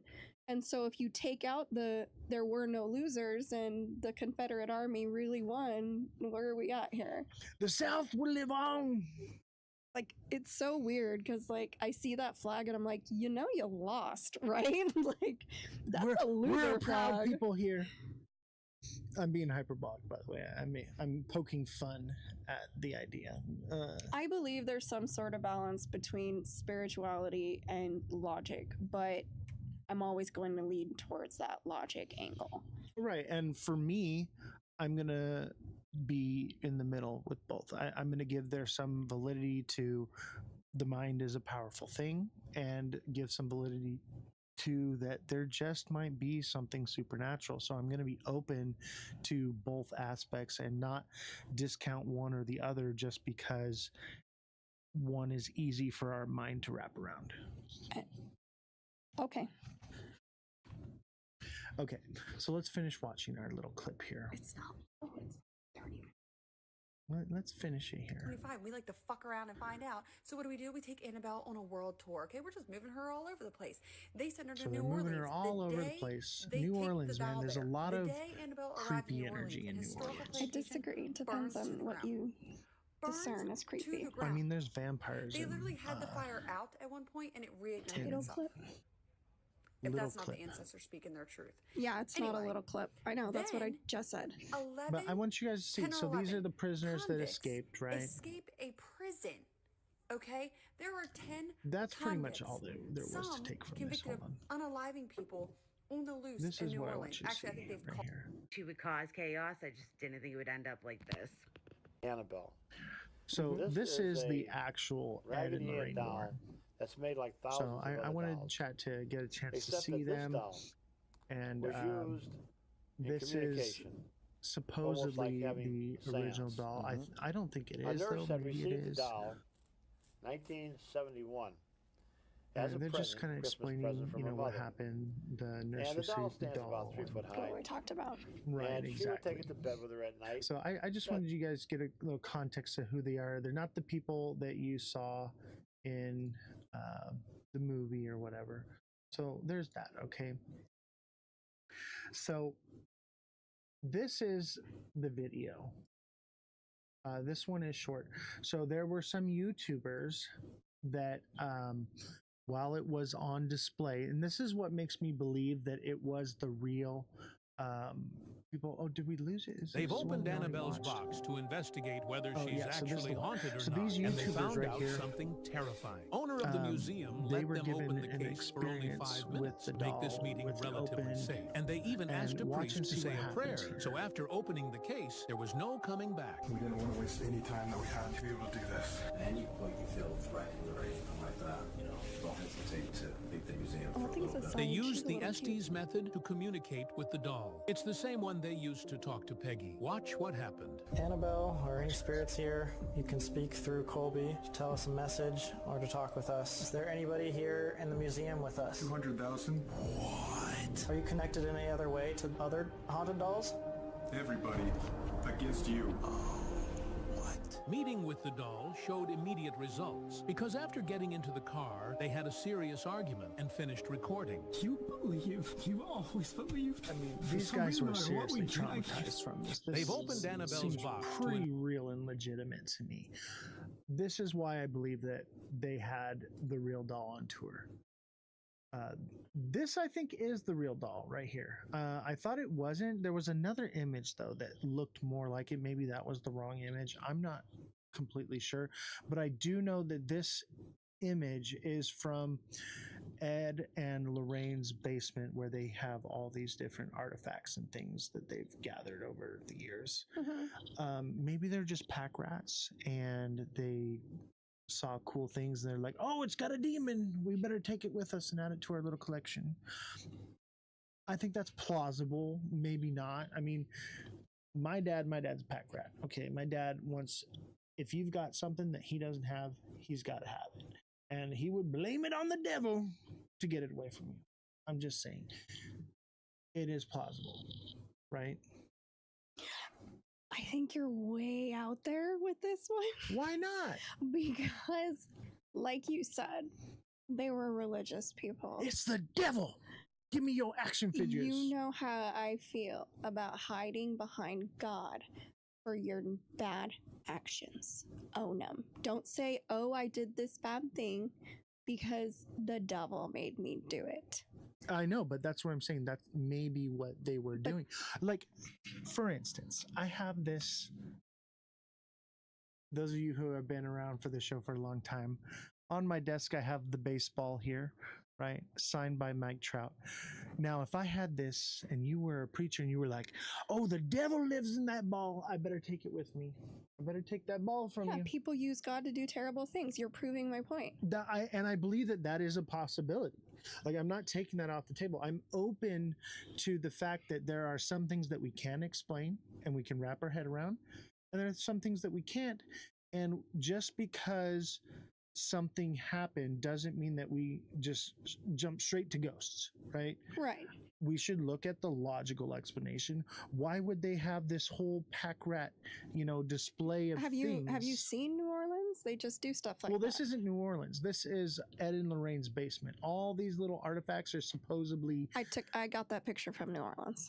Oh, this is from New Orleans? That's New Orleans. Okay. Well, there is a place, and it's Ed and Lorraine's basement. And we can maybe post a They clip moved of it later. though. That was the whole thing. They gave it to this place and they kept it in that box and gave them the box so that people in New Orleans could go see. You can go see it today. They got older and they were like, you know what? We need to make some money off of this stuff. Yeah, now. they're not around anymore. We've been pack ratting this stuff for umpteen years. It's time to cash in on our investment. Don't you think it would be weird if you were religious and you want to have all this negativity in your basement? Don't you find that odd? That's why I'm leaning towards the idea of maybe they're just hoarders and they were like, oh, that looks really cool. I want that. It has the devil in it. Let us take it off your hands. Free of charge. Sure. It seems plausible. No, it doesn't. All right, next doll. Okay. All right. So yeah, I know. Here's my thing is I don't think that the real Annabelle went on tour. Whether you believe it or not, do you believe the stories about the doll? That's what it's about. Whether it went wherever, wherever it came from. Do you believe that this doll had a demon in it that was literally just harassing and terrorizing people? I do, based off of the video of the YouTubers. Because the YouTubers, this is where we are. I mean, but there's history. I'm not saying that it's wrong, but what I'm saying, there's a lot of history of people like, oh, we visited in the doll. Well, you know what I mean? Like, right. So there's a long track record of things happening. Obviously, YouTubers can be YouTubers, right? We're YouTubers, Right. I make up things on the fly all the time just for show value, right? That's fun. It is what it is. But, let's not. Because when you bring religion into anything, you make it a touchy subject. I understand that. I just think that not just for me, I don't care. There's some validity that don't want to hear that. There's some validity in the fact that it may have been the real Annabelle doll that went on tour. There's some validity in the fact that it possibly does have demon possession because of what happened with the YouTuber. And there is some validity to the fact that it may or may not have gone missing and is still out there lurking in the shadows underneath your bed, waiting, watching. In this world, all of those are that could happen. I don't know. Yeah, and that's the main thing here. It's like, let's think about it. Let's have an open mind, chat. Like, let's explore every possibility that it possibly could be, because we don't know. We have no hard facts here.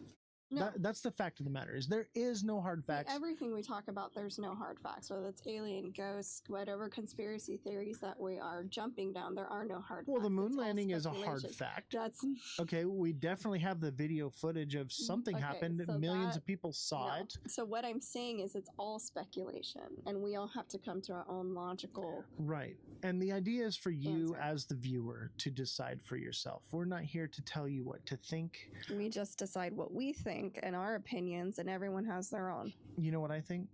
Little girls are the devil. And that might be true. The devil is in the doll. I'm raising them. Psychological warfare. All right, bring up Robert the doll. All right, Robert the doll. This story's a little older. This one's freaky. Okay, I'm not gonna It lie. looks so sweet and innocent, but oh my goodness. I'm not gonna lie. This Okay, one so is the freaking story weird. this one. Hold on, before let me just set the room real quick. I had never heard this story. I did until you told me about it, and then I started deep diving into it for the show, and I got a little freaked out. Okay, Yeah. this is crazy, chat. If you haven't heard Robert of is Robert something the else. doll, Robert the doll. So tell us who is Robert the doll. I'm sure most of you haven't heard of Robert the doll. I would say Robert the doll is creepier than Annabelle. Oh yeah, and not only that, Robert's been around for a very long time. Right. So tell us about Robert the doll. Who is he? What does he do? So Robert the doll, this toy was given to a little boy in 1904. 1904. He was originally given to Robert Eugene Otto, a young boy from the Key West. So that's 120 years ago. Yeah. Yeah, 121 years ago. Dang. The doll was manufactured in Germany and was brought to Otto's grandfather during a trip abroad. They speculated that the doll may have originally intended for a window display, and it was not to be for sale, but the grandfather convinced them to sell it to him. A variation of the origin story claims that a Bohemian servant, like somebody off the street, is the one who sold it to him, or practiced voodoo, cursed the doll, the same old rhetoric. Voodoo. Right. It comes back to that kind of rhetoric. Young Robert Eugene Otto became so attached to the doll that he gave it its own name and instead on being called Jean. So this boy goes, okay, this doll is named Robert and my name's Jean now because I love this doll so much. Wait a minute. So let's jump down the rabbit hole a little bit here before we go any deeper. So the little boy's name's Robert. Robert Eugene, yes. Right. And so the boy says, I want the doll's name to be Robert and for me to be Jean. Right. Now that is a sign of demonic possession. Well, that's a sign of some kind of connection where either the doll's like, I want your name, call your name. Right. Or basically he's like, I no longer live in my body. I'm a vessel for this entity to take me over. And now I reside in the doll and it has possession over me. So it is odd. Sign number one. It is odd for a little child to be like, I'm Jean now. The doll is Robert. Like I don't know if my 5-year-old came up and said that to me. I'm like, oh, okay, that's a little weird, but sure, son. Like, I don't know how I would react to that. Every time you say Jean, I think of Jean from Bob's Burgers going a jiggly, jiggly, jiggly, jiggly. Anyways, as a child, Jean would often blame any mischief or misbehavior on the doll, saying Robert did it when toys were mutilated or objects were overturned in his room. Neighbors, according to legend, claimed to see the doll moving in the upstairs window when the family wasn't at home. The Ottos and their guests also reported hearing giggling and seeing the doll's face expression change wherever the doll was. Okay. Let's rewind a little bit. Mm-hmm. So the story that I read about it is basically the doll was doing weird things and moving on its own, and creepy, weird things were happening. So they locked it away in the attic. Okay. Well, before we get to that, that wasn't just the only case. The incident that occurred for that to happen. Okay. So one night after hearing commotion in Jean's room, his parents found the room in disarray. Jean was terrified, shaking and screaming in his bed, insisting Robert was responsible. All of his toys and everything were mutilated. Everything in the room was destroyed. Hold on. Don't you think that a kid could be having a temper tantrum and did a bunch of crazy stuff, or maybe split personality disorder, yes, or whatever very personality, logical, yes, and then uses that as a reason to blame it on something? Because I'll tell you what, right now, my 5-year-old, or I think she's like 6 now, when she was younger, even now still, she would do things and blame it on the devil. The devil made me do it. I believe that. So, Is it perfectly logical for a child to lash out and do something like that and then blame it on a doll? Yes. Absolutely. Yeah. The question is this: they were not home, and the neighbors saw it moving around in the attic. Right. That's what's creepy to me. That's what leads me down the crazy rabbit hole of this is some demonic thing, right? But here's my issue. So Gene, and he stayed with this name. He never went back to Robert, even after he went to college. And he kept the doll. He kept it. Okay, so not me. I'm gonna light it on fire. You know, I had a Furby one time, and this thing was possessed. Okay, and it was like going. It was going like crazy. And we took the batteries out of it, and it kept like going. So we torched it with a torch. Yeah, that was the right move. Those things were creepy. And it was literally on fire, still going like it was creepy. No, so this dude, he literally brought it back to his childhood home after studying and being abroad. His wife, Anne, was reportedly uneasy with Robert and had him moved to the attic. Visitors claimed to hear giggling and footsteps coming from the attic after the doll was confined. So this is Robert's reputation. He's obviously in a museum now, locked up, like you see right here. And the story is, if you take a picture of him without asking for permission, you just get bad luck and bad things happen to you. And they literally Elaborate. Okay. like car accident, something bad happens, they lose their job. You get the bad juju. Yeah, they get that bad vibe, that bad. And so what they have to do is send in an apology or come apologize to the doll for taking its picture Dear without Mr. permission. Doll, Robert the doll. Dear Robert, we are so sorry that we used Flash. Please forgive us. Our utmost apologies. Could I please get the winning lottery numbers this week? I've been doing so bad. I believe the government was surveillance through Furbies. I think that was like a test program, by the way. I believe that too. They had like that little like camera censored thing. And you just do you remember the Simpsons? Oh, you didn't watch the Simpsons. There's a Simpson episode that made fun of the Furbies, and the thing was they were literally monitoring children to see what kind of toys they like, so they knew which toys to make for Christmas. I mean, that checks out. It does, right? Yeah. I would not when it comes to the government, anything's possible. I would not put it past any government entity to do something with toys, especially toys, right? Because children, because it's about money, right? Like that's why they monitor everything we do online. They want the data. The data can literally, Facebook knows when you have to poop. They know you have to poop before you do. This is a real thing. Are you talking about that? This is how we all only watch cartoons. Are you talking about that American Dad episode where she finally got a conspiracy theory right, and it was Project Poop, and they were filming everyone while they were people who were on the toilet looking at their phones, and they were filming them? Yeah. And like, so the camera's looking at you and it's looking down. So if you're beating it in the bathroom, the CIA's got footage on you. They're watching you. Big Brother is watching you. Spank the monkey. All right. So you just remember that. And one day when you run for Congress, they're going to say, you better play ball or we're going to show them videos. We got a whole spank bank full of them, baby. Spank bank. No. I mean, it makes sense. Why, next time you're beating your meat and you're in the bathroom, look at what direction the cameras are looking right at your face. Who takes their phone in the bathroom? That's disgusting. That's where germs live. I mean, never, I get, I put when I have music, when I take a shower, but when I'm using the restroom, why would you take your phone in there where germs and poop and pee live? What the hell is wrong with people? I get my best TikTok work done while I'm on the toilet. Oh, that's so disgusting. Those are my best lives ever. No.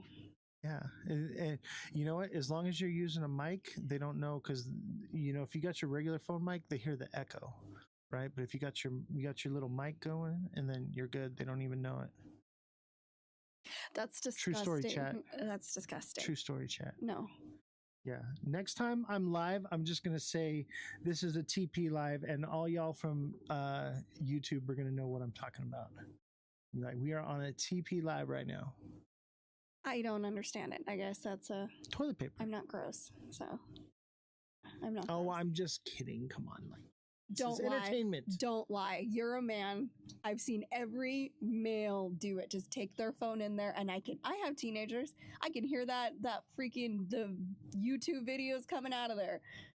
If I don't take my phone to the bathroom, I have the most boring poop I've ever had in my life. You mean you're left alone with your thoughts and you don't want to be? Yeah. I need entertainment while I poop. At least Angry Birds. Like, I used to do the Angry Birds while I poop. That was like my main thing. Yeah. So like, I'd be dropping poops and shooting birds. Okay. That's... I think you're addicted if you can't... That's what I'm saying. Remember when I like doing things like I put my, like, people are like, oh, I was trying to get a hold of you. I put my phone down. I don't remember where I put it. I'm going out and doing stuff and living my life or baking or talking to my kids. People have gotten so dependent, and it's like, go live. Don't be on your phone. If you can't go to the restroom without your phone. I get the most work done on the toilet and while I'm golfing. That's where I get the most business handled. I'm killing two shits at one time. I don't think that's two turds in one stone. What? Getting two birds with one stone? I'm killing two turds with one stone. No. Yeah. No. I can kill two turds and get stoned. But think about both those things you said are solitary and confined. Yeah, I don't like solitary confinement. But that's what you're choosing. No, because no. you're using your phone. I'd rather have my celly in there with me. My phone is my celly. It's my cell phone. You gotta have the homie in there with you. Can't poop alone. I digress. All right, next one, Valley of the Dolls. Some of y'all never been locked up, and it shows. Okay, well, that's a different story for a different day, ain't it? It is.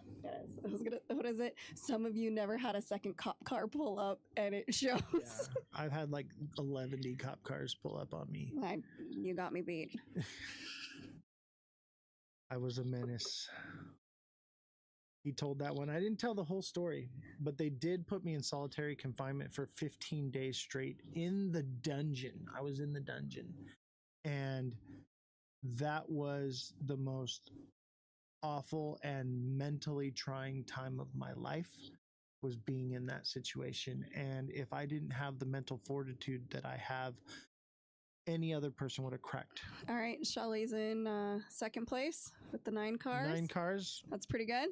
I only had 2 because I was 9 pregnant cars. and I beat someone up. What did you do? You got caught stealing cats, didn't you? No, she got caught stealing horses or chickens. I knew it. I think it was the cats. Every time I see her, she's got a new cat. No. She's just a good person that loves animals. I mean, I do love cats. I do love cats. I would steal some cats. I'd be like, oh, they're sitting on their porch. They need a home. It was horses? I knew it. You're lucky they didn't hang you for it. Hey, that was the old rules. That's what they do. They lynch you. She wouldn't have stole anything bad. It would have been something that was beautiful and she was trying to help. They said, oh, she stole a horse. You're in the up. bathroom now. See, this Call is for what I'm backup. look at. I'm in the bathroom. This is what I'm talking about. See, what is he's wrong in the with bathroom. y'all? What is wrong with y'all? Hey, make sure you wash your hands, please. It's too late. What is it? Okay, so that's my thing. If you're on, okay, so let me. We really got down a rabbit hole. I know, here, because didn't we? I mean, we have other stuff to talk about, but look, okay, I'm gonna visualize. Okay, you're in the bathroom. No. Oh, okay. You're in the bathroom. No, okay. So your phone is in your hand. How do you squiggle out? So you take your phone and you like push down, right? And the undies, and you lift up your phone, but then how do you wipe? Do you just like lean to the side and not to your phone? Like, how does that work? And then how do you wipe? I will tell you how. Okay, no, Very let carefully. me finish. Let me finish. Very carefully. And not only that, do you wipe and you're not going to do it well with one hand and do it correctly because you're too busy looking at your phone? That then you got to, how do you? I got one of those neck things from the TikTok shop. and it No, just you sits right don't. here. No, you And don't. I got my phone, and then I just And use my then nose. Not only that, then Use you my have nose to your sweep. phone. Swipe. Do you I'm swiping like this. do you put it on the sink and wash your hands, your poop hands next to the phone? How? Am I crazy? Like, is that not disgusting? Like, I would say visualize that. For This a is why I second. never want to touch anyone else's phone, because I would imagine that They're there's disgusting shit like on you. every phone. They're Every phone disgusting like has you. shit on it, guaranteed. And then you put it up to your face and you talk to it. I only talk on my phone in speakerphone. All right, more on Robert the doll. Reel it in. I know. I'm sorry. You gotta I'm reel sorry. it in here, guys. We're out here. I don't know how we even Reel got it in. there. Okay, so Robert the doll. Okay, so that history. So he's still, again, he says that they say that he gives cursed energy, and not only that, you can see all the letters in the background. They keep every single one of them. There So are if you take a thousands picture, without permission, and if you don't come back and apologize or send in an apology, you just get bad luck. what if you call it names or something like that? You Yeah, piss it off. doesn't like disrespect. Yes, it's been So around a long It wants time. reverence. Kinda. So basically, you have to be all hail to the Robert. Right. Robert, please, if it would be all right with you, may I take a picture? Now, My does thing- it answer you and say yes or no? No, the bad luck just stops. I know, but what if you do want to take a picture and you're like, hey, bro, can I totally take a picture of you? And then nothing happens to them, according to Key West, where he is staying. Yeah, but don't you think that there's a possibility that they made all this up? Absolutely. And that people just get it in their mind, Absolutely. and it's like They are manifesting it. Yeah, they're manifesting the negativity They're like, oh, into their let's life. see if this is true. And then they manifest it and they're like, oh, my life sucks. I better Right, send and in then this. they start Sorry. noticing negative things happening in their life because they're dwelling on negative thoughts that this might have happened, or it's freaking real. This doll, I knew about it because it was connected to other things, that the stories that we had growing up. So, but this doll has been around. Like, look at it. Like, that is 121 years. 121 years in almost beautiful condition, but you can see it's wear and tear. It's the moth eating, like all that kind of stuff, because it was left in an attic. But that thing, was this doll ever cute and loved before? yes, I would imagine so. Okay, so this doll's name is Robert, right?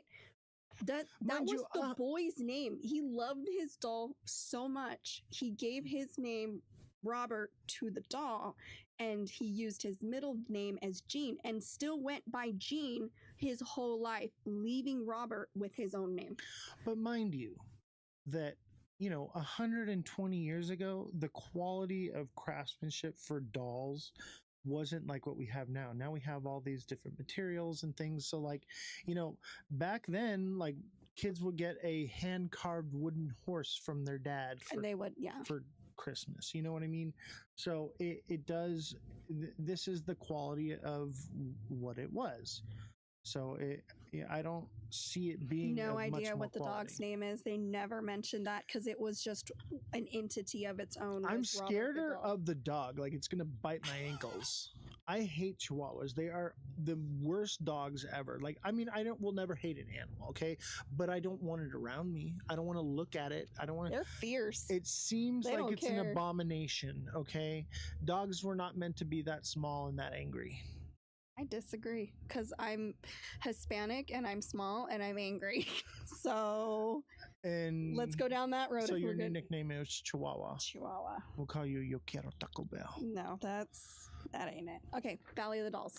All right, Valley of. So that's it. For this one, yes. So- There is a hard to find history on this one, except for people are terrified. So don't piss off Robert, Don't or go you're gonna take have to write a picture. letter. Don't do that. If you don't like homework, don't go visit Robert. And if you're gonna go take a picture, please ask for permission. this dude don't play. I don't know. Okay. I'm not buying it. Before History we get is it, history. It's like saying that you know, what does the Bible say? Some guy lived to 500 years. We know that's not true. It seems psychosomatic. And like, wouldn't you want to write a letter that they're possibly going to put up in the case for somebody to read? I would never be around dolls. So I'm going to write not a the right letter and person. never been there. Be like, I'm so sorry, Robert. I didn't mean to piss you off. What if you do that and it's like, this lying piece of... I didn't curse him. I feel He's like cursed now. I feel like we need to write a letter just for talking about it right now. Right? Because what? I if have it the is worst real, he luck. must Like, know that we're talking shit right now. Well, if we send the letter, You wrote those. You better write a letter. You better write an apology. Look, my life already sucks, and I already have bad luck. Come at me, bro. There you go. I'll call their bluff. You know how I am. Do Jesse it. is gonna get. So we got another image of Robert the doll. Let's check it out here. Cutie pie. Let's take a look. I just can't see how this doll did so many bad things. So this is another image of the doll from the side, and what I want to know is who is this guy that looking like Walt Disney right here? That's what we're focusing on. I'm just saying, did Walt Disney have something to do with this? I don't know. Maybe they had beef. This doll's been around forever. Yeah, I mean, maybe a doll that's been preserved, and it's very rare, over 100 years. There had to be, whether you believe it or not, there had to be something very special about Robert for them to keep. Let's see here. That's Walt Disney. No, it's not. Actually, that looks is like Walt Disney. Remember, chat. this doll was made in Germany, and that looks like a German. That's the devil. No, it's Germans are not. Certain people. What about this? Look at this. This looks like an official seal from the government. Maybe they're the ones who own it. That looks like it was given to seal.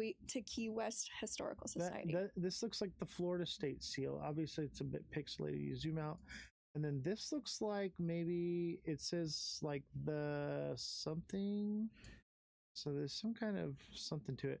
But look at this. This looks like the swastika with the eagle above it. No, it doesn't. I'm just saying, I deep dive into this stuff. I was looking at the background stuff here. What I want to know is, what is this? I think it was the little boy holding it. What is that? I don't know. It looks like a goat eating a child. What? You don't see the goat? That's a goat. I think just everything's a goat to him.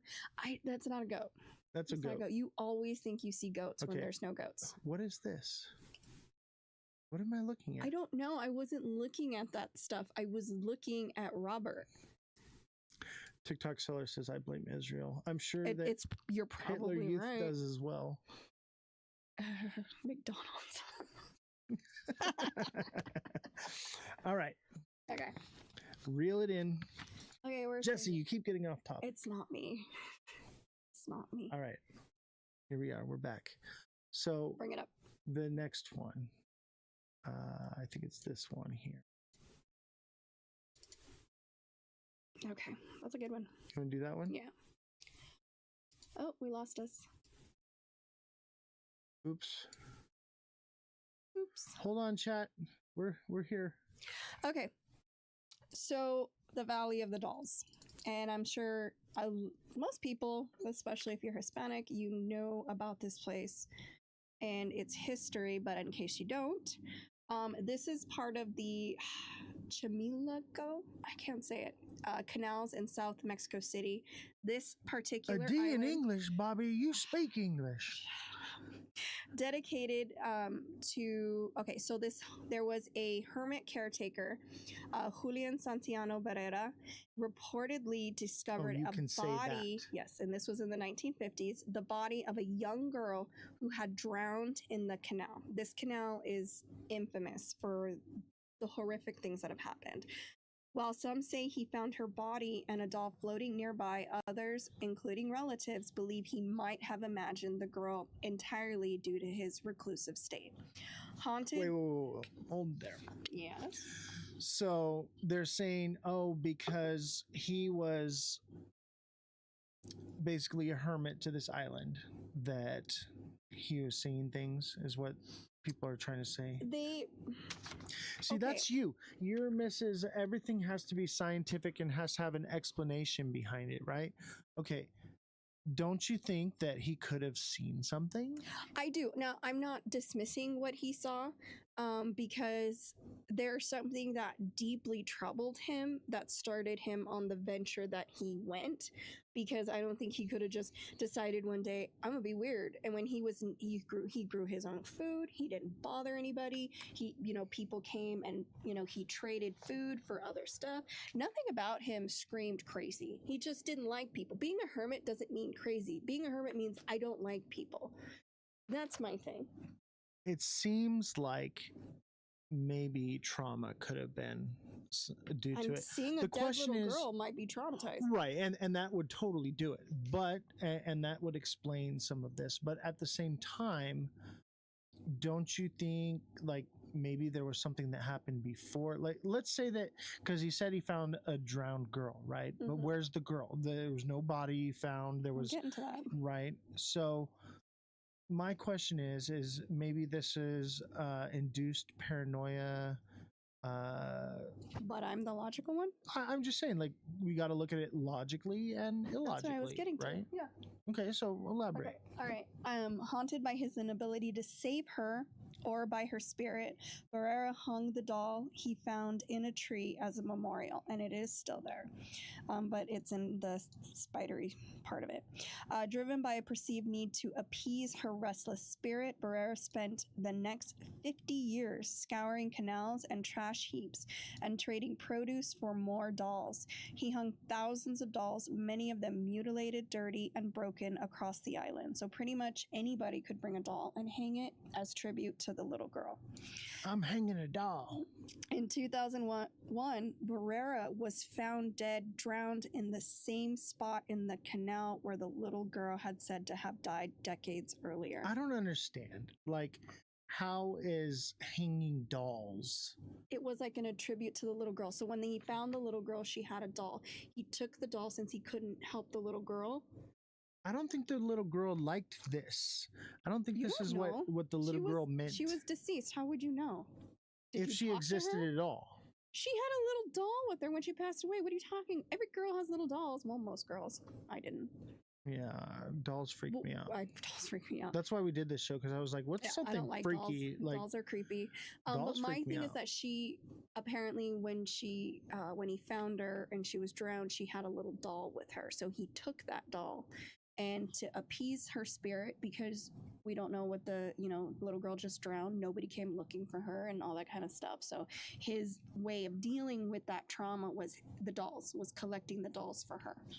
I'm leaning towards, like, the dude was smoking some good stuff and had a traumatic experience, thought he saw something, maybe went a little bit off his rocker and started doing this to find a way, like a coping mechanism for. Yeah, I would think this seems more psychological Yes than and it no, does. Like the because- other ones seem more demonic. This seems more psychological to me. Okay, so remember he was found dead in the same spot the little girl had died.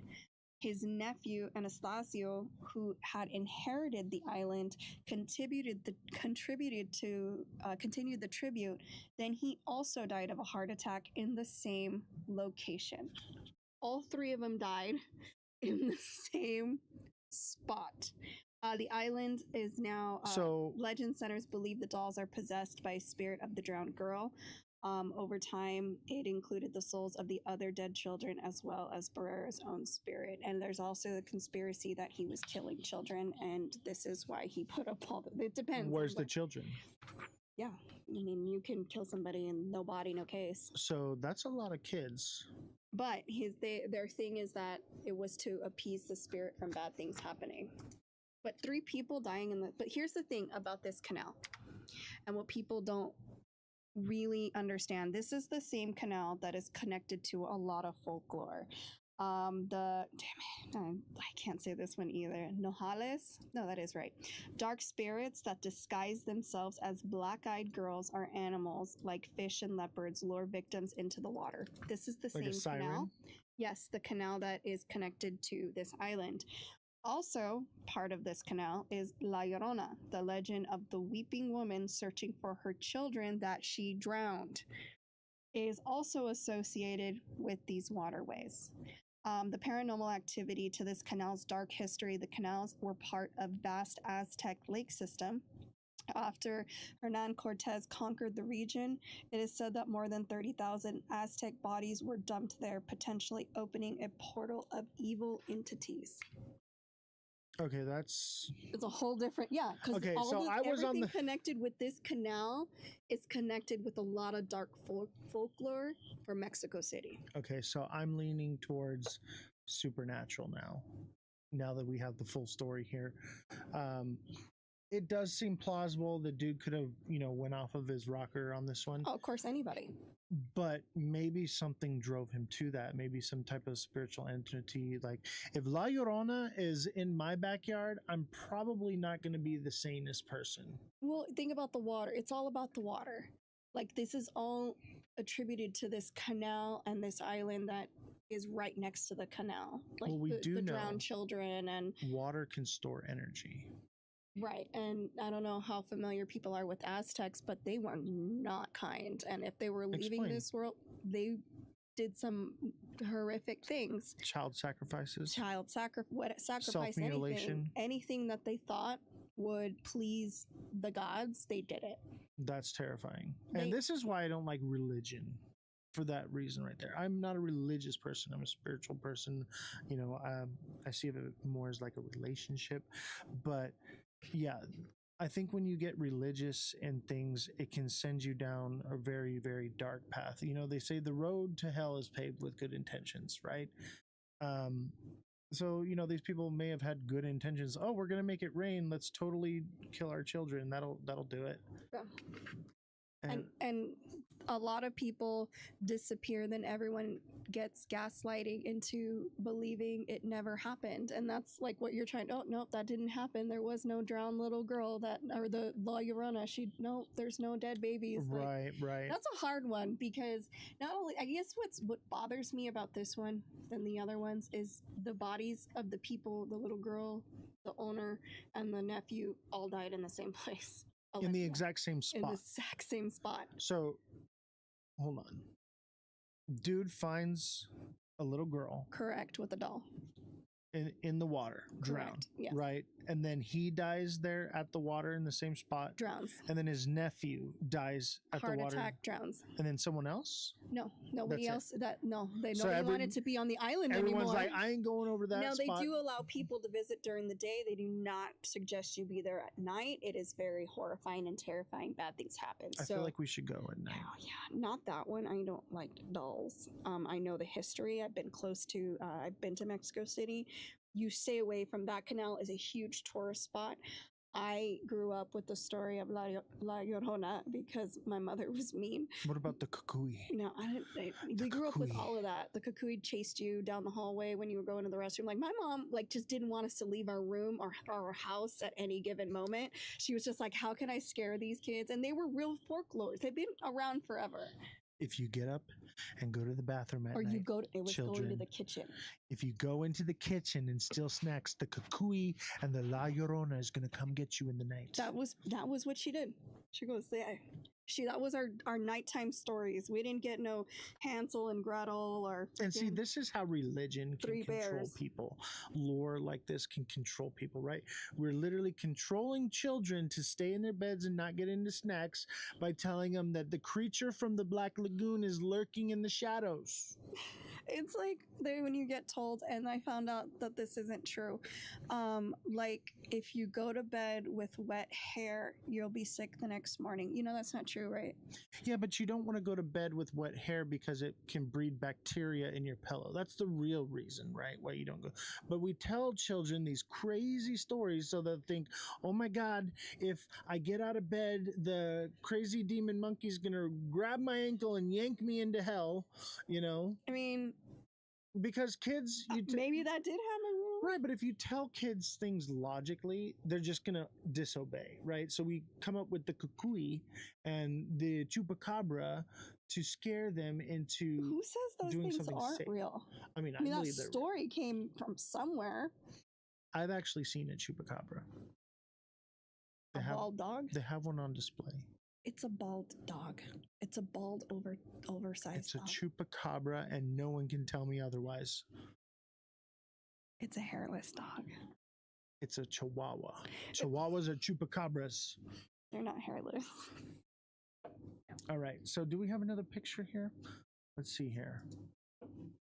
So that's our picture now. And here's my thing is it seems made up until you factor in the idea that maybe there is. Those are the trips you can take. Okay, hold on. Let me pull it up here. So because people all died in the same spot, that's where I'm like, okay, maybe this is the only story I give any weight to. Because they what were are you talking actual about? people. What about freaking Annabelle and the dude? Do you want my honest opinion on that? Now, I gave the story of the background because that's my job to do so. I think it's crap. The doll thing, the dolls being possessed, is crap. Just plain crap. I don't because think so. I believe, again, whether you believe in demons or not, demons, even the church, they want bodies. And in your thing about this guy being possessed, like dead bodies, they want a live vessel. They have they can't get anything accomplished with a doll. They need a person. They need a body. Okay, that was one thing that I was researching. Because I was like, they need a body. They need a host. So when I see these doll ones, one, I think those people of Annabelle, they made a fortune. And they used religion to, again, not a fan of religion. They use that to push their narrative. Second, the other doll, again, why would you hold on to it? Oh, Robert made me do it, or Robert did it. That sounds like a child didn't want to get in trouble. It's mutilating toys, so we're just gonna put it in the attic. I'd burn that. I burned my Furby. He kept it. Maybe it was because the child was so attached to it. It is weird though that he still let it keep its name. Like, that's still trippy. Like, he must have believed it so much. Now, again, I could be wrong. These things could be totally real. But in my brain, the two dolls are complete bullshit. To me, it's crap. I want to believe. I get it. And people do. People do. But the Valley of the Dolls, knowing Mexico City, knowing the lore behind this canal, pushes me in the other way. Because I know there's some especially, so my native heritage who settled here in California, in Southern California, are the sister tribe to the Aztecs. So you sacrificed humans and children. They did. They for sure did. It explains why I'm so mean. But here's my thing. They did horrific things on that land. I'm not going to make excuses. So did the Mayans. So did most tribes all around the world, but I honestly think, out of reading all of it, the Aztecs were pretty freaking bad. Right. So, and like the Annabelle doll thing, it goes back to what, like the 70s. You know, the Robert the doll goes back to 121 years ago. This goes back like what, thousands of years ago. Right. These folklore have been around for a very long time. Now, granted, this guy who had the Valley of the Dolls was in his, it started in the 50s. He was older, and he was very reclusive, so people wanted to dismiss him. And he literally traded like fruits and vegetables for dolls to keep her happy, to keep her spirit alive. I saw that he was literally farming to basically survive and to buy dolls and to get the dolls for the little girl. What would he wasn't asking for money. Well, I will tell you this. He wasn't asking for anything. He just wanted to appease this little girl that he couldn't help, and he felt so devastated he couldn't help her. After he passed, and then his nephew took over and he passed, there wasn't as many dolls as there is today. Nope, the reason it's so much is because people go and visit and they bring a doll. And we're talking about thousands and thousands of people probably every year that are bringing dolls. So now it's more overridden. It's become more of it's a tourist attraction. But as long as they keep bringing the dolls, the spirits are happy. Maybe there was a couple dozen, maybe a few hundred to begin with. Now we're talking about thousands. So it's a whole island of the dolls. It's become this lore over time. I wouldn't put it past Mexico to do something like this to bring in tourist attraction and American US dollars. That's true. You know, for every supernatural thing. But the story of the 2 deaths are documented. Follow the money. The money will tell you the truth. But these little things didn't start till a few years, like 10, 20 years ago. This happened in the 50s. I think we forget that we're not in the 1900s anymore. We're in the 2000s. And so the reason why this was cornered off for a while, because Mexico is very superstitious. Whether you realize that, yeah, I get Americans are, no, Mexicans, Spanish, any of that in that family, were superstitious to the max. And I think their big thing was, we need to stay away from it. The canal wasn't used for a long time unless it was necessary, because they were afraid of the bad now they're spirits. doing tours through it. Because Americans it must are have dumb not and been that bad. Because Americans will pay to do dumb shit. I don't know. We went from we're not Cha-ching, going right. anywhere near it to like, oh yeah, let's just totally take families with their children through the canal. If it was unsafe, why would they do that? No, I'm not saying it's unsafe. I'm just saying it's haunted. There's a big difference. I live in a house I know is haunted. I see it all the time. I'm not move. We gonna live together, and someday I'm gonna try to get them to pay rent. Do you understand? This studio is haunted. I believe that, because the house you live in, the house I live in, these houses were made in what, 1930, like 80 years old 1940? or They're more. almost 100 years old. Yeah, There's some sketchy shit. Everything around here is old, and I think the older something is, the more likely it is to have like something attached to it. So. Yes, so something no. can be haunted. Okay, people. Okay, you're saying that. Oh, people don't. Why are they? Okay, you say that, but how many people go to the Winchester house? How many people? It's freaky and weird and different. Because it's haunted. Is it though, or is it just a staircase that leads to nothing? A door that goes out to people will nowhere. Pay, but I'm saying though, ghosts or not, people will pay to see haunted stuff. Absolutely. And it doesn't mean they're not haunted. Or they are, or the story when the 50s was something completely different, and then they rewrote the story for cha-ching, so that way they can have their tourism. But you can coexist without being possessed. I think that's what people don't understand. You can coexist with the ghost. You can coexist with aliens. You can coexist with things you don't understand. Well, I think there are good entities and there are bad entities. And I think in this circumstance, I would say this is a bad entity because, 2 people evidently lost their life and possibly a little girl. So there's probably something evil and demonic. When I look at the La Llorona, okay? Doesn't that tie in? She was looking for the children she drowned, and there was a little girl that popped up on the guy's island. I think this is La Llorona.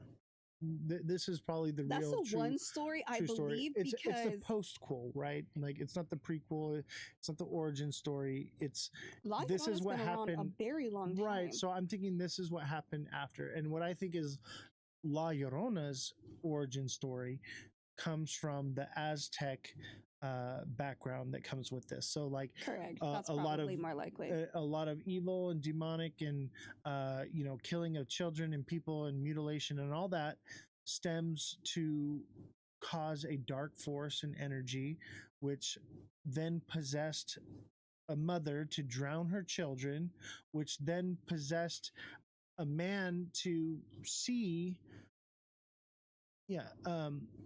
Basically he saw them getting drowned, right? So here's the thing: it's like a cascading domino effect, right? So he now saw an apparition of this drowning girl, or maybe it was a real drowning girl, or maybe he drowned a girl there. We don't know, right? But it obviously is this cascading effect of demonic energy over the years, and it's probably the same entity because these things are timeless. They don't die, right? And so over the years, it's transferred itself, and it transferred itself into this man who caused him to go crazy, or maybe it was in the doll, right? Now, you say it's not in the doll. I think it can be in the doll, Maybe it's in the island, maybe it's in the water, maybe it's in Annabelle, maybe it's in the air, in the ether, right? Um, I do believe that entities can attach themselves to you without entering into you. You have to give an entity Like a tick? permission.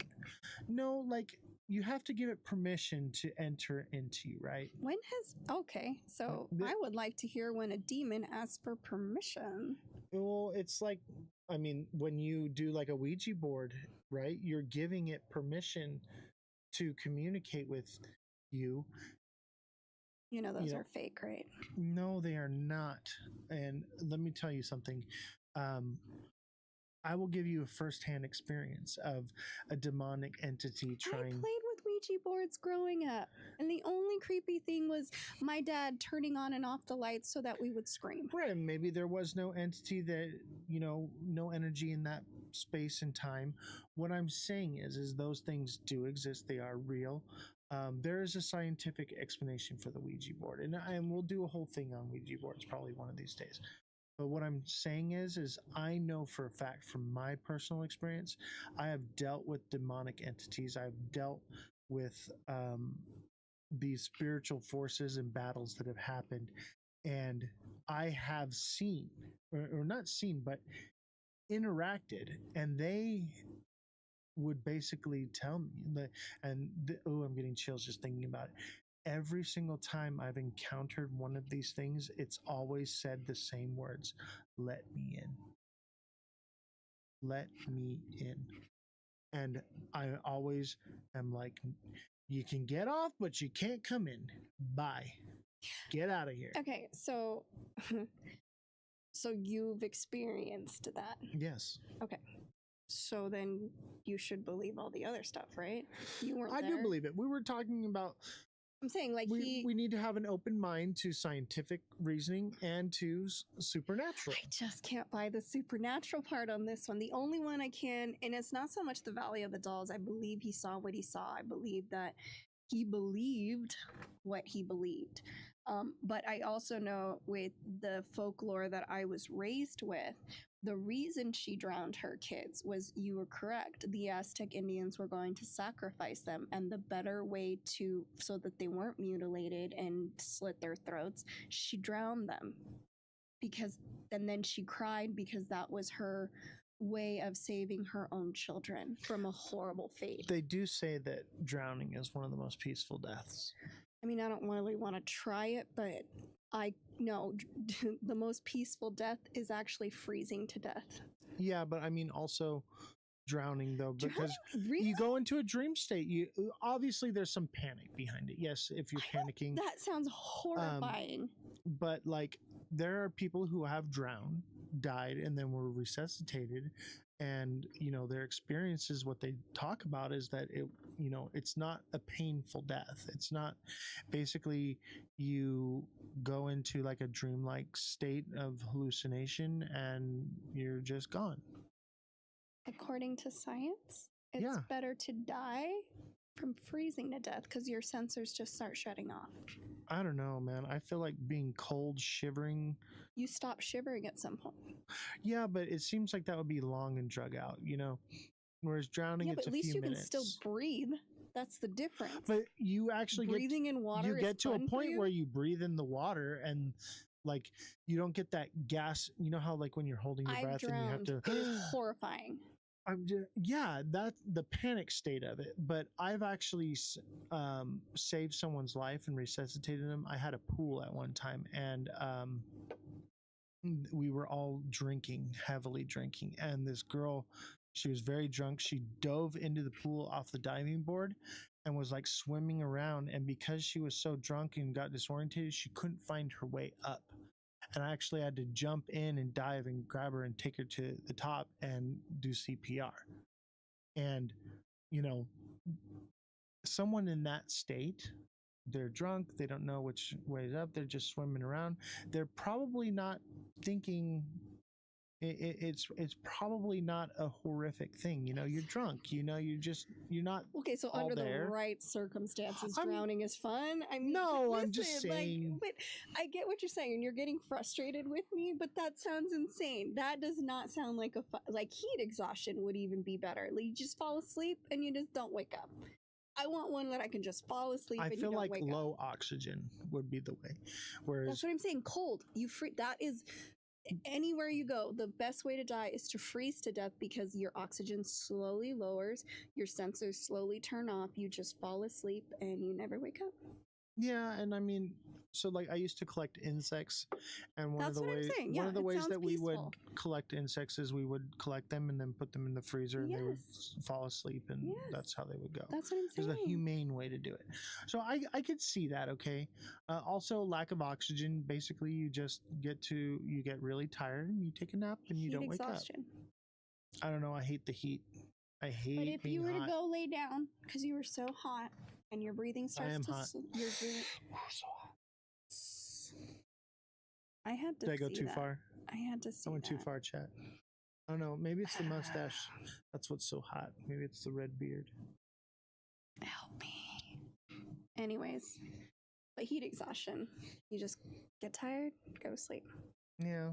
Anyway, so back to what we're talking about. The Island of the Dolls, right? Honestly, I want to know what people think because I don't know how people are familiar. Again, I love Hispanic heritage, and this isn't just Mexico. Spain has a lot of their own folklore as well, and that's where most of my ancestors are from, is Spain, and from the sister of the Aztecs that settled in Southern California. But my thing is that what is the difference between taking this tour bus to this haunted island that it is all these Americans and foreigners who go to the haunted houses that are all over California, or I mean the United States? How is that any different? You're like discrediting it. Well, it's not that scary if people go, but there's haunted houses everywhere. I think people will find any reason to monetize something. Well, yeah, but this wasn't monetized till, I guess you want to call it that, for a while back. Right. So, yeah, maybe it was just ancient lure that turned into something that they could market. But what the point is for, this is why this all comes together for me, is the drowned children, the black-eyed girls luring people into the water. Doesn't that seem like, even though they came at different times, doesn't that seem like it's all connected?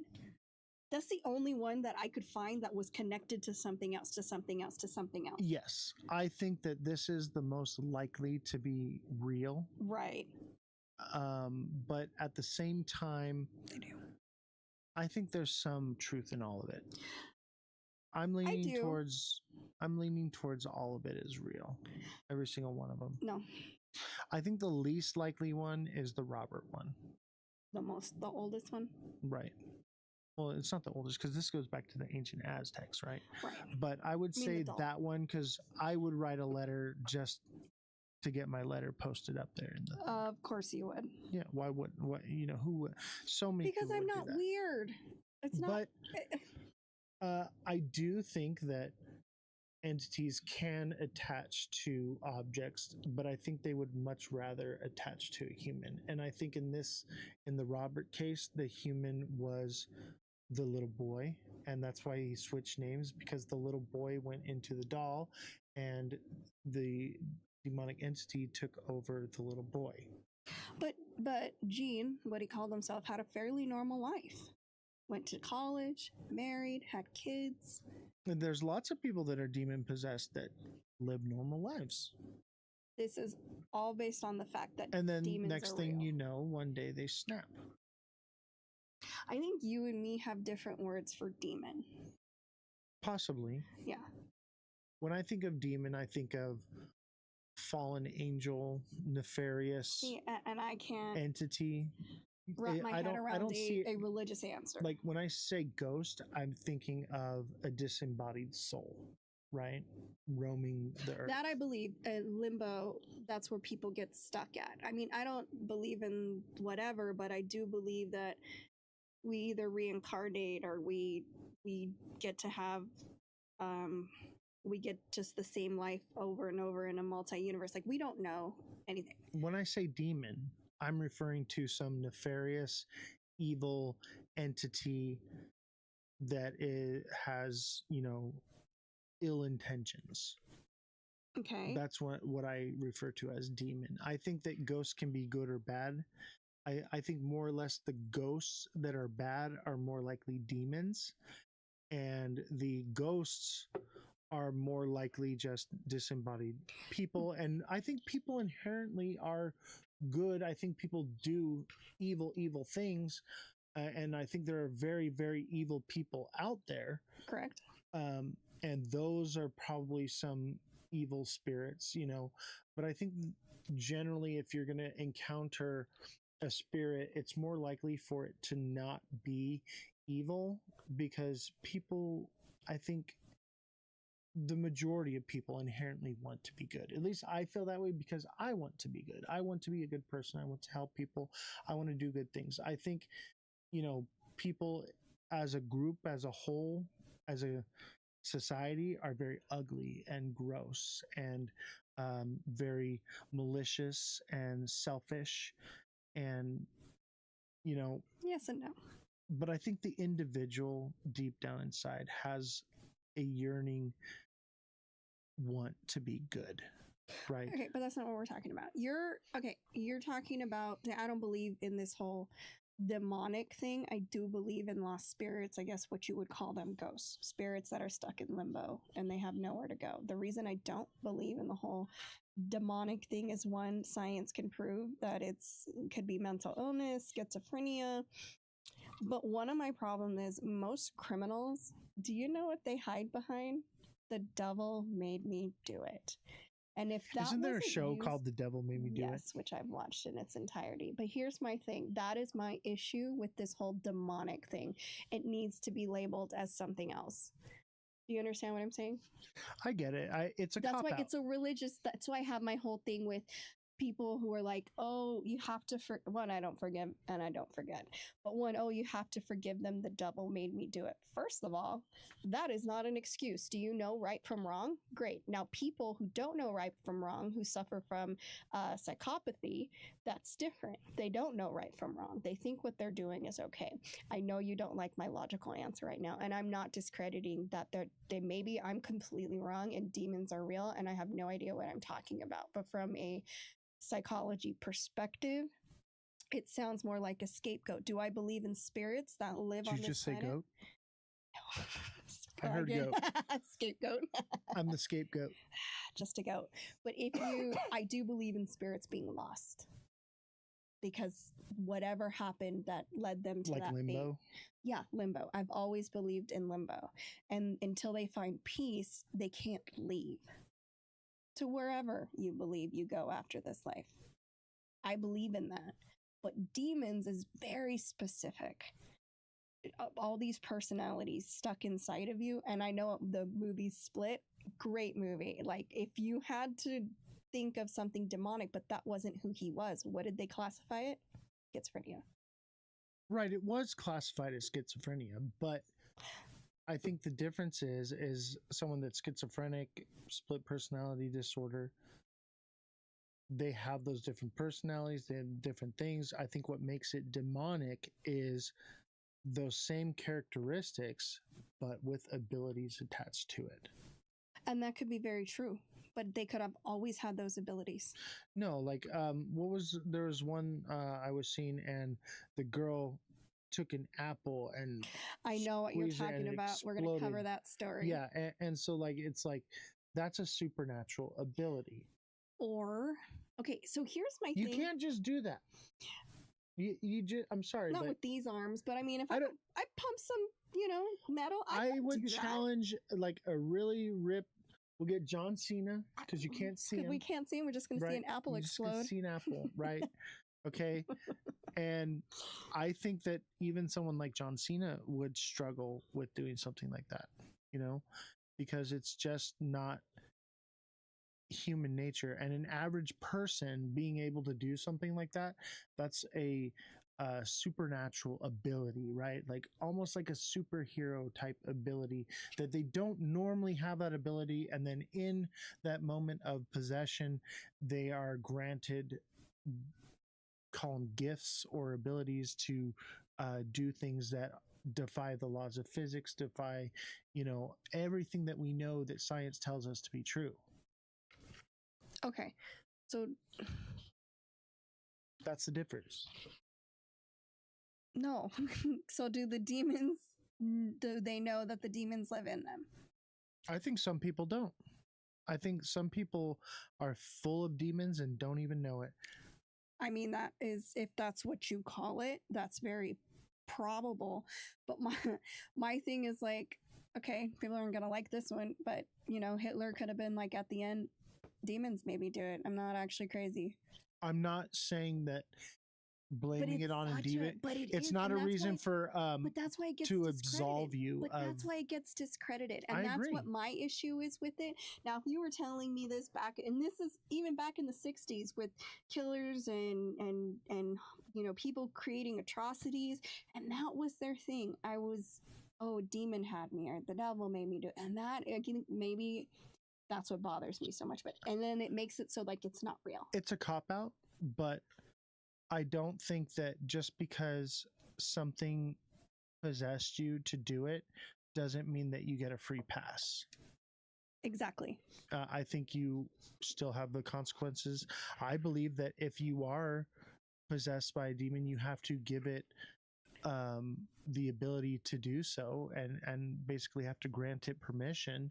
Therefore, you I don't think you just said it doesn't need permission, though. It just jumped into little Robert. No, I think that children are easily manipulated. So it's easier for entities to go after children because they can manipulate those children into doing different things. That's why, children are not allowed to have consent, because their brains are not mature enough to understand the ramifications of the decisions that they're making.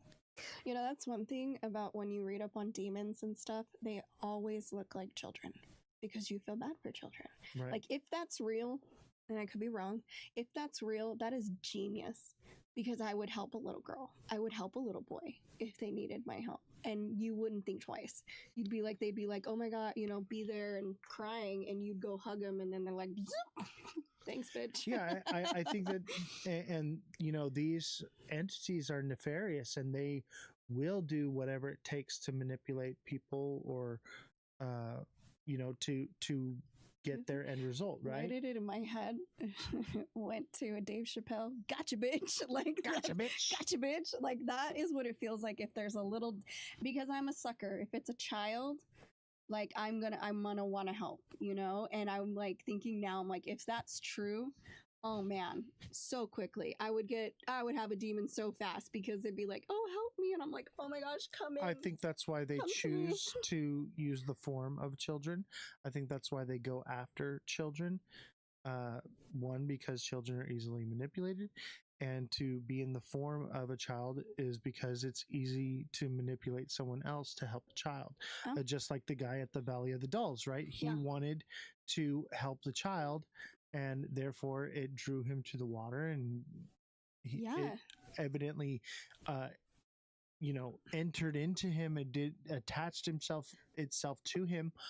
I do think that the entities can not enter in you and possess you, but can latch onto you and follow you, like drain you.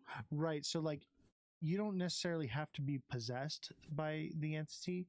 You can just be what is the word, like it can follow you, and it can wreak havoc on you. These dolls, and they're like, oh, they're demonic. My thing is, things that are really demonic just drain you of everything. The worst that most of these dolls, vampires, right? Like, they're just but these dolls were just jerks. They're freaking assholes, throwing shit, jumping everywhere, scratching people. Like, they were just jerks. Like, even if that's the case, and they were somehow, these dolls were just jerks. I think they feed off of fear, because fear is a form of energy.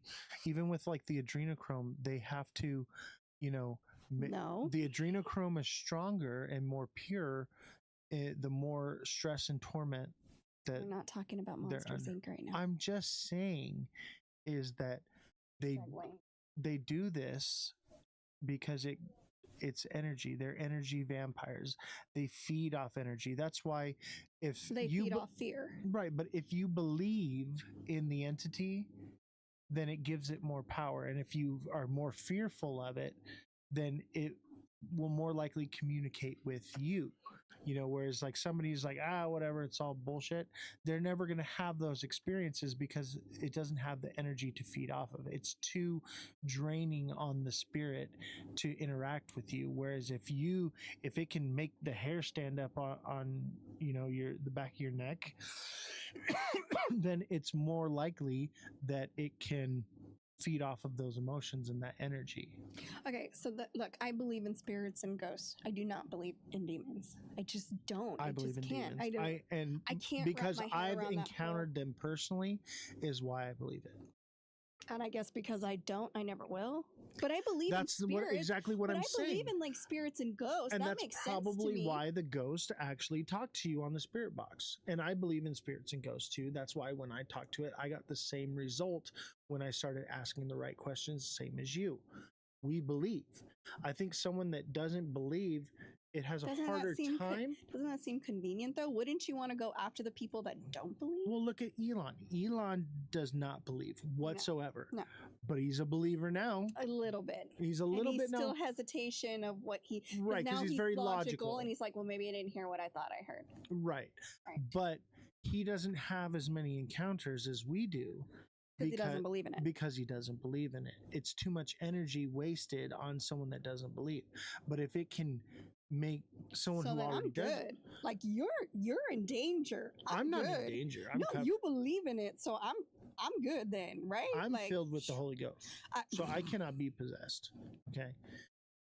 Me personally, I feel like you're in danger because you don't believe. People, the majority of people that do get these demons are religious. Look at it. Look into the history of all of it. They're religious people because you guys buy into it.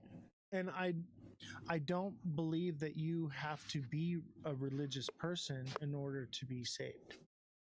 So if you are someone, you call it whatever you want, but if you believe that you are protected, then therefore you are. That's the difference. Someone who doesn't believe is not protected, therefore could be manipulated. That's a different conversation for another day because I know what I wanted to say, but I feel like you guys are the most vulnerable then.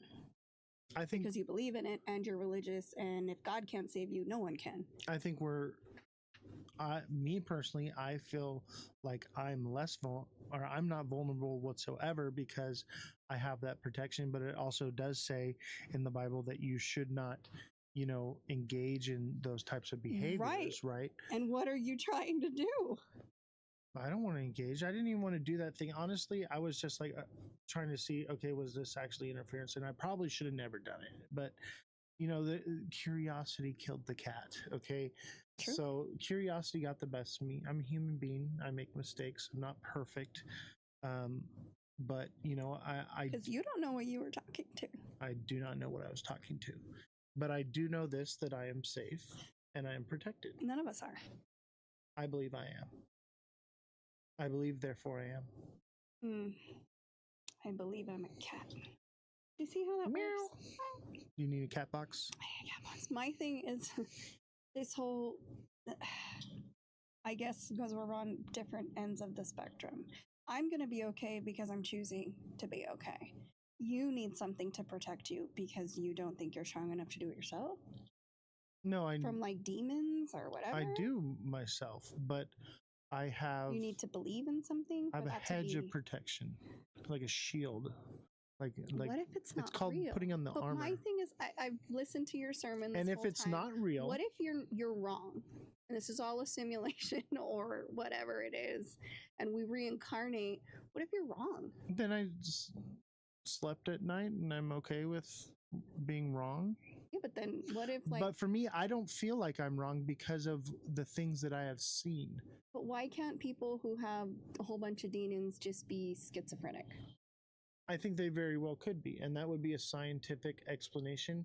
The difference is the supernatural abilities. Having a mental disorder doesn't give you the ability to do things that you just can't do or possibly know. Well, maybe they didn't know they couldn't do it, and then they did it. If you've never been exposed to certain languages and then all of a sudden you start speaking them fluently. The first time you're exposed to food, you eat it as soon as you smell it. You don't have questions. You're just like, oh my gosh, but, this is it. You know, speaking in a different language, for instance, if someone who's never even heard the Latin language just start, part of their brain, and we just don't know. How did it get there? We have a whole bunch of brain. We don't know. We don't know what's in there. I believe your brain has to be exposed to something in order for it to retain it there. Now I get what you're saying, that maybe it's from a past life or something like that. Maybe. But that for makes me, more sense to me. I don't think so. I don't know. But I would say that, supernatural ability from, split personality disorder seems more likely to be demonic possession. I do believe that split personality disorder does exist, and that is a real scientific explanation. But I think when you add that other factor into it, that's when it becomes something different. And we have to be able to realize that there are just some things that we can't explain or understand. Yeah. And that we have to be open to the possibility that maybe there's something just completely that defies the law of physics, defies the laws of science, defies everything that we know, because it's something that we can't comprehend. And I believe there's things out there we can't comprehend, but I guess you're going to call it demons and I'm just going to call it schizophrenia. And it's all the same thing. It'll all be the same thing in the end. I think a lot of the arguments with all these different things is it comes down to the names. I agree. I think that's what I'm saying. Like, you call it this, I call it that, but it's the same thing. Right. We're arguing over semantics of the identity of the word that we've created for something. And that's what people don't understand. It's all the same thing. We're all talking about the same thing. We're just giving it different names. Even in the world now, like, we are all talking about the same thing. We're just using different words to say right. it. And the problem is we're not moving forward with understanding what is actually happening because we're too busy arguing over the semantics of the words. Now, with that being said, I would still want to help, even if they were schizophrenic or demonic possessed. I would still want to help. Does that make sense? Like, I don't have to believe in it to want to help somebody be okay. And that's where we all fall on. Like, okay, how do we help this person with whatever is wrong with them? But and I think, help can come in different forms. I think some people find help from medication. Some people get help from prayer and religion. Exactly. And prayer doesn't necessarily have to be religion. Like I said, I don't believe in religion. Okay, well, I mean in God in But general. that's us arguing over the semantic of the word. The semantic of what you call exactly. it. That's a perfect example of that. Yeah. So, I think we get to the root of all this, the sooner we as a society accept that there are things we can't explain and stop arguing over the semantics of the words and start having a more open mind about the different things that we are encountering, because there are just some things that science can't explain.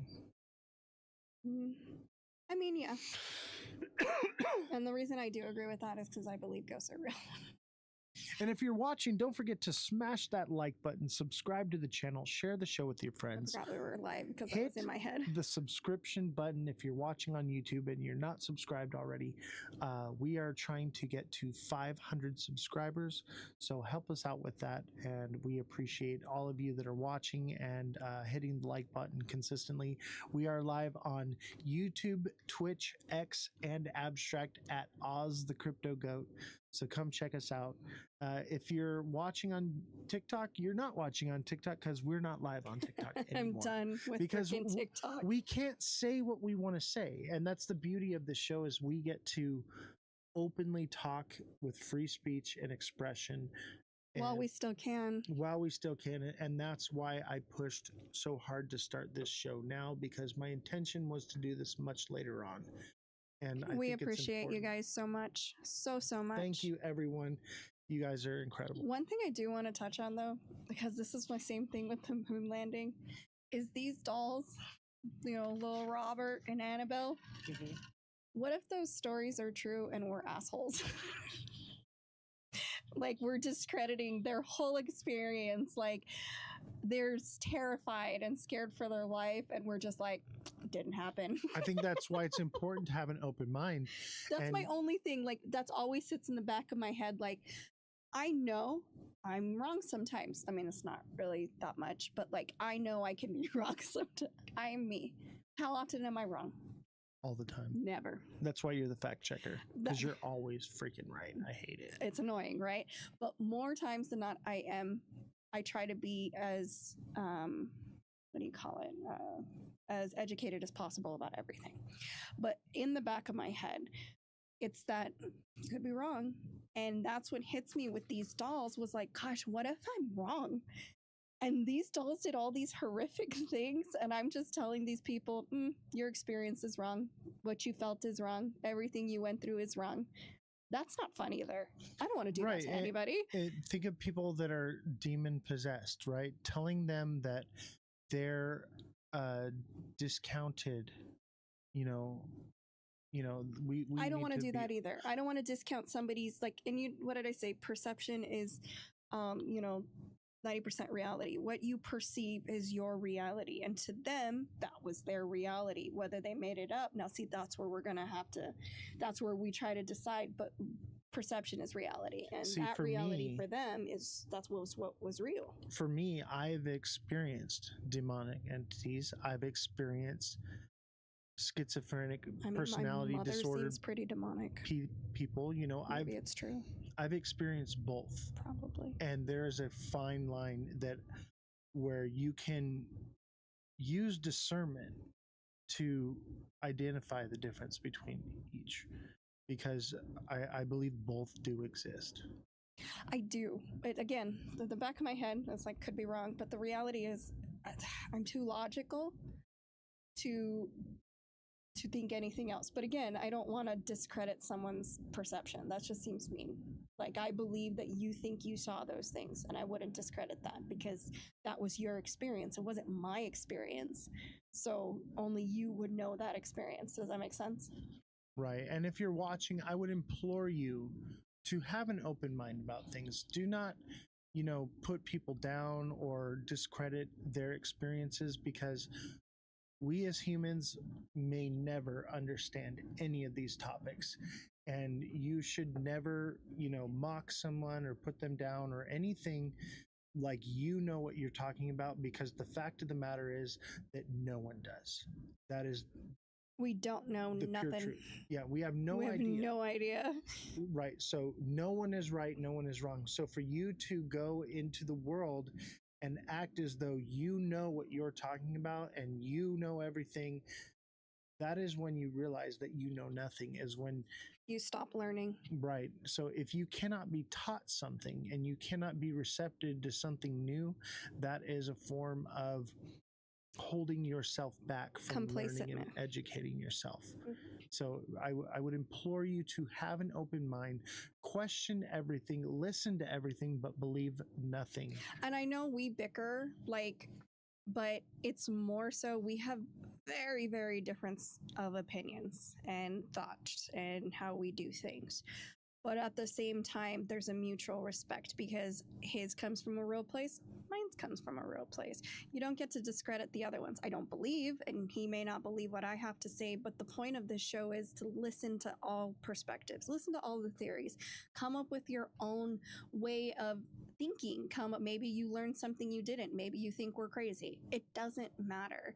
Like he said, listen to everybody's point of view. And I think, especially right now with the world being the way it is, just listen.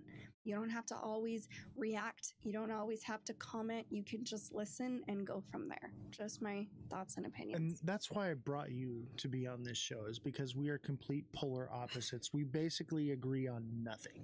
True. Right.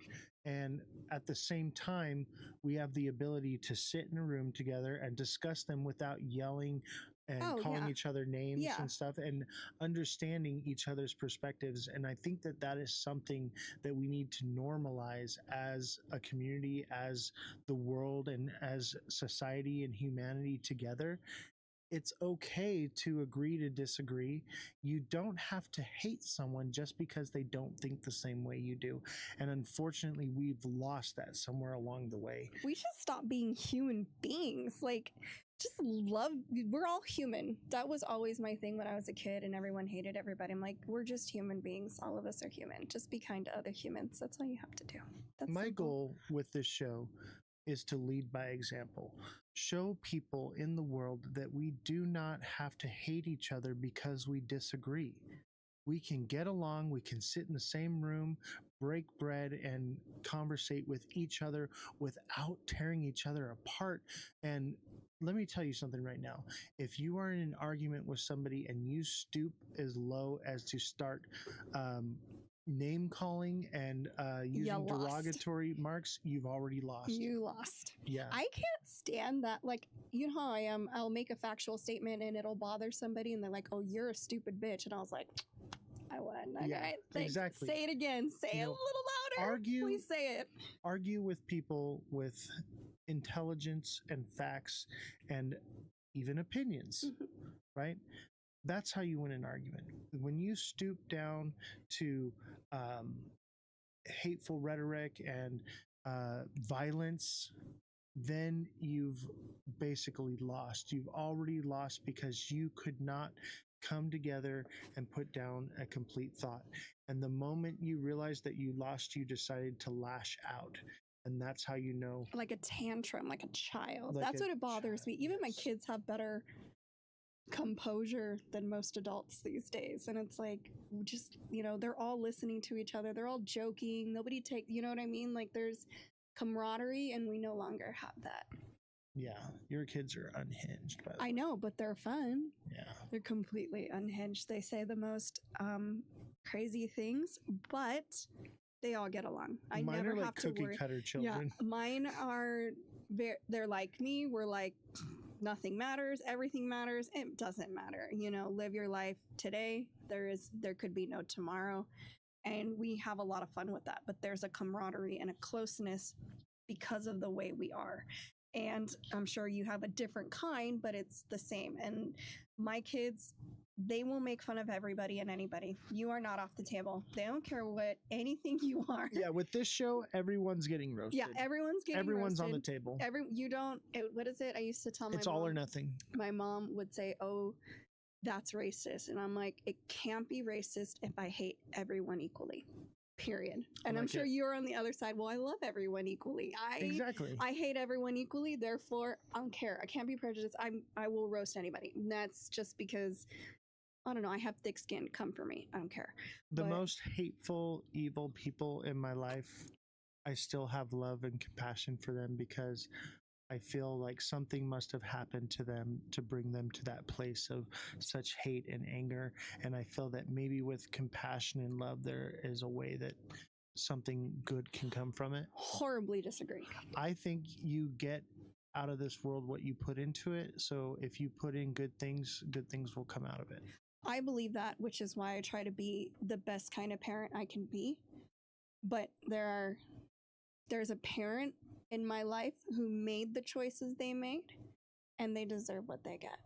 There's no forgiveness. There's no, oh, I feel sorry for them because of their upbringing. I had a horrible upbringing, which made me change it, you know, change the direction than being brought up the way I was. I don't have that love. I don't know, I'm different. Once you cross me, that's it. You're done. You get exiled. For There is me, no second chances. I will forgive you, but that doesn't mean that I need you in my life. If you are going to destroy my peace and what I am doing to live and put me in an environment where you're taking away my happiness and my joy, then there's no room for you in my life. That's understandable. But that doesn't mean that I don't forgive you for the things you are. I still have compassion. You're a good person. What is it that made you that way? You're a good person. Because I even try. if things made them that way, they chose to stay that way. That's absolutely. That's unforgivable. And it's not that it's unforgivable for me, but it's like if you choose to stay that way, then I choose to remove you from my life. Doesn't mean that I hate you or that I, don't, love you or whatever it may be. I just choose to not have that in my life because my peace is more valuable. And I get that. Like I said, you're a good person. I clearly took a different direction because I cannot forgive. I don't forgive and I don't forget, but I also don't dwell on it. That's what people are like, oh, it's going to eat you up. It doesn't. I live my life perfectly fine. And I dismiss and disregard. That's just who I am. That's just this particular person did that to themselves. And I had to break generational curses that she had every opportunity to do, but she didn't. Yeah. And that's what we're doing here. We're breaking generational curses by coming together and listening and understanding and having an open mind. Because, like I said, so different, but yet I respect you and what you are trying to do here. I want to save the world. We can't save the world. We might be able to save one person. And that's probably all that's going to happen. If we save one person, it was all worth it. I guess. But right now, we're going to need a lot more than one. I agree with that 100%. We're building an army, chat. I know. I hope everyone's getting ready for whatever might happen, just because I am terrified. Not because, not for myself, but for other people. I'm not terrified. I'm prepared. I've been preparing myself for what is to come for a very long time. No, that's what I'm saying. Like, I'm not scared for myself. I am ruthless. But I'll do anything for my family. What I'm worried about is other people that think that, oh, this is going to get better, or, oh, it's not. The theater is on fire. I saw that. Oh, yeah. The theater is on fire, but it's not on fire. The screen says it's not. Screen says it's not. And people are missing it. People really think, oh, we just got to get past this and it's going to get better. I'm like, it's not getting better. Be prepared. Stock up. What if it's a special effect in the theater of fire, and then that's why they put it on the screen? The theater's not on fire because you're watching backdraft. And it's a 4D immersive experience. And that's a good lie, if that's what you mean. I'm just saying. But it's true. And people don't want to see, like, both sides, man. They're both freaking nuts. They're freaking crazy. Yeah. And I'm like, and the more people... Reel it in, baby. Yeah. Reel it in. Come back to earth. This ain't happening. Like, it's... You think my kids are unhinged. The world is unhinged. Oh, absolutely. My kids a little bit more, though. I think your kids are unhinged in a good way. Yeah. They question everything. Oh, yeah. They don't believe nothing anybody tells them. They believe everything you tell them. You tell them that XRP is made of cheese, they're going to believe you. Every show, you're going to bring in just a little sprinkle of your damn crypto. Hey, I am the crypto goat. Just because your mustache, Frito Bandito, does not make you a goat. Although it kind of does look like horns. Demonic. Are you demonic? Oh, that's why you're... Oh. The goat has nothing to do with demonic.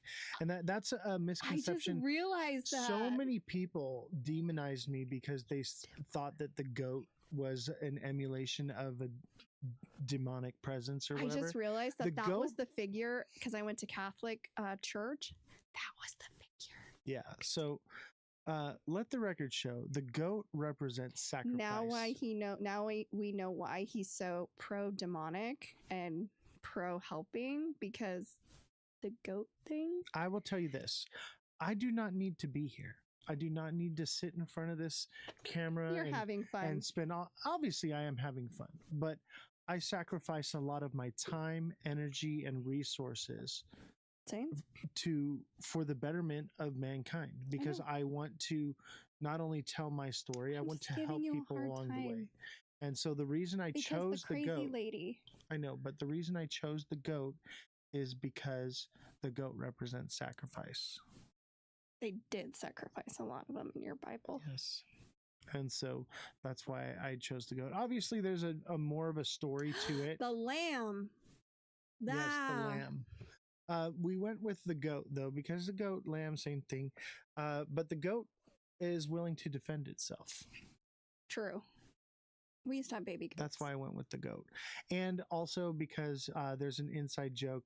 If you were here when we first started the show, you know why we chose the goat too. Oh my gosh, I don't know. Oh, that was so annoying to listen to. It was so long ago. Oh my gosh, who sent the 100? I think it was TikTok Seller. I think it was TikTok Seller. Yeah. You do know. I think it was you who sent 100. And it was like Seamont did as well. Yeah. And a couple others. At some point, the ones from the beginning, man. Yeah, those were the real OGs. They're the only ones who know the whole Switch thing, like Commodore 64 or whatever. Yeah, the Nintendo Switch live I still want a stream. Commodore. Yeah, like, I feel like I got old. I mean, you got old. I'm still young, but I'm a delight. One has nothing to. Yeah, see. I'm gorgeous.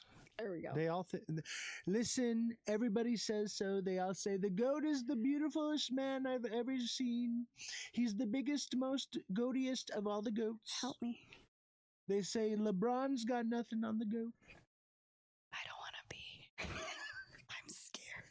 Listen, losers, okay?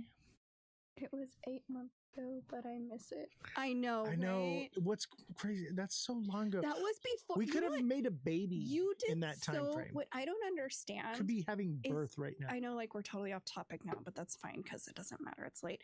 But you know what I don't understand? Back then, you said way more crazy things and weren't always getting banned every 5 seconds. Like, it kind of started changed that way, and then all of a sudden, like, we were fine.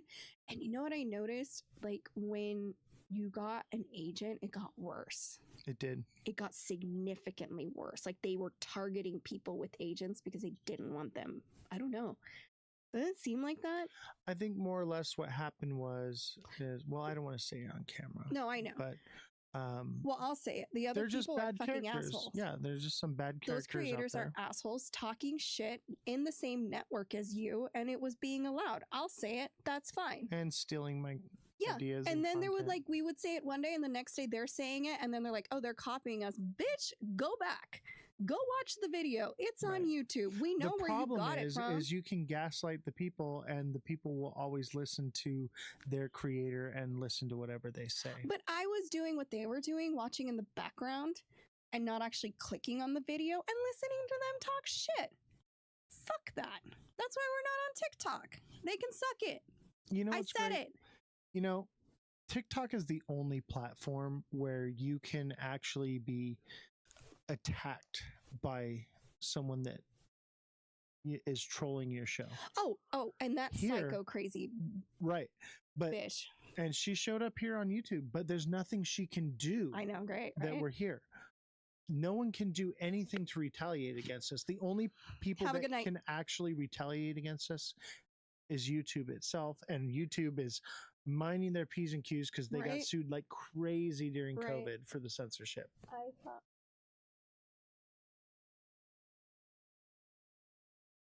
The love letter. He's talking about from Crazy Bitch Lady. Yeah, they do copy, and that's he can be nice as he want, and he's a better person than I am. I'm not a good person, but I sat back and I listened to the things they said. I was even in their chats while they were talking shit. And it's the big ones that you can think of. The girl and the boy that worked together, the other one with the weird, hair on his face as his emblem. They're all douchebags, period. And the fact that they're going out of their way to get rid of people that might be competition for them and push them out of the space because they are wrong and this one's right is fucked up. You know what's great is since I've left TikTok, they have nothing to talk about except for argue and bash each other now. It's like freaking the novelas. That's all it is, novelas. Yeah, it's what is it? Crypto days of our lives. That's all it is. The crazy angel lady gave you another love message. The crazy angel lady TikTok seller literally is messaging people going around saying that I'm a bad person and not to listen to me, but then in the same breath, like I'm speaking major truth, and everyone in the chat is like, yes, everything you're saying is right. And then she's saying, don't listen to him, and it just makes her look even more crazy. And then at the same time, she's like, I bought XRP because angels told me to. My problem is that they buy into her and they spread that because she gifts them like crazy for listening to her stupidity. Yeah, they're bought and paid for. Dude, that's another thing. I want people to go look at people's chats when there's like 200 people in it and there's only like 4 people commenting. Why is that? Just take a good look. Yeah. Why would that massive, crazy numbers, yet no one engaging. Yeah, crypto days of our lives. That's pretty much what it is. And my thing is like 200 people, only 4 people commenting. And it's the moderators. Bought and paid for, but what do I know? You know? That's why I call TikTok LARPing. Yeah. When I realized that the TikTok people run the same way as the news, I had to stop following them. Yeah. You know what's crazy is now that I'm not doing crypto content, they have nothing to talk about. I'm not even making it on YouTube. Like the only Alexa place said, it's days of our lives. It's just the freaking novellas talking. They're all talking. Yeah. And Nothing's crypto. the only place you can get TA from me or any crypto knowledge is through my Discord. And so if you are watching and you're not a part of the Discord, join the Discord and I will be more than happy to help you. I have not left crypto. I am still doing crypto. We're still doing the TA class. We're still, trading and doing all that. I've taken a bit of a step back from crypto, but if you need help, I'm here to help you. You have a class tomorrow, right? Yes, I do have class tomorrow. Good. Okay. 2 p.m. tomorrow, Pacific Standard Time. We have a special guest. The CEO of Wi-Fi is coming into the class to help teach some of his strategies. Also, for people in the Discord, if you are not in the class, you will be taken out of certain chats. It's for the class only, because I'm going to say it. So. Yes. So if you are not in the class, you will be removed from the moonshot. Which is the funniest one. Yeah. But yeah, I can't read that. I'm just holding some right now because I'm afraid news will rug everything. And it's going to. Oh yeah. Please be careful with the news right now. It is so misleading. Oh my gosh. Like moon cycle. We had the full moon. Now it's time to come back down to earth. The world is on fire. Theater's on fire. The world is on fire right now. The theater is not on fire. But the screen said so. No. But everything's on fire right now. The markets are bad. The food prices are out of control. Gas prices are out of control. All of that is out of control. Yeah, people think that things are going. Who has money to invest right now? Yeah, I'm on YouTube. The liquidity is more spread out than it's ever been, and people don't have money to invest. And what are they going to do? If you can't afford food, you're going to start pulling out investments. Exactly. Because you need food. So people are like, oh my God, the market is dropping. Yeah, of course it is. Dude, I can't. Did you see the shit show at the airports today? I did not. Oh, are you talking about in California? Because they took out the people that are needed for the landing, and they had to delay flights and there we go, 30 of them, because they cut. Remember, he did a huge cut, and I guess something happened. There was chaos. Well, they shut down the government, so there's the 30 traffic control. So what happened? There's no TSA, but there's ATC. Yeah, traffic control went bye-bye, and they had to either cancel or delay flights. And now, what is it? They don't want you to leave. They want you to stay, pay the prices. They don't want you to leave. Prison nation, martial We're law. already there. They've occupied Chicago. And the thing is, all the Supreme Court says can't do it. They're doing it anyway. I feel like we should do a prison nation show for the rabbit you hole. said you wanted to do spooky. I and do want to stick with the spooky weird stuff, but if there's real life things going on right now. if They're it keeps going, we'll occupying probably Oregon, take a tangent day. California, and Illinois. Yeah. Literally occupying them, which isn't, what is it? It's not the Third Amendment, or what is it? The Third Amendment? Fifth Amendment. Fifth Amendment. Yeah. We don't have to. It's occupying soldiers in your home, though. That's pretty much what it is. They went into an apartment building. I know we're off topic and it doesn't matter because they went into an apartment building and ripped out people, and these children were like naked. You can watch the video online. I believe There's a couple of them. I believe it. That's You know what? occupying an apartment. Why don't we do another live in a couple days, and we can cover that one. Then we'll go back to spooky you stuff. want me to go on Hinge, don't you? I do. Yeah. What do you guys think, chat? Should we do more of these lives more often? Because I was thinking like a couple times a week, but I saw that, and it was U-Haul cars too. They threw them into U-Haul trucks. That one that I'm talking about, they ran into the apartment and ripped let's all save those it for people the out. show. Let's do a whole Okay. show on it. And they're slowly moving into red states, and they're telling them it's for your protection. we can do a political rabbit hole show. What do you think? That's fine. What do you think, chat? Should we do a political rabbit hole show? Little couple tent days. in a couple days. And I have to research. I'll post it to the Discord when we're gonna do it. I research everything. I type it all out because I can't. The news show needs to come back. We can do news once a week. I could do the news show, I guess. But it'll be on here. It will not be on TikTok. If you want me involved, I will not go on Here's TikTok. the issue is the rabbit Do a hole segment. show gets a lot of engagement. And Well, she's every time Shelly's right. We can just do a little segment here and there. Well, here's the issue is the rabbit hole show gets a lot of engagement and has really boosted our algorithm in YouTube. So whenever I post crypto stuff, we get bad engagement, which hurts our algorithm. So let's not do it for So YouTube. I'll Let's probably do it for every a other TikTok platform. only, or maybe just I will not abstract. go on- I will Why not don't we go on do? to- Okay, I will bring the news How back about to we- abstract. Abstract exclusive. Okay, but I will not go. One, I will not go on TikTok. But two, why can't we just do the other platforms then? Why not? Why can't we just do YouTube? The problem is it hurts our algorithm. So every time I post something on YouTube that You don't think something political isn't gonna push the no, algorithm? I think political would, but we're talking about bringing the news show back, doing the news 5 days a week, like I'm I not used doing to. 5 days a week. We can do. No, a I would do segment. it, but I'll do a shorter show. I won't do 4 hours, and I'll do it I 5 won't do days it a if week. it's on TikTok. I'm No, not it'd be gonna do just it. me, Okay, that's fine.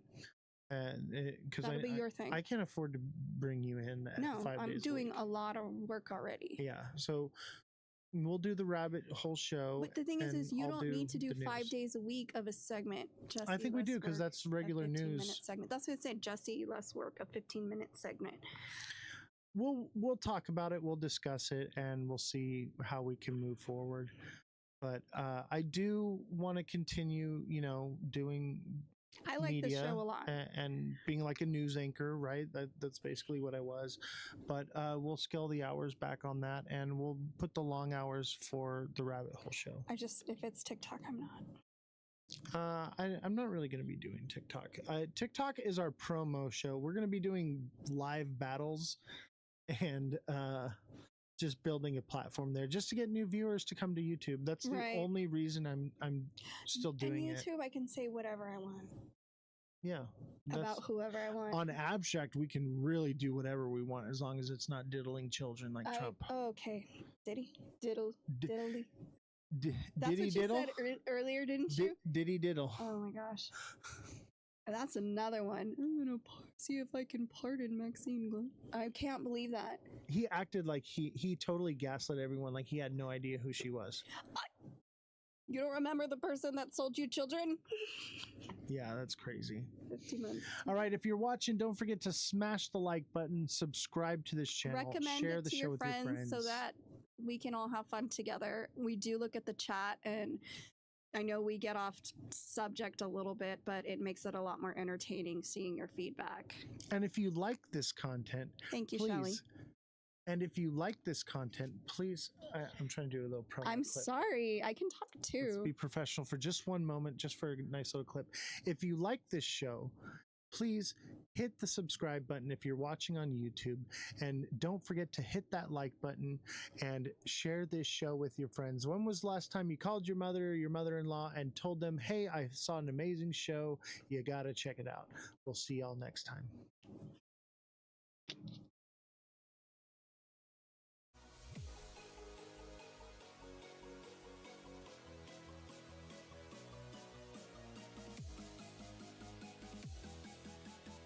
How's everybody doing tonight?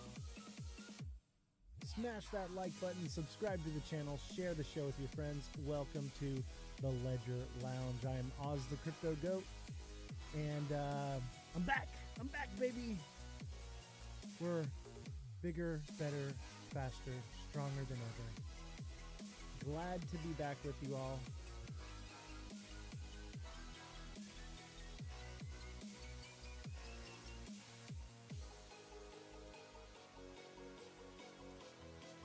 How's everybody doing? What's up, Ken? How you doing? Glad to see you. Did you guys miss me? Did you miss me?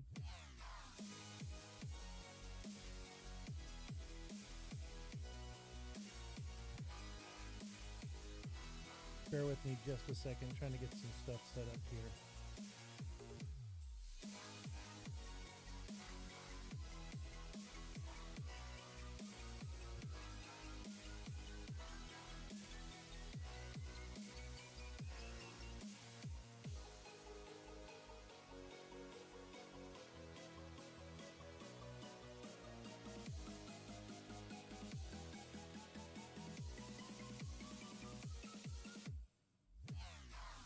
I'll tell you what, I feel a little out of practice. It's been a while. It's crazy. You take a week off, and I guess you kind of lose your edge a little bit. Music is loud. Got you. All this, I cannot stand. There, the music should be much better. Cannot stand TikTok's audio, man. Thank you, Revolution. Much appreciated. Always good to have that extra insight.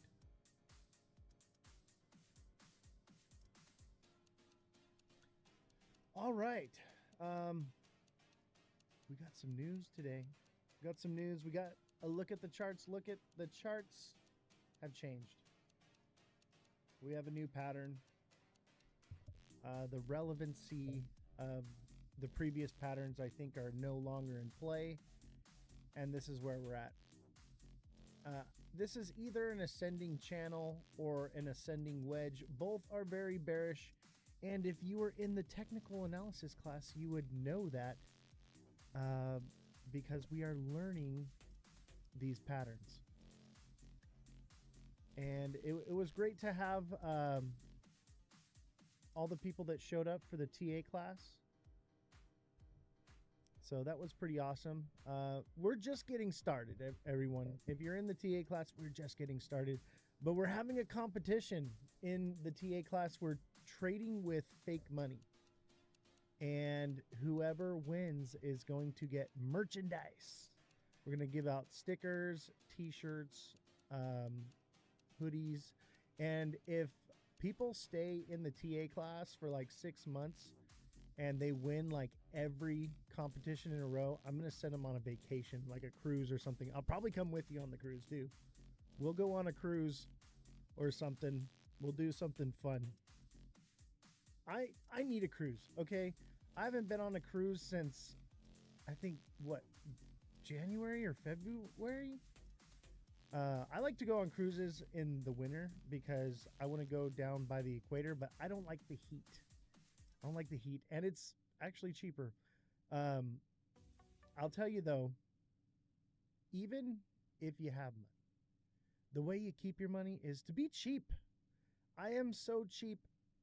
I'm telling you, I have money. I can do things that I want to do, but I'm cheap and I keep my money because of it. So don't be flashy. Don't throw your money around. I'll tell you what, the people that dress the nicest and drive the nicest cars, those are the ones that are not really that wealthy. You look at somebody that's trying to flex, they're not wealthy, okay? And let me tell you, in my experience, and I have been around a lot of very wealthy people, we just normal. We dress normal, we act normal, you know? Can I still join? Is it time to bye-bye? You can still join the TA class if that's what you're asking. Yes, everyone, there is one spot left. You can join the TA class. Hawk and Havoc, exactly. Adam Sandler, Jack Black. These people are worth tens of millions of dollars, and they're normal people. And in my experience, I've noticed that the wealthiest don't have to show off their money. They do it in private. There are moments, you know, where you'll be like, oh, look what they're doing. But normal people, look at, I wear normal clothes and drive a semi-normal car. That's my main thing is I like weird cars. I like exotic cars. I like specialty cars. But if you saw it, you'd think, oh, like that's an old car. But they're actually very rare, like few made. And you'd think, nothing special. But they're my incognito ones. I actually just got one of my cars running last night. I'm really super excited about it. Got to go for a ride in it. It needs a little bit more. It's an oldie. It's an oldie. It's what, 20-something plus years old now. But it's like the newest classic that I have. I guess not. I guess my Jeep is probably the newest classic. But, yeah, it's an oldie but goodie. They just don't make them like they used to. I knew a guy owned almost everything in the town, wore overalls, and never combed his hair. Yeah, exactly. That's where it's at. What's up, Marco? Thank you for the Heart Me Revolution. Thank you for the Heart Me and the 5 popular votes. Marco, I'm back. I know you were concerned about me. Revolution sent me a message and said, hey, Marco's upset at you. You're not going live and you're in other people's lives. I'll tell you this. When I do this show, there's a lot of work that goes into it to make it all happen. And I try to be very professional. But when I take time off, I'm also addicted. Okay? I'm so addicted to being a part of the community and talking to people and doing all of this. So even when I'm not doing the show, I'm still going live. I don't know how to take a break. I love you guys so much. And I just want you to know that part of taking the vacation was to give the staff time off for the holiday. I've been giving the staff a lot of days off. Partially it's because they ask for it, and partially it's I'm asking for it because we bit off a little bit more than we could chew. All right, we certainly did. Marco says, "Nah, it's all good. I completely understand." I know, Marco. I'm just letting you know. Nothing but love, buddy. Yes, I appreciate all of you guys. Thank you very much. So, should we do a little bit of TA? I think we need to hit the like button a little bit. I think we need to hit that like button a little bit. Let's get up to 10K, and then we'll get started with the show. We do not enter the FYP until we hit 10K. So we gotta get into the 10K zone. However, we have some resources. Hopefully Revolution's helping with those likes now. So you guys don't have to kill your thumbs as much. I'm trying to save your thumbs. You just missed me. Oh man, I appreciate that, Marco. But you know, and that's part of why I jumped into other people's lives.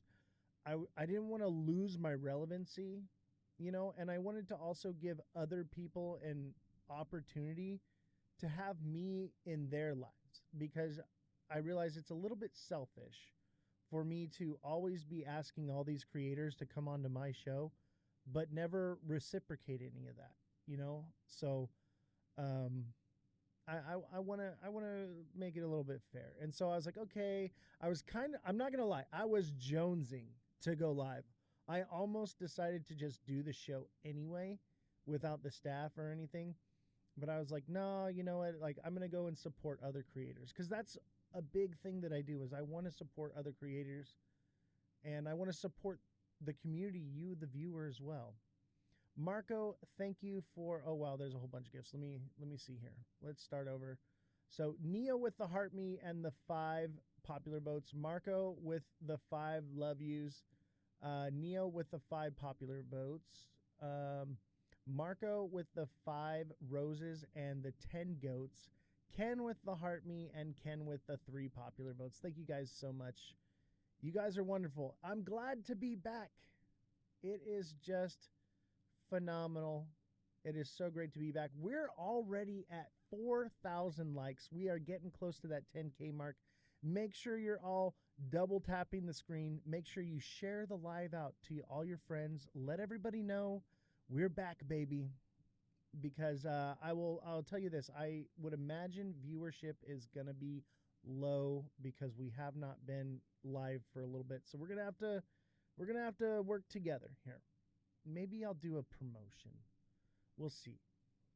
Maybe I'll do a promotion. If we don't get up there later tomorrow, I'll do a promotion. But we cannot have less than 20 viewers for more than like 30 minutes. Otherwise, we have to kill the live. We have to unalive the live. Oh, Neo, she's talking about Oz, okay? I am a tyrant as a boss, and I do apologize, but I also want this show to run smoothly. I want this office to run smoothly. I want it to be a well-oiled machine, okay? And I want it to be very professional. The idea here is to be the Joe Rogan of the crypto space on TikTok.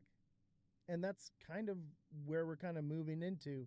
I don't really know of any other show that has a fact checker that's covering the news and doing technical analysis like we are. We're pretty original. I do have to say a lot of the creators are starting to cover the news now, which is great. I think it's good to get this information out. I don't care if somebody adds a fact checker to their show. More power to them, okay? Let's get the facts out. Let's get the information out. I do not care if somebody wants to copy my show, as long as you're not copying, you know, my price points and my TA and calling it your own, you know. But obviously people are going to see what I'm seeing, but within reason, you know. And if you're looking to use some of whatever I'm using, let me know. Reach out to me. I'll help you out. I want to be as helpful as possible. Yes, all information is good. And I think it's important that we don't get caught up on like, oh, I'm doing this. I'm what's important. It's all about me. No, it's about you, the viewer. We care about you, the viewer, and we want you to have a smooth transition into this new financial future that we are moving towards. I want it to be a smooth ride. I don't want people to be turned off to crypto, because this is about to become something life-changing. And I do believe that what they're doing and the tactics they're using are a way to keep regular people out. And so I want to help you, you know, and I don't want you to get turned off to it. I want you to make money. I want you to retire. All right. I want us to all retire early. And I'm thinking, you know, once the show gets bigger, maybe in a year or two, let's plan a cruise for the show, and everybody goes on a cruise together or a vacation. We all meet up. Maybe we'll do like a cruise from Sydney, Australia, around the Great Barrier Reef there or something. I don't know. I haven't looked into it yet, but I want to do something like that. Okay. And I'm thinking people who have been subscribed for like a year or more at that point, I want to pay for you to go. I want to pay for your cruise ticket. You know, those are my goals. That's where I want to be, in the next year or so, once we've just grown exponentially. I'm down. I'll rent a whole cruise ship if I have to. I want to do amazing things, and I believe in myself. I always set the bar super high, okay? I always set the bar high. Yeah, let's do it. Even if we just do like a little cruise, but I'm thinking like we could do like a whole event where everybody shows up and I speak, and we do a show live from the boat and have everybody there and have like other guest speakers and stuff come. I think that would be really incredible. Big Baller says, "I'm in. Let's rent out a cruise ship." I know, right? I'm with that. That's my foreseeable goal. Now, will it happen right away? Who knows? But these things take time. But that is my plan. That is my overall goal, is to do something for you guys. You guys have given and donated so much. The least I could do is, once this is profitable and massive, I want to take the people who have been here since the beginning and reward you. I want to reward you. All right, let's see here. We got Ken with the Heart Me, Ken with the 3 popular votes, Jesus with the Heart Me, Big Baller with the Heart Me, and Jesus with the 12 chili peppers. Thank you guys very much. Jesus is in the TA class, and I'll tell you what, I thought that I was going to be able to teach all this stuff in the class more quickly than it was going to be. And I realized an hour flies by so fast. That class was over before I was only like halfway through what I had planned. And partially it's because it was like the first day, so there's like that little bit of this is what we're doing and so on and so forth. So it did kind of slow it down a little bit. But I'm trying to get you guys in and out of the class, and make room for new people. I don't want to milk you and lead you on. I want you to learn what I know and how I do it, and then whenever you feel comfortable, you leave. But if you're still looking to get into the technical analysis class, there is another seat open. I could potentially let another person or two in.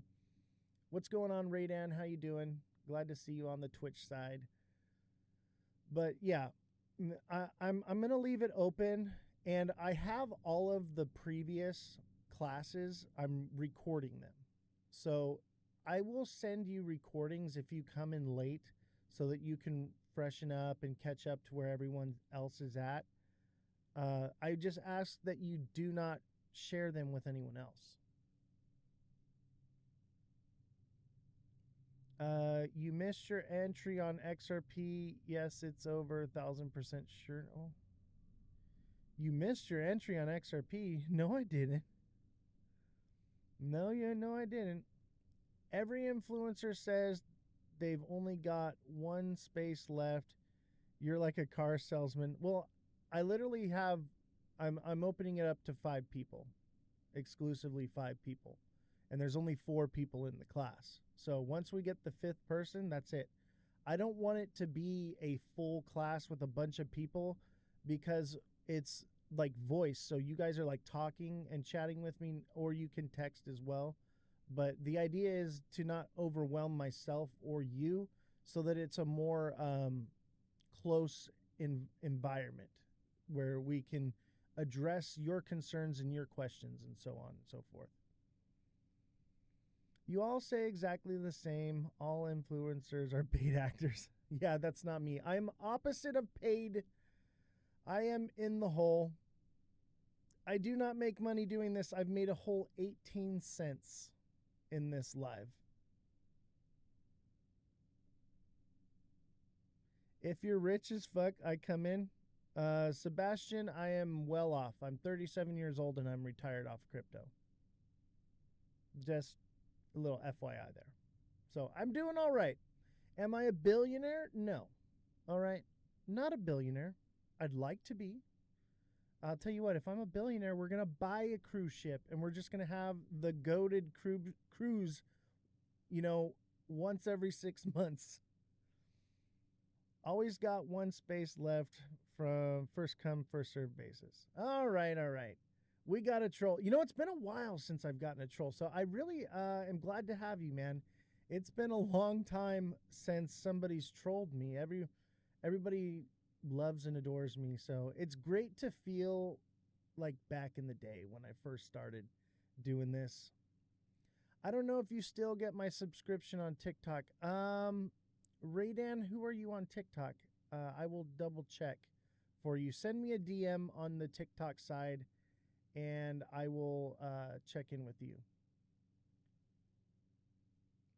Yeah, send me a DM or send me a whisper. Raydan1990. I'm not sure. I haven't seen you on there, but send me a DM or a whisper, and I'll get back to you after the show, buddy. Cosmic sent me in to troll you. Of course he did. Of course he did. Are you Cosmic's ghost profile? Is that who you are? I would believe it. I love Cosmic, by the way. Cosmic is, been a big fan of Cosmic since I first got into the Cryptalk. And he was one of the first influencers I ever watched. Him and Mega Crypto. And I really enjoy that we've developed a bit of a friendship now over the time. Akram, thank you for the heart me. Nate, thank you for the heart me. Appreciate you. You know, let's set up a live goal. We're at 9.9K, so we got like 100 likes left. Let's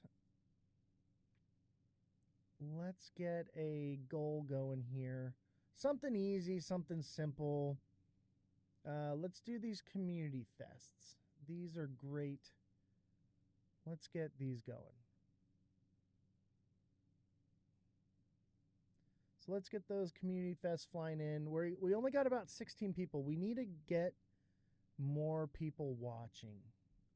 We don't want to break our stats.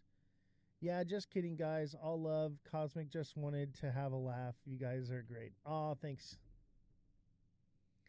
Ponky, are you Cosmic? If you are, that's freaking hilarious. If Cosmic's just a friend of yours, still freaking hilarious. Tell Cosmic we love and adore him. And Raydan, don't worry, I got you, brother. And thank you for all of you that watch on Twitch. Thank you guys very much. And those of you that watch on YouTube as well. We do have all these recorded and uploaded to YouTube every single day. They usually post it around midnight Pacific Standard Time. So if you miss a show, make sure you're following on YouTube so that you can catch up and not miss anything. So looks like we're at 10K. Great job, everybody. Make sure you keep on hitting that like button. Keep sending those gifts. Let's get the algorithm going. How high do you see XRP going to? That's a good question. I'm thinking $4 to $7, maybe $8. I mean, it could do 10. And if it breaks 10, I think it does 15, but I think that would be the most. I don't think it breaks 10 though. Honestly, I'm not even sure if it's going to break 5. So I would say that XRP's kind of flatlined, dude. It's showing another bearish signal that it's coming back down. Potentially it could pump more. I would say like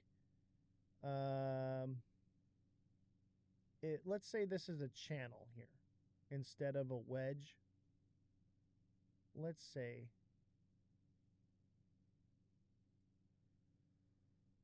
all right. Let's say we got a channel going here. Let me line this up. Let's, for the sake of argument's sake.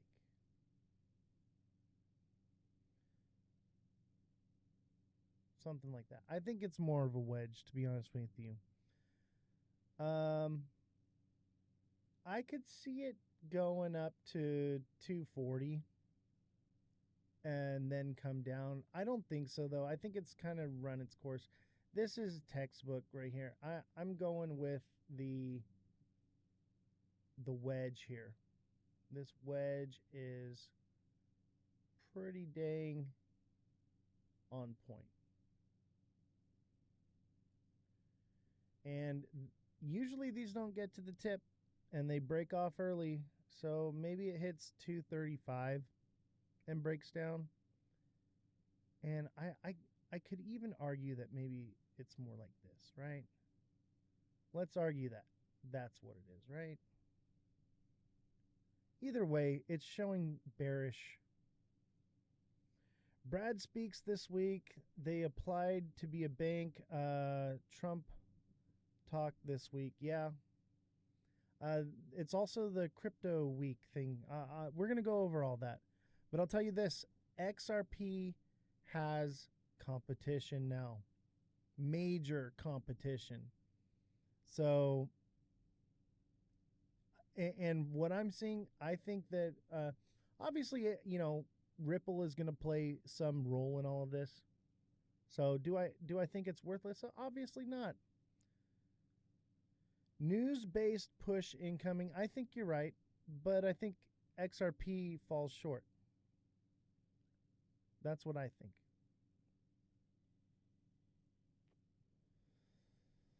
I think they got a lot of XRP to unload on the public. But it looks bearish to me, man. But we could break structure. What's going on, Seamont? Glad to see you. Seamont, were you trying to get in the TA class? I can't remember if you were trying to get in. I have one spot left open. And if you missed the first day, I have a recording of it. I'll tell you what, some of the stuff's going to be redundant. I'm going to burn it into your brain, okay? And that's pretty much reading the candles. Every single live, every single class, I'm going to be burning how to read the candles into your mind. You couldn't figure out the Discord? All right. Message me after the show, Seamont. I got you, brother. We'll get you in. And I have the first class recorded so that you can freshen up on that. But you will be behind in the trading competition. We're trading with fake money. Everybody gets $100,000, and whoever wins at the end of the month gets merchandise. You don't know how to do Discord? Don't worry. I'll link you up with the IT guy, and he will walk you through it. I got you, buddy. That's what your subscription pays for. It pays for things like that. If you don't know how to work the Discord, I will coach you on getting on Discord. I'll coach you on whatever it is that you need that coaching on that pertains to what we're doing here. So, Seamont, I got you. Seamont's been a subscriber for a very long time. Since the beginning, since we just had the phone pointed at the Nintendo Switch, the good old days. Akram, thank you for the 5 Community Fest. Neo, thank you for the 10 Community Fest. Marco, thank you for the 4 Community Fest. Appreciate you guys. With Israel continues attacks on Yemen, are we paying for that too? War is money. I think we are. I think we're at least supplying the artillery, things like that, the missiles and whatnot. I think all of that comes from us. Marco and Seamont with the Community Fest. 10 from Marco and 26 from Seamont and another 27 from Seamont. Thank you. Appreciate you. Where are we looking at on that goal? We're more than halfway there. We've got 56 out of 100. All right. We're doing all right. All right, let's see here. Technical XRP prediction this bull run. You mean like the highest it's going to go? $5 to $8. Let's be realistic. $5 to $8 this bull run. Maybe if it gets mass adoption, we could see like $25 in a decade or so. But we're just too early, man. We're so early. And that's great. That's a great thing. But why buy at $2 if we're going to be able to pick it up for $1 or under? Sui and Teo.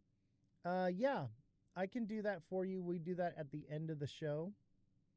So stick around and I will look those up. Or if you are a subscriber, I will pull them up for you right now. On my end, it says I'm a deluxe member for 118 days so far. Dang, Raydan, that's a minute. That is a minute. 118 days. Everyone seems to resubscribe, and that's awesome. And I'll tell you this, okay? I have not been putting out as many price point videos on XRP right now. And the reason for that is it's almost nearly been unchartable. And I don't want to give you the wrong information. When it's stuck between $2.20 and $2, it's a hard one to crack. It's very difficult, and I don't want to give you the wrong information. But once we get a breakout here, it's going to be very easy to do all that. But we're pretty much running sideways on this thing right now. So bear with me, okay?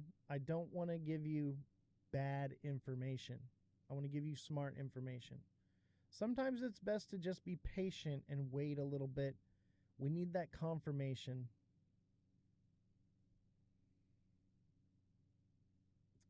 All right. So let's look into this here. Let's go into the 1 hour. Yeah. 1 hour's looking bleak. Oh, I moved our line here. Not good. Not good. If this consolidates here, boom.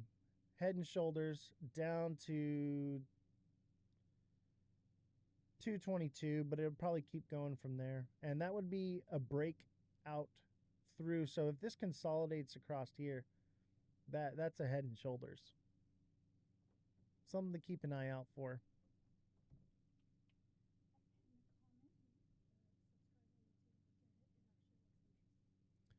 If you can take a look at ETHFI. Oh, I own ETHFI. Yeah, it's the enhancer for ETH. Yeah. Let me tell you something. Ethereum,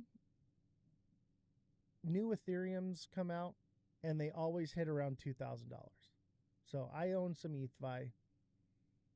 Definitely a good one. I'm holding it long term. I bought it like when it was like super cheap. Let's look at ETHFI.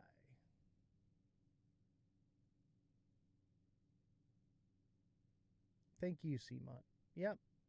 So it looks like it had a descending channel, and then now it's starting to work its way up. But yeah, this will be a good project. Could it come down more? Absolutely. Absolutely. But it seems to be pretty low. I think I got in right here. 56 cents. And that was, no, I got in March. This is where I bought it. I bought it here at about 60 cents. Somewhere around there on that flat line. And it dipped a little bit, but look at that recovery. I'm already in the green on this one.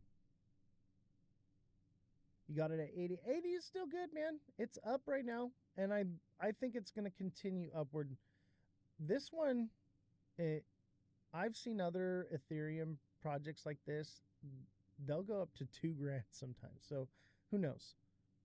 I would say if we go into alt season, this one's going to do great. Is it going to do like what, the top 10 are going to do? No, but this one will definitely do well. Let's take a look at it here. Let's see what it's doing. So it looks like it's forming a channel upward here. Let me go into the 1 hour.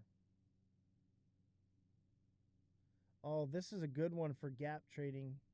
If you're in the TA class, we're going to be going over gap trading soon. And gap trading is a good way to indicate movement. So like right here, when you see this kind of gap right there, that's why it shot up like it did. You buy that and then you sell, and then you wait for, you see this other gap here, and it works its way back up to fill that gap. But we'll cover more of that in the class. So yeah, this is cool. This one's great for gap trading. As of right now, though, it looks like it's about to form a double top and come back down to probably like 94, 93 cents.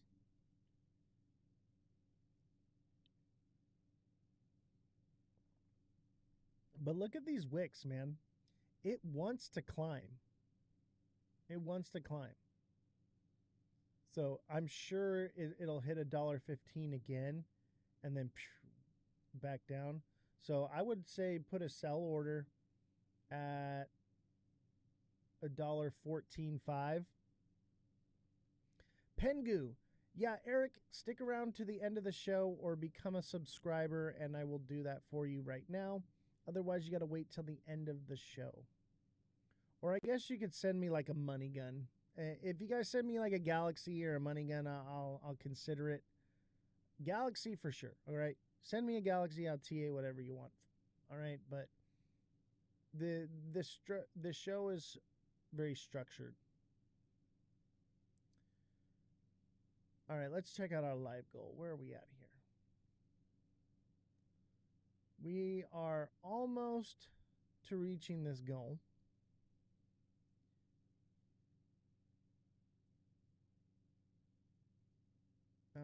Get rid of that. We're not doing that today. All right, let's look at Bitcoin.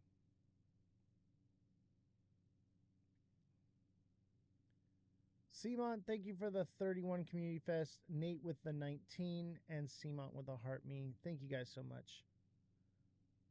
Let's do a new goal. Let me set up a new goal and we're going to take a look at Bitcoin because I am a little worried about what I'm seeing with Bitcoin.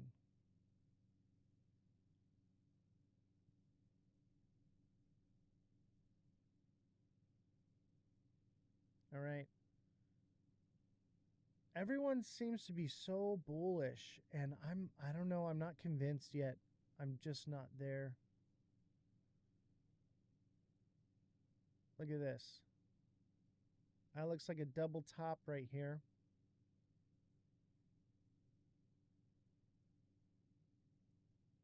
You see it? Another double top right here. I'd even call this a triple top. Boom, boom. 3 tops. And then look at this. This is I think this is a diamond top right here.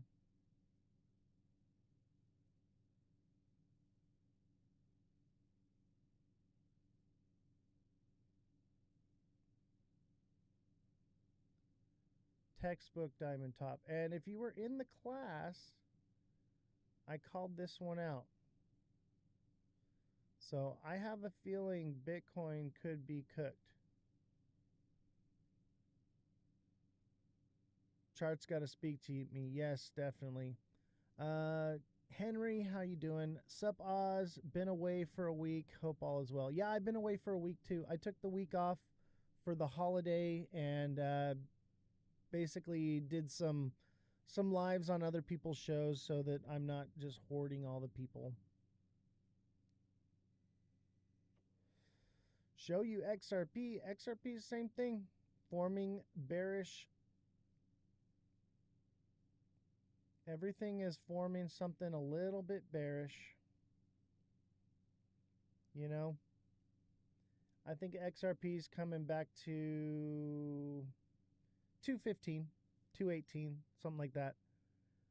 And when it's in this consolidation zone right here, you can buy, if you can get it around like 210, 215, sell it at 225 and just do that over and over. Man, you can just make so much money. That's how I pay for the staff here. When it gets stuck in this consolidation zone, you're basically getting it at 215, 218, selling it at 225. You just keep doing that. And eventually, yeah, it'll break out. And then, okay, you missed a little bit. You buy back in, it runs up, and you go from there. Here's your XRP, though. It's dead. Let's check out the news. We're at 14K likes. Let's check out the news. All right. Satoshi Nakamoto's $100 billion hidden Bitcoin wallet faces new risks as mystery deepens. Okay. So we all know about the Satoshi Nakamoto holds 100 billion Bitcoin or worth of Bitcoin. So the ongoing enigma surrounding Satoshi Nakamoto, the anonymous creator of Bitcoin, has resurfaced as the cryptocurrency's value soared past $100,000 mark following Donald Trump's return to U.S. president, with Bitcoin gaining momentum, especially in light of speculation about Trump's policies fueling another boom. Curiosity surrounding Nakamoto has intensified. Oh, yeah, CIA, maybe. Yep. Satoshi Nakamoto means Central Intelligence Agency in Japanese. So, in the past year, an HBO documentary claimed to have uncovered Satoshi Nakamoto's identity, adding to the speculation. But recent revelations have only deepened the mystery. Also, Tesla CEO Elon Musk unveils Bitcoin's related plans for the U.S. Treasury. Coinbase exclusive Connor Gorgon has hinted that Kraken, a competing crypto exchange, might already know the true identity of Nakamoto.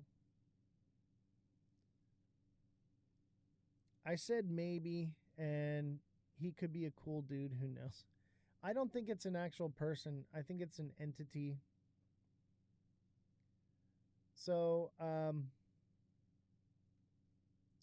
in the next post, Gorgon wrote, I went through Satoshi Nakamoto's wallets, threads of new findings. I don't think I have been previously reported, including my best guess is that Satoshi was last active in 2014. He may have used a Canadian BTC exchange, Kraken.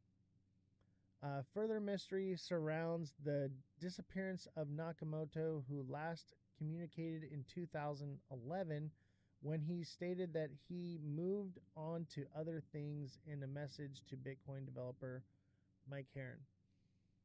Do I believe this guy? No. Jack Dorsey, my honest opinion. I mean, it could be. It's all speculation, man. But I'll tell you this. Satoshi Nakamoto does not care about you, okay? He cares about himself, his wallet. If you think that he's not going to sell off his Bitcoin one day, or he or it, whatever it may be, I think a lot of people know, Henry. I think a lot of people know. But this is concerning for Bitcoin that there's somebody, this is centralized, okay? If, somebody has that much of something, they could rug at any time. And so there's some speculation going. I'm not going to read all of this. Revolution says, oh my God, I had a thought. What if he's unalive and they don't know where he put it? I mean, that's a possibility. That has been a speculation too. What's your thoughts on Calvin Hill? We're not going down there. Me and Calvin made up. We're friends. All right. Let's leave it at that. Calvin Hill, he's definitely feeding the moon cheese to people, but he's entitled to his opinion. And then Anominium 71. Is that Guinea Marie? Anominium? Are you Guinea Marie? Thank you for the heart me and the popular vote.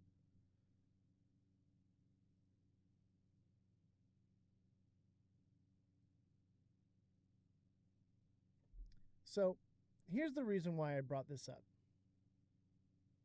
Oh, sorry, didn't mean to start something. I didn't know you fell out with Calvin. No, we didn't. We actually had a brief moment where we had a little bit of a tiff, but we worked it out as creators and we're getting along. But we have chosen to agree to disagree.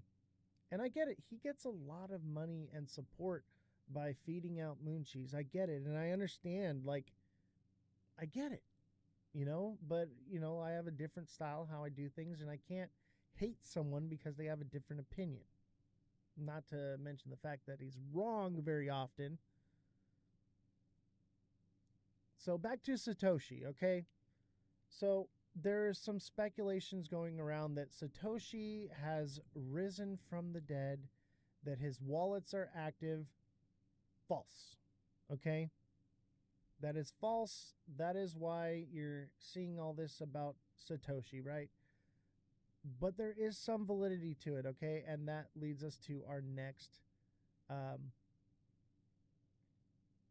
me zoom in here so you can see it a little better. Bitcoin investor moves $8 billion worth of crypto after 14 years. Originally bought for less than $210,000, 80,000 Bitcoin transferred from dormant Satoshi Era wallet. Boom, there it is. Satoshi Era. Okay. Oh, wow. Revolution, thank you for the swan. You did not have to do that. King Crypto, thank you for the chili and the lightning bolt and the TikTok and the rose. Appreciate it. Let's set a new goal here. Let's do the money gun. I like the money gun. I don't know why, but the money gun is cool. King J Crypto, I appreciate you, man. Oh, Guinea Marie is Guinea Marie. Okay. All right. I'm sorry, Guinea Marie. I don't know why there's so many people that I was going through people and I thought that maybe that was you on it. I'd seen them before. Okay. So yes, there is an active wallet. Okay. And this is concerning for Bitcoin. Okay. This is concerning, but is it Satoshi's wallet? No, it is a Satoshi Era wallet. So Satoshi has not woken up. All right. We do not know. Fact check here. Here's the truth. It's a Satoshi Era wallet, but that's still concerning for Bitcoin here. Let's read it. An ancient beast has suddenly risen from its slumber after lying dormant for 14 years. In the realm of crypto, such a beast is known as a whale. An early adopter of the blockchain holding massive amounts of currency, whales are often closely monitored by the community due to their foresight. Therefore, even the slightest activity can be read as a signal based on which the markets can shift. One of these whales, currently speculated to be Roger Ver, has moved 80,000 Bitcoin over the past 24 hours. That's more than 8.6 billion in regular people's money, made from an initial investment of less than $210,000 back in 2011. Doing the math, this mystery whale has achieved a hypothetical return of nearly 4 million% over its initial purchase, or approximately 40,000 times the original amount. That's pretty phenomenal. Someone sent me 115 coins of XRP to my wallet. Really? That's awesome. I wish someone would send me some money to my wallet. TikTok seller, thank you for the 2 confettis. Glad to have you, buddy. All of these Bitcoins are from a highly reserved Satoshi Era, the infancy period between 2009 and 2011 when the currency was first introduced. Wallets from this time are from true believers of Bitcoin, people who invested in the radical era of decentralized finance system when a single coin wasn't even worth $1. So you can imagine the delight on the crypto bros face when someone decided to move a record-breaking amount of Bitcoin yesterday. So this is concerning. They moved money from their wallet, I believe, onto an exchange. Revolution, can we get a fact check on this? I think it's right here.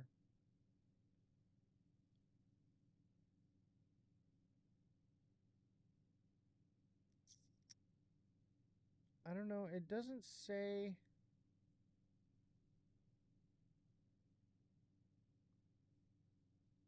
Okay, so there is a whale that moved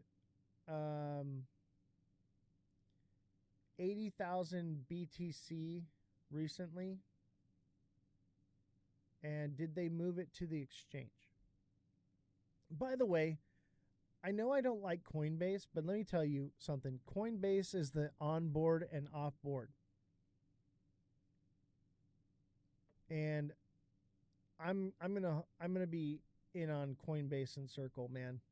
Those they're never going anywhere. And especially after reading what I just found out today, check this out. Circle launches payment network to compete with Ripple. Circle is threatening the dominance of Ripple with the launch of Circle Payments Network, CPN, for cross-border transactions. Circle has rolled out its Circle Payments Network, designed to change the landscape for cross-border transactions. The new offering attempts to snag market shares for Ripple Payments, putting both heavyweights in a scramble for dominance. Whoo! And I'll tell you what, Circle USDC is more established. Yeah, I know the stream lag. There's nothing I can do about it. And I just downloaded. I just downloaded the new TikTok. Nothing I can do about it. If you're having issues with the live on TikTok, you can always watch it on Twitch, okay? We're streaming on Twitch as well. I can't control the TikTok studio. It never works right. It never works right. There's nothing I can do about it. So if you're having a hard time with it, that's why we multi-stream, because I want to be able to offer you a quality viewing experience. All right? And TikTok just doesn't have that. And not yet. We love TikTok Shop. We love TikTok Shop.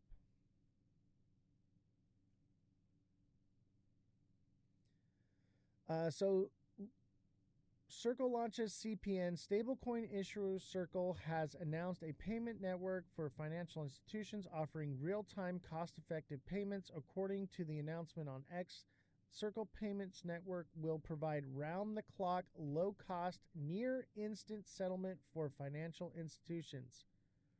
Per the statement, CPN will lean on Circle's stablecoins USDC and EURC for settlement, sidestepping traditional bottlenecks. The stablecoin issuer says CPN will support invoice payments, remittances, treasury services, and contractor payouts. Boom! So listen, Circle can do this with just USDC.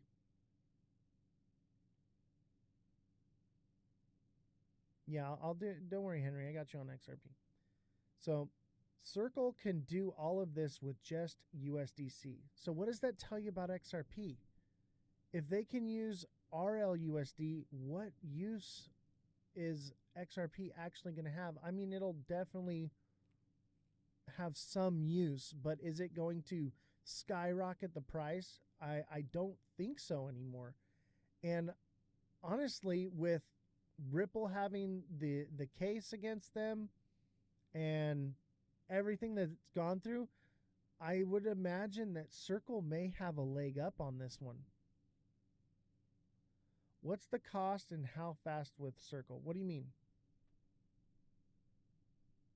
What do you mean? So Circle just had their IPO, and USDC, it earns 5% or 4% APY. Yeah, Circle's at 206 right now.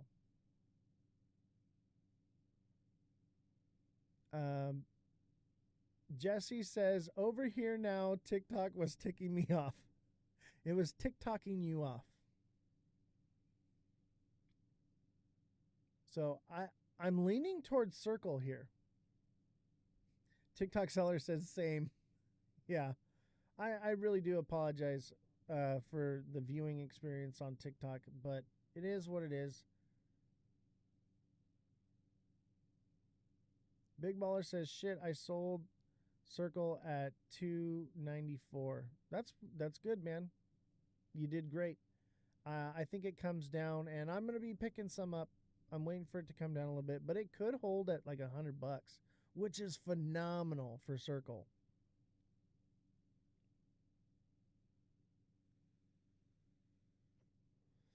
Don't forget to smash that like button, subscribe to the channel, share the show with your friends, and be open-minded. XRP will not be an end-all be-all to cross-border payments. It will be a part of the ecosystem, but will it be this one world currency thing that everyone speculates it to be? I don't think so.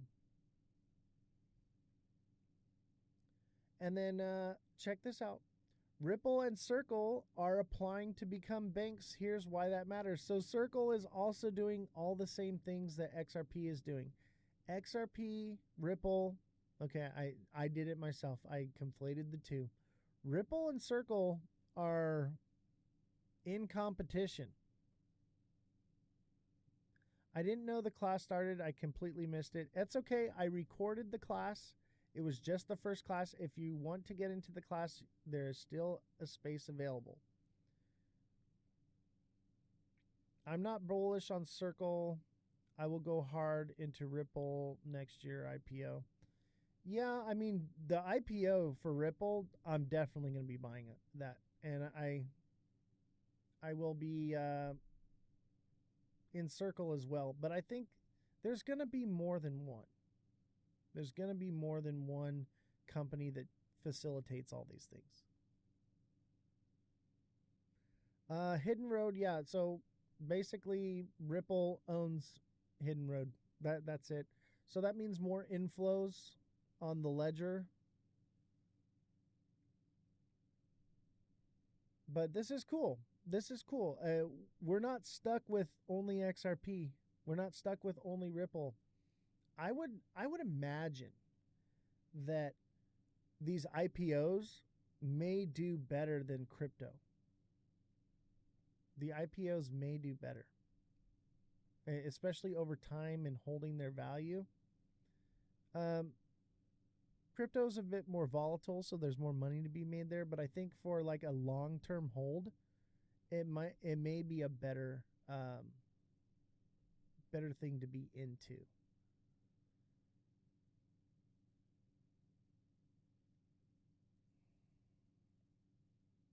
Massive XRP withdrawal from Coinbase sparks bullish breakout buzz. Don't listen to this 600% surge crap. This is crap, okay?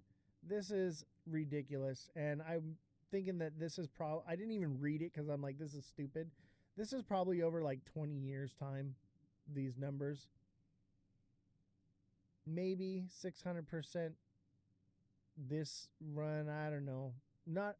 Maybe another 300% off of what it's up like 300, and it would go another 3. What that puts at like what, $6, $5? So yeah, it seems like it's a lot, but basically this is a massive withdrawal of 779,000 XRP tokens. 1.8 million was taken from Coinbase exchange and put into a wallet. Okay. That's not a lot of money. They're calling this a whale. 1.8 million is not a lot of money, but it did go into a wallet, okay? But they try to make this seem like it's a whale. Whales are billions, man, or hundreds of millions of dollars. But 1.8 million, 2 million, I mean, it's a chunk. But golly, I can't stand this. All right, here. So this is from financialservices.house.gov. All right. So the House announces week of July 14th as Crypto Week. Will we get a boom from this? Probably. Probably.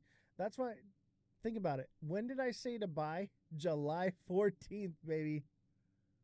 So, I'm thinking maybe the 10th, maybe the 9th would be the buy time, and it'd probably be all uphill from there. They want people to FOMO in. Yes, exactly. So this is the crypto week is coming up. Your birthday is the 10th. Happy birthday to you. So I'm not going to read this whole thing, so you can go check it out.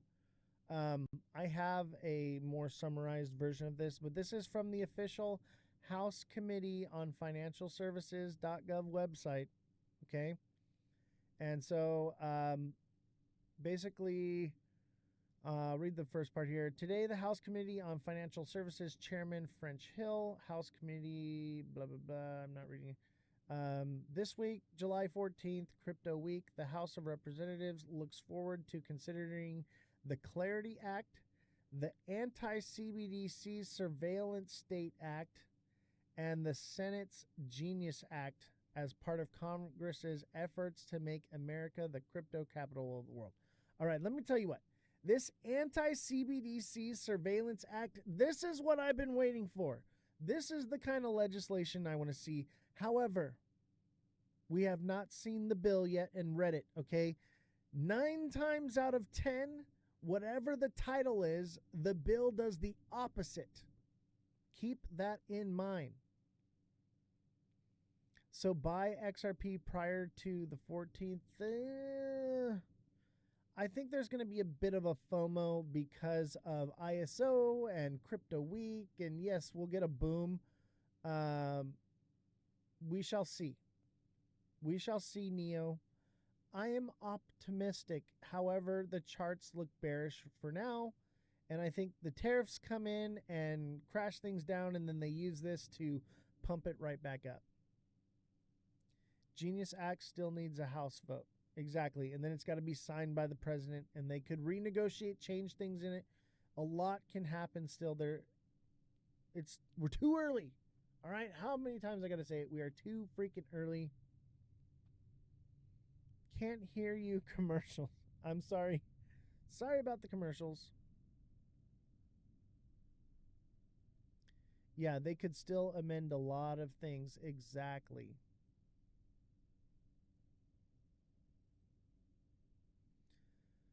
So, but this one, the Anti-CBD Surveillance State Act, this is good if the bill is actually does this.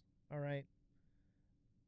What I have known in my experiences is usually whatever the bill states in the title, the bill actually does the opposite. What's up, Caveman? How you doing, buddy?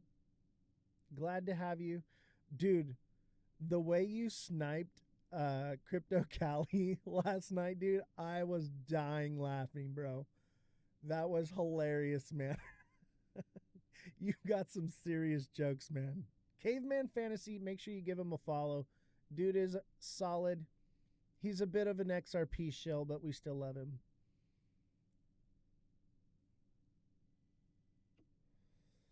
Hey, I think XRP is going to do amazing things. I really do. But Caveman, did you hear about Circle? You hear about Circle? I'll read it for you one more time. Hold on, I got to do the stupid puzzle piece. Circle launches payments network to compete with Ripple.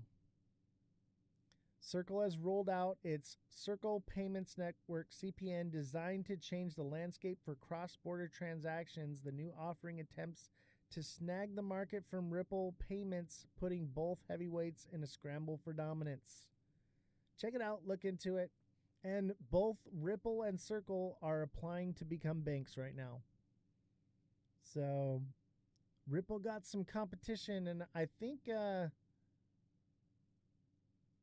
I would say that Circle's probably got the leg up on this one.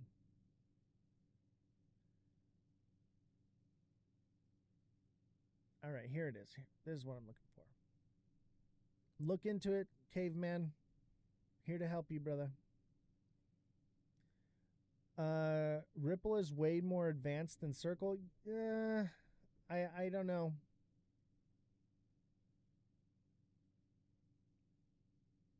They're not headed to the Senate floor. Who are you talking about? What I'm confused what you're talking about.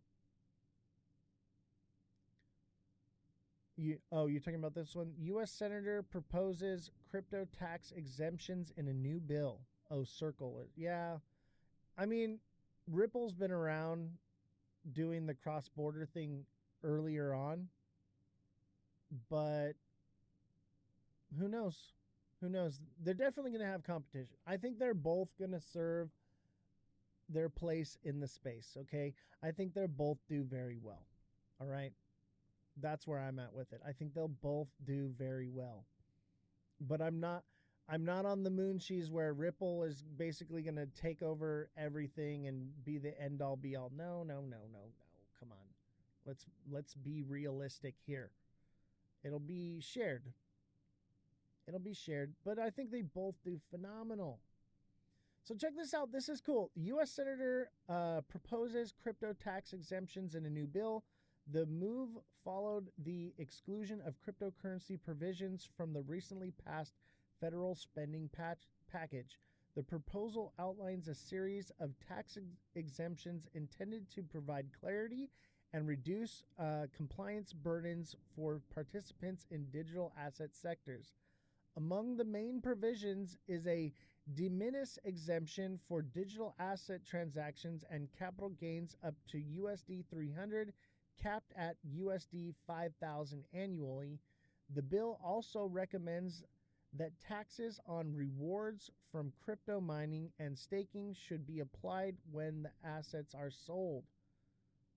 That's awesome. I hope this happens. God knows I pay a lot of money in taxes right now doing trading, so this will be great. We all know Ripple has the big cake. We know there is competition, but XRP is way up front in all. Ripple is up front. XRP is not. Okay? Do not conflate the two. Caveman, thank you for the heart me and the chili. Danny Gibson, thank you for the money gun. Much appreciated. But Ripple and XRP are not the same thing. Let's be clear about that. Will XRP run? I don't know. I think it may be somewhat obsolete now as far as XRP goes. Think about it. With RLUSD, what purpose does XRP serve? Is it gas fees and liquidity pool? Like, it's going to be the rails on the back end. It's going to be whatever, but it's not going to skyrocket the value. Yes, the value will appreciate, but it's not going to do 10K. You know, let's be realistic here. Okay, so crypto lending and donations are included in the exemptions. A draft legislation includes additional carve-outs for digital assets used in lending agreements and charitable contributions, effectively shielding these activities from taxation. These measures appear designed to address the industry's concern around double taxation and complexity of current reporting requirements. Here's the thing. This is just a bill that's being proposed. It is not voted on. It's not in yet, okay? It's too early, but this is great. This is a great move forward. This is a great first step into not paying those taxes, baby. Guinea Marie says, I'm pretty sure we have to actually have an economy to have anything. I agree. Things need to pick up dramatically before anything really happens. Oh, wow. So Revolution says XRP was a test. How could they make their crypto work? I mean, I don't know about that, it being a test, but I think it was originally designed to be something different, but here we are. And don't forget, if you're watching on Twitch, to click the link that says HelloFresh, use my promo code and get your first 10 meals for free. Eat healthy and be happy. They want you to live in the pod and eat the bugs, okay? Don't eat the bugs, eat HelloFresh. It saves you time, it saves you money, and it helps you be healthy. It's great. I've lost almost 60 pounds now, and the HelloFresh has just been amazing. And it's good food. I'll tell you that. It's good food. HelloFresh is awesome. And if you're like busy, you're working, and you're doing different things, you know, you can, your meals are basically prepped and ready to go. They're very quick. So you're saving time, you're saving money, you're saving energy. And food is expensive right now. Food is very expensive. So when you are signing up for this, you're actually saving money. You eat hungry root. Well, that does me no good, Guinea Marie.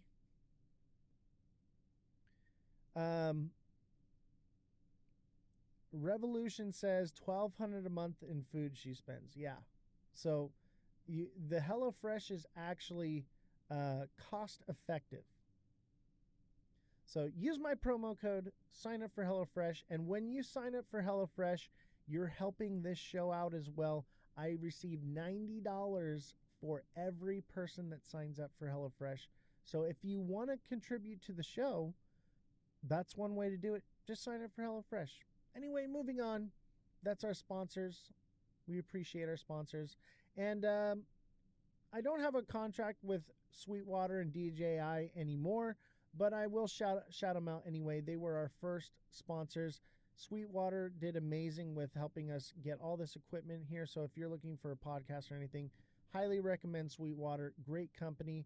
And DJI has amazing mics. If you're a creator and you get the DJI mic mini, the lavaliers, they're magnificent. I use them here in the studio and for other people's lives. They're just great.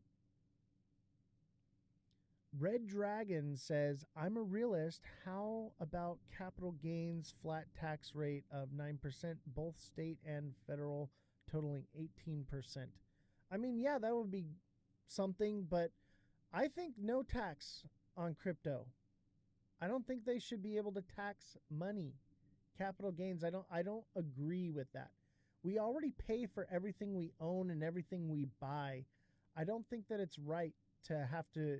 They're basically triple dipping on us. They tax us for the money we make. They tax us for the money we earn from our investments. They tax us on the things that we own, and they tax us on the things that we buy. It is just overwhelming. How is anyone ever supposed to make it? Ideally, we get taxed on everything, but they will tax it. I think you're right. I think the proposal thing is to create a bullish sentiment. Guinea Marie says $15K in real estate taxes. Exactly. It's ridiculous. Justin Drango says, regardless of what they want, are most certainly going to tax it, just like any asset traded. I agree. I think that is invented to create FOMO, to get you to buy. And that's a red flag of what is going on. Why are they having to push the narrative so hard right now? Why are they pushing the crypto narrative so hard, trying to get all the normies into it? I don't buy it. I don't trust it. It's like they're looking to rug, baby. Yeah, because the economy's dumping. Exactly.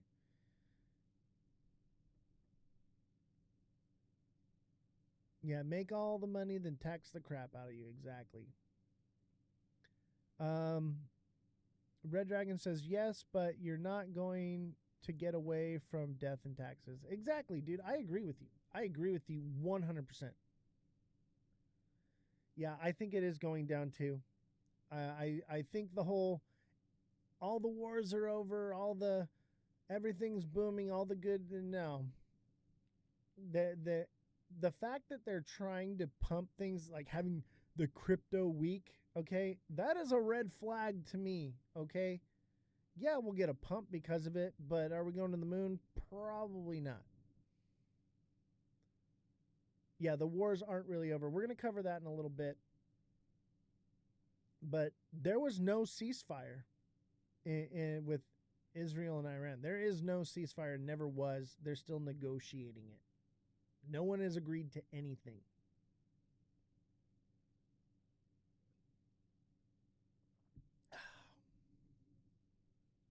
This bull run, very disappointing. I know, I agree with you, Jason. And it's a possibility that the bull run is basically ending sooner than we hoped. I think we get a run down and then one more run up. But we're basically in the 7th, 8th inning of this thing. Henry says the run is over. I don't think it's over. I think we got, one more play. Maybe we can get a double play in this one. I don't know. Bitcoin is up 1,000% the last 5 years. Bitcoin will dump and alts will explode. I don't know. I don't know if that actually happens because institutions are buying it and putting it into escrows. Countries are buying it and putting it into escrows. Corporations are buying it and putting it into escrows. That's going to keep the price up. So maybe Bitcoin doesn't lose its dominance. Maybe it'll pull back. Obviously, it's going to pull back, but I think we're going to get a lackluster alt season. Has happened the last 12 years. Look at the charts, dude. I know Nova. Okay, I've been in pretty much every bull run. All right, I've been in every bull run. I haven't always made money, but I've been in every bull run. I know how it works. Okay, but something's different this time.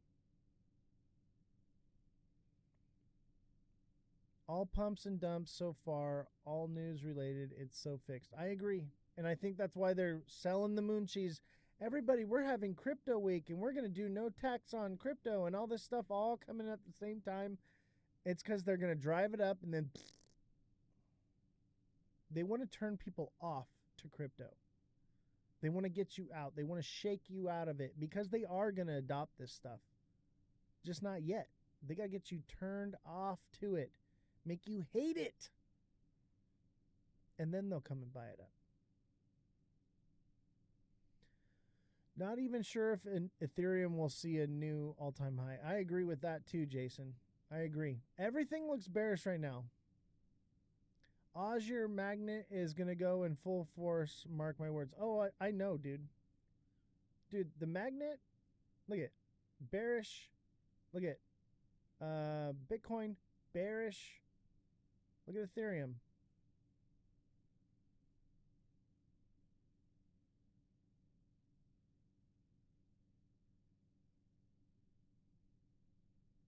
Ethereum is a classic diamond top.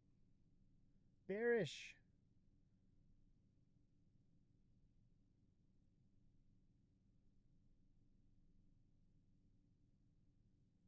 Everything is not looking too good right now. I think this does more. This is underdeveloped. So I think it's going to be more out here like this. But yeah.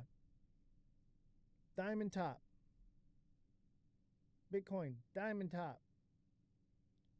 XRP, ascending wedge. Everything looks bearish right now. Everything. And they're feeding the moon cheese like crazy. That's what leads me to believe we're moving down. Actually, bug it. Boom! There you have it. The red light is on. All right? Invest in blue chip cryptos, the ones institutional investors are allowed to buy and will fly. Exactly. I agree with that. Exactly. HBAR is probably the most undervalued top tier crypto on the market, by the way. Caveman told me that, and I agree with that sentiment.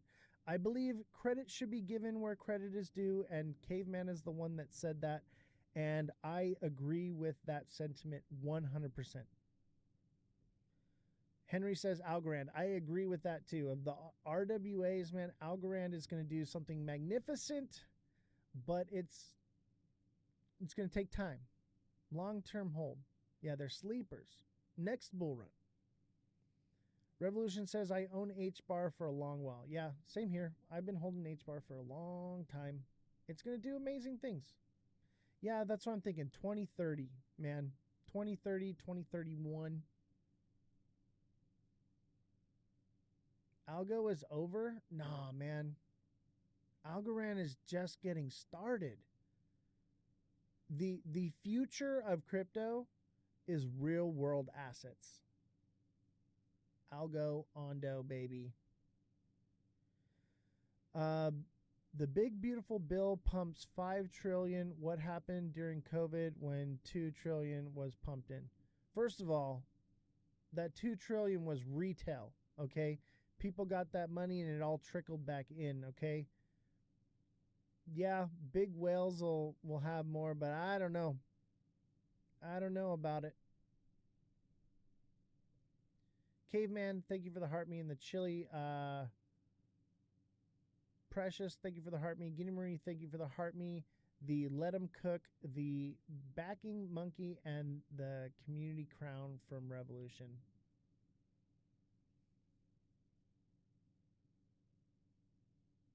Let's see here. Let's do a new goal. Boom. Let's do a galaxy. Actually, you know what? No, I don't want to do a galaxy. I want to do something fun. And this is cheaper. Let's do a dragon crown.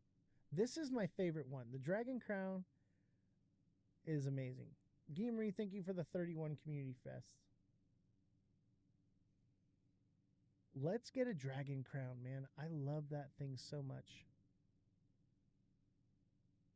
One of my favorites. Henry says, last quarter this year will pump through early first quarter 26, then Dumpalicious. That's my short-term take. That's a possibility. That's a possibility.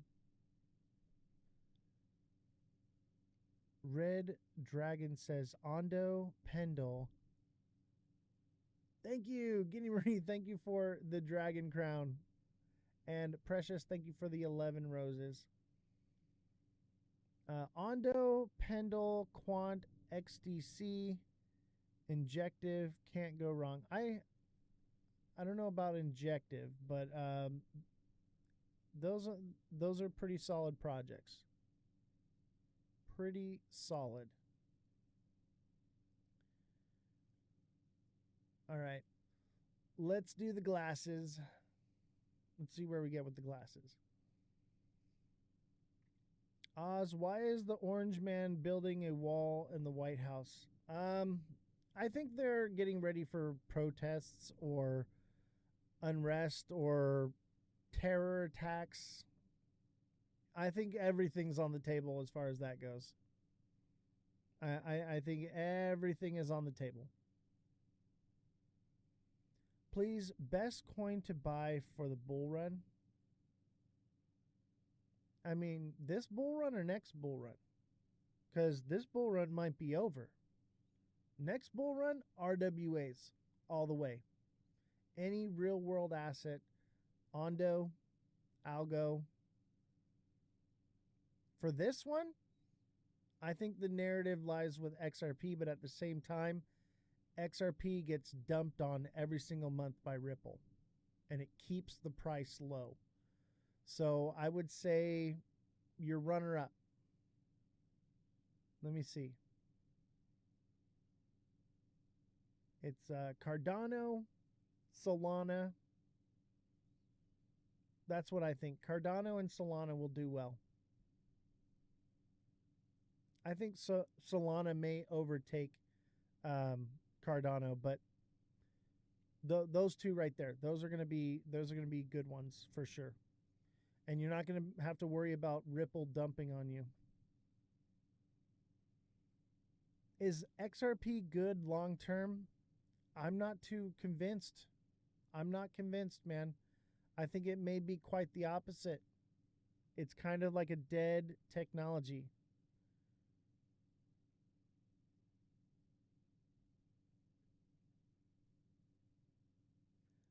Cardano TA? Yeah, I got you, buddy. For Henry, anything. We like Henry over here. Henry's actually been a guest on the show. We haven't had too many of the regular guests on the show, but yeah, Henry's actually been on.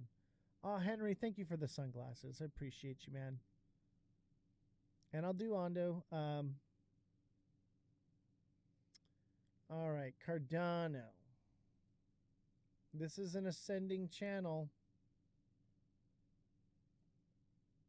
But it actually, I think this is a diamond bottom. It's a little out of structure, but they're never perfect, right? They're never perfect. This could possibly be, Henry, this could possibly turn into a diamond bottom. It's not fully structured, though. It hasn't completely formed, but definitely something to keep an eye on. It is also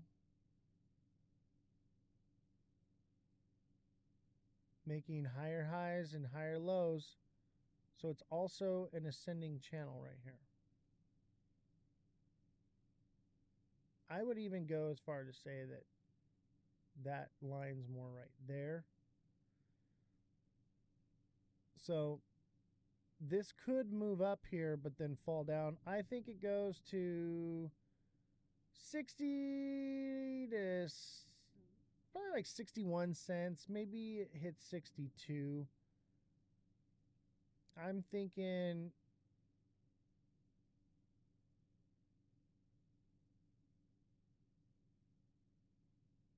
$62 to $62.5. I think it pumps up there and then it falls down from there. And then that would bring it down to, I don't know, probably like 50, maybe 53. Maybe it falls to like 56. But also,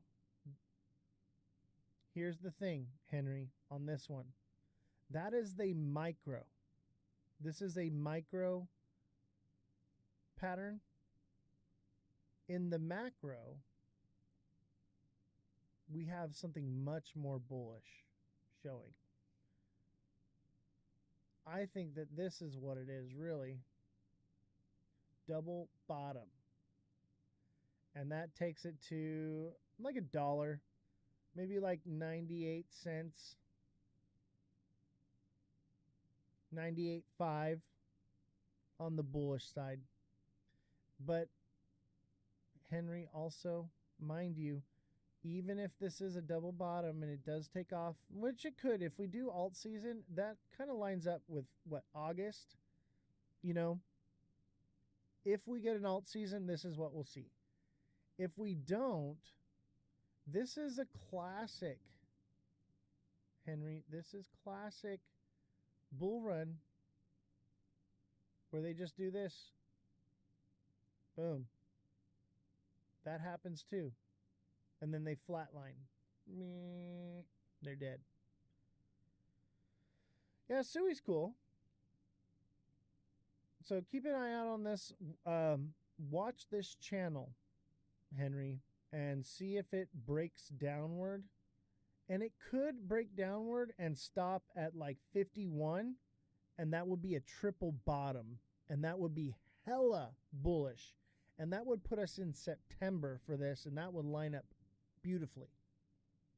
So I think triple bottom is what we actually do see on Cardano.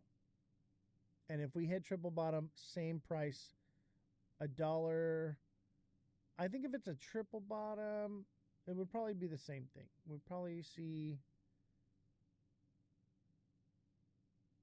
98 to $1, somewhere around there. No problem. No problem, Henry. All right. And don't forget to smash that like button, subscribe to the channel, share the show with your friends.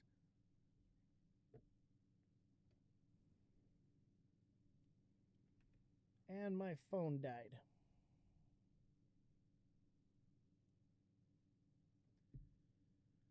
Let's see here. How many likes are we at here? 40K likes. We need 10,000 more likes to get to 50K. Let's get there. Red Dragon, thank you for the follow. Sasha, thank you for the follow. Let's get back into the news. So this is why I think we're moving to bearish. For those of you Aussies watching out in Australia, this is news for you, okay? I'm trying to cover more Australian news because I know that most of my viewers come from Australia, and I want to, make sure that you're getting not just the U.S. information, but where you're at as well. And I think it's good for us in the U.S. to also have this information because we kind of mirror each other, right? So, house price warning as RBA called all but sealed. Australia's housing market is unlikely to experience another price boom in line with COVID surge as affordability constraints outweigh interest rate cuts. Almost all experts, 83%, so 30 out of 34 from FINDA's RBA cash rate survey, believe the RBA will cut the cash rate, bringing it to 3.60% in July. Meanwhile, national house prices are on the rise on the back of the interest rate cuts, which are spurring on borrow capacity, with PropTrack showing national home prices rose 0.4% in June and are now 4.6% on the last year. But while monthly gains were recorded across almost all the capitals, it might not be quite as bad as the last time the RBA cut rates, when house prices soared nearly 25% in 12 months until 2021. That is the view of AMP chief economist Shane Oliver, who told Newswire even worse affordability constraints would not result in a repeat of the post-COVID price surge. It would be more constrained with time around when we came out of COVID. Interest rates went to zero and you could get a fixed rate around 2% and variable rates around 3%, he said. I don't think we're going to see it this time around. Affordability has arguably better in 2020 because house prices instantly fell a bit. So, yeah. And I'm seeing similar things in the U.S. to this, but this is Australian, right? But I think we're going to see similar things in the U.S. with this. If we mirror each other. All right. The jobs report has dashed hopes of rate cut this summer. What did I tell you? What did I tell you guys? Everyone was screaming July rate cuts, July rate cuts. Everybody was saying it. The news was saying it. Nope. It ain't happening. We got the jobs reports. I mean, it doesn't take rocket scientists to understand what is happening here. Okay? This is so easy. And that's why you gotta watch this show. Because I've been telling you guys maybe September. Maybe. And I think that's a hard maybe. Okay, so chances of a Fed rate cut this month cratered after a strong jobs report. And remember, I told you that they're probably not going to cut rates unless there's an unemployment crisis and jobs unavailable. Okay, I think that these numbers are skewed, but I think they're doing it on purpose. It's all part of the plan. So I'm thinking no rate cut again. It'll probably stay exactly the same. I don't think it goes up. I think it stays exactly the same. The economy added 147,000 jobs in June, way more than economists expected. The Trump administration continued to criticize Fed chair this week for not lowering rates. I'm not going to read the whole thing, but I'll tell you this. I don't see a July rate cut coming. Sorry to tell you. Sorry to break it to you. TikTok seller, thank you for the Heart Me and the Community Fest. And ABSXS writer, thank you for the Heart Me as well.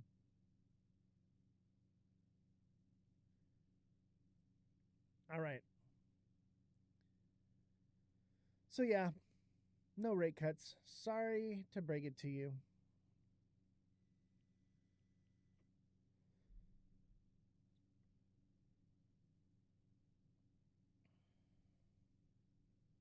Why the Fed may cut rates earlier than expected. All right. Everyone reads the headlines. They don't read the freaking news, okay? You read a little further. Federal rate cuts it.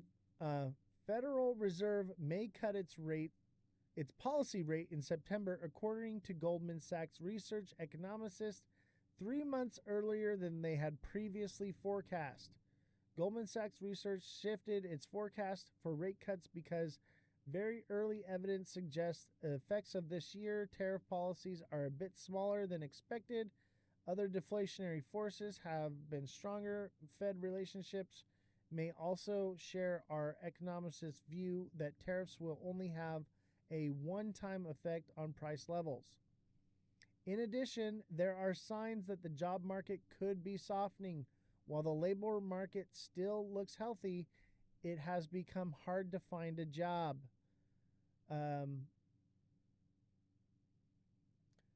Residual seasonality in the data and changes to immigration policies also pose downside risks to payroll figures in the near term. Hey, Web3 Glossary, how you doing? Hey, Web3, send me a DM. I want to have you on the show. Nico, how you doing? So Mercer estimates that the odds of a Fed rate cut in September are somewhat above 50%. Okay, September. If you read this, you'd think they're coming in July, but no, September. Maybe. If we get some hard trade deals signed, I think we could see them in September. And that would be in line with having an alt season. That would potentially cause a nice pump, and then that'll be the end of the cycle, baby. So I'm not going to read any more of this, but they're saying about a 50% chance that we get a rate cut in September. I think that may, if we don't get any good news as far as, tariff deals, I don't think the rate cuts are coming. We may not get a rate cut at all this year if we don't get any deals signed. Web3, thank you for the Heart Me. And Nico, thank you for the Heart Me. Gamery says it's absolutely not happening. I kind of agree with that sentiment. I think it stays stagnant. That's stagflation. That is not good for the markets. If we go in, I would say that we're already kind of in stagflation. Okay, that is bad. That is bad. XLM is decent. I like XLM. I own XLM. Web3, thank you for the 10 TikToks and the 4 finger hearts. Appreciate you. Revolution says no rate cuts, not in the climate we are in. Unemployment is about to get bad. If unemployment gets bad, we will get rate cuts. Okay? That's why I'm leaning towards maybe September-ish. Real estate is crashing, yes.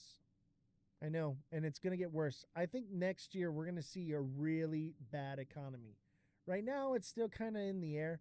I think things are going to get really bad next year. I really do, and it's going to be bad. And I'll tell you what, everything is going to be on sale. You're going to be able to pick up all these things that you're FOMOing on right now. You're going to be able to get them at a premium discount, okay? So just hold on and wait and Start stacking your chips. Hold on to some of that USDC. Collect that APY.